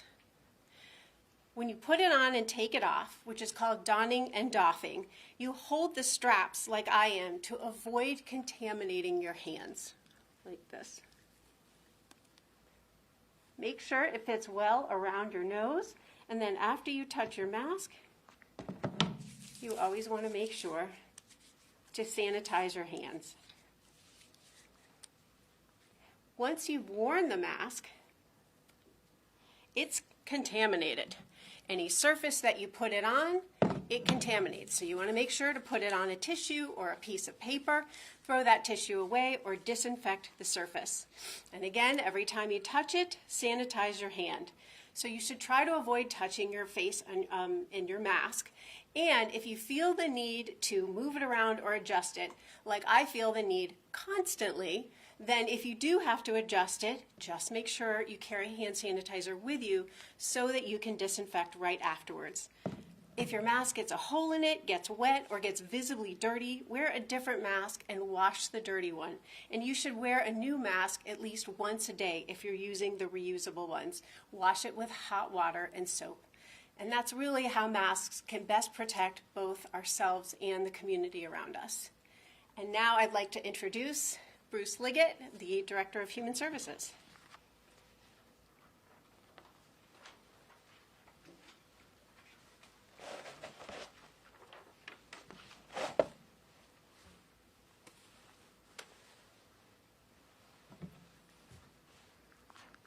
Good afternoon. So this afternoon I'd like to update everyone on the status of some of the human services projects that the Board of Supervisors has supported. And as mentioned yesterday, actually Monday, the County Board of Supervisors approved the County CARES budget plan, and in it was $40.5 million for individuals and seniors. And those are the sections that the Human Services Department administers. I think we've talked a lot before about our efforts in terms of addressing the homeless population. They're very vulnerable. They have nowhere to stay at home in place, and they often have compromising medical conditions. So we've established already 4 different alternate care facilities around the valley that have a capacity for 146 beds. Those facilities, 3 of them are targeted for people who are vulnerable, people who are older, people who have medical conditions. The other facility is targeted for people who are under investigation for COVID or have been tested positive for the virus and are provided medical care. We are in the process of identifying another location, which we should be able to announce soon. I believe it'll be in the next few days we can announce that. Another facility with up to 100 beds that will be available for people needing to be isolated or quarantined. The $10 million also supported the relocation, the voluntary tent relocation to allow safe distancing of tents in county lots. That program is being administered by the Human Service Campus with the support of Community Bridges. They've done a great job of that. The $10 million supports staff and security at the alternate care and for the tent sites. And that's the biggest part of the expenditure related to homelessness to date. In addition, contained in that $10 million is funds that have supported personal hygiene items, toilets, waters, hand washing stations, food, and PPE. The money also supported a medical triage line for hospitals and shelters to contact when they've got somebody and transport can be arranged. So there's been a lot of effort in terms of homeless. We're continuing. As testing increases, we're seeing an increase in the number of people who are homeless who are testing positive, as was expected. And we have been able to match the capacity needed so far, and we're expanding that capacity to address the need as it occurs. A piece of the $40.5 million was $500,000 for weatherization. And this is important, especially during the summer. There's many vulnerable people, seniors, people with disabilities, families with very young children, and they may have their air conditioning break. So that $500,000 will be used to support utility repair or replacement for over 70 families that need it due to the COVID crisis. The third and newest piece of what we're doing is our rental assistance, our eviction prevention program. We've operated for many years rent assistance payments, but on a very small scale with multiple fund sources. We have 2 or 3 different fund sources that in the past we've used.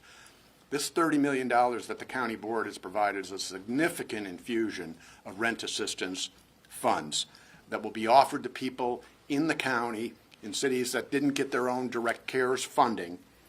And the principles guiding the development of this are that we're going to ensure the funds are used responsibly, that we're accountable for those funds, and that we streamline the process of eligibility. We want to avoid unnecessary administrative costs. The more money that can go directly to the people who need it to stay in their homes, the better. And that's part of our design as we're going forward.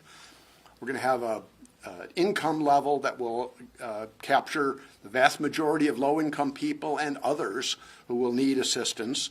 We'll probably set the amount of payments at a fixed level, again, to reduce the administrative burden on this, and we're going to be able to provide multiple months of housing assistance.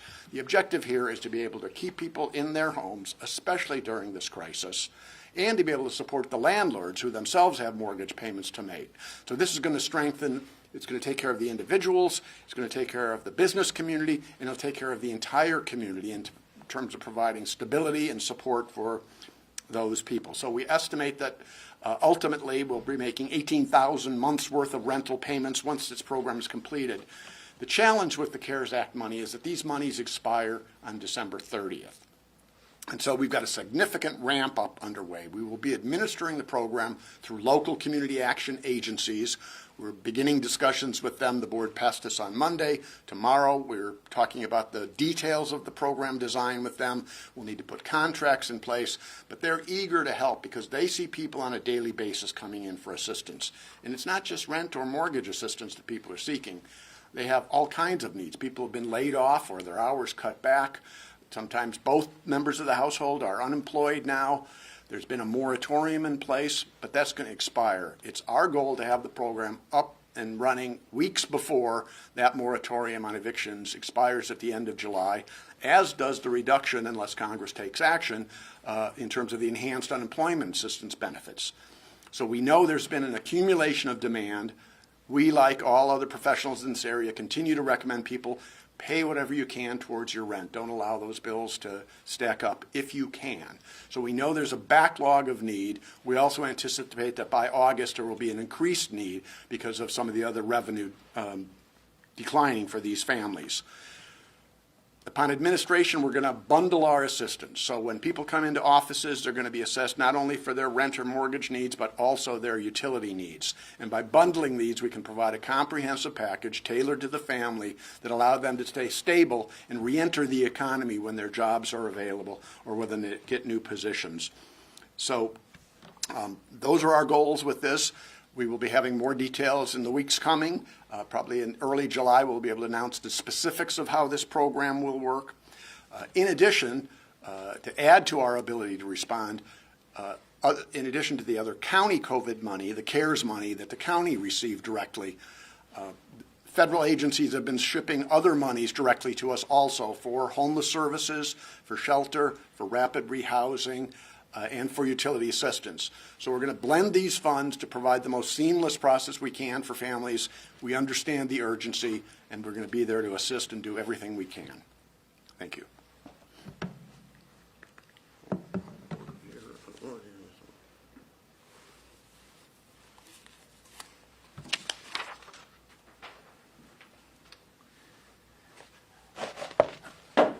You knew that was going to happen. Yeah. We're all getting used to the mask thing, and during this Q&A portion, I may just leave my mask on for this, depending on how we're doing this. So at this point, we open it up to questions and answers. And as I said, John is here to translate into Spanish, just in case somebody from the media working for a Spanish language station and anybody viewing out there who may be bilingual or speaking Spanish primarily, try to make sure you get all the answers you need to your questions as well. So at this point, Chad, are you with us today? I am. Hey, your calming voice. Thank you. We have Brian. Brian, your microphone's self-muted. If you wouldn't mind unmuting it, we can get to you. There we go. Sorry about that. Thanks, guys. I guess this is for Rebecca or Marcy. Just wanted to ask why the county is taking such strong steps with masks right now at a time the state isn't even mentioning it on their list of precautions. And I guess I'm trying to figure out the coordination between the two. Are you completely independent in your recommendations, or do you team up with the state to try to come up with a cohesive message? Thank you.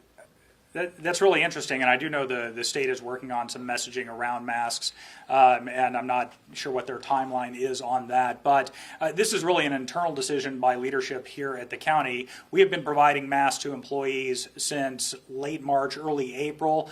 Of course, at the same time, the number of employees was reducing drastically as far as the number of people coming in to departments and working directly. If they had a job they could do from home and telework, then they were allowed to do that, and therefore they didn't have to worry about that. But now that more people are coming back to work, this has been a leadership decision, certainly in consultation with public health. So I will ask Marcy to come back up and address that.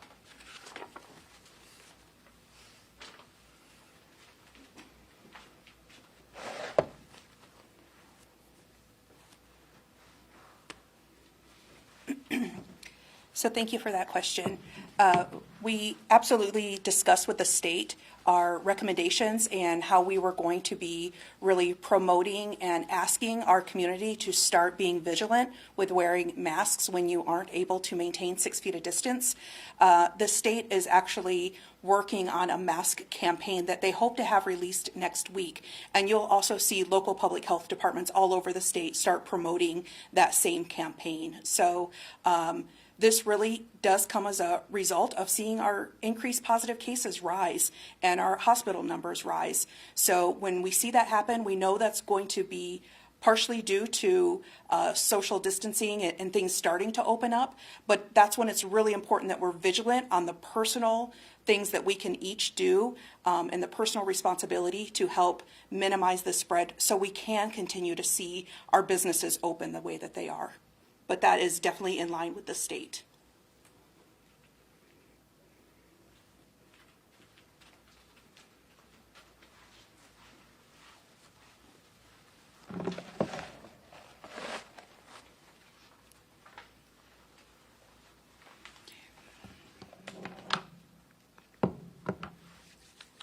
La pregunta es, ¿por qué el condado está tomando pasos fuertes ahora con el uso de las mascarillas en comparación al Estado o anteriormente? Y si estamos trabajando de la mano. La respuesta es absolutamente. Estamos trabajando en conjunto con otros departamentos de salud, especialmente con el Departamento de Salud del Estado.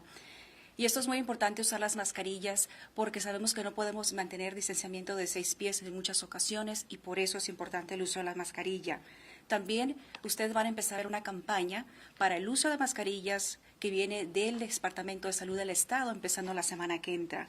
También esto es el resultado de que estamos viendo números mucho más altos de COVID-19 en nuestra comunidad y por eso hay que usar todas las medidas de precaución. También es una responsabilidad personal y estamos en línea con el mensaje también del Departamento de Salud del Estado.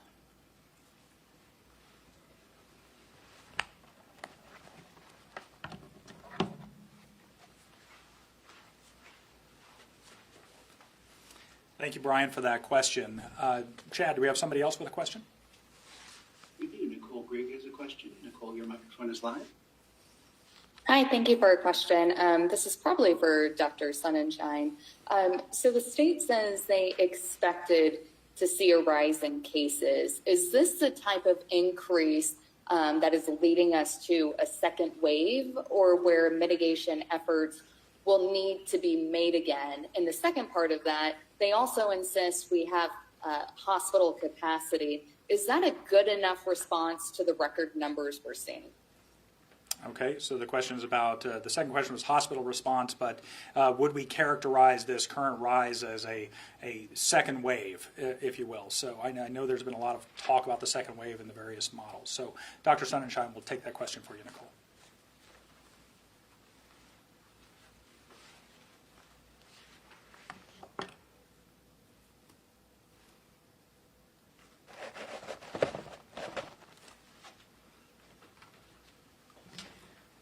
So the way that I look at a second wave is basically that the disease disseminates and kind of goes away and then comes back and affects those who are still vulnerable to the disease.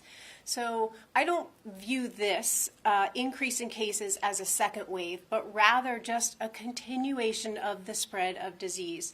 We were on an upward trajectory, and then the governor delivered an executive order for everyone to stay at home. So we basically took all the people who were susceptible to COVID-19, and we kept them at home and away from others, so that the disease simply lost a place to go and spread in the population. Now, it continued to spread amongst the people who were exposed, but it spread a lot less because people were at home and away from others. So then when that got relaxed, the disease that was still circulating in the community was able to just spread more rapidly. And remember, for this disease, for every person who's infected, it infects 2 to 3 more people. So if you do the math, one person's infected, that infects 2 to 3 more people, they infect 2 to 3 more people, and you see a very rapid escalation in cases, and that is what we're seeing. So it's really more of a continuation. Your second question, I'm going to let Joanna Molina translate before I go to the second question.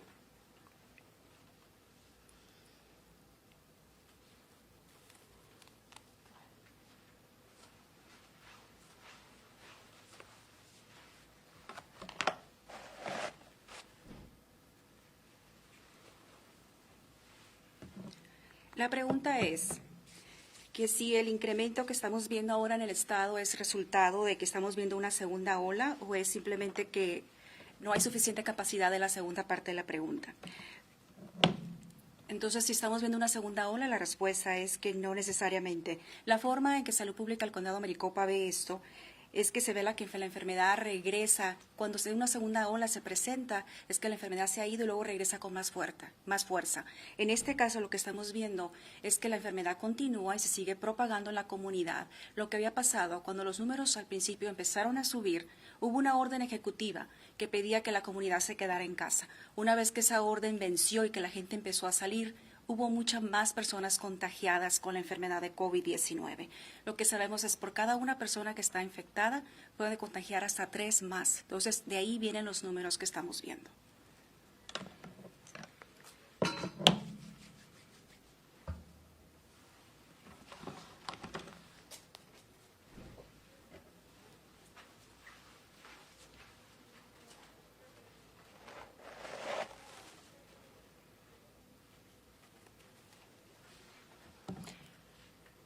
somewhere between 13 and 20% of all the public health confirmed cases are hospitalized.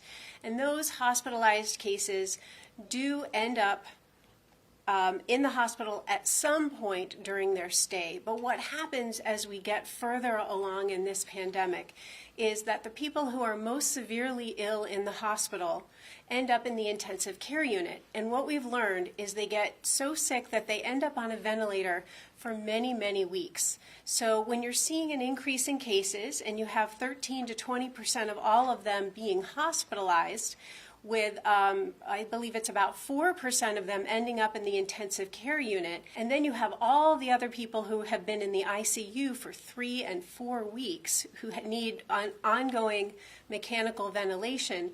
That's when you start to run out of beds. And so what we're seeing is that people are staying for such a long time and more new cases are coming in that we are seeing a downward trajectory of the available beds. There are a few different ways that we can resolve this issue, and we're looking at all of them with our healthcare partners and with the state health department. And they include perhaps doing fewer elective surgeries. They also include alternate care sites where people who maybe don't require as much care either in the intensive care unit or in the hospital can go to another place or a step-down unit before they can go back home again. And we're looking at all of these solutions together to see how we can maintain hospital capacity so that we can maximize people getting the best care possible.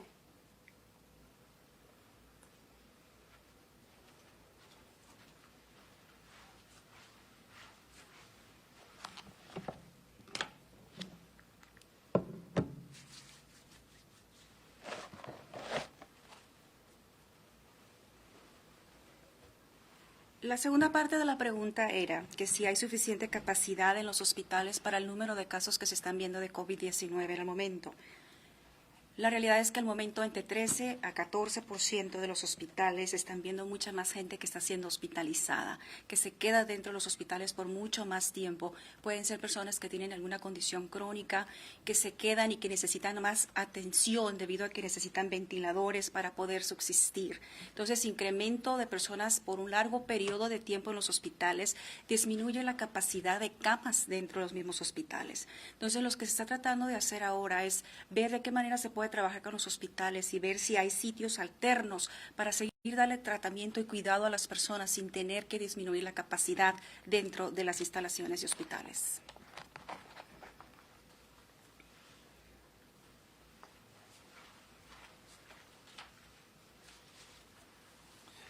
All right, thank you very much for those questions, Nicole, and some detailed responses for you there. Chad, do we have somebody else with a question? We do. Allison Steinbeck has a question. Allison, your microphone is live. Thank you so much for holding this briefing. My question is, are there any particular sources of outbreaks that you've identified, like congregate settings or something like that, that could help explain the high case numbers, or are these larger case increases due primarily just to more community spread throughout the county? Dr. Sonnenschein, so the question is there a specific place that we're seeing this or a source of this, or is this just wider community spread? Dr. Sonnenschein?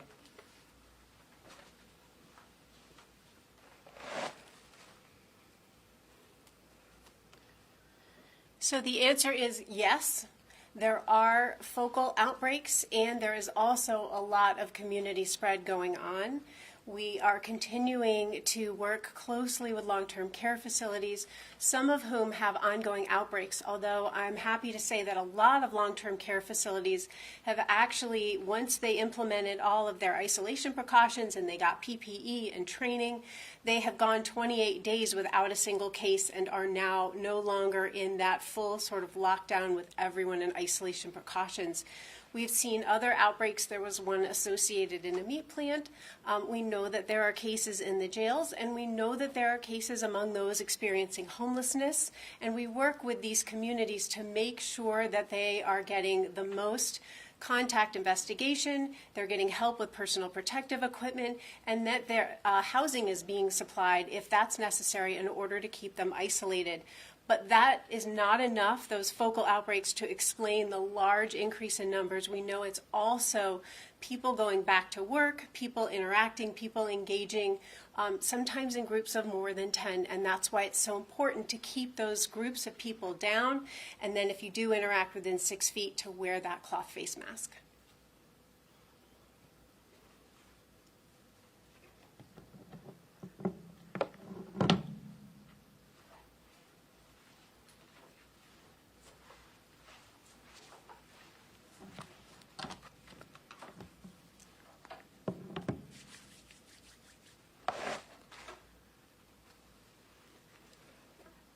La pregunta es si hay algún específico o un área donde hay más infección de COVID-19 en la comunidad. La respuesta a ambas es sí. Si hay sitios donde hay más personas que están siendo infectadas con COVID-19 y también está en toda la comunidad. Entonces, lo que estamos viendo es que ahora con la distribución también del equipo de protección personal, el saber que hay más personas que se les puede ayudar, sabemos que hay sitios donde la gente se congrega que pueden estar en más alto riesgo, incluyendo las cárceles, las personas sin hogar. También ahora que la gente ha regresado a trabajar, ya no puede mantener el distanciamiento quizás de 6 pies o más. Por eso la importancia de usar la mascarilla cuando no puede tener una distancia de 6 pies o más entre una persona y otra.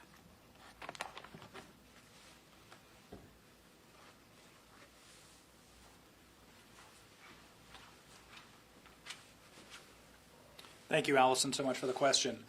Chad, do we have somebody else with a question? We do. Ann Ryman has a question. Ann, your microphone is live now. Thank you. I'm wondering if you were surprised by the number of cases and the rise in hospitalizations, and given the rapid increase, are your contact tracers able to keep up with all the new cases? All right, so a question about contact tracing. We covered how we've been ramping this up, and we've been updating you guys for the last several weeks on how we were doing this. Dr. Sonnenschein will be able to expand on that.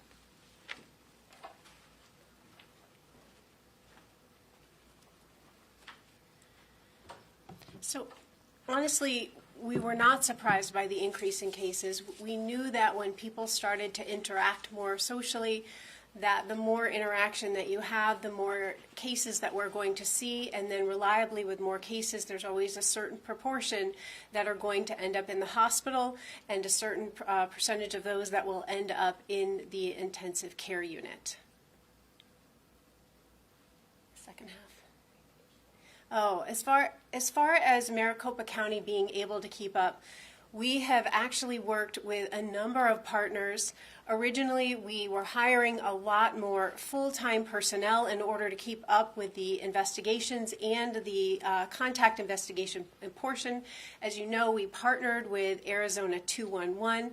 Additionally, since the number of cases to investigate has increased so dramatically, we've partnered with the University of Arizona and with Arizona State University, who has a number of students who are able to help us. So we are able to contact all of these individuals. We've also, of course, implemented a texting system, so if it takes a little bit longer for someone to reach you when you're positive, we urge you to fill out the survey online that will come to you from a text message, and to go to our website and find out all the things that you can do to protect yourself and those around you.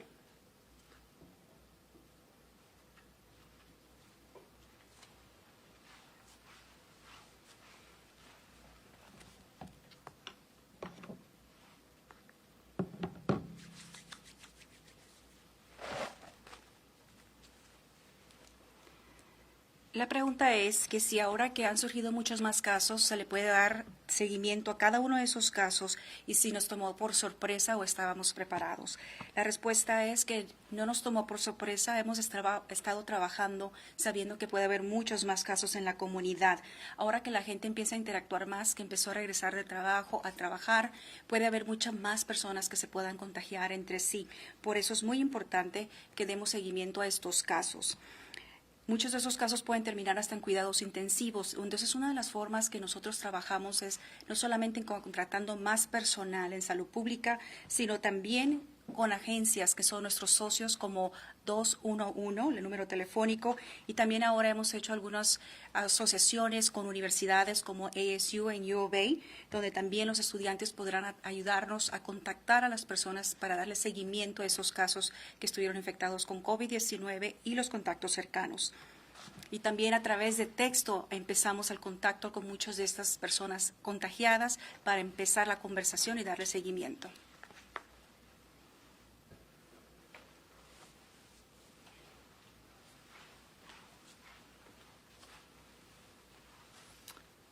All right, thank you so much for the question. Chad, do we have somebody else with a question? Eric Fink has a question. Eric, your microphone is live. Hi, Eric here from Tucson. I just wanted to see if you guys could once again go over those latest numbers. I had something with 27% of all COVID cases reported in our state over the last couple of weeks. Also, what is the plan in the future if you all reach hospital capacity and someone comes in, gets very ill? What's the plan there to make sure they get the care they need to try to get the best possible outcome? So what is the plan for people to come into the hospital system, but the hospital system is, I guess you'd say, maxed out at that point? What is the plan to make sure they get the best care they need? I think Dr. Sonnenschein talked about this quite a bit, and she was talking about, and I can't remember, was it 27% or 37%? 27%. Okay. Do you want to expand on that? Okay.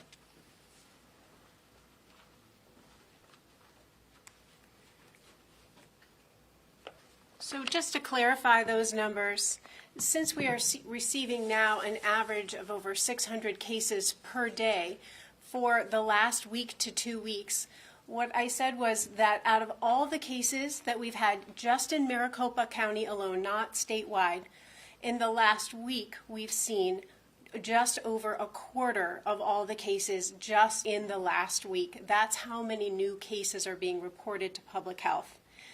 And regarding the plan, if somebody is in the hospital and requires a higher level of care and there isn't a bed available in that hospital, Arizona Department of Health Services has set up a surge line, and all the hospitals, healthcare facilities, and long-term care facilities, as well as long-term acute care facilities, which are kind of in between, are all aware of this line and registered, and if they need to transfer a patient to another facility that has an open bed, when they don't, they simply call that line and Arizona Department of Health will facilitate that transfer, and that has been working very effectively for the community.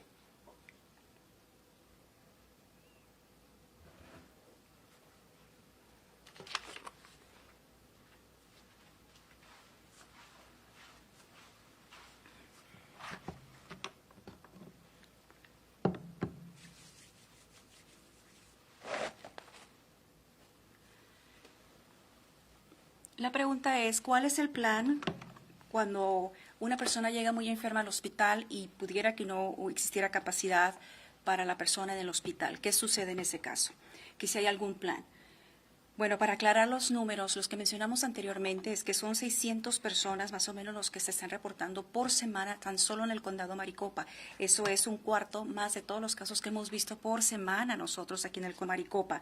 También con la cuestión de la capacidad, el Departamento de Salud del Estado trabaja con diferentes instituciones, incluyendo los hospitales, también centros médicos, para transferir a las personas que estén enfermas en caso de que no hubiera capacidad en un hospital, pudiera existir en otro hospital. Y ha estado funcionando bastante bien. Esta es una línea telefónica solamente dedicada para el personal médico, para ayudar a colocar a los pacientes en donde haya disponibilidad en los hospitales.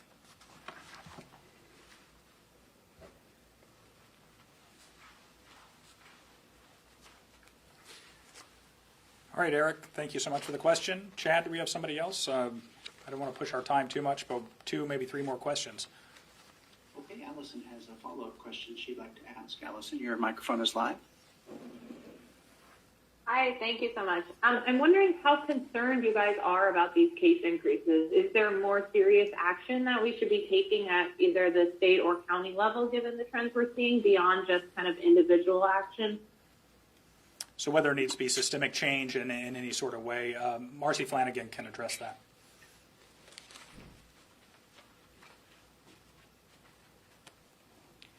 So as far as the changes go, we all know that it was really important for businesses to get back to work, individuals to be able to feed their families, put food on the table, all of those things. So for public health, it's a balance. It's figuring out where we are in our comfort level of being able to treat everyone who has COVID in our community, but also to have our economy continue to thrive. So for us, it's important we find that balance. That's why it's everyone's responsibility to make sure that we can stay where we're at.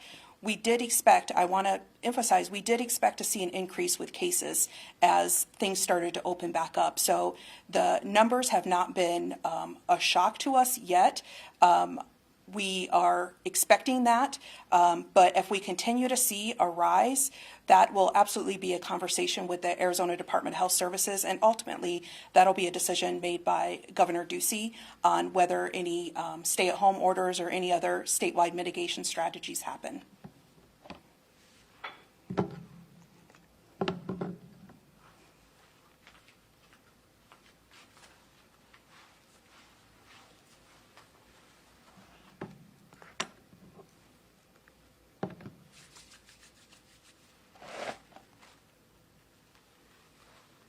La pregunta es que si debe ser más estricto en cuestión de los cambios que se están viendo en el condado o el estado, o que si solamente la responsabilidad personal es suficiente. Bueno, es muy importante que la gente regrese a trabajar, que regrese a sus actividades para poder poner comida en su mesa. Y es un balance en salud pública saber cuándo la gente puede regresar a hacer sus labores y también cómo cuidar al que está enfermo. Entonces, para darle seguimiento a todos esos casos, estamos monitoreando y sobre todo trabajando con otras instituciones. Y la responsabilidad viene siendo de todos. Si cada quien hace su parte, disminuye la posibilidad, el riesgo de contraer COVID-19.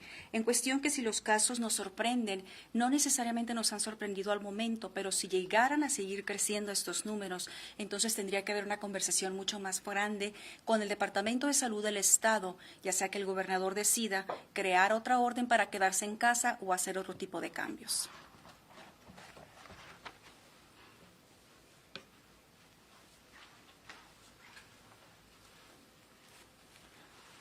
Thank you for that question. I believe it was Allison again. Chad, do we have anybody else? We do. Bram Resnick has a question. Bram, your microphone's live. Yeah, hi, Fields. Thanks Hi, for Bram. doing this again. Sure.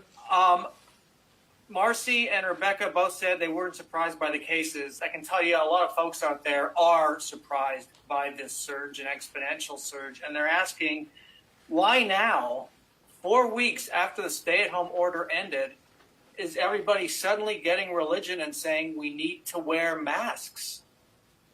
And follow-up to that, should the county board say, if masks are so important, should the county board declare that masks should be worn countywide? Well, I don't know that the county board certainly doesn't have the power to require people to wear masks countywide. There are a number of board members that are publicly wearing masks.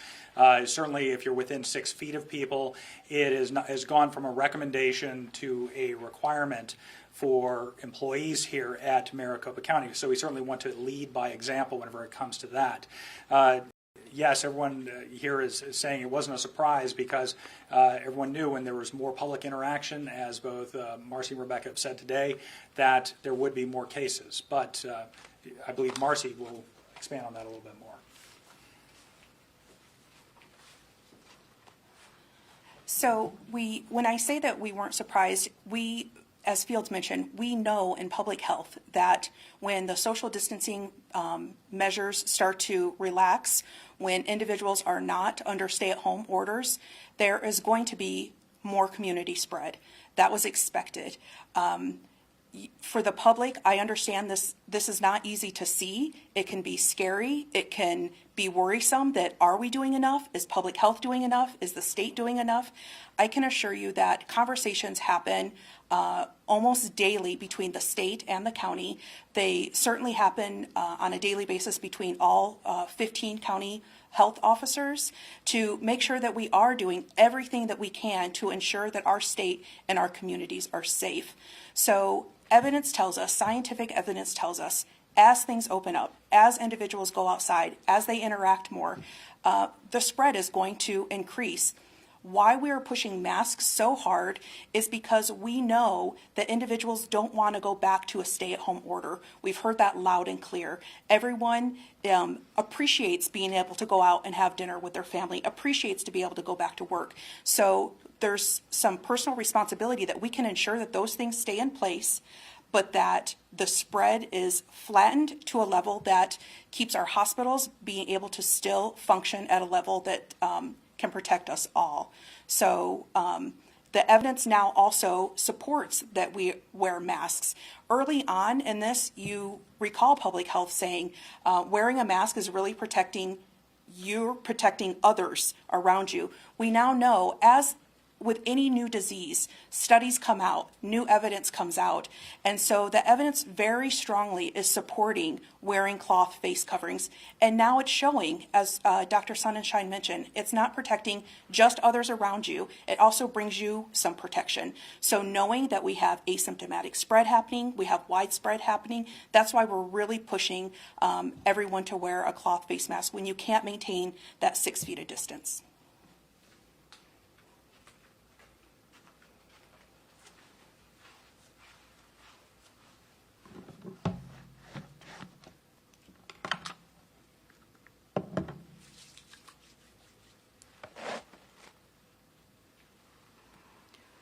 La pregunta es, ¿por qué ahora, después de 4 semanas, es importante usar las mascarillas?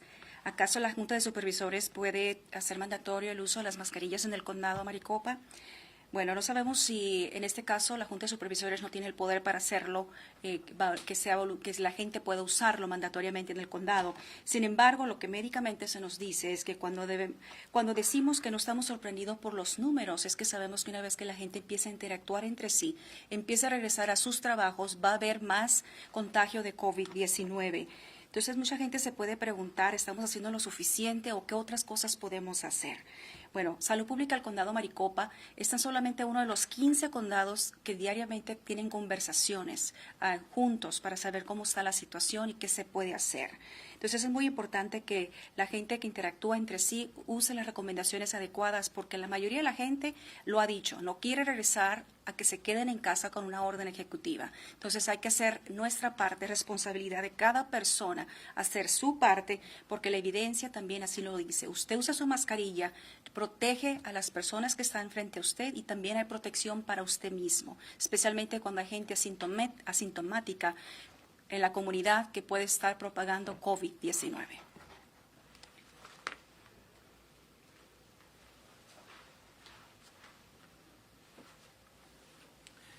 Well, we are just about out of time on the webinar, and I certainly don't want everyone to get cut off all of a sudden. So I appreciate your time today. Reporters that are still on there, if you do have follow-up questions, you know how to reach us here at the Joint Information Center. I would also encourage anybody who's joining us publicly via Facebook or YouTube, if you want more information, you can go to maricopa.gov/COVID-19. There is a wealth of information there. If you're interested in the statistics, we have all of those there. We have lots of advice that's either been vetted by the folks here at Public Health, or links to the CDC or other trustworthy websites.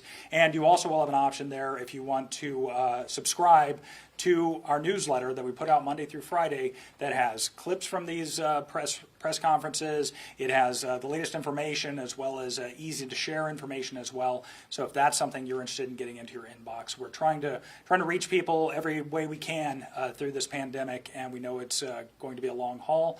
We appreciate you being with us today, either via the webinar or via the social media platforms, and thank you to those members of the media for getting the word out and getting this important information out there. We'll let you know when our next availability is. We appreciate you being here today. All right, everybody, thank you so much for watching the Fox live stream. Pilar Arias here with you, one of 3 hosts. We are on YouTube and we are on coronavirusnow.com. We also have hours of content ready to show you right here on the Fox live stream. It looks like they are leaving the scene there in Dallas, Texas, where a demonstration was taking place, but we also have live looks in New York City, Here's a look at the protest going on there. Just pulled up the wrong graphics for you guys. Sorry about that. And yeah, we've got a couple other different live pictures as well. This appears to be a sit-in here, this demonstration, but a couple of the sources that we have for different pictures for protests and demonstrations cannot be shown due to the sources that are providing the live picture, but that's a-okay because, like I said, we've got hours of content to show you. The State Department held a briefing today. This used to be not an everyday occurrence, but definitely at least a once-a-week occurrence. But we've got Secretary of State Mike Pompeo himself speaking at today's briefing, so let's listen in.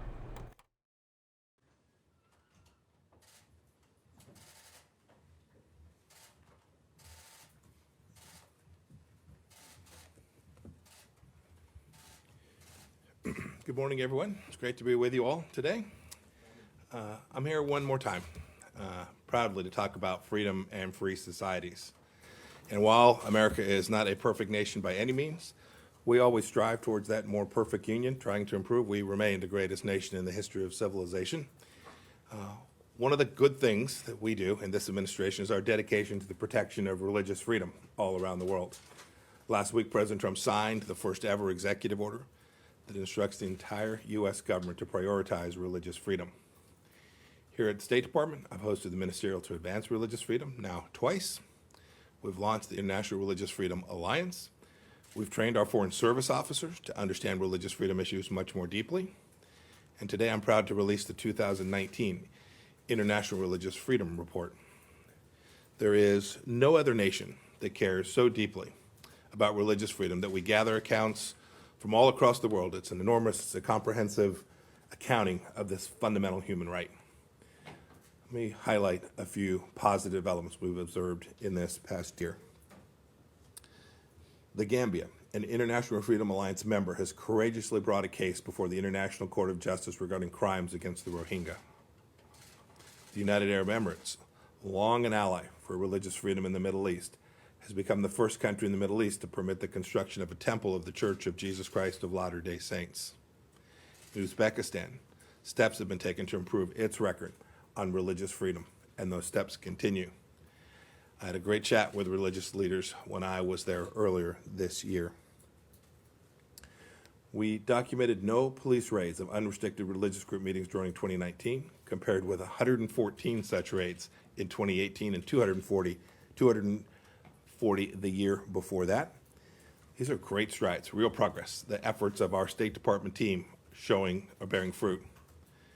But there's also a great darkness over parts of the world where people of faith are persecuted or denied the right to worship. The Nicaraguan government harasses and intimidates religious leaders and worshipers and desecrates religious spaces, often using proxies. In Nigeria, ISIS and Boko Haram continue to attack Muslims and Christians alike. ISIS beheaded 10 Christians in that country just this past December. And in China, state-sponsored repression against all religions continues to intensify. The Chinese Communist Party is now ordering religious organizations to obey CCP leadership and infuse communist dogma into their teachings and practice of their faith. The mass detentions of Uyghurs in Xinjiang continues. So does the repression of Tibetans and Buddhists and Falun Gong and Christians. I commend the report released today to everyone. Its very existence is evidence of our strong resolve to defend human dignity. Ambassador Bremback, who's standing up here with me, will take questions from you after I wrap up my conversation with you all this morning. Speaking of China, last week I was humbled and honored to meet with several survivors of the Chinese Communist Party's massacre at Tiananmen Square that happened 31 years ago. I also released a statement on China's obscene attempts to take advantage of our domestic situation to press their political agenda, which I'm sure many of you saw. There is no equivalence between our two forms of government. We have the rule of law, China does not. We have free speech and embrace peaceful protest, they don't. We defend religious freedom, as I just noted. China continues its decades-long war on faith. The contrast couldn't be more clear. During the best of times, China ruthlessly imposes communism. And amidst the most difficult challenges the United States faces, we work to secure freedom for all. And speaking of freedom, I want to say how happy I am that Michael White's back home safely. I want to thank our team led by Special Representative Brian Hook for the great diplomacy that he engaged in that led to Michael's release. I want to thank the Swiss government, too, for their assistance. The work is not done. Bakr Namazi, Siamak Namazi, and Murad Tabaz are Americans still wrongfully detained by the Iranian regime. Tehran must release them immediately. Staying in the Middle East, a brief comment on Libya.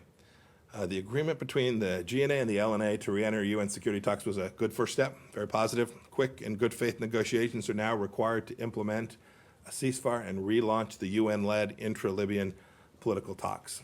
It's time.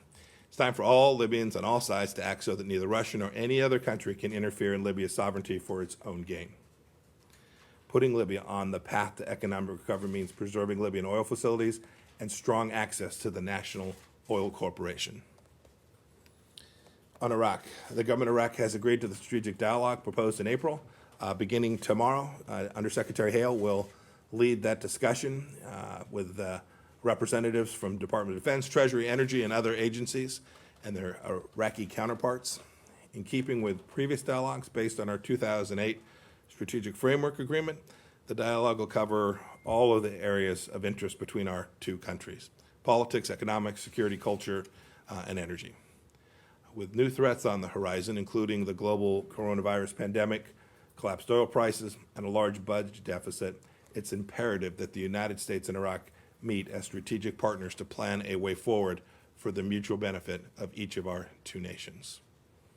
A little bit closer to home, the Trump administration continues to work with our partners to sustain the great transformation here in the Western Hemisphere, to turn it into that hemisphere of freedom that we have talked about. That work must continue in bilateral and multilateral settings, why I'm voicing the United States' concerns over the Pan American Health Organization's role in facilitating forced labor by Cuban doctors in Brazil's MICE medical program, during which more than 10,000 Cuban healthcare workers have allegedly been trafficked. PAHO must explain how it came to be the middleman in a scheme to exploit Cuban medical workers in Brazil. PAHO must explain how it came to send $1.3 billion to the murderous Castro regime. PAHO must explain why it did not seek the approval of the Executive Council, its own Executive Council, for its role in this program. And PAHO must explain who in the organization approved a potentially illegal agreement. And it must explain what it did with the $75 million it collected when it brokered this program.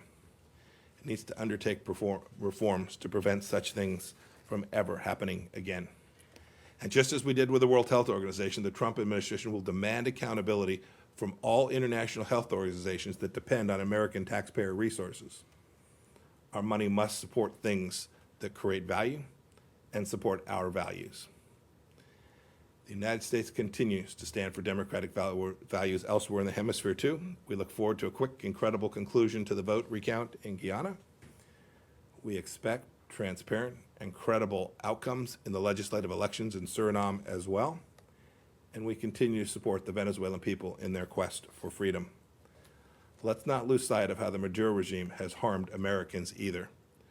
We call once again for the regime, which has held 6 U.S. oil executives for more than 2.5 years now without a trial, to release each of these individuals.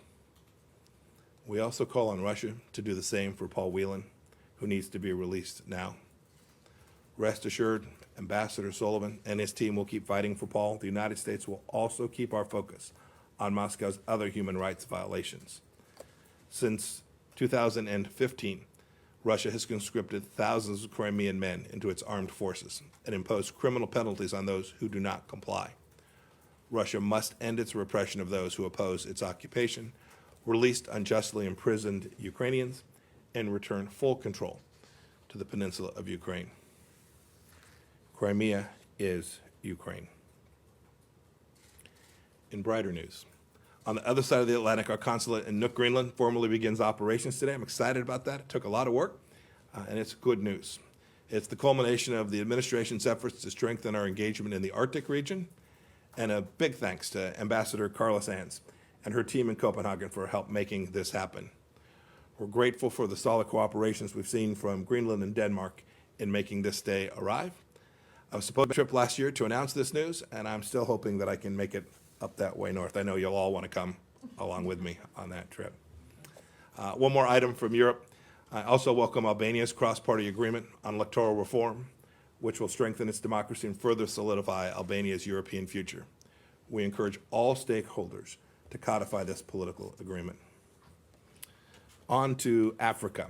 The United States welcomes Congo's arrest of Tresor Maputo Kankonde, who is accused of involvement in the 2017 murder of UN experts Michael Sharp and Zeta Catalan. Finding and apprehending him is an important step forward for the rule of law in the DRC and justice for the murder of an American citizen. More good news. We want to congratulate France on its announcements of operations that killed in northern Mali Abdelmalek Drukdal, the leader of al-Qaeda in the Islamic Maghreb. This is a big victory, taking another senior al-Qaeda leader off the battlefield, a terrorist threat who has presented risk all across the globe. And I want to mention briefly, too, an upcoming meeting General Secretary Xi is having with leaders in Africa on COVID-19. We've taken note of the very modest financial donations that China and so-called private Chinese entities have dispersed in Africa. China's contributions to fighting the pandemic are paltry compared to the financial and human costs of the cover-up that it engendered. And I note, too, our concern that China will exploit the pandemic as a pretext to continue its opaque lending practices that have led nations to debt and disappointment all throughout Africa.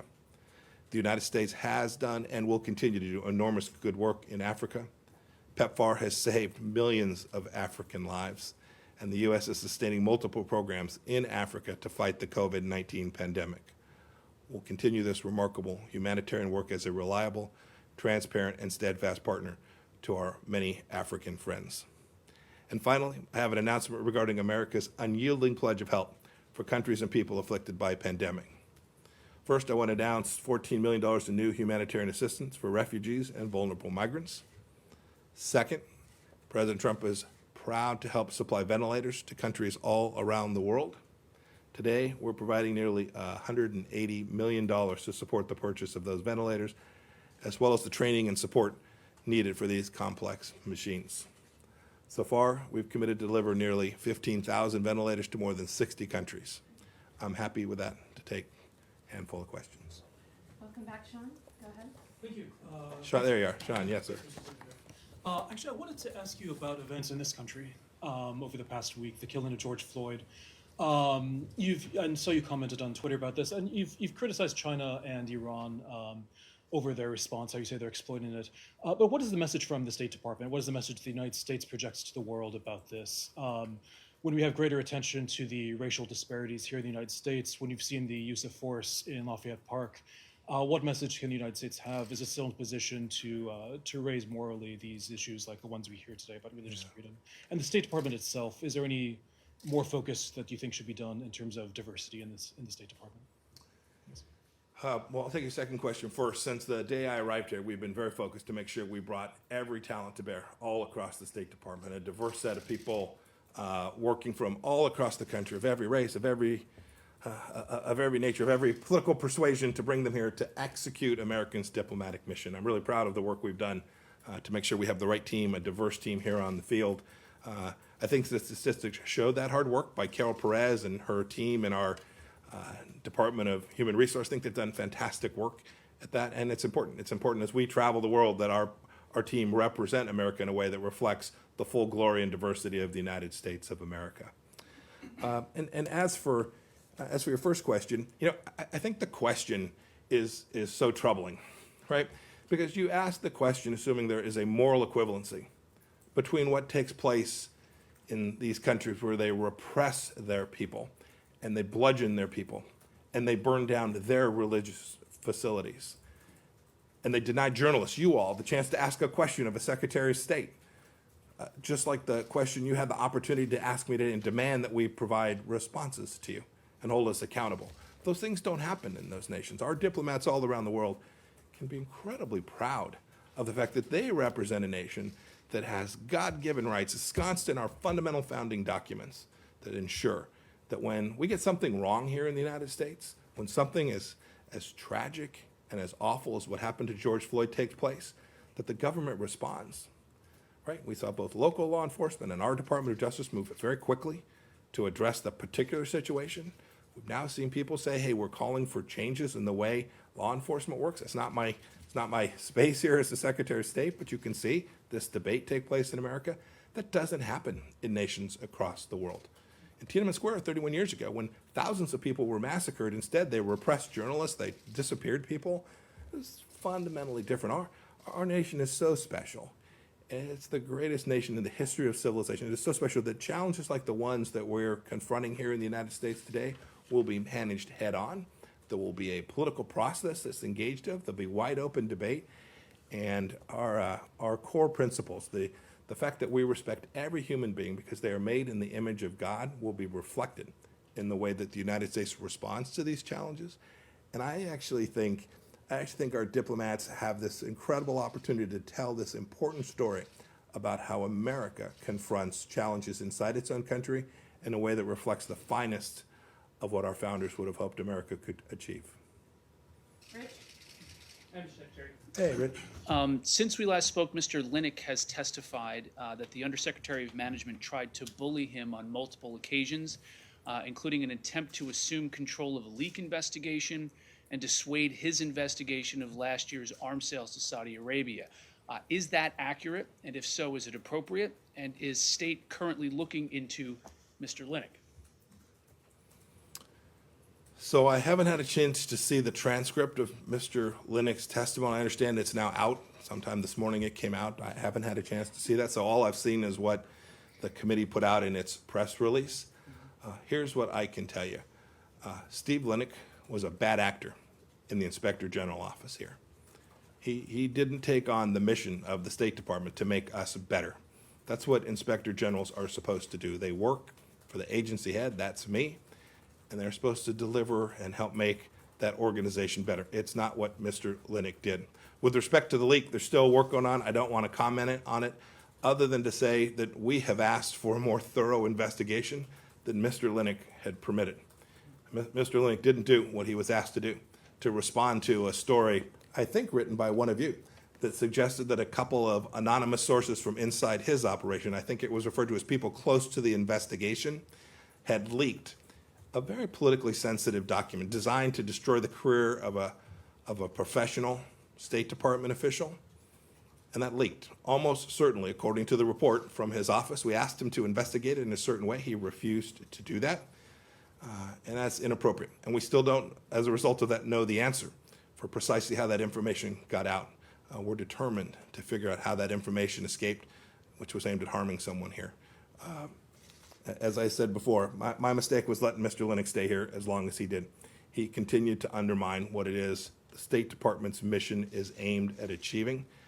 We'll respond as appropriate to the various things Mr. Linick said when we get a chance to read the interview transcript. But I'll leave it at that for this morning. I want to talk about foreign policy issues, the things that really matter. Okay, Christina. Mr. Secretary, thank Yes, you. ma'am. Going back to your response to Sean's question, respectfully, I wanted to ask you, not killing journalists or imprisoning dissidents surely cannot be the bar for American exceptionalism. My colleagues and I have seen firsthand this week on the streets police using nightsticks against peaceful protesters and actively targeting members of the media. But we've heard no condemnation of these acts from the White House. And I'm wondering how and why this administration so vocally supports the rights of protesters overseas in Hong Kong and not the protesters a mile or so down the road from where you now stand.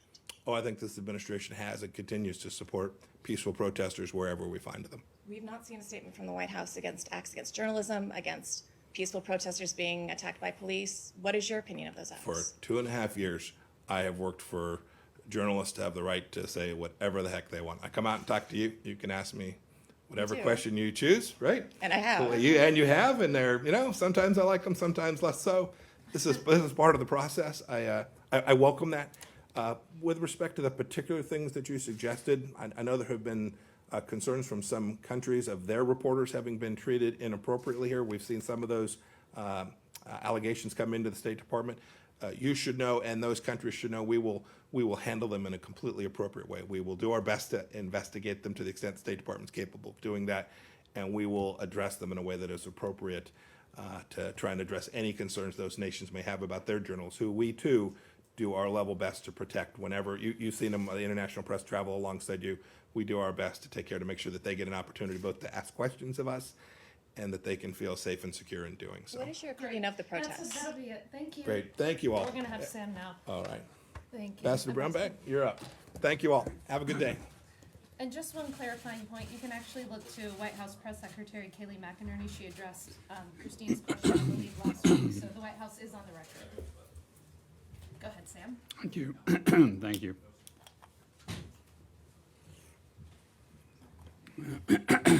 Well, thank you all for being here today. Thanks, Secretary Pompeo. Grateful to President Trump, Vice President Pence, leading on this important issue on religious freedom. Just as a brief overview, quickly, there are many firsts that this administration has done on this topic of religious freedom that I'd like to highlight here. Last week, you saw the executive order on religious freedom the President put out. It's the first time that's ever been done by any chief executive anywhere in the world. President Trump was the first president ever, first chief executive of any country ever to host a religious freedom event at the UN General Assembly in September last year. The Secretary mentioned the ministerials to advance religious freedom. He hosted 2 of them. Those were the largest religious freedom events ever of their kind in the world, largest ever human rights focused conferences hosted by the State Department. Secretary launched the International Religious Freedom Alliance. He was the first ever U.S. Secretary of State to organize an international coalition at a national leadership level to push the issue of religious freedom forward around the world. Last year, we launched the Abrahamic Faith Initiative to push for peace between Muslims, Christians, and Jews by engaging in the cause key theologians of each of the faith. The Trump administration has done and continues to do more than any other administration to protect and promote religious freedom for all faith groups or for people of no faith at all. Today, Pastor Andrew Brunson has been reunited with his family. The world has taken notice of PRC government's human rights abuses and is beginning to speak out.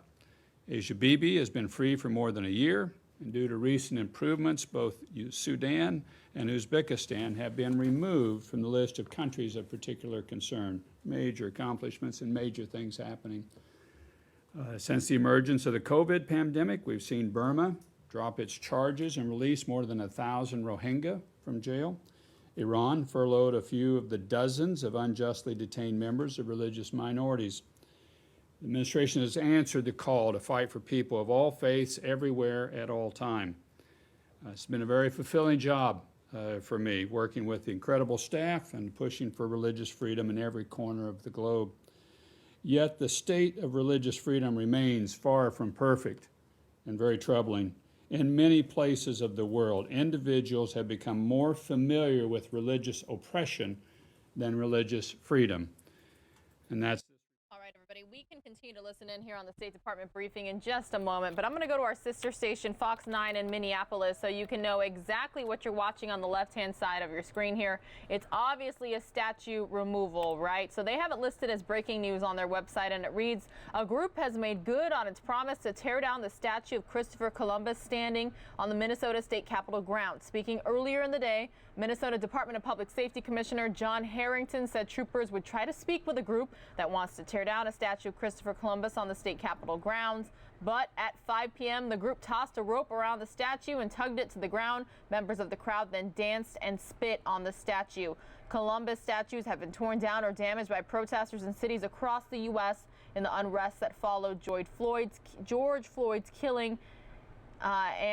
Including in Boston, where a statue was beheaded. Once a widely celebrated explorer credited with, quote-unquote, discovering America, Columbus's legacy has grown controversial as more attention has been paid to the atrocities Columbus and his followers committed after coming to America. Speaking today, Governor Walz said he understands the impact that the symbolism of the statue can have on people. This is a quote. I hear it get pushed off as frivolous or political correctness, he said. These are historical pains that led to what we saw happen with George Floyd and the anger that came out, end quote. So that's what you're watching there. President and the Vice President, and beat officer. Religious freedom. And that's this report we put forward today, the 2019 International Religious Freedom Report, Religious Freedom Report that's put out today.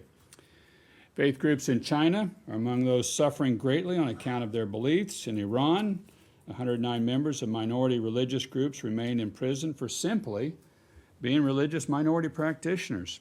And last year, the government executed a number of individuals on charges of enmity against God. In Nigeria, conflicts and carnage continue between predominantly Muslim Fulani herdsmen and predominantly Christian farmers in north central states. So our work is clearly cut out for us. We must continue to build partnerships and alliances with nations who share our commitment to advance religious freedom around the world, and we must continue our efforts to stop bad actors. And we must also continue to expand our capacity. The importance of advancing religious freedom cannot be overstated. It must extend to all areas of our foreign policy. And that's why President Trump announced a new executive order last week, as I mentioned, which prioritizes international religious freedom in the planning and implementation of United States foreign policy and in the foreign assistance programs. We will continue to press forward our commitment to promote religious freedom for all. And that's what we have done, that's what we will continue to do, and the Secretary has been outstanding in leading this effort, as has the President and the Vice President, and I think you'll see more to come. Be happy to take questions that people might have. For everyone who hasn't had a chance yet, so start with Nick. Ambassador Nick Schifrin, PBS NewsHour, thank you for doing this. I wanted to ask about China and Xinjiang and what you're seeing. China's obviously long said that the Uyghurs, Muslim Uyghurs who have been imprisoned or detained in Xinjiang have been released. So do you have any evidence that any Uyghurs have been released from these detention camps during the coronavirus? And have you seen evidence that independent researchers have found, which is that some of these detainees ended up working in factories, including factories who make products for Western companies? Thanks. We have no evidence that they've been released. And even if they were released, they're released into a virtual police state that China has created, that Chen Guangguo, the chair of the Communist Party in Xinjiang, who was the chair in Tibet, has created, and he's been well funded to create this. These are facts that we do know. We do know that a number of workers have been put into forced labor facilities now in Xinjiang, and even Commerce Department now has sanctioned several of the companies in saying these products are produced by forced labor and they cannot be received into the U.S. marketplace. It is a horrific situation, and our big concern here is that this is the future of what oppression is going to look like, is what it looks like for the Uyghurs when they get out of the prison camps. It's going to be cameras and identification. It's going to be social credit systems. It's going to be oppression, particularly if you want to practice your faith. In many of these places, you're fine if you want to do anything. You want to get an education, fine. You want to work, fine. Anything. But if you want to practice your faith, it's a no-go. And if you do, there will be consequences for you and anybody else that pings you on your cell phone. These are the things that is the virtual police state that we're very concerned about it being the future of beyond Xinjiang. And on those forced labor facilities, as you called them, any evidence that these are factories that make products for the West? Well, I'd refer specifically to what Commerce Department has done on the entities list, where they blocked these products coming in and go off of what their records have produced. But this is the information, the anecdotal evidence information we're getting from people that testify, that have relatives or they themselves have been in these facilities. Saeed, go ahead. Thank you, Morgan. Thank you, sir. Are you concerned that many of the authoritarian regimes, especially in the Arab world, are taking advantage of the COVID-19 spread issue and lockdown to basically restrict religious freedoms and go after a lot of, practicing people and so on? Are you concerned about that? That they are continuing to do that, keeping mosques off limit and things like that? Absolutely.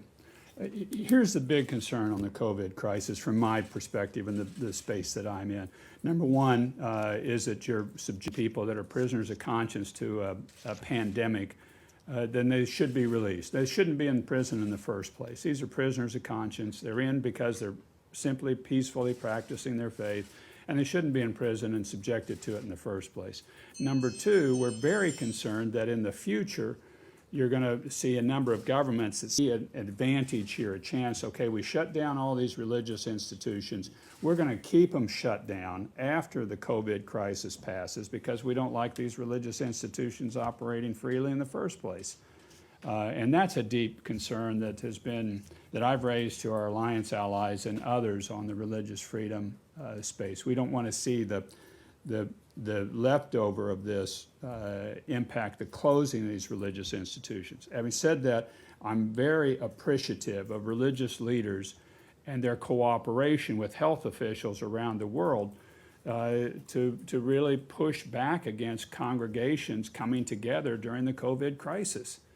You saw COVID happen during the Easter period, you saw it happen during Passover, you saw it happen during Ramadan, three of the major kind of religious events of the year for three major religions, and all of the, not everybody, but almost all of the major religious leaders said, don't come together, don't congregate for the first time in 1,000 years, because we don't want to see the spread of this. And I thought the religious leaders, by and large, were very responsive during this COVID crisis, and I think it helped enormously.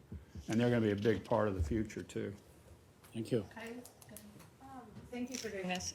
Two questions. With regard to the report this year versus the report last year, which country has fallen behind, taken steps backwards the most in terms of religious freedom? And then the second one, you were just talking about religious institutions maybe staying shut down as a result of coronavirus.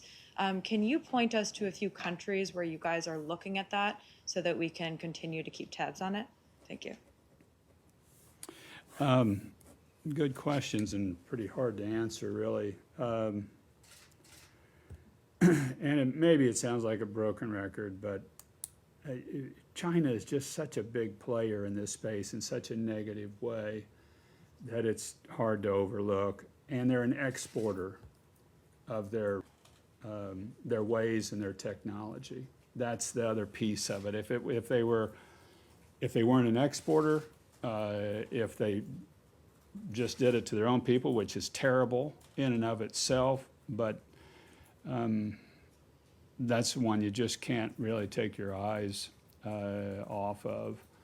I'm deeply concerned about what's happening in Nigeria because of the escalation of the violence and the carnage and the lack of effective response by the government. We really need the Nigerian government to step up and act much more effectively in their space. Those are two key ones. There's others that you're seeing, unfortunately, a lot of communal level violence that's happening in many countries, and you're seeing it in democracies too, where there's a clash of faiths, and it becomes violent and deadly.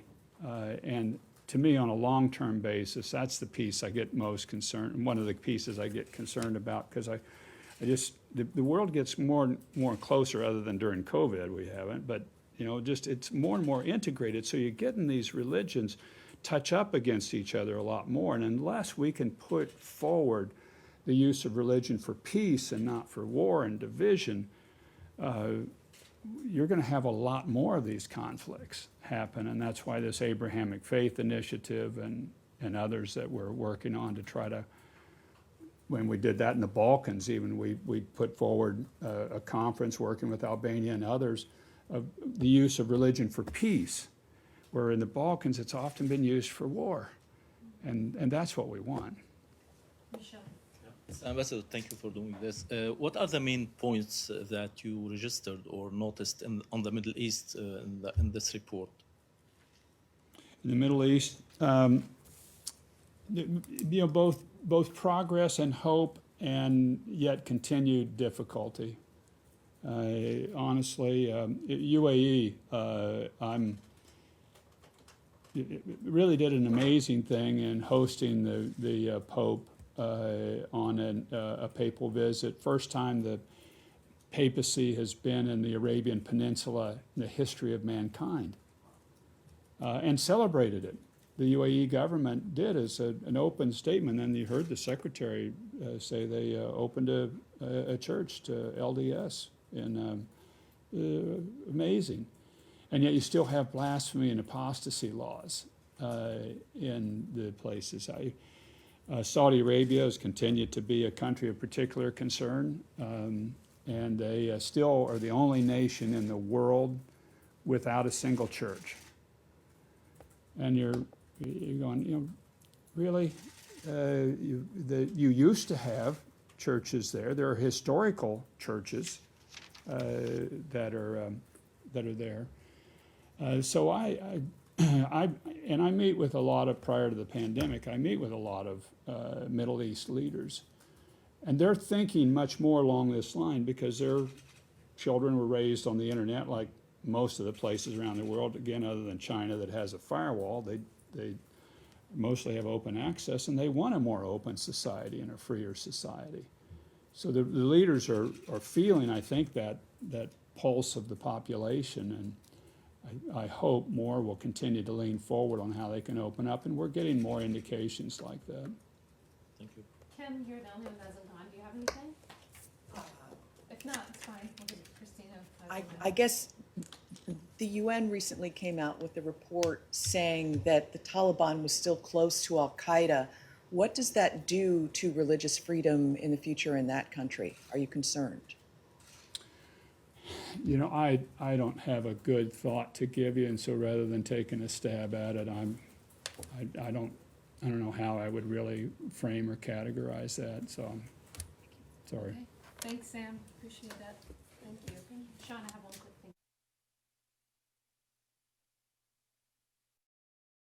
thing. All right, everybody, here's a live look of a protest happening in New York City. Listen in for just a second, but then we'll probably be taking you out to Chicago, Illinois for an update with Mayor Lori Lightfoot today on what's called a CAP, a cash assistance program.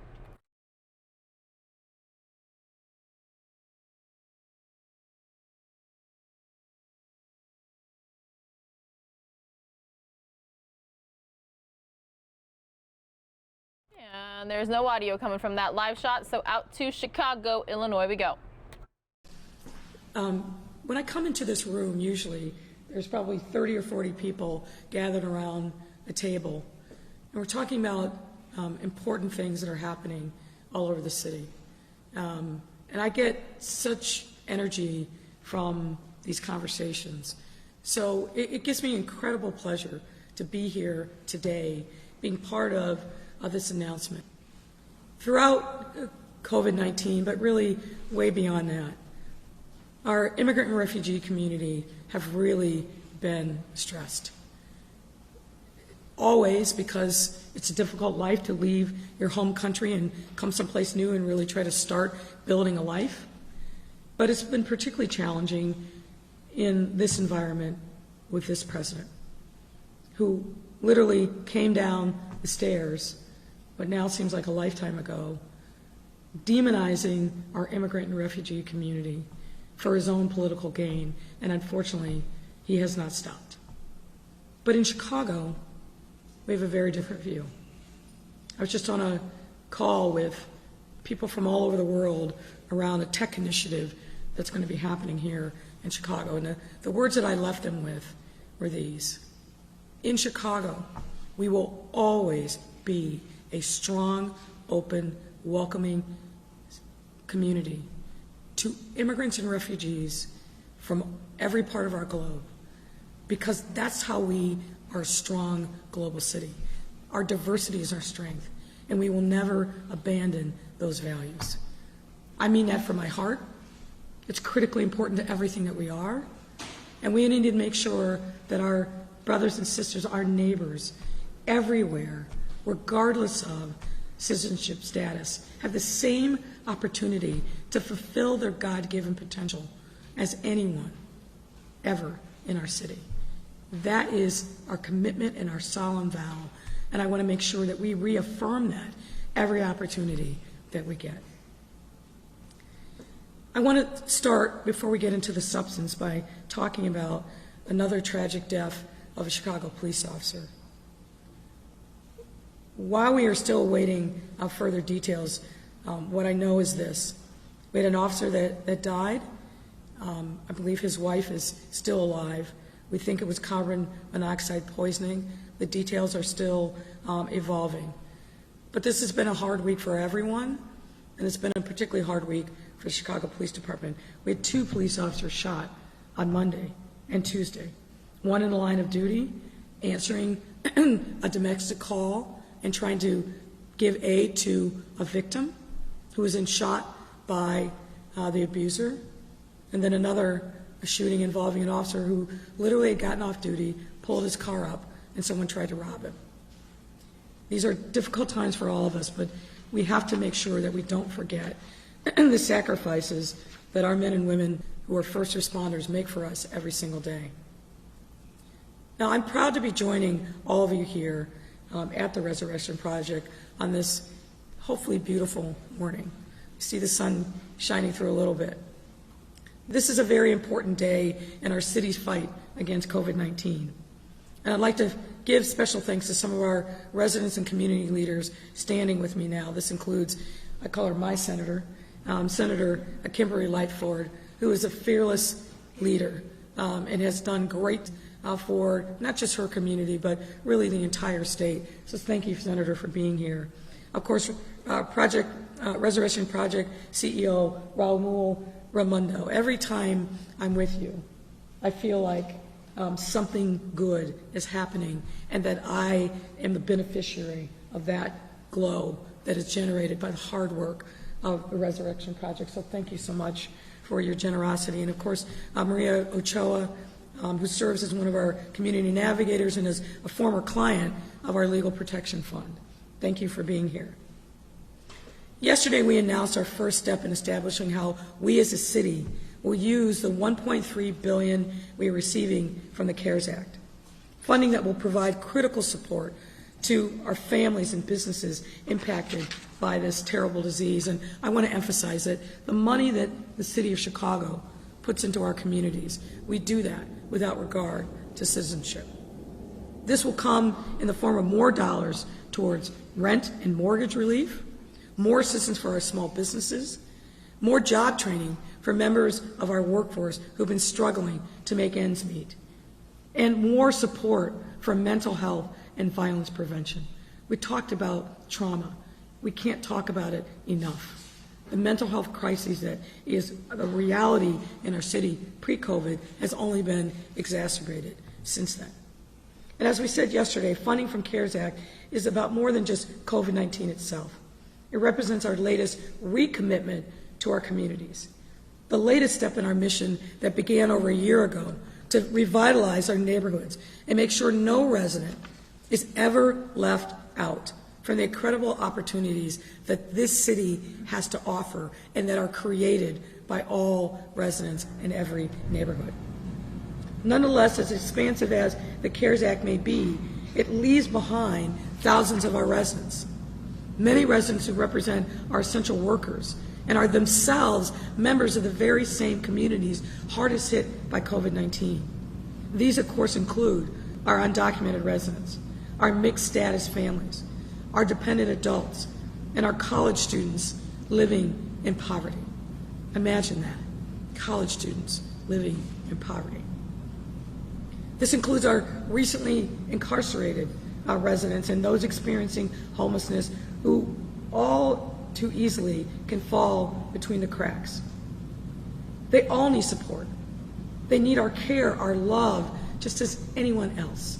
And we can't allow what happens at the federal level to divide us. And that's why we created the Chicago Resiliency Fund, a multi-million-dollar developed in partnership with the Resurrection Project and generous donors like the Open Society Foundation and others, all towards providing vital financial support to over 300,000 Chicagoans unable to benefit from federal financial stimulus by providing $1,000 per household for eligible Chicagoans. And we're able to do this because of the passion and foresight of our city partners who saw a problem and stepped up in a big way to creating a solution. This announcement today has literally been weeks and weeks in the making. And I am so glad that we are finally able to say, it's here, we're going to provide these supports. We have to thank the Open Society Foundation for their $1 million pledge toward the Chicago Resiliency Fund, and the Resurrection Project for their role in making sure the support goes to the families that need it the most. And let's be clear, though, this is not just a one-and-done announcement. To every Chicagoan out there looking for ways to help your fellow residents, and I get that question all the time. Our neighbors, our brothers and sisters are struggling. This is an important additional way that you can support. You can chip in now by donating to the Chicago Resiliency Fund by visiting the website, resurrectionproject.org/Chicago Fund. That's resurrectionproject.org/Chicago Fund. Please do donate. The same goes for our local credit unions. There will be those who are unbanked and will need assistance to cash their check. Please make sure that you are generous in not adding on additional fees so that the checks that come, people will be able to embrace and enjoy the full benefit of those funds. And what makes this fund unique is that it does not focus only on one segment of the population, but instead it aims to be as inclusive as possible. It represents our values of equity and inclusion and transparency, and it puts those values into action. Values that have guided us through this incredible crisis, both COVID-19 and, as someone eloquently said, COVID-16-19. We have to be strong and united as a city and leave no one behind.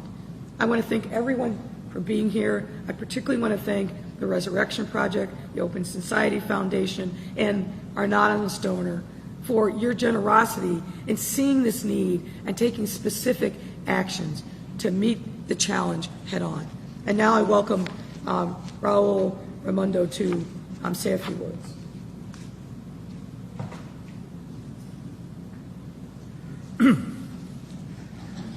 Good morning, everyone. Thank you, Mayor, for your leadership, passion, and resolve during these turbulent times for our city and our nation. I heard you this morning in Morning Joe, and you are truly not just a city leader, but a national leader as well. My name is Raul Raimundo. I'm the CEO of the Resurrection Project. Resurrection Project is a multifaceted organization celebrating 30 years of building healthy communities through our wealth-building strategies, building tangible and non-tangible assets, and through community ownership. Let me also thank many of our state leaders, Majority Leader Kimberly Lightfoot, State Senator, and the Governor, and all the foundations and philanthropists who have stepped up to address the inequities exposed in our communities by COVID-19. The Resurrection Project is proud to partner with the Open Society Foundation and many community organizations to assure that most of the families who need these kinds of resources will be reached. Today, as we announce the Chicago Resiliency Fund, organizations will be ready to deploy these resources. As of June 22nd, we'll be taking on applications. As the Mayor mentioned, and I'll reiterate it, to stay informed, visit our website, resurrectionproject.org/Chicago Fund. Be generous, because this is just the beginning. To be eligible for these funds, you must be an individual or family who did not receive stimulus check, and you must be a Chicago resident and are working with our partners. We are working with our partners to make sure that there are no duplicating efforts. Organizations like ICER and many other organizations across the city who are deploying resources by the state and other institutions, we want to make sure that there are no duplication of efforts and that we are working in a coordinated way to reach as many families as possible. Eligible households will receive a one-time check of $1,000. We know $1,000 may not go a long way, but it certainly will help in these troubling times so that families can stay in their home, put food on the table, and pay their utility bills. As COVID-19 continues to expose inequities in Black and brown communities. We are proud to be joining forces with the mayor and others on the rebuilding process and healing process that is needed to make sure that communities of color once again begin to thrive. Now I want to introduce Kimberly, our state majority leader, State Senator Kimberly Lightfoot, but before I do, I'm just going to summarize my remarks in Spanish.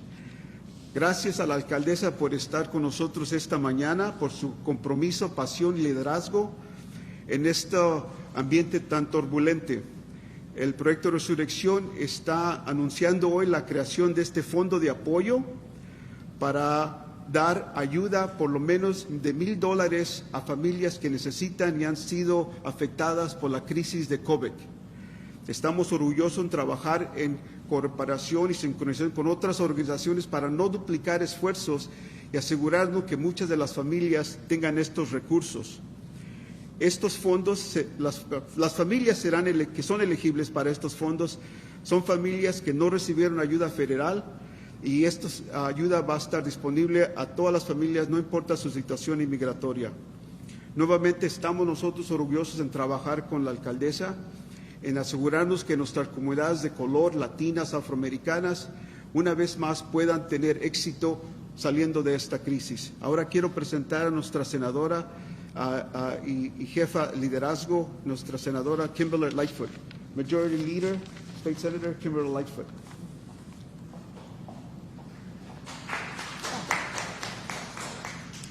Good afternoon. Again, I am Senate Majority Leader Kimberly Lightfoot, and we've had some challenging times over the last, well, I would just say for 2020.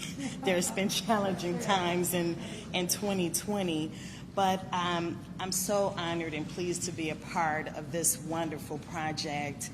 There's so many people to thank, especially the donors at this time who have brought forth resources from their hard-earned resources to share with those who are in need.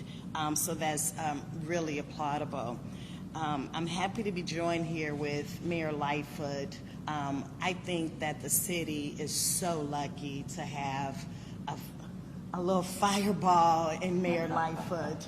She is so strong and intelligent and on point for all of the subjects that have taken us aback, and she's been doing a phenomenal job. So thank you, Mayor Lightfoot, so much for your hard work. The Chicago Resilience Fund provides important relief for Black and brown lives and livelihoods during the COVID-19 pandemic. And I just do want to remind us that we're still in a pandemic. Black and brown lives are infected and dying at an alarming rate than any other group. COVID has highlighted historic inequities and systemic injustices. And again, Mayor Lightfoot, for so eloquently and boldly releasing data and information that we all knew, but that we really needed to see, that became a national conversation. Our mayor started a national conversation. I want to commend the Chicago Resilience Fund because it recognizes these disparities. It is a response to the pain of generations and generations and generations of disinvestments and racism. It is also a glimmer of hope. We can't stop. We need justice. We need direct investments in our community. Healthcare, business, education, police accountability, and yes, direct cash assistance to the poor and vulnerable. I look forward to seeing these funds reach poor families across the city, and especially in the Austin community that I represent in the 4th Senate District. Again, thank you for supporting those who have traditionally been left out of every conversation and out of every support system that has been allowable. I appreciate the help, and I'm here to advance any agenda that's going to help those in poverty. Thank you.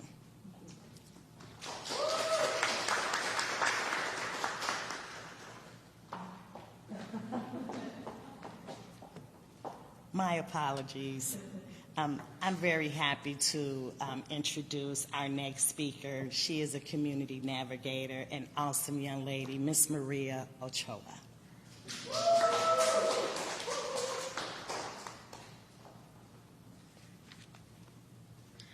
Buenos días, me llamo María y soy mamá y soy inmigrante. El año 2020 empezó muy bien para mí. En enero me llegó mi residencia y me hice residente a través de mis hijos que están en los Marines. Y fue con la ayuda de la ciudad de Chicago Legal Protection Fund que recibí ayuda legal gratis. Estoy muy orgullosa de ser de Chicago. En abril, toda mi familia se enfermó de coronavirus. Fueron días muy difíciles. Gracias a Dios, todos estamos bien. A mi familia no nos tocó el cheque de estímulo porque hasta ahora hago mis impuestos con el número IT. Trump dice que no lo merecemos. Trump dice que no lo necesitamos. Pero Chicago dice lo merecemos y Chicago dice nosotros importamos. Gracias.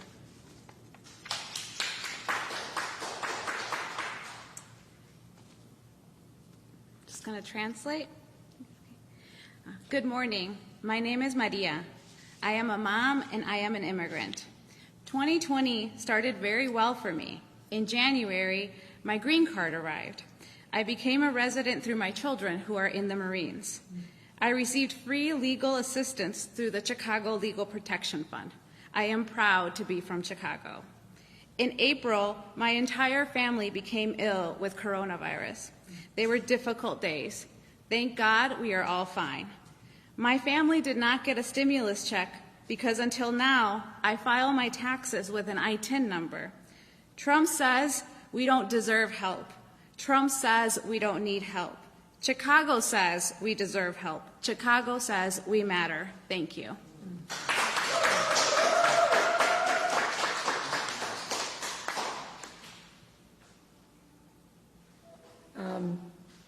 I don't think there could be any more powerful testimony than that. And that's what we have to stand for as a city. You do matter. We all matter. We all have to be united in our support of each other. Thank you for those very powerful words. Thank you. Happy to take your questions. Mayor Lightfoot, the first question from Kelly Bauer with the Block Club. She says, people have been ordering only drinks at restaurant patios. Why is that allowed, but we're not opening bar patios where people would do the same? Can you repeat the question? I'm not sure I understood it. Yes.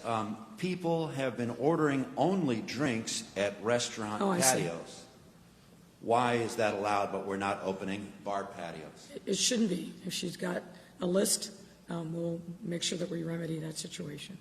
We haven't opened up the restaurants as a pretense to allow bar drinking that wouldn't otherwise be authorized. Mayor, the next question on the list, Amy Jacobson, she is asking, more and more people are hearing the tapes of the fiery exchange you had with certain aldermen during a briefing after the riots. Do you regret using such colorful language? First of all, if you heard the entirety of the conversation, it was, I believe, on a Sunday night, the conversation that went for an hour and a half.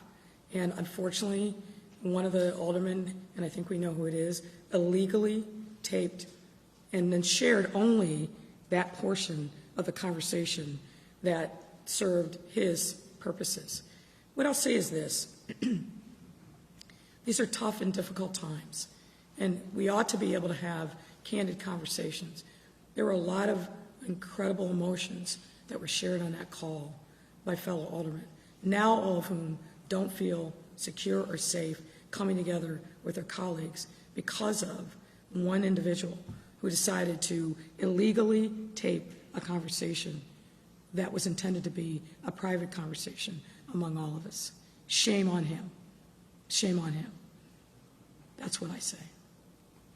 Mayor Alex Nitkin from the Daily Line asked the question, do you still expect the fair notice eviction ordinance to be passed by the City Council this month? If so, Which committee will it be routed through?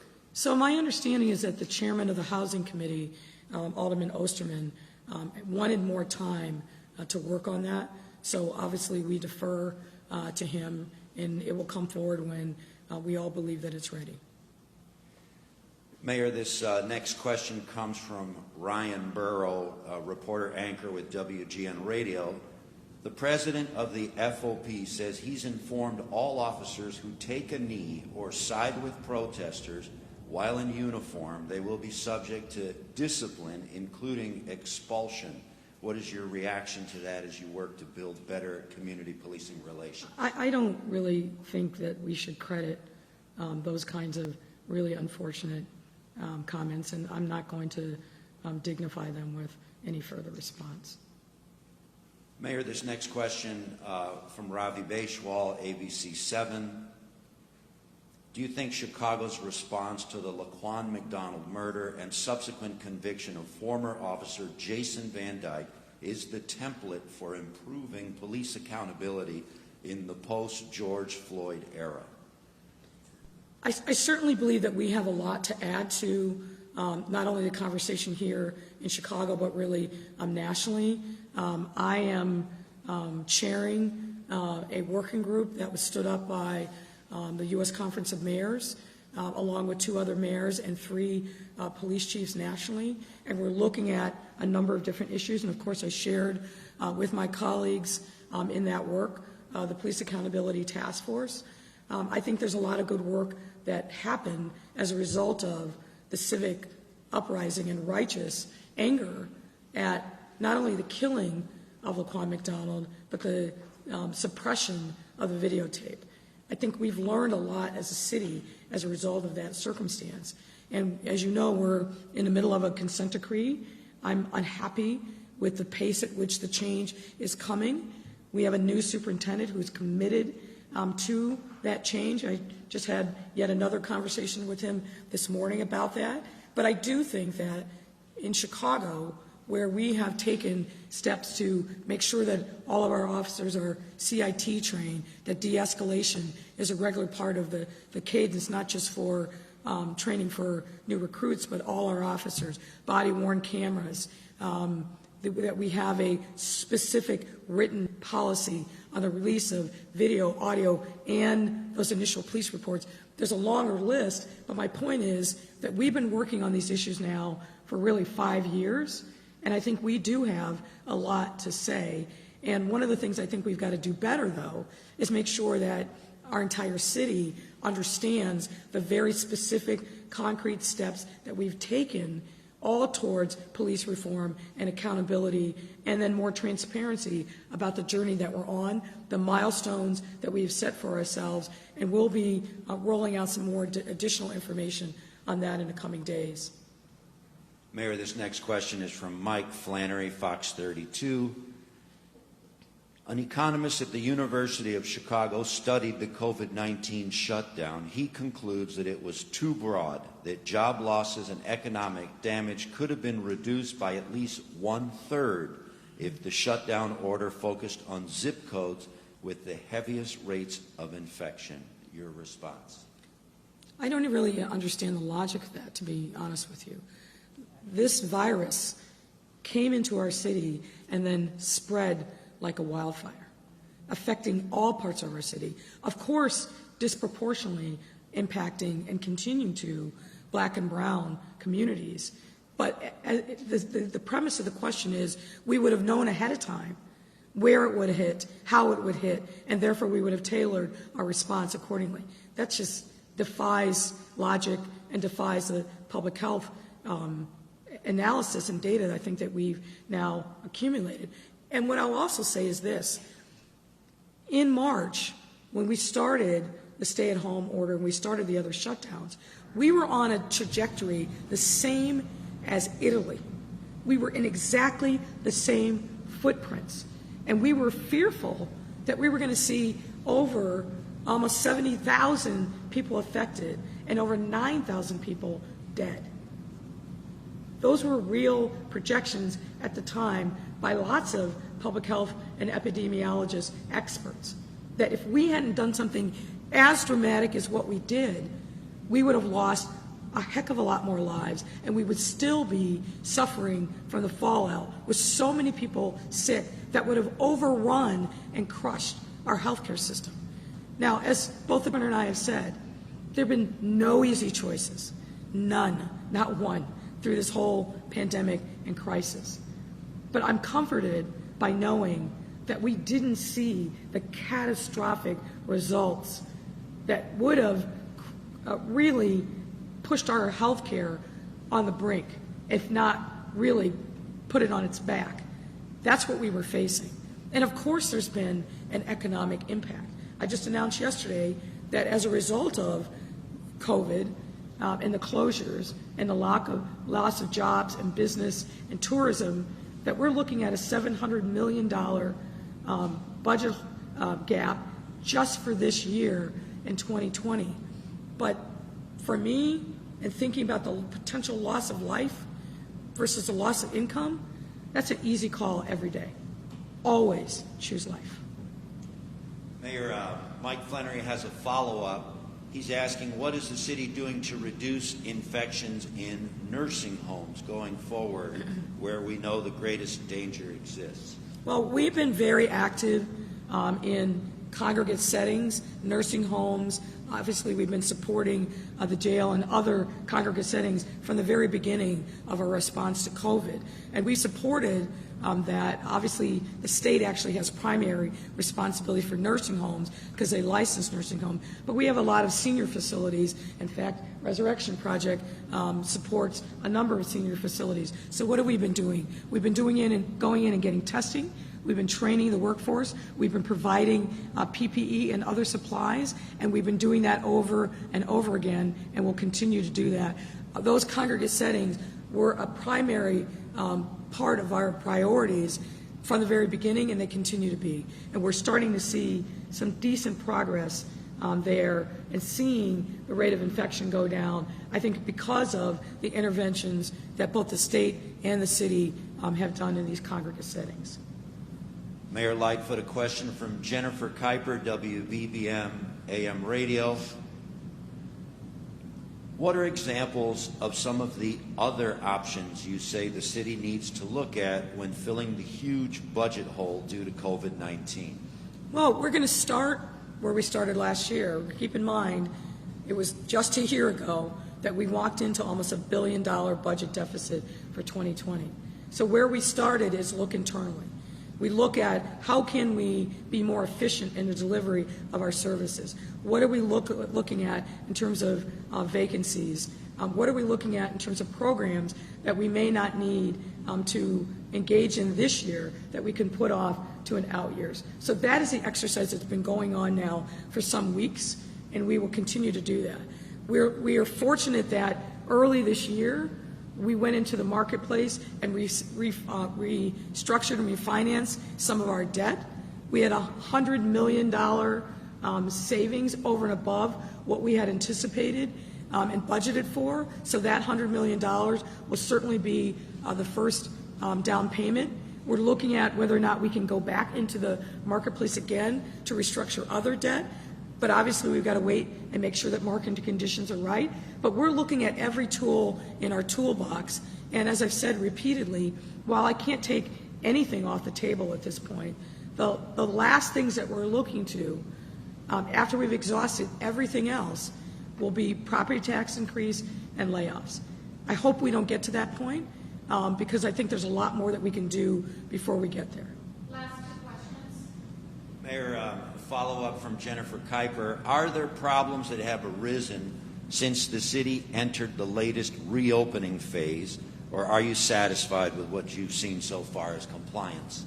Well, we've only been open a week. It seems like much longer, but it truly was a week ago Wednesday that we entered into phase 3, our cautious reopening. Of course, there are some things that we need to work through. We need to keep educating people about how to be compliant in a lot of different business types, not-for-profits and so forth. But I think we've made good, significant strides so far. But it's all about education and conversation and collaboration, and we'll keep working on it. Last one. This is from Fran Spielman. Last fall, you said you wanted to make the $95 million Police and Fire Training Academy bigger and better. Now those who want to defund the police department are pointing to that expense as one area where money could be diverted to education and social services and rebuilding long-neglected communities. Are you still committed to making this project even bigger than Rahm Emanuel intended? Well, it's not about making something bigger just because. But let me deal with the underlying, I think, narrative part of the question. For me, what I'm hearing from people in the streets is, don't pass us by. Don't neglect our neighborhoods. You know, Senator Lightford, I think, said it well. Decades and decades and decades of disinvestment. That's what we walked into. And that's what we're committed to correcting. That's why, even in the face of a massive budget deficit last year, we didn't forget our values. We supported our immigrant and refugee communities. We supported mental health. We supported affordable housing and a lot of other things that are crucial to creating strong and vibrant communities. Our Invest Southwest initiative, $750 million city dollars, along with private capital, to really infuse life into commercial corridors like in Austin that haven't seen a nickel of investment in decades. We have to stay the course and double down or triple down our commitment to making sure that every single neighborhood in the city is able to participate in the richness of the city. Every single one should have a pipeline to good jobs. We need to focus on eliminating health disparities. That's why in February, which also now seems like a lifetime ago, I put down a marker challenging everyone to eliminate generational poverty in a generation. People in our city are hurting. Our neighbors are hurting. And we have an absolute solemn obligation to answer their calls and their demand for resources. And that's exactly what we will continue to do. Thank you. Thank you. And it is day 17 since we've been dealing with the situation of civil unrest after Mr. Floyd's murder. These are two very different situations. They actually intersect and they complicate one another. But they're two very different crises that we're managing at the same time. On the murder of Mr. Floyd, which has generated civil unrest not only through this country, but internationally, literally. And I think that it's going to turn out for the good. I said when this first started, I understand what the protesters are saying and feeling, and I stand with the protesters. How many years have we heard about these situations? It's not just Mr. Floyd. It was Amadou Diallo, it was Rodney King. It goes back 40, 50 years. It goes back to Martin Luther King. And we've seen it, but we haven't done anything, and now it's time to act. That's what people are saying. And they're right. And we're going to act in the state of New York, and we're going to act this week. Carpe diem seize the day. Carpe momentum seize the moment. There's a moment for change, and we're going to make change. And we're going to pass legislation this week that I'm going to sign that is going to lead the nation in police reform, releasing disciplinary records, what they call 50A, banning chokeholds, which should have been done a long time ago, and that will be in the state law. Having the Attorney General as a special prosecutor if there is a questionable killing by police where they kill an unarmed person. The most dramatic police reform in the country, and it will happen in New York this week, and we're proud of it. On dealing with the COVID crisis over the past 101 days, we're now at a different point. We're at the point of reopening the economy and moving forward on that. And that's an entirely different situation than everything we've done up until now. Everything we've done up until now has been fighting the virus as the virus. How do you contain it? How do you isolate it? How do you quarantine people? How do you do the medical research to find a vaccine or a treatment. Reopening says, how do you now restart the economy and control the virus at the same time? And all of this has never been done before. There's no blueprint, there's no book written on it, there's no expert on the globe who can say, yes, I know how this should be done. And I speak to all of them. The situations where you have seen reopenings, countries around the world, they're very mixed results. So this really is going down a path that no one has traveled successfully. But if any place can travel it successfully, it's going to be in the state of New York. Every region in the state is now reopening. New York City entered what we call Phase 1 this past Monday. Westchester, Rockland, Hudson Valley started Phase 2 yesterday, and Long Island entered Phase 2 today. As the number of COVID cases came down. We did the reopening, we measured the reopening to a set of metrics that we established from day one. As we now go forward in this new phase, there's a new focus.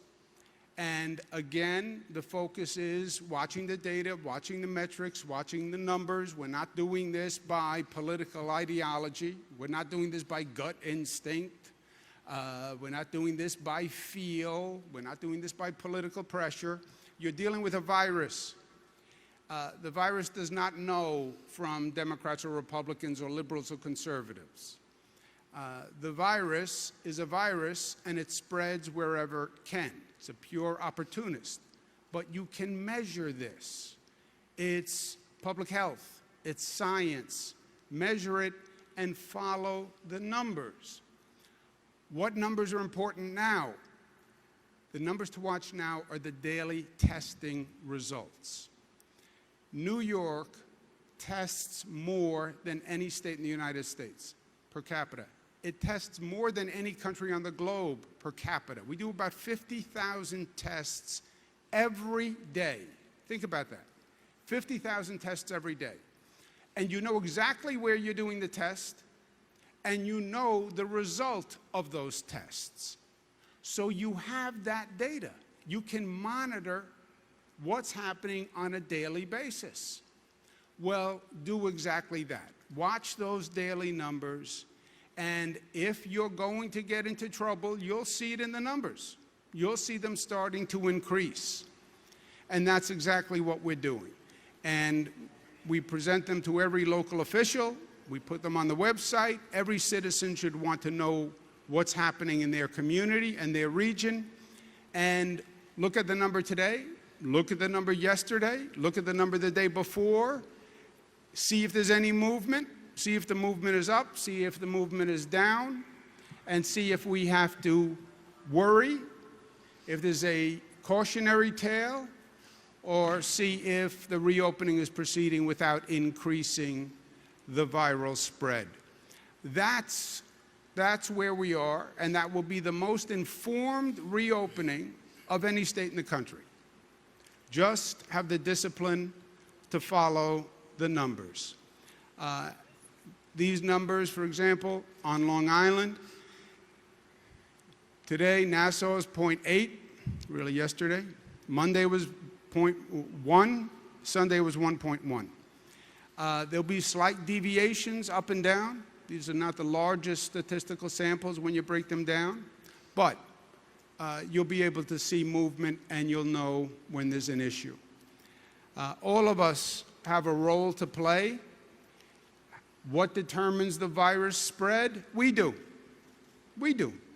Not government, not state government, not city government, not the federal government.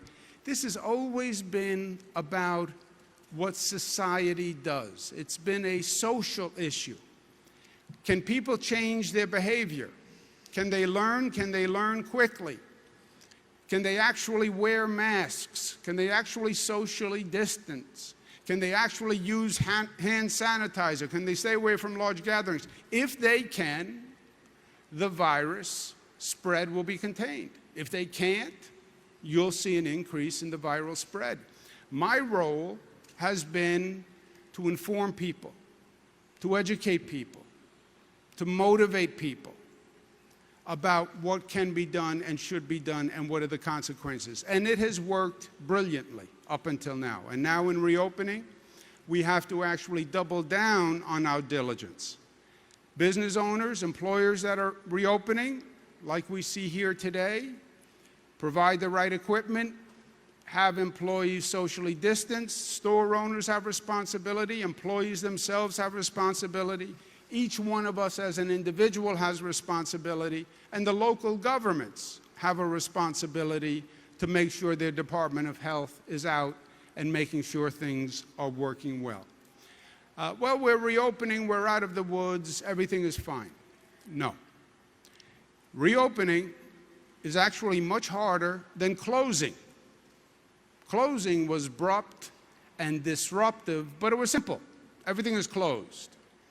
Reopening is more delicate and more nuanced. And if you look at the states and the countries that have been reopening, more of them have gotten into trouble than not. And as we sit here today, states are getting into trouble. Newspapers will tell you more than a dozen states are now seeing increases. Texas, 36% increase since Memorial Day.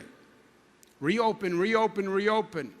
Be careful, be careful, be careful. California, the cases are still going up. Florida, the cases are going up. Look at those curves around the nation. Why? Because if you just reopen, if you just increase activity, the virus spread is going to go up compared to the virus spread when you were closed. That is common sense. Well, we want to reopen. Okay, but you have to reopen smartly and safely and intelligently. Otherwise, you will see the increase, especially in a place like New York City, with that density. People on sidewalks, people on buses, people in subway cars. It has to be done right, and we have to stay disciplined, and the evidence is all around us. What happens if we're not? Going forward, we need to do two things simultaneously. Number one, monitor the reopening, what we've just been talking about. Watch the numbers, be smart, be diligent. And second, let's energize the reopening. Let's set the bar a little higher. Let's not just reopen, but let's have an affirmative strategy that re-energizes the opening. How do you do that? Stimulate the economy. Now is the time to do large-scale development projects. Now is the time you want to see government investing, the private sector investing in building large-scale developments that you know can help drive economic growth. And you actually have an opportunity. Well, everything is closed down, there's less activity, there's less volume. Great, great on one level. If there's less activity, then we can actually build more aggressively because there's less disruption.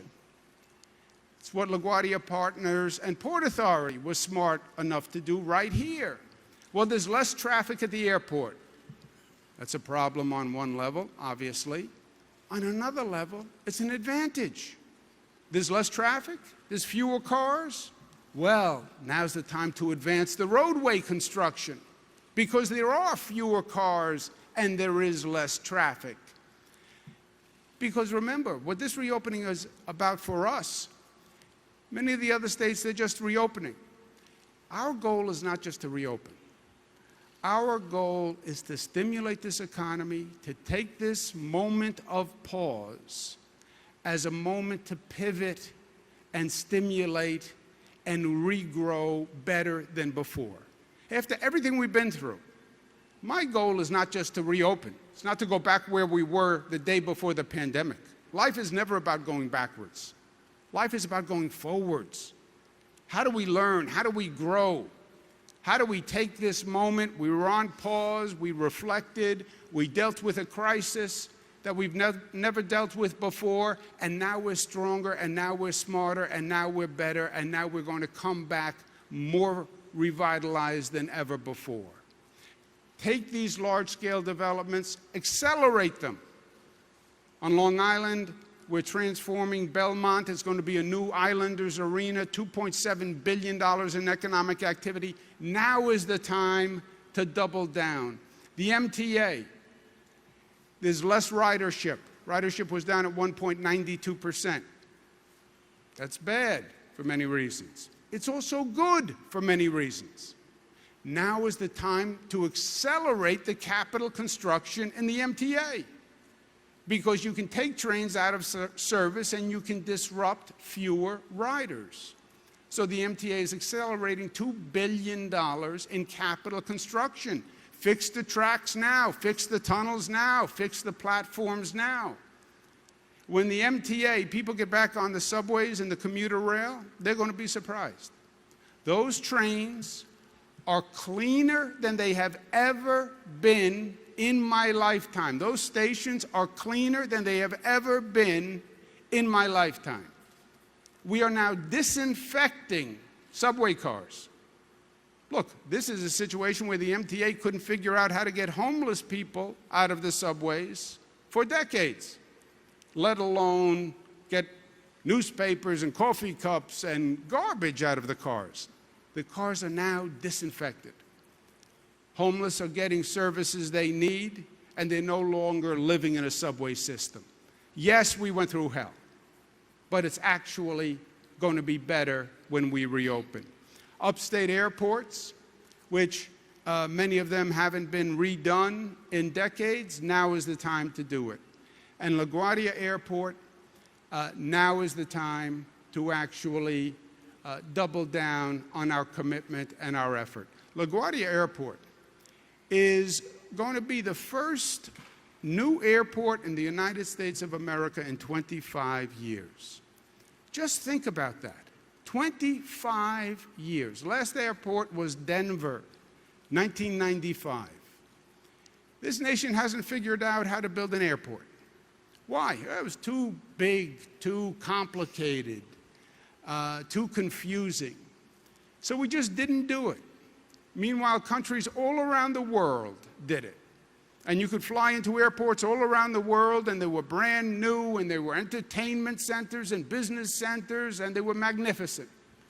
And then you'd fly into our airports here in the United States, which were built in the 50s or the 60s or the 40s. And it was just so apparent how other nations were outpacing us. Who is going to change that? Who is going to lead? New York. And that's what LaGuardia Airport is all about. Don't tell me we can't. We can. And by the way, we are. We are. And we're doing it at LaGuardia, which was challenging. This is not just a new airport. This is build a new airport while you're operating the old airport, right? This is renovate your home while you're living in the home. Operate the airport and build a new airport at the same time. And by the way, you're doing it on one of the smallest pieces of land of any airport in the country. This parcel is a veritable postage stamp compared to what most airports have. On that postage stamp, operate the airport without undue encumbrances and build a new airport at the same time. You know how many people said it couldn't be done? Dozens and dozens and dozens. You know who said it could be done? LaGuardia Partners and Rick Cotton. And they were right. And we're here today because they were right. Mr. Rick Cotton. Thank you, Governor. On the screen is where we are headed. A single, integrated, brand new LaGuardia Airport. From worst airport in the country to the best. From appallingly substandard to 21st century best in class. From the laughingstock on Saturday Night Live skits to bringing into reality the extraordinary vision of Governor Cuomo to have a world-class airport worthy of New York. That is what today is all about. I want to walk you through the highlights of this new arrivals and departures hall, stunning, that will open on Saturday. But first, a few acknowledgments to the key individuals who made this possible. Huntley Lawrence, Director of Aviation at the Port Authority, Rich Smythe, the LaGuardia Project Director, and his colleague Jessica Force, Jim Sterace, Chief Engineer, and his colleagues Saverio Leone and Carmela Sinicolo, Tony Vero, Interim General Manager of LaGuardia, and hundreds of their colleagues. To LaGuardia Gateway Partners, my deepest thanks for their enormous efforts, including their investor, JLC Capital. To Skanska Walsh, who built this building, my deep thanks. Our airline partners, American, United, Southwest, and Air Canada, again, thank you for your help. And to the unions and the union construction workers and the skilled trades, men and women, who devoted 6 days a week, double shifts, they are the ones who built this airport and to whom we are enormously grateful, as well as to elected officials, including in particular Assemblyman Jeff Aubrey and community leaders with whom we worked and consulted. Today we're announcing a truly major milestone in the construction. Governor Cuomo announced in 2015 his vision for a totally new 21st century integrated LaGuardia, one airport. Since then, the construction of the nation's first entirely new airport has progressed with great intensity. 4 years ago, we broke ground on this terminal. 3 years ago, we broke ground on Delta's eastern half of the airport. In the last 18 months, we've opened 2 of 6 brand new concourses with 25 new gates. A third of LaGuardia's passengers right now today, come into a new gate and a new concourse. Today we celebrate the opening of this new arrivals and departures hall, the most significant milestone to date towards the realization of Governor Cuomo's vision. This spacious 840,000 square foot 4-story facility, paired with a new network of access roadways, will provide travelers with a 21st century airport experience, a far cry from Joe Biden's famous condemnation of the old LaGuardia as third world. And it wouldn't have been possible without Governor Cuomo's vision, his continued support, and his vigilant, and I might say intense, encouragement. The new spacious Terminal B is more than 50% bigger than the subpar legacy terminal it is replacing. The new LaGuardia has state-of-the-art security. The terminal's size, enhanced cleaning routines, plentiful hand sanitizer dispensers, touchless entries, and a mandatory face covering requirement are examples of multiple measures we have taken and will take to keep passengers safe and healthy in our post-COVID-19 new normal world. The new Terminal B arrivals and departures hall creates a fundamentally different travel experience. It will feature extensive new concessions, most of them iconic local concessions, more than doubling the offerings available in the old facility. The Public Art Fund, a renowned leader in the civic and public art world, curated an outstanding collection of 4 permanent public art installations by 4 leading artists. The Public Art Fund selections bring creativity, energy, buoyancy, and spirit to this new civic space. The ambitious groundbreaking scope and scale of LaGuardia's $8 billion redevelopment is being delivered through 2 innovative public-private partnerships that harness private skill to deliver this extraordinary new airport. And 2/3 of this project's financing comes from private sources. At LaGuardia, we are fully committed to a robust community development program. This project will generate more than 14,000 good-paying jobs, both on and off the airport. Indeed, at various times, there have been more than 1,500 workers on this site at the same time. Thus far, the LaGuardia redevelopment program has awarded more than $1.4 billion in contracts to minority and women-owned businesses, and more than $500 million in contracts to Queens-based businesses. To ensure that residents in the communities surrounding LaGuardia have access to job recruitment and placement services, we established a LaGuardia Career Center in Corona, Queens, partnering with 2 community-based organizations, as well as the Council on Airport Opportunity. To date, more than half of the new hires for airport jobs have come from the community. Today's milestone is only, of course, part of the story. The whole new LaGuardia will feature 72 brand new gates across 6 new concourses, 2.7 million square feet of new terminal space, 9.2 miles of new roadway network, seamless access to ground transportation, and an improved curbside experience with separate levels for arrivals, departures, and buses. Here on the screen is the footprint of the entire new airport with the new Terminal B arrivals and departures hall, where we are right now, highlighted in the middle of this slide. And here you see the entire new integrated LaGuardia well on its way. Every single legacy passenger building torn down, with the exception of the landmark Marine Air Terminal. In their place, a new state-of-the-art airport worthy of New York with a wholly new roadway network. Once complete, as the governor has said, LaGuardia will be the first totally new airport in the country in more than 25 years. Governor Cuomo's vision and master plan for a whole new airport launched this project. Today, we take a major step forward to delivering on that vision. Thank you, Mr. Rick Cotton, not just for this presentation, but for everything you've done for the state of New York. Rick worked in the governor's office and was primarily responsible for getting the new Tappan Zee Bridge built before he went to the Port Authority. But congratulations, congratulations. And I want to thank Jane Garvey, and I want to thank George Casey personally. We sat in the conference room for many, many hours trying to figure out how to do this. And many said it was impossible, but they stayed with it. So good for you, and thank you for birthing this beautiful project for New York. I want to thank Governor Murphy and Kevin O'Toole from the Port Authority. Our partners, Port Authority is a bi-state agency, and they've been very supportive. And I also want to thank Rick for letting me be involved.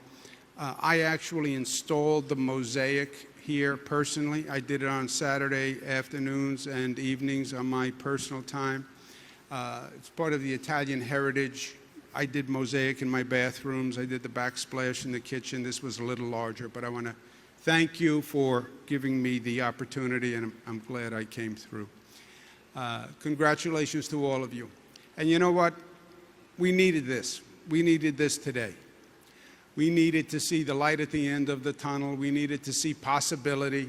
We needed to see New York stand up and shine. We needed to remember how great a place this is and how great a people we are.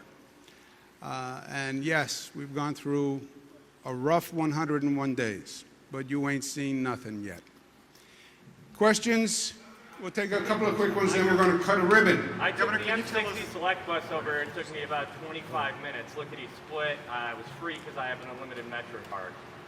Why are we building a train that would take me and a lot of other people a lot longer to get to the airport, and it would cost us a lot more? You said we could build anything, such as this airport, but we can't build a one-seat ride here? Do you believe that the commute you had today on a bus with this level of traffic is emblematic to a normal commute into this city? If I had a bus lane, then it would be a lot faster. Yeah, But if. I'm a Queens boy. I grew up a few miles from this airport. It can take you an hour easily to get into New York City, hence an air train. Can you tell us how much the traffic is down at LaGuardia because of the epidemic? How much is the traffic down at LaGuardia? And also to assure folks who might doubt, yeah, this looks great, but when is it really going to be needed? The passenger volume at all of our airports has been down more than 95%. At LaGuardia, at one point it was down 97%. It's recovered a few percentage points, but fundamentally the traffic has remained down 95%. Go ahead. In terms of the future, there's no doubt that air travel will recover. It's not a question of if, it's a question of when. We are building these projects for the future. This is a 5-year project. We are 4 years into it. We're looking forward to completing it in a year and a half. Other projects, infrastructure projects, look to the future. If you look at private sector partners, we have 2 of them here. They are 100% committed. It is their money. 75% of the money in this project is private money. 90%, if we can go forward with Kennedy, is private money. Everyone in the private sector has complete confidence and willing to put their money where their mouth is that air travel will come back. Yeah, if I could just add on to that. When will this be needed? This was needed 30 years ago and 20 years ago when Joe Biden said, if you were blindfolded on a plane and you landed and were in LaGuardia Airport and you took off the blindfold, you would think you were in a third world country. This should have been done decades and decades and decades ago. This is long overdue. LaGuardia was an embarrassment. And are we going to need airports? Yes, we're going to need airports. Planes are going to fly. Cars are going to roll. Trains are going to move. Life goes on post-COVID.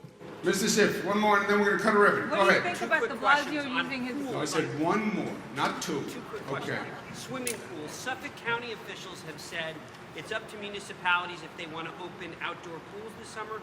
Those municipalities are saying they're looking for guidance from the state. Can outdoor swimming pools safely reopen this summer? Can outdoor swimming pools in phase 2? In any phase, in your view, It's something that we're looking at right now. We actually anticipate putting out guidance for the municipalities in the coming days. on schools, the New York City Schools Chancellor has said that he sees for this fall being a combination of online learning and in-person learning. Could you see a scenario where different parts of New York State have different school setups? Maybe in the North Country, all the kids go back every single day, but in New York City, they're only in school buildings 2 days a week, and would that throw things way out of balance? Yeah. First, Andrew, I can't see the fall because I don't have a crystal ball. And anyone who can tell you today that they know what is going to happen in the fall with COVID, they do not know what they are talking about. Now, you can guess, you can speculate, I think, but nobody knows. Nobody knows. So what we're doing now is we're coming up with plans, we're coming up with alternatives. They're being submitted. We're going to study them, but we have to get a better gauge of where we are with the COVID virus before we make any decisions. Can you have different models across the state? You don't have one model now, right? We're in different phases in different regions, depending on the numbers in that region. So you could have, theoretically, different models in different regions which are in different phases. But we have to know where we are with COVID. We're going to cut a ribbon. Congratulations to everyone on this great achievement. Thank you.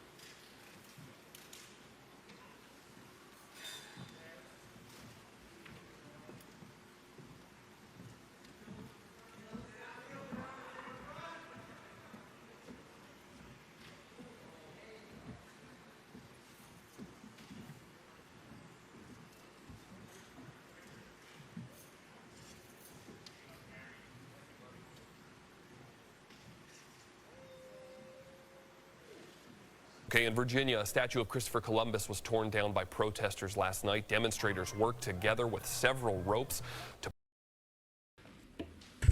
We're in a very powerful moment. All right, everyone, good evening. Thanks for watching the Fox live stream. We're listening in on New York City Mayor Bill de Blasio's update from earlier today. Albany. The repeal of the 50A law, a law that had held back transparency and openness, had created a horrible block, really, in the ability to build trust between police and community. This law was in the way for a long time. And for years, I've been calling for a change. Police leaders have been calling for a change. Activists have been calling for a change. Elected officials have been calling for a change. And it often seemed like it was beyond our reach. But yesterday in Albany, that change happened. And that will change everything. Because now there will be the ability to have the openness, the transparency, the ability to see what's really going on that I think is how you build faith and trust. So I want to thank Majority Leader Andrea Stewart-Cousins. I want to thank Speaker Carl Hastie the sponsors of the legislation, Senator Jamal Bailey and Assemblymember Danny O'Donnell. They have done something historic. You can use a word like historic, and it can sometimes be overused. This is historic. This is one of the moments where things change. For decades and decades, there were so many things in the way of change, including too often the, I think, fundamentally inappropriate overuse of power by police unions. That's what often blocked change in Albany, but it did not block it this time. So now we have the sunlight we've been waiting for. Now we have the kind of openness that will not only tell us about specific instances of discipline or what's being done with an officer who didn't do the right thing, it will start to restore a deeper faith. So that is such an important building block, but I want to talk today about the larger solutions. Transparency matters deeply, but the truest solutions come from the grassroots. The truest solutions come from the people. The way we're going to move forward, both in terms of safety and peace and justice, is by the empowerment of grassroots leadership, the empowerment of organizations that authentically represent the people of our communities, that create change that government alone could never create. And that's what I want to talk about today.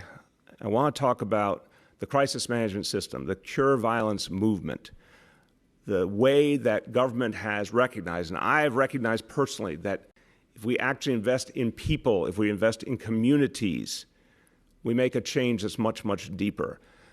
You're going to hear also from the leaders of the Black, Latino, Asian Caucasus City Council, who have been leading the way for months now in terms of the kinds of changes we need in this city, who are not only demanding change, but putting forward the tangible proposals that will bring us change. You'll hear from Councilmember Adrian Adams and Councilmember Danique Miller, who have been doing such important work, bringing forward a whole new set of different approaches that we need in this city. But I want you to hear first from leaders of the crisis management system, the Cure Violence movement. And I want to first tell you why it matters to me, what I have come to learn. I didn't know about this movement at the time I took office as mayor. I came to understand it piece by piece. I came to understand phrases like credible messengers. I came to understand that there were people in communities who understood how to mediate, how to stop violence before it happened, how to reach young people in a way that no one in government possibly could. There were people in communities who were stepping up, owning their streets in a whole different way. And it was not just about the fact that they stopped violence. They did in an amazing fashion. This is a story that should be on every front page. I hope today will help put it on the front page. A movement that stopped violence before it happened, a movement that stopped shootings, that stopped violence, that stopped people from dying, a movement that reached young people and gave them hope. That's what I came to understand more and more, a movement that created actual grassroots leadership that could build a future on the ground in communities, something we have needed more and more of. I've seen it with my own eyes that this is now happening in our city. But it's happening without, I think, the full understanding and support that this movement, this system deserves. This is a group of human beings who made a difference. They decided to own. They decided to create. They decided to break cycles that were only hurting their own people and do something about it. It's incredibly noble. We need this movement to keep growing. And today, I'm going to announce an expansion of the crisis management system and the Cure Violence movement. We will add 4 additional neighborhoods: Soundview in the Bronx, Jamaica, Queens, Crown Heights, Brooklyn, and Canarsie in Brooklyn as well.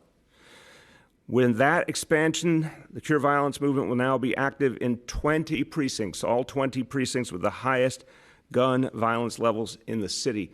That means lives will be saved, period. Lives will be saved, violence will be reduced. We will also be increasing the budget for all existing crisis management system organizations. So between these 2 initiatives, we will be adding in the upcoming budget over $10 million for the crisis management system, Cure Violence movement. This is now a Additional investment on top of the tripling of resources that has been achieved since 2014.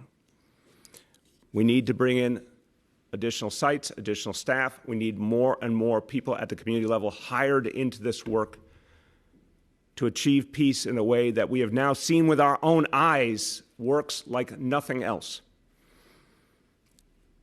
So I want you to hear from the folks who did this extraordinary work. I want you to hear from people who have made a difference, and they are, in many ways, I think, the kind of heroes people need to know, and the people who work with them are the kind of heroes people need to know. At a moment where everyone's looking for where we go, this, I believe, is one of the ways we move forward. This is where we go. This is the future.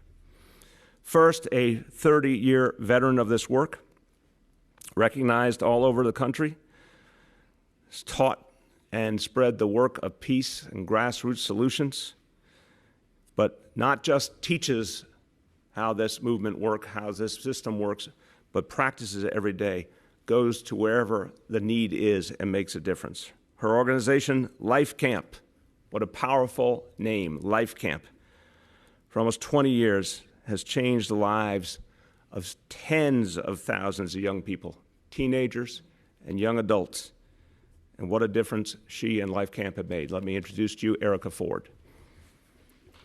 I don't think you need a step to give you height.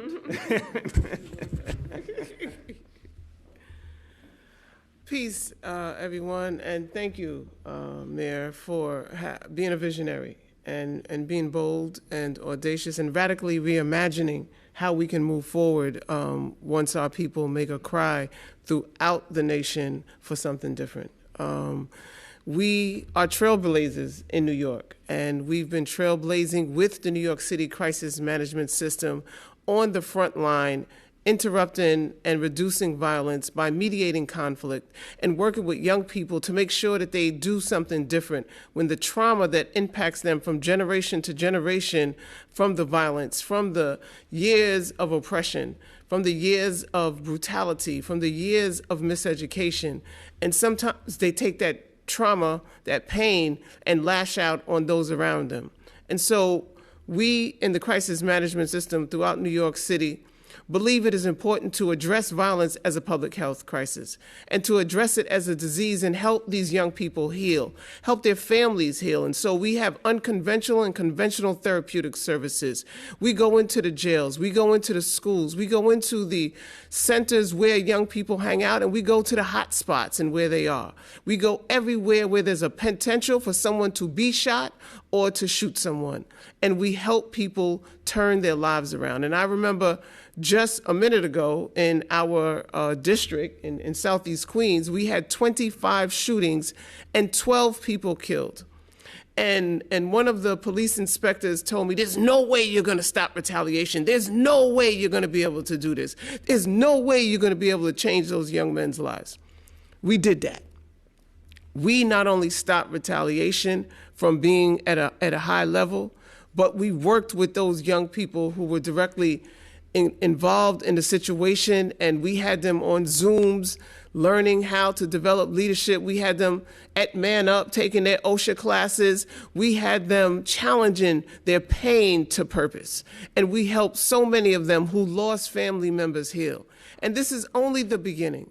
And we continue to walk down this road of co-producing public safety in New York, but understanding the importance of investing in people, believing in people, and understanding that our children are invested in and under resourced and not criminals and not violent and not, there's no need for the police to come in and continue to have incidents of creating more violence when we're so aggressive amongst each other. And so peace is a lifestyle, is our mantra, and we continue to make peace a lifestyle, not only in the streets with our young brothers and sisters, but in the precincts with the police officers who come into our community, as we continue to work with them and help them heal too, as we saw the increase of suicide amongst police officers this year, as we see the increase of incidents in all over the United States around domestic violence and all kinds of violence, interpersonal violence.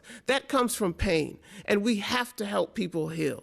We hear the cry in the streets, we understand and we see you, and we know that the work must begin in changing mindsets and healing people and putting a system together that can do something different. And we are here to take the job and stand in salute of peace. Thank you so much, Erica. So you can hear the passion and the purpose, and I've come to know each of these leaders. My admiration for them has grown. I want to introduce to you now a leader who worked for structural change. He helped to create legislation to change relationship between police and community. He worked on the big changes we need, but he also worked at the front line to create peace. Founded 696 Build Queensbridge. 696 Build Queensbridge transformed the Queensbridge houses. I don't think that is the wrong verb. I think it's the right verb. Transformed the lives of people in the largest public housing development in the United States of America. I remember for years and years, if you said Queensbridge, people thought, tragically, they thought of violence, they thought of pain, until this organization changed the reality fundamentally. It was painstaking work. It was work of the heart.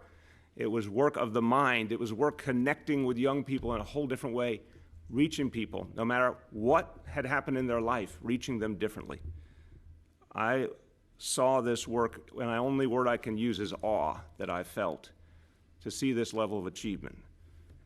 There was more than a year in the Queensbridge houses without a single shooting, something that would have been inconceivable for decades in this city, but it was. All right, everybody, we'll return to New York City in just a few moments, but right now we've got Los Angeles Mayor Eric Garcetti live. In California and then in the nation. And we're seeing this in cities across the country who are saying it is time for us to invest public safety dollars in also racial justice, because that makes us all safer. That makes us all have a better shot at the American dream, towards prosperity and the silent killers that don't make the headlines, but that Black Americans live with every single day. I know we're only at the beginning of our journey, and it will be a painful one at many moments. But it should also be a joyous opportunity for us to embrace that vision of a nation we all hold in our hearts, that common ground that we all felt through the disgust of the video of George Floyd being killed is a moment for us to also celebrate what we see on the streets. People of every background coming day after day after day, demanding we collectively do better. And mayors and city councils aren't the only ones that are heeding these calls. State and federal leaders are listening too. They understand, as we do, that this is a potentially transformative moment for our nation. Yesterday, I sent a letter to our representatives in Sacramento offering my full support for the legislative package put forward by the California Legislative Black Caucus to restore voting rights to those people who are serving parole, to end the state's ban on affirmative action to make right what is wrong in our history, to strengthen emergency response services for historically neglected communities, and finally, to begin to seek reparations for the impact of slavery on Black Americans, something, when I was on the City Council, we passed support of nearly a decade ago. These are a bold set of measures meant to begin the righting of wrongs of history this year. Let this be a year not just of protest, but of progress. Let us pass the Schools and Communities First initiative that would properly fund schools where increasingly our Black and brown students are warehoused with the poverty that many of them grow up with the trauma that too many of them experience. But we can make that right by investing in education. At the national level, Speaker Pelosi, Leader Schumer, and more than 200 members of Congress have also introduced the Justice in Policing Act, taking reforms enacted at the local level, including from cities like LA, and making them standards across our country. From banning chokeholds to ending no-knock warrants, holding police officers accountable for their misconduct, and ensuring greater transparency across law enforcement. It's no accident that this legislation is sponsored by two of our own, by Representative Karen Bass, who represents us here in Los Angeles and chairs the Congressional Black Caucus, and our Senator, Kamala Harris. Congress should quickly pass this legislation. The President should sign it right away, because the American people have waited too long, enough for all of us to act. This legislation also bans lynching in America, upholds that the idea of lynching will have a higher penalty, something that Congress has passed in the last few years have refused to pass. It's unthinkable in this day and age. This isn't just about politics. This is about what's right and just. Let's get this done now. Racial justice is not the only crisis that we face, and we cannot lose sight that we are still in the biggest medical pandemic of our lives, one that has claimed over 111,000 lives here in America, and that is not any less dangerous today as the day it arrived. If you are out protesting, as I've said, please go get a test, a free test, at one of our open testing centers. Consider self-quarantining for 14 days and get tested for COVID-19. We have a test waiting for you at one of the 24 testing sites across the city and county, the capacity to test 20,000 people each day, and by the end of today, we will have tested nearly 250,000 Angelenos. And additionally, I'm very grateful to CVS pharmacies for providing tests at 49 CVS locations across the city. Many people have asked, are these tests also free? My understanding is that they're free. If you have insurance, they'll get reimbursement that way. If you don't, through Medi-Cal. So if CVS is even more convenient, go there and make sure you're getting a test as well. My office is working with our neighborhood councils, our community organizers, local organizations, media outlets, the Citizen app, the Research and Multicultural Digital Agency, H-Code, and others to reach communities of color and protesters with the vital information about how to get tested, where to go, and how to do it. So protect yourself, protect your family, protect your fellow activists, and go to coronavirus.lacity.org/testing to make sure you get a test today. Your decision to get tested will help us take additional steps forward into a new and safer reality. As I mentioned before, Los Angeles County has met the state's benchmarks to reopen more activities and businesses. But I'll be honest, it makes me nervous. We have earned the right, we've learned how to live better with COVID-19. But I know as we've been focused on racial justice, we can't lose sight of how our personal responsibility to not spread COVID-19 further as the state allows and then the county mandates these openings, that we too can stay safe even as we increasingly go back to work and to public spaces as well as businesses that have been closed. I'll speak to more of that in a moment, but let me announce what the county has moved forward. Effective this Friday, gyms and fitness centers, museums, aquariums, and galleries, as well as hotels and day camps and their pools, may reopen in Los Angeles County. Visiting a gym, museum, or a youth camp will not be what you are used to. It'll be different, with all visitors and staff required to practice physical distancing and to wear cloth face coverings. Professional sports can also resume without spectators. I know we're all looking forward to watching those games on TV. Camping will be allowed, and our signature industry of film and television and music production may resume. And in Orange County, Disneyland has announced it will open on July 17th. Please let me remind all businesses that you will be allowed to open on Friday, but you are not required to. That all of us are not required to necessarily go to these spaces and places. If you have pre-existing conditions, if you're a vulnerable population, please still stay at home. You're the most likely to not only be able to get COVID-19, but to potentially die from it. And we want you to live. We want to help protect you, but that depends on each one of us doing the right thing.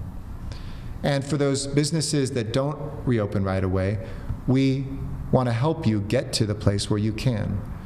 Take critical steps to keep yourselves and your customers and your employees safe. We have guidance on this depending on what type of business you have, at coronavirus.lacity.org/business, and check them out. Read them. Make sure you're doing the county checklist and posting it as is required by our health department.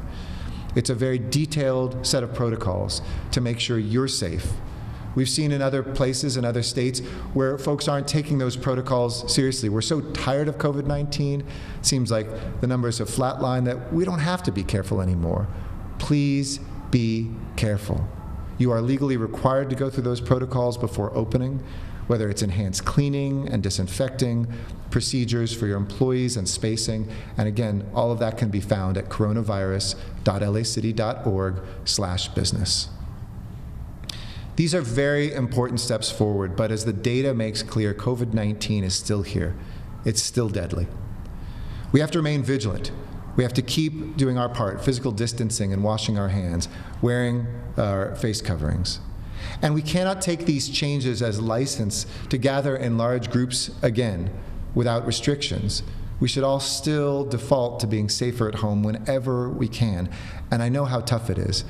I know how celebratory it was for folks in protest to actually be out and just to see human beings again. I felt that when I went out to protest outside City Hall. But we have to be careful. We have to be safe. And we have to realize that many more people can and probably will die.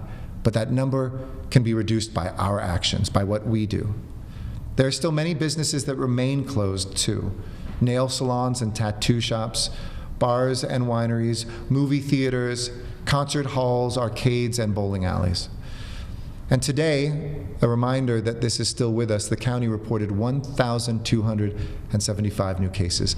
I've said these numbers for months now, so we become kind of dulled by them, immune. That's 1,275 new cases, and now a total of 67,064 LA County residents have been diagnosed positively with COVID-19. This was a 2% increase since yesterday, and we've seen on average almost 1,300 new cases a day. In the city of Los Angeles, there are 387 new cases, bringing our total to now over 30,887, a 1% increase since yesterday. And this is the most sober reminder.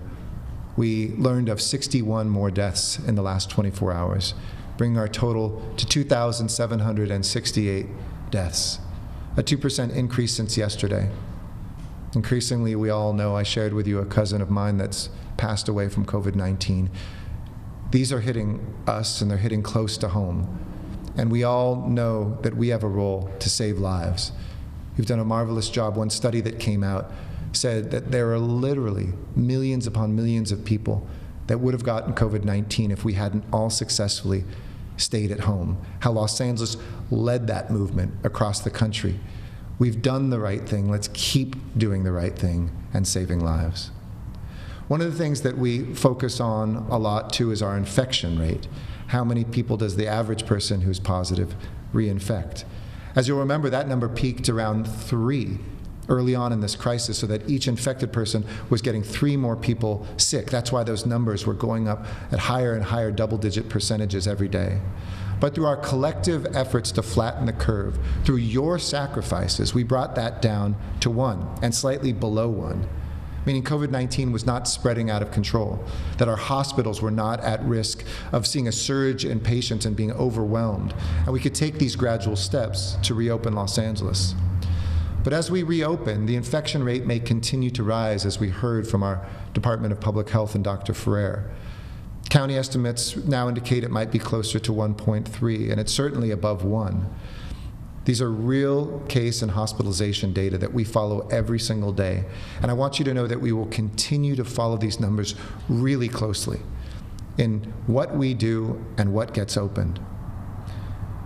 To support the efforts of opening safely, the city is working closely with the County Department of Public Health and Dr. Ferrer, and we've offered City of Los Angeles staff to help with one of the most critical ways to stop the spread: contact tracing. Contact tracing is just what we do to make sure when we know somebody is diagnosed as positive, we can trace the contacts that she or he has over the last days when they could have been infectious.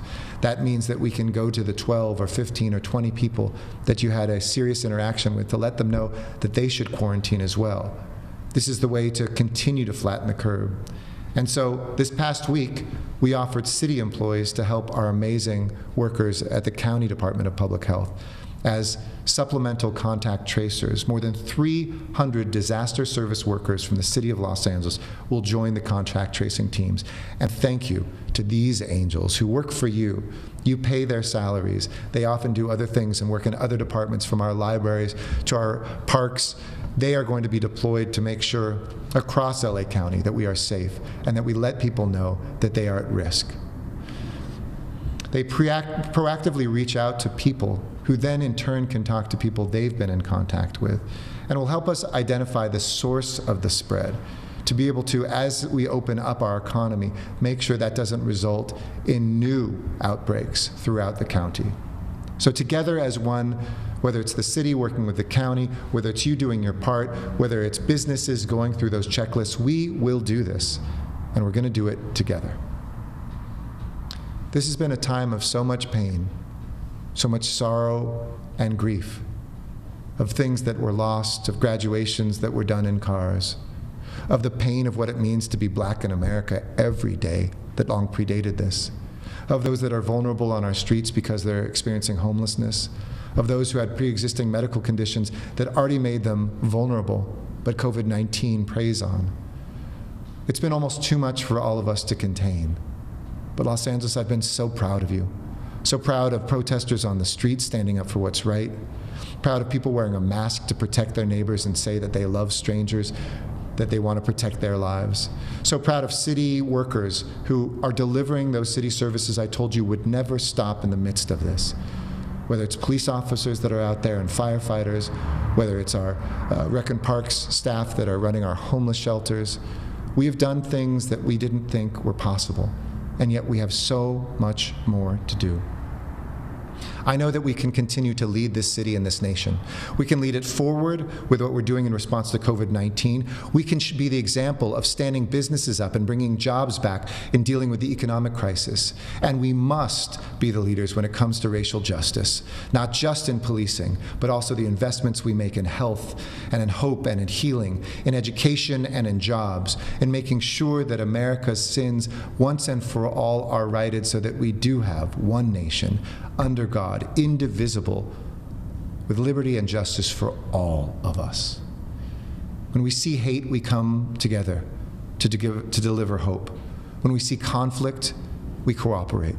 When we see a health threat, we all become the health workers.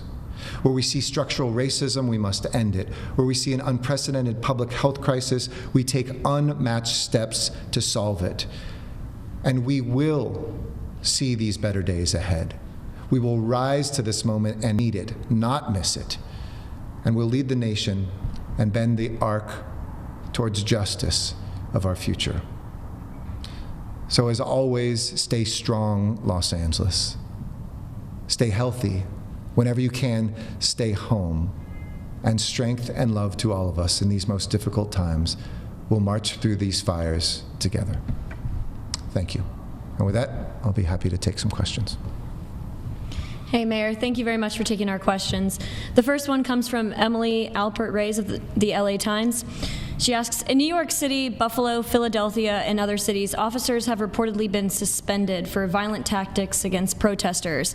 In LA, numerous incidents of police force against protesters and bystanders have been reported, including protesters being beaten with batons and a disabled homeless man being shot in the face. But as of Friday, a LAPD spokesman says that no officers have been suspended. Are you concerned that the LAPD appears to be slower to take action on these incidents than other cities facing similar concerns about use of force against protesters? The LAPD said today that 7 officers have been taken out of the field pending their investigations. Given the number of incidents under investigation, what is the standard for taking an officer off the streets while an investigation is underway? Do you think it is the correct standard? I don't know that there's a single standard. Those are judgment calls that are made by both the chief and by other supervisors. But was mentioned, I might have already answered that in my remarks earlier. There are officers at 7 who have been relieved of field duty.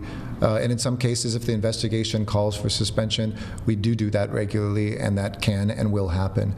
Each one of these deserves the full breadth of investigation, as I said, transparently. honestly and accountably.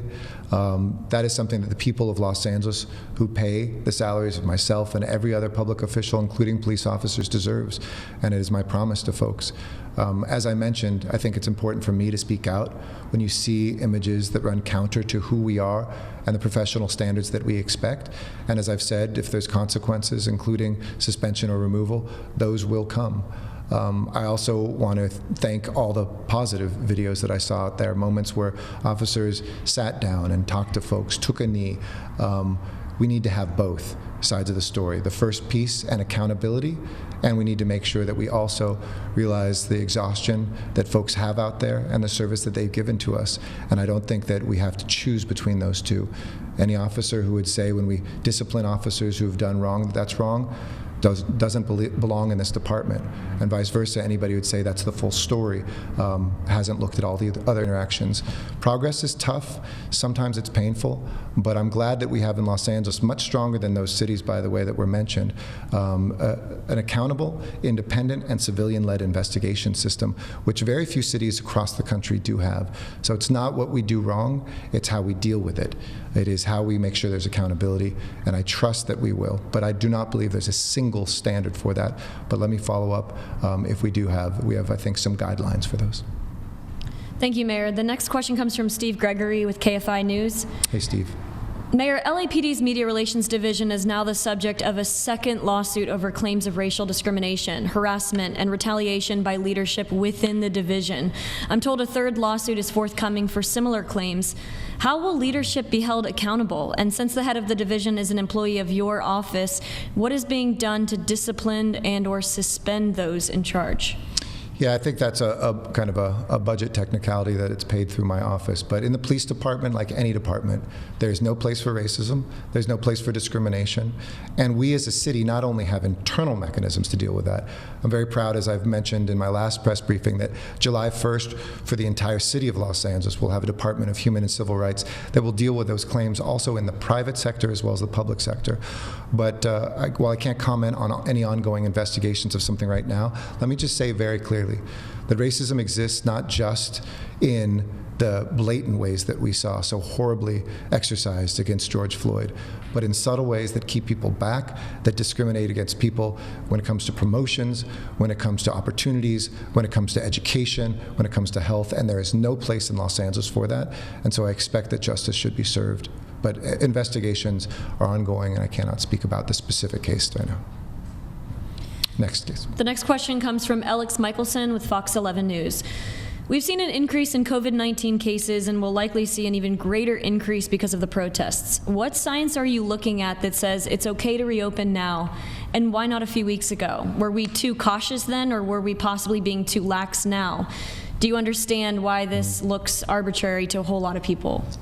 I can understand that because it comes from the state first, and then the counties have to make decisions. The state, remember, it's going to be very confusing. I think a lot of people will watch this say, Mayor Garcetti, why did or didn't you decide to open or close something? Right now, the state says what you can do if you meet certain thresholds. If you meet those thresholds, then it's up to the county to decide whether they will or not. So these decisions that are being made through our county public health and our supervisors are based in data, and I do have confidence in them. It's a very difficult balancing act. Some of the things I might go a little bit slower on. I'm nervous about, gymnasiums and other places, though if you hold back one city, people can just go next door and work out, can go next door to a restaurant. So the public health impact is that a region really does need to move together. That if Orange County is doing different than LA County, if Santa Monica is doing different than Pomona, these are places where people will interact with each other. But we've shown that our hospital data, which is the first thing I look at, is still remaining steady. We have hospital capacity. Our admissions are stable. I'd like to see our deaths coming down, because all deaths are incredibly tragic in this, but we've seen them also remain steady. And we always said, look, every couple weeks we'll take a look at those numbers. If in 2 or 3 weeks from now we start to see a rapid uptick, that's going to cause us all to pause for a moment to figure out how we either have to do better with wearing our masks, cleaning our hands, physically distancing, or the rules and regulations of what's permitted. When we started this crisis, I think a lot of people said, oh, if data is bad, shut things down. That's the only weapon you have. We now have many more weapons in our arsenal. We know that we can do things smarter. We know we can do them better. We can temperature check. We can look at testing to the way that we've ramped it up for people with and without symptoms. We can hopefully get that testing back to where providers used to give it, through our doctors, through our clinics, through our neighborhoods. All of those things will dictate it. But as I said, when I get nervous, I remind people it's not just about the rules and regulations, it's about our behavior. If we behave better, if we continue to not just say, hey, I can't take it anymore, I'm going to sneak in a gathering of a bunch of people that's more than allowed instead of just going home, we will see consequences. It might not be you who dies, but somebody in Los Angeles will. So continue to do the right thing. I feel confident of the advice that comes down and the rules that have been made by the county. We'd always like more heads up from the state. Sometimes we find out that morning. The county makes the decision that afternoon, and then I'm here in the evening sharing that information, and people say, wait, you didn't give us much heads up. But I'd much rather give people the heads up as quickly as possible and then remind them, don't worry, it doesn't mean tomorrow you have to go to a store. It doesn't mean that if you're a store owner, you have to open. Take your time, get it right, read the advice, comply by the medical suggestions, and then I think we can manage our way while we wait for a vaccine or some other kind of therapeutic intervention that can help us live with COVID-19 or defeat it. Thank you, Mayor. The next question comes from Claudia Pashuta from KNX 1070. Activists have made it clear they see taking up to $150 million out of LAPD's budget as a start at best. They're calling for slashing police funding, and some want to see the department abolished. What do you tell them? So let me be clear, $150 million is not enough, and it's not just going to come out of a police budget, it's going to come out of all of our budgets. If we're not reprioritizing dealing with racial injustice, we're not meeting this moment. If we're not cutting the tax cuts at the federal level and reinvesting that while we see people who are multi-billionaires getting rich in the midst of COVID-19, while we have depression-era unemployment here in Los Angeles that disproportionately affects our communities of color, we're missing this moment. If we don't pass Schools and Communities First, which will be on our ballot in November, which would actually not raise taxes for any homeowners, but would allow us to take the kind of worst elements of Prop 13 that have underfunded our schools and finally allow our students to have a level of funding that we see in states like New York and other places, we're missing this moment. It can't just be squeezed from one place. It can't just be symbolic. It actually has to be real.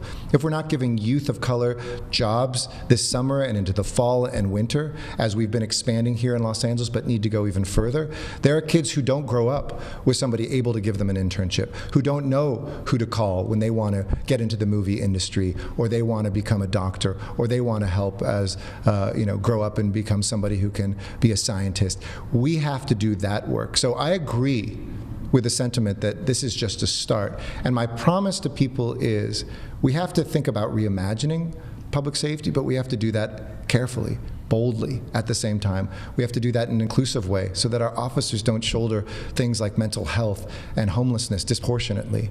But those conversations have to be done in a way that is backed up by numbers, and numbers that will never be enough just coming from the city of LA. We're a third of the budget of the county.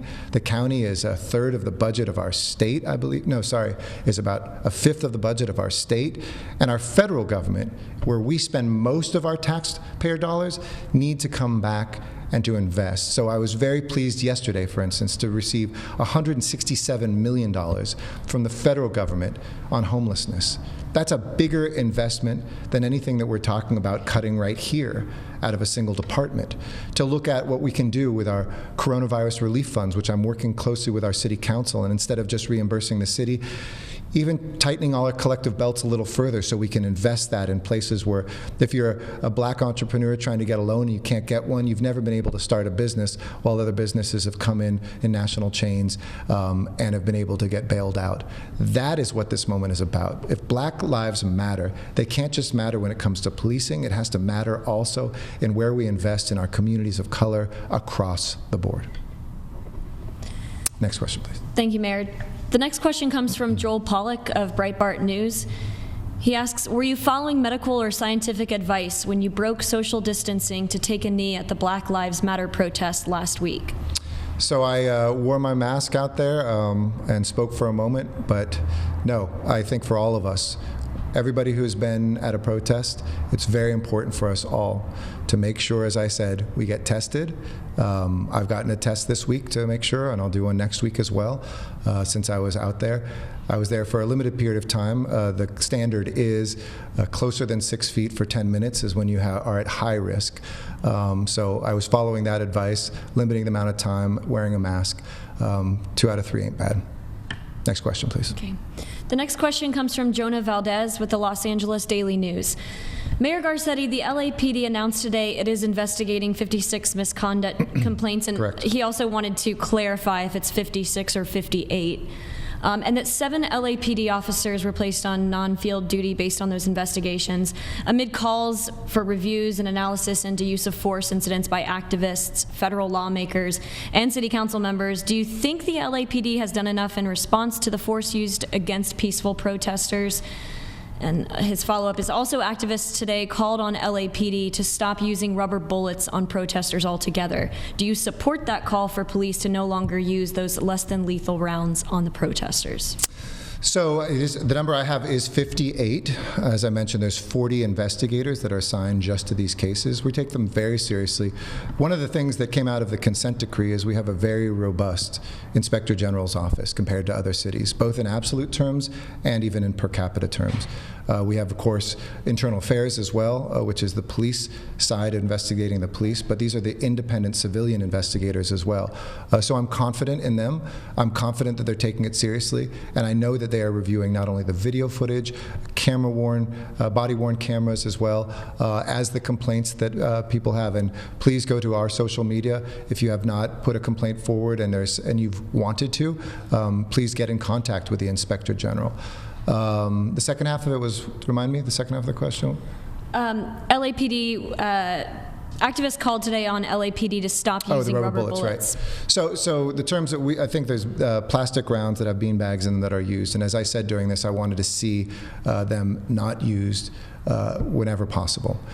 Whether we get to a full-on ban, there are moments when police officers we saw, like the first night, are taking bottles, are taking bricks.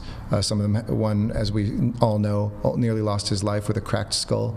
That there may be some moments they may be appropriate, but I would like the commission to recommend, is there a way for us to get away from that? And certainly when it's peaceful protests, it seems that we should always look at the most peaceful ways and less than lethal ways to be able to make sure we keep peace in protests and that we keep the ability for people to exercise their First Amendment rights. So absolutely, whenever possible, and it's something that we are looking at. But tonight, I'm going to ask the Police Commission to give us the advice on that, the Civilian-Run Commission, and I'm glad that we could minimize those uses. But there was some very troubling footage that we saw of folks where it seemed that there's absolutely no reason why somebody should have taken one of these less than lethal rounds in a position, sitting in a wheelchair or something else. But we need to make sure those investigations are fully done. Next question, please. Elizabeth Chow from Los Angeles Daily News asks, what is your position on the People's Budget LA and the proposal to defund the LAPD budget, bringing it from 53.8% of the unrestricted revenues to 5.7%? And have you met with representatives of those who support that budget, such as Black Lives Matter? No, I've met with some representatives of Black Lives Matter, been in forums with folks who I'm sure have supported that. But you know, the budget that we put forward in the city of Los Angeles is a detailed budget, not so much an aspirational budget. I don't support that. I'm glad that that vision is out there and that people have the ability to put that forward. But I do want to correct, you know, you can create all sorts of different slices. The reason why we have a percentage of what's called unrestricted general fund that is about 54% for police. The real number is that we have 11% of our overall budget. If you want to look at, cut out some of the things that we do in other departments like water and power, you could say 17%. And at most, if you want to include retired peace officers and their pension and healthcare costs, you can get up to about 33%, but it is not 54% of our budget. And remember, our school district, which is $7 billion, our county, which does not only public safety, but also does all the mental health care, social services, all the human stuff that people are saying we should invest in, that we split our tax dollars among a number of different places, including our community college district and others. So we already have a percentage that is considerably lower, but to have 5% or something, and there's no specifics exactly where that would be put. No, I'm not supportive of that, but I'm listening. Whether it's the people's budget, whether it's folks that are out there on the streets, I do hear, there's many different visions about where to put the budget, and a lot of people have written saying make no cuts to the police budget. I'm for racial justice, but please don't take it from there. I listen to all of those. That's my role. That's my responsibility, to say I hear you, to listen to those pieces, and to try to make sure we meet this moment. What is loud and clear, and I think where I agree with almost everybody who has written to me or put something forward, is that we have underinvested in the communities that most need us. We didn't just wake up to that now, by the way. That's why I led the largest public transportation initiative in American history ×2, because those who are dependent on public transit and can't afford a car deserve something better. And for the next 40 years, we're building 15 new rail lines. It's the reason I put forward with city council members Proposition HHH to build more housing for people experiencing homelessness than anybody, which disproportionately hits our black Angelenos. It's why we raised the minimum wage. It's why we've shifted a much more growth into our gang reduction youth development programs for our young people than LAPD, which is actually going to be down 100 officers this year. Budgets go up because of inflation, but it's actually down by 100 officers, and equivalent down by a couple hundred more because of other cuts and furloughs to the civilian force. So we need, at this moment, to make sure we are putting our money where our mouth is, that we're actually helping a young black woman, black boy, that we're investing in schools, that we're investing in jobs, that we're investing in healthcare. And that can't just be done by the city. I make that call to other cities, to our county governments, to our state, and especially to our federal government. If we truly believe in justice, follow us, take the steps forward that we have done, and we can get there together. Next question, please. Thank you, Mayor. And the final two questions come from Joel, who we heard from earlier. He asks, social science research shows that crime increases dramatically in communities of color when there are fewer police. Wouldn't those communities be best served by a safe environment for residents and business owners? And what is the definition of systemic racism? So, no, research isn't. You can have, there's plenty of departments that have lots of officers and crime is out of control, or is much higher in places that have lower per capita. So there isn't a correlation that's just throw more officers and crime always goes down. I do believe that you can't have too few officers, but you can also, for instance, here in Los Angeles, we have a lower per capita number of officers than a number of East Coast cities, for instance, take Philadelphia, and much lower crime rates here than in those cities. So there isn't that correspondence. That's a false myth.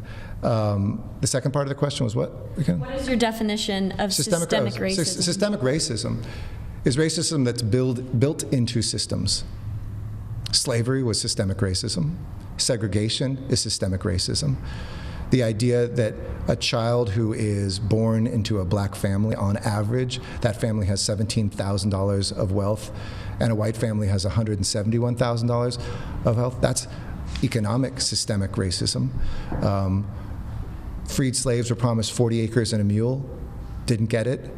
Reparations are an attempt to look at righting the wrong of systemic racism.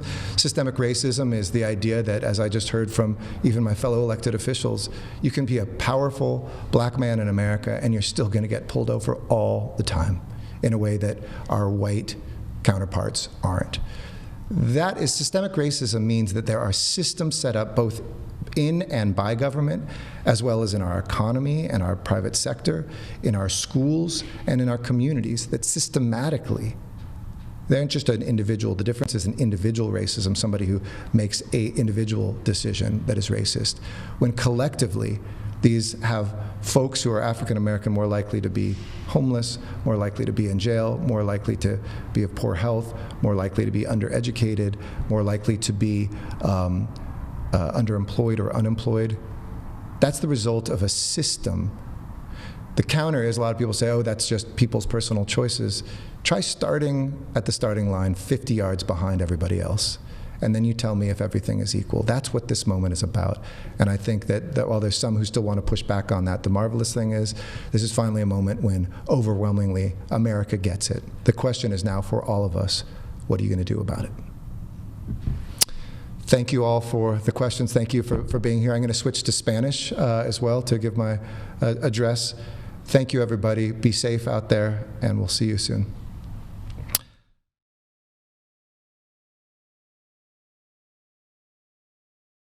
And thank you to everyone who was here with us. We do appreciate all of you tuning in. Here's the latest look at COVID-19 numbers across the U.S. You can see we do have almost 2 million cases of coronavirus that have been confirmed, and that is with more than 21 million Americans who have been tested for COVID-19. Unfortunately, our deaths have reached more than 112,000 across the U.S. Thankfully, though, we do still have the number rising for how many have recovered from COVID-19. We do have more than 533,000 citizens who are recovered from coronavirus. We're going to continue to give you more of those updates right here.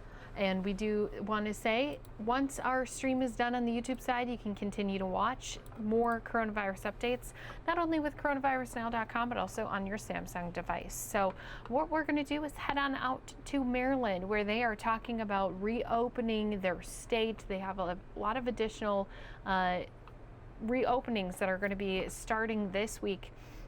And so the governor and health officials, of course, we're talking about that here today. So we're going to play it for you right here. And we do say thank you again for being here with us.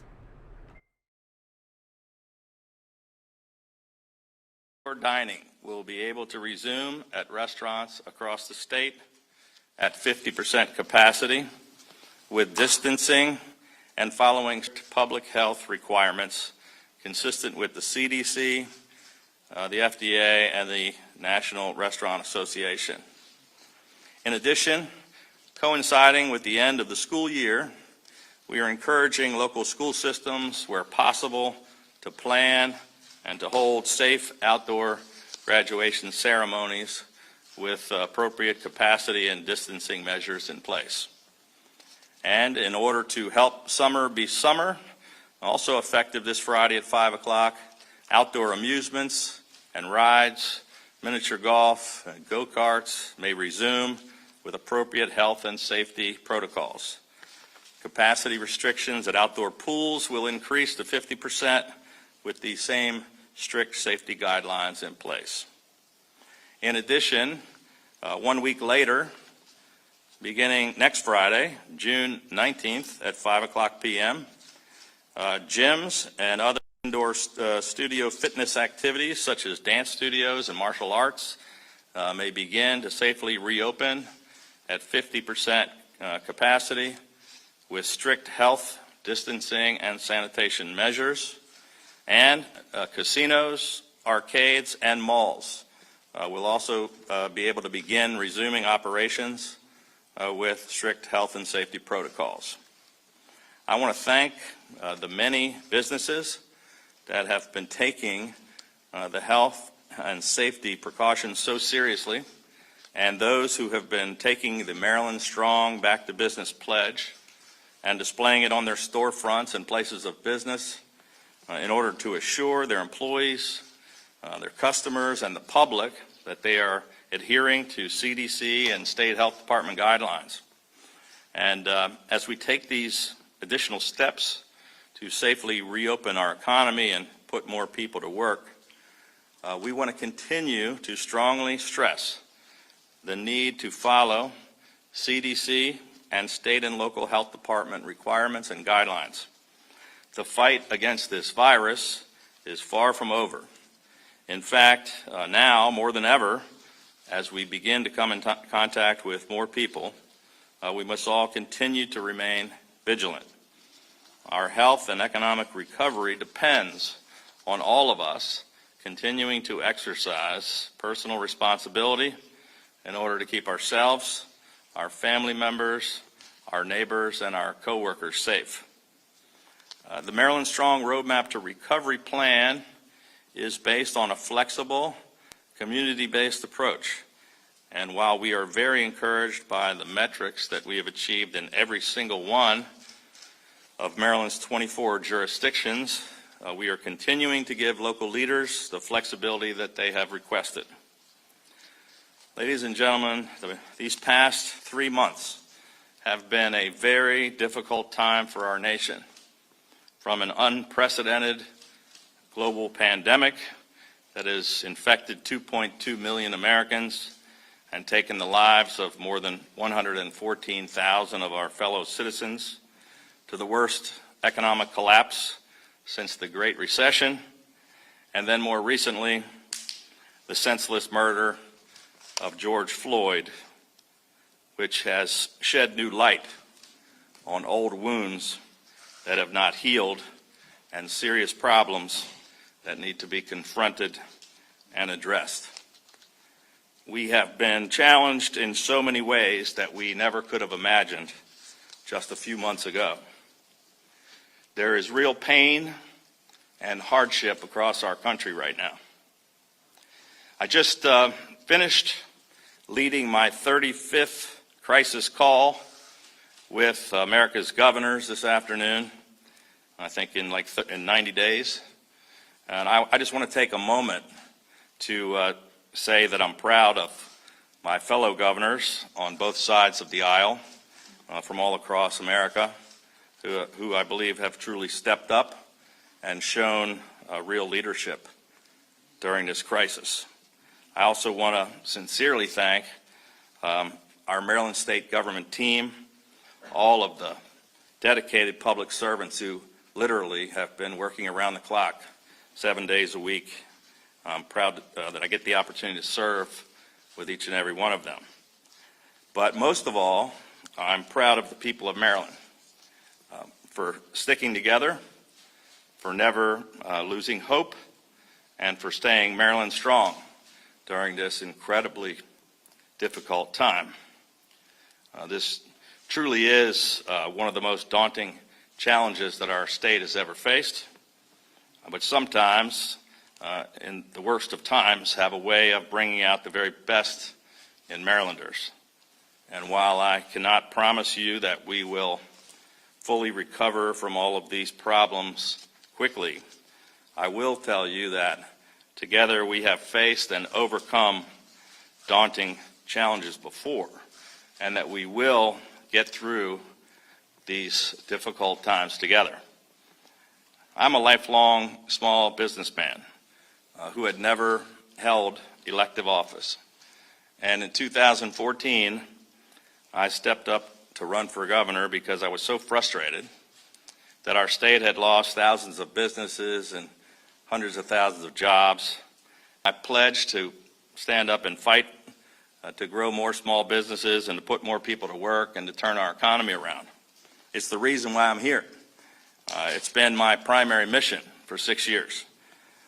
We went from 49th out of 50 states in overall economic performance to having the best years for business in Maryland in more than a decade, best years for job growth in 15 years. We had more businesses open and more people working than at any other time in the history of our state. And we had the best economic turnaround in America. We did exactly what we said we would do.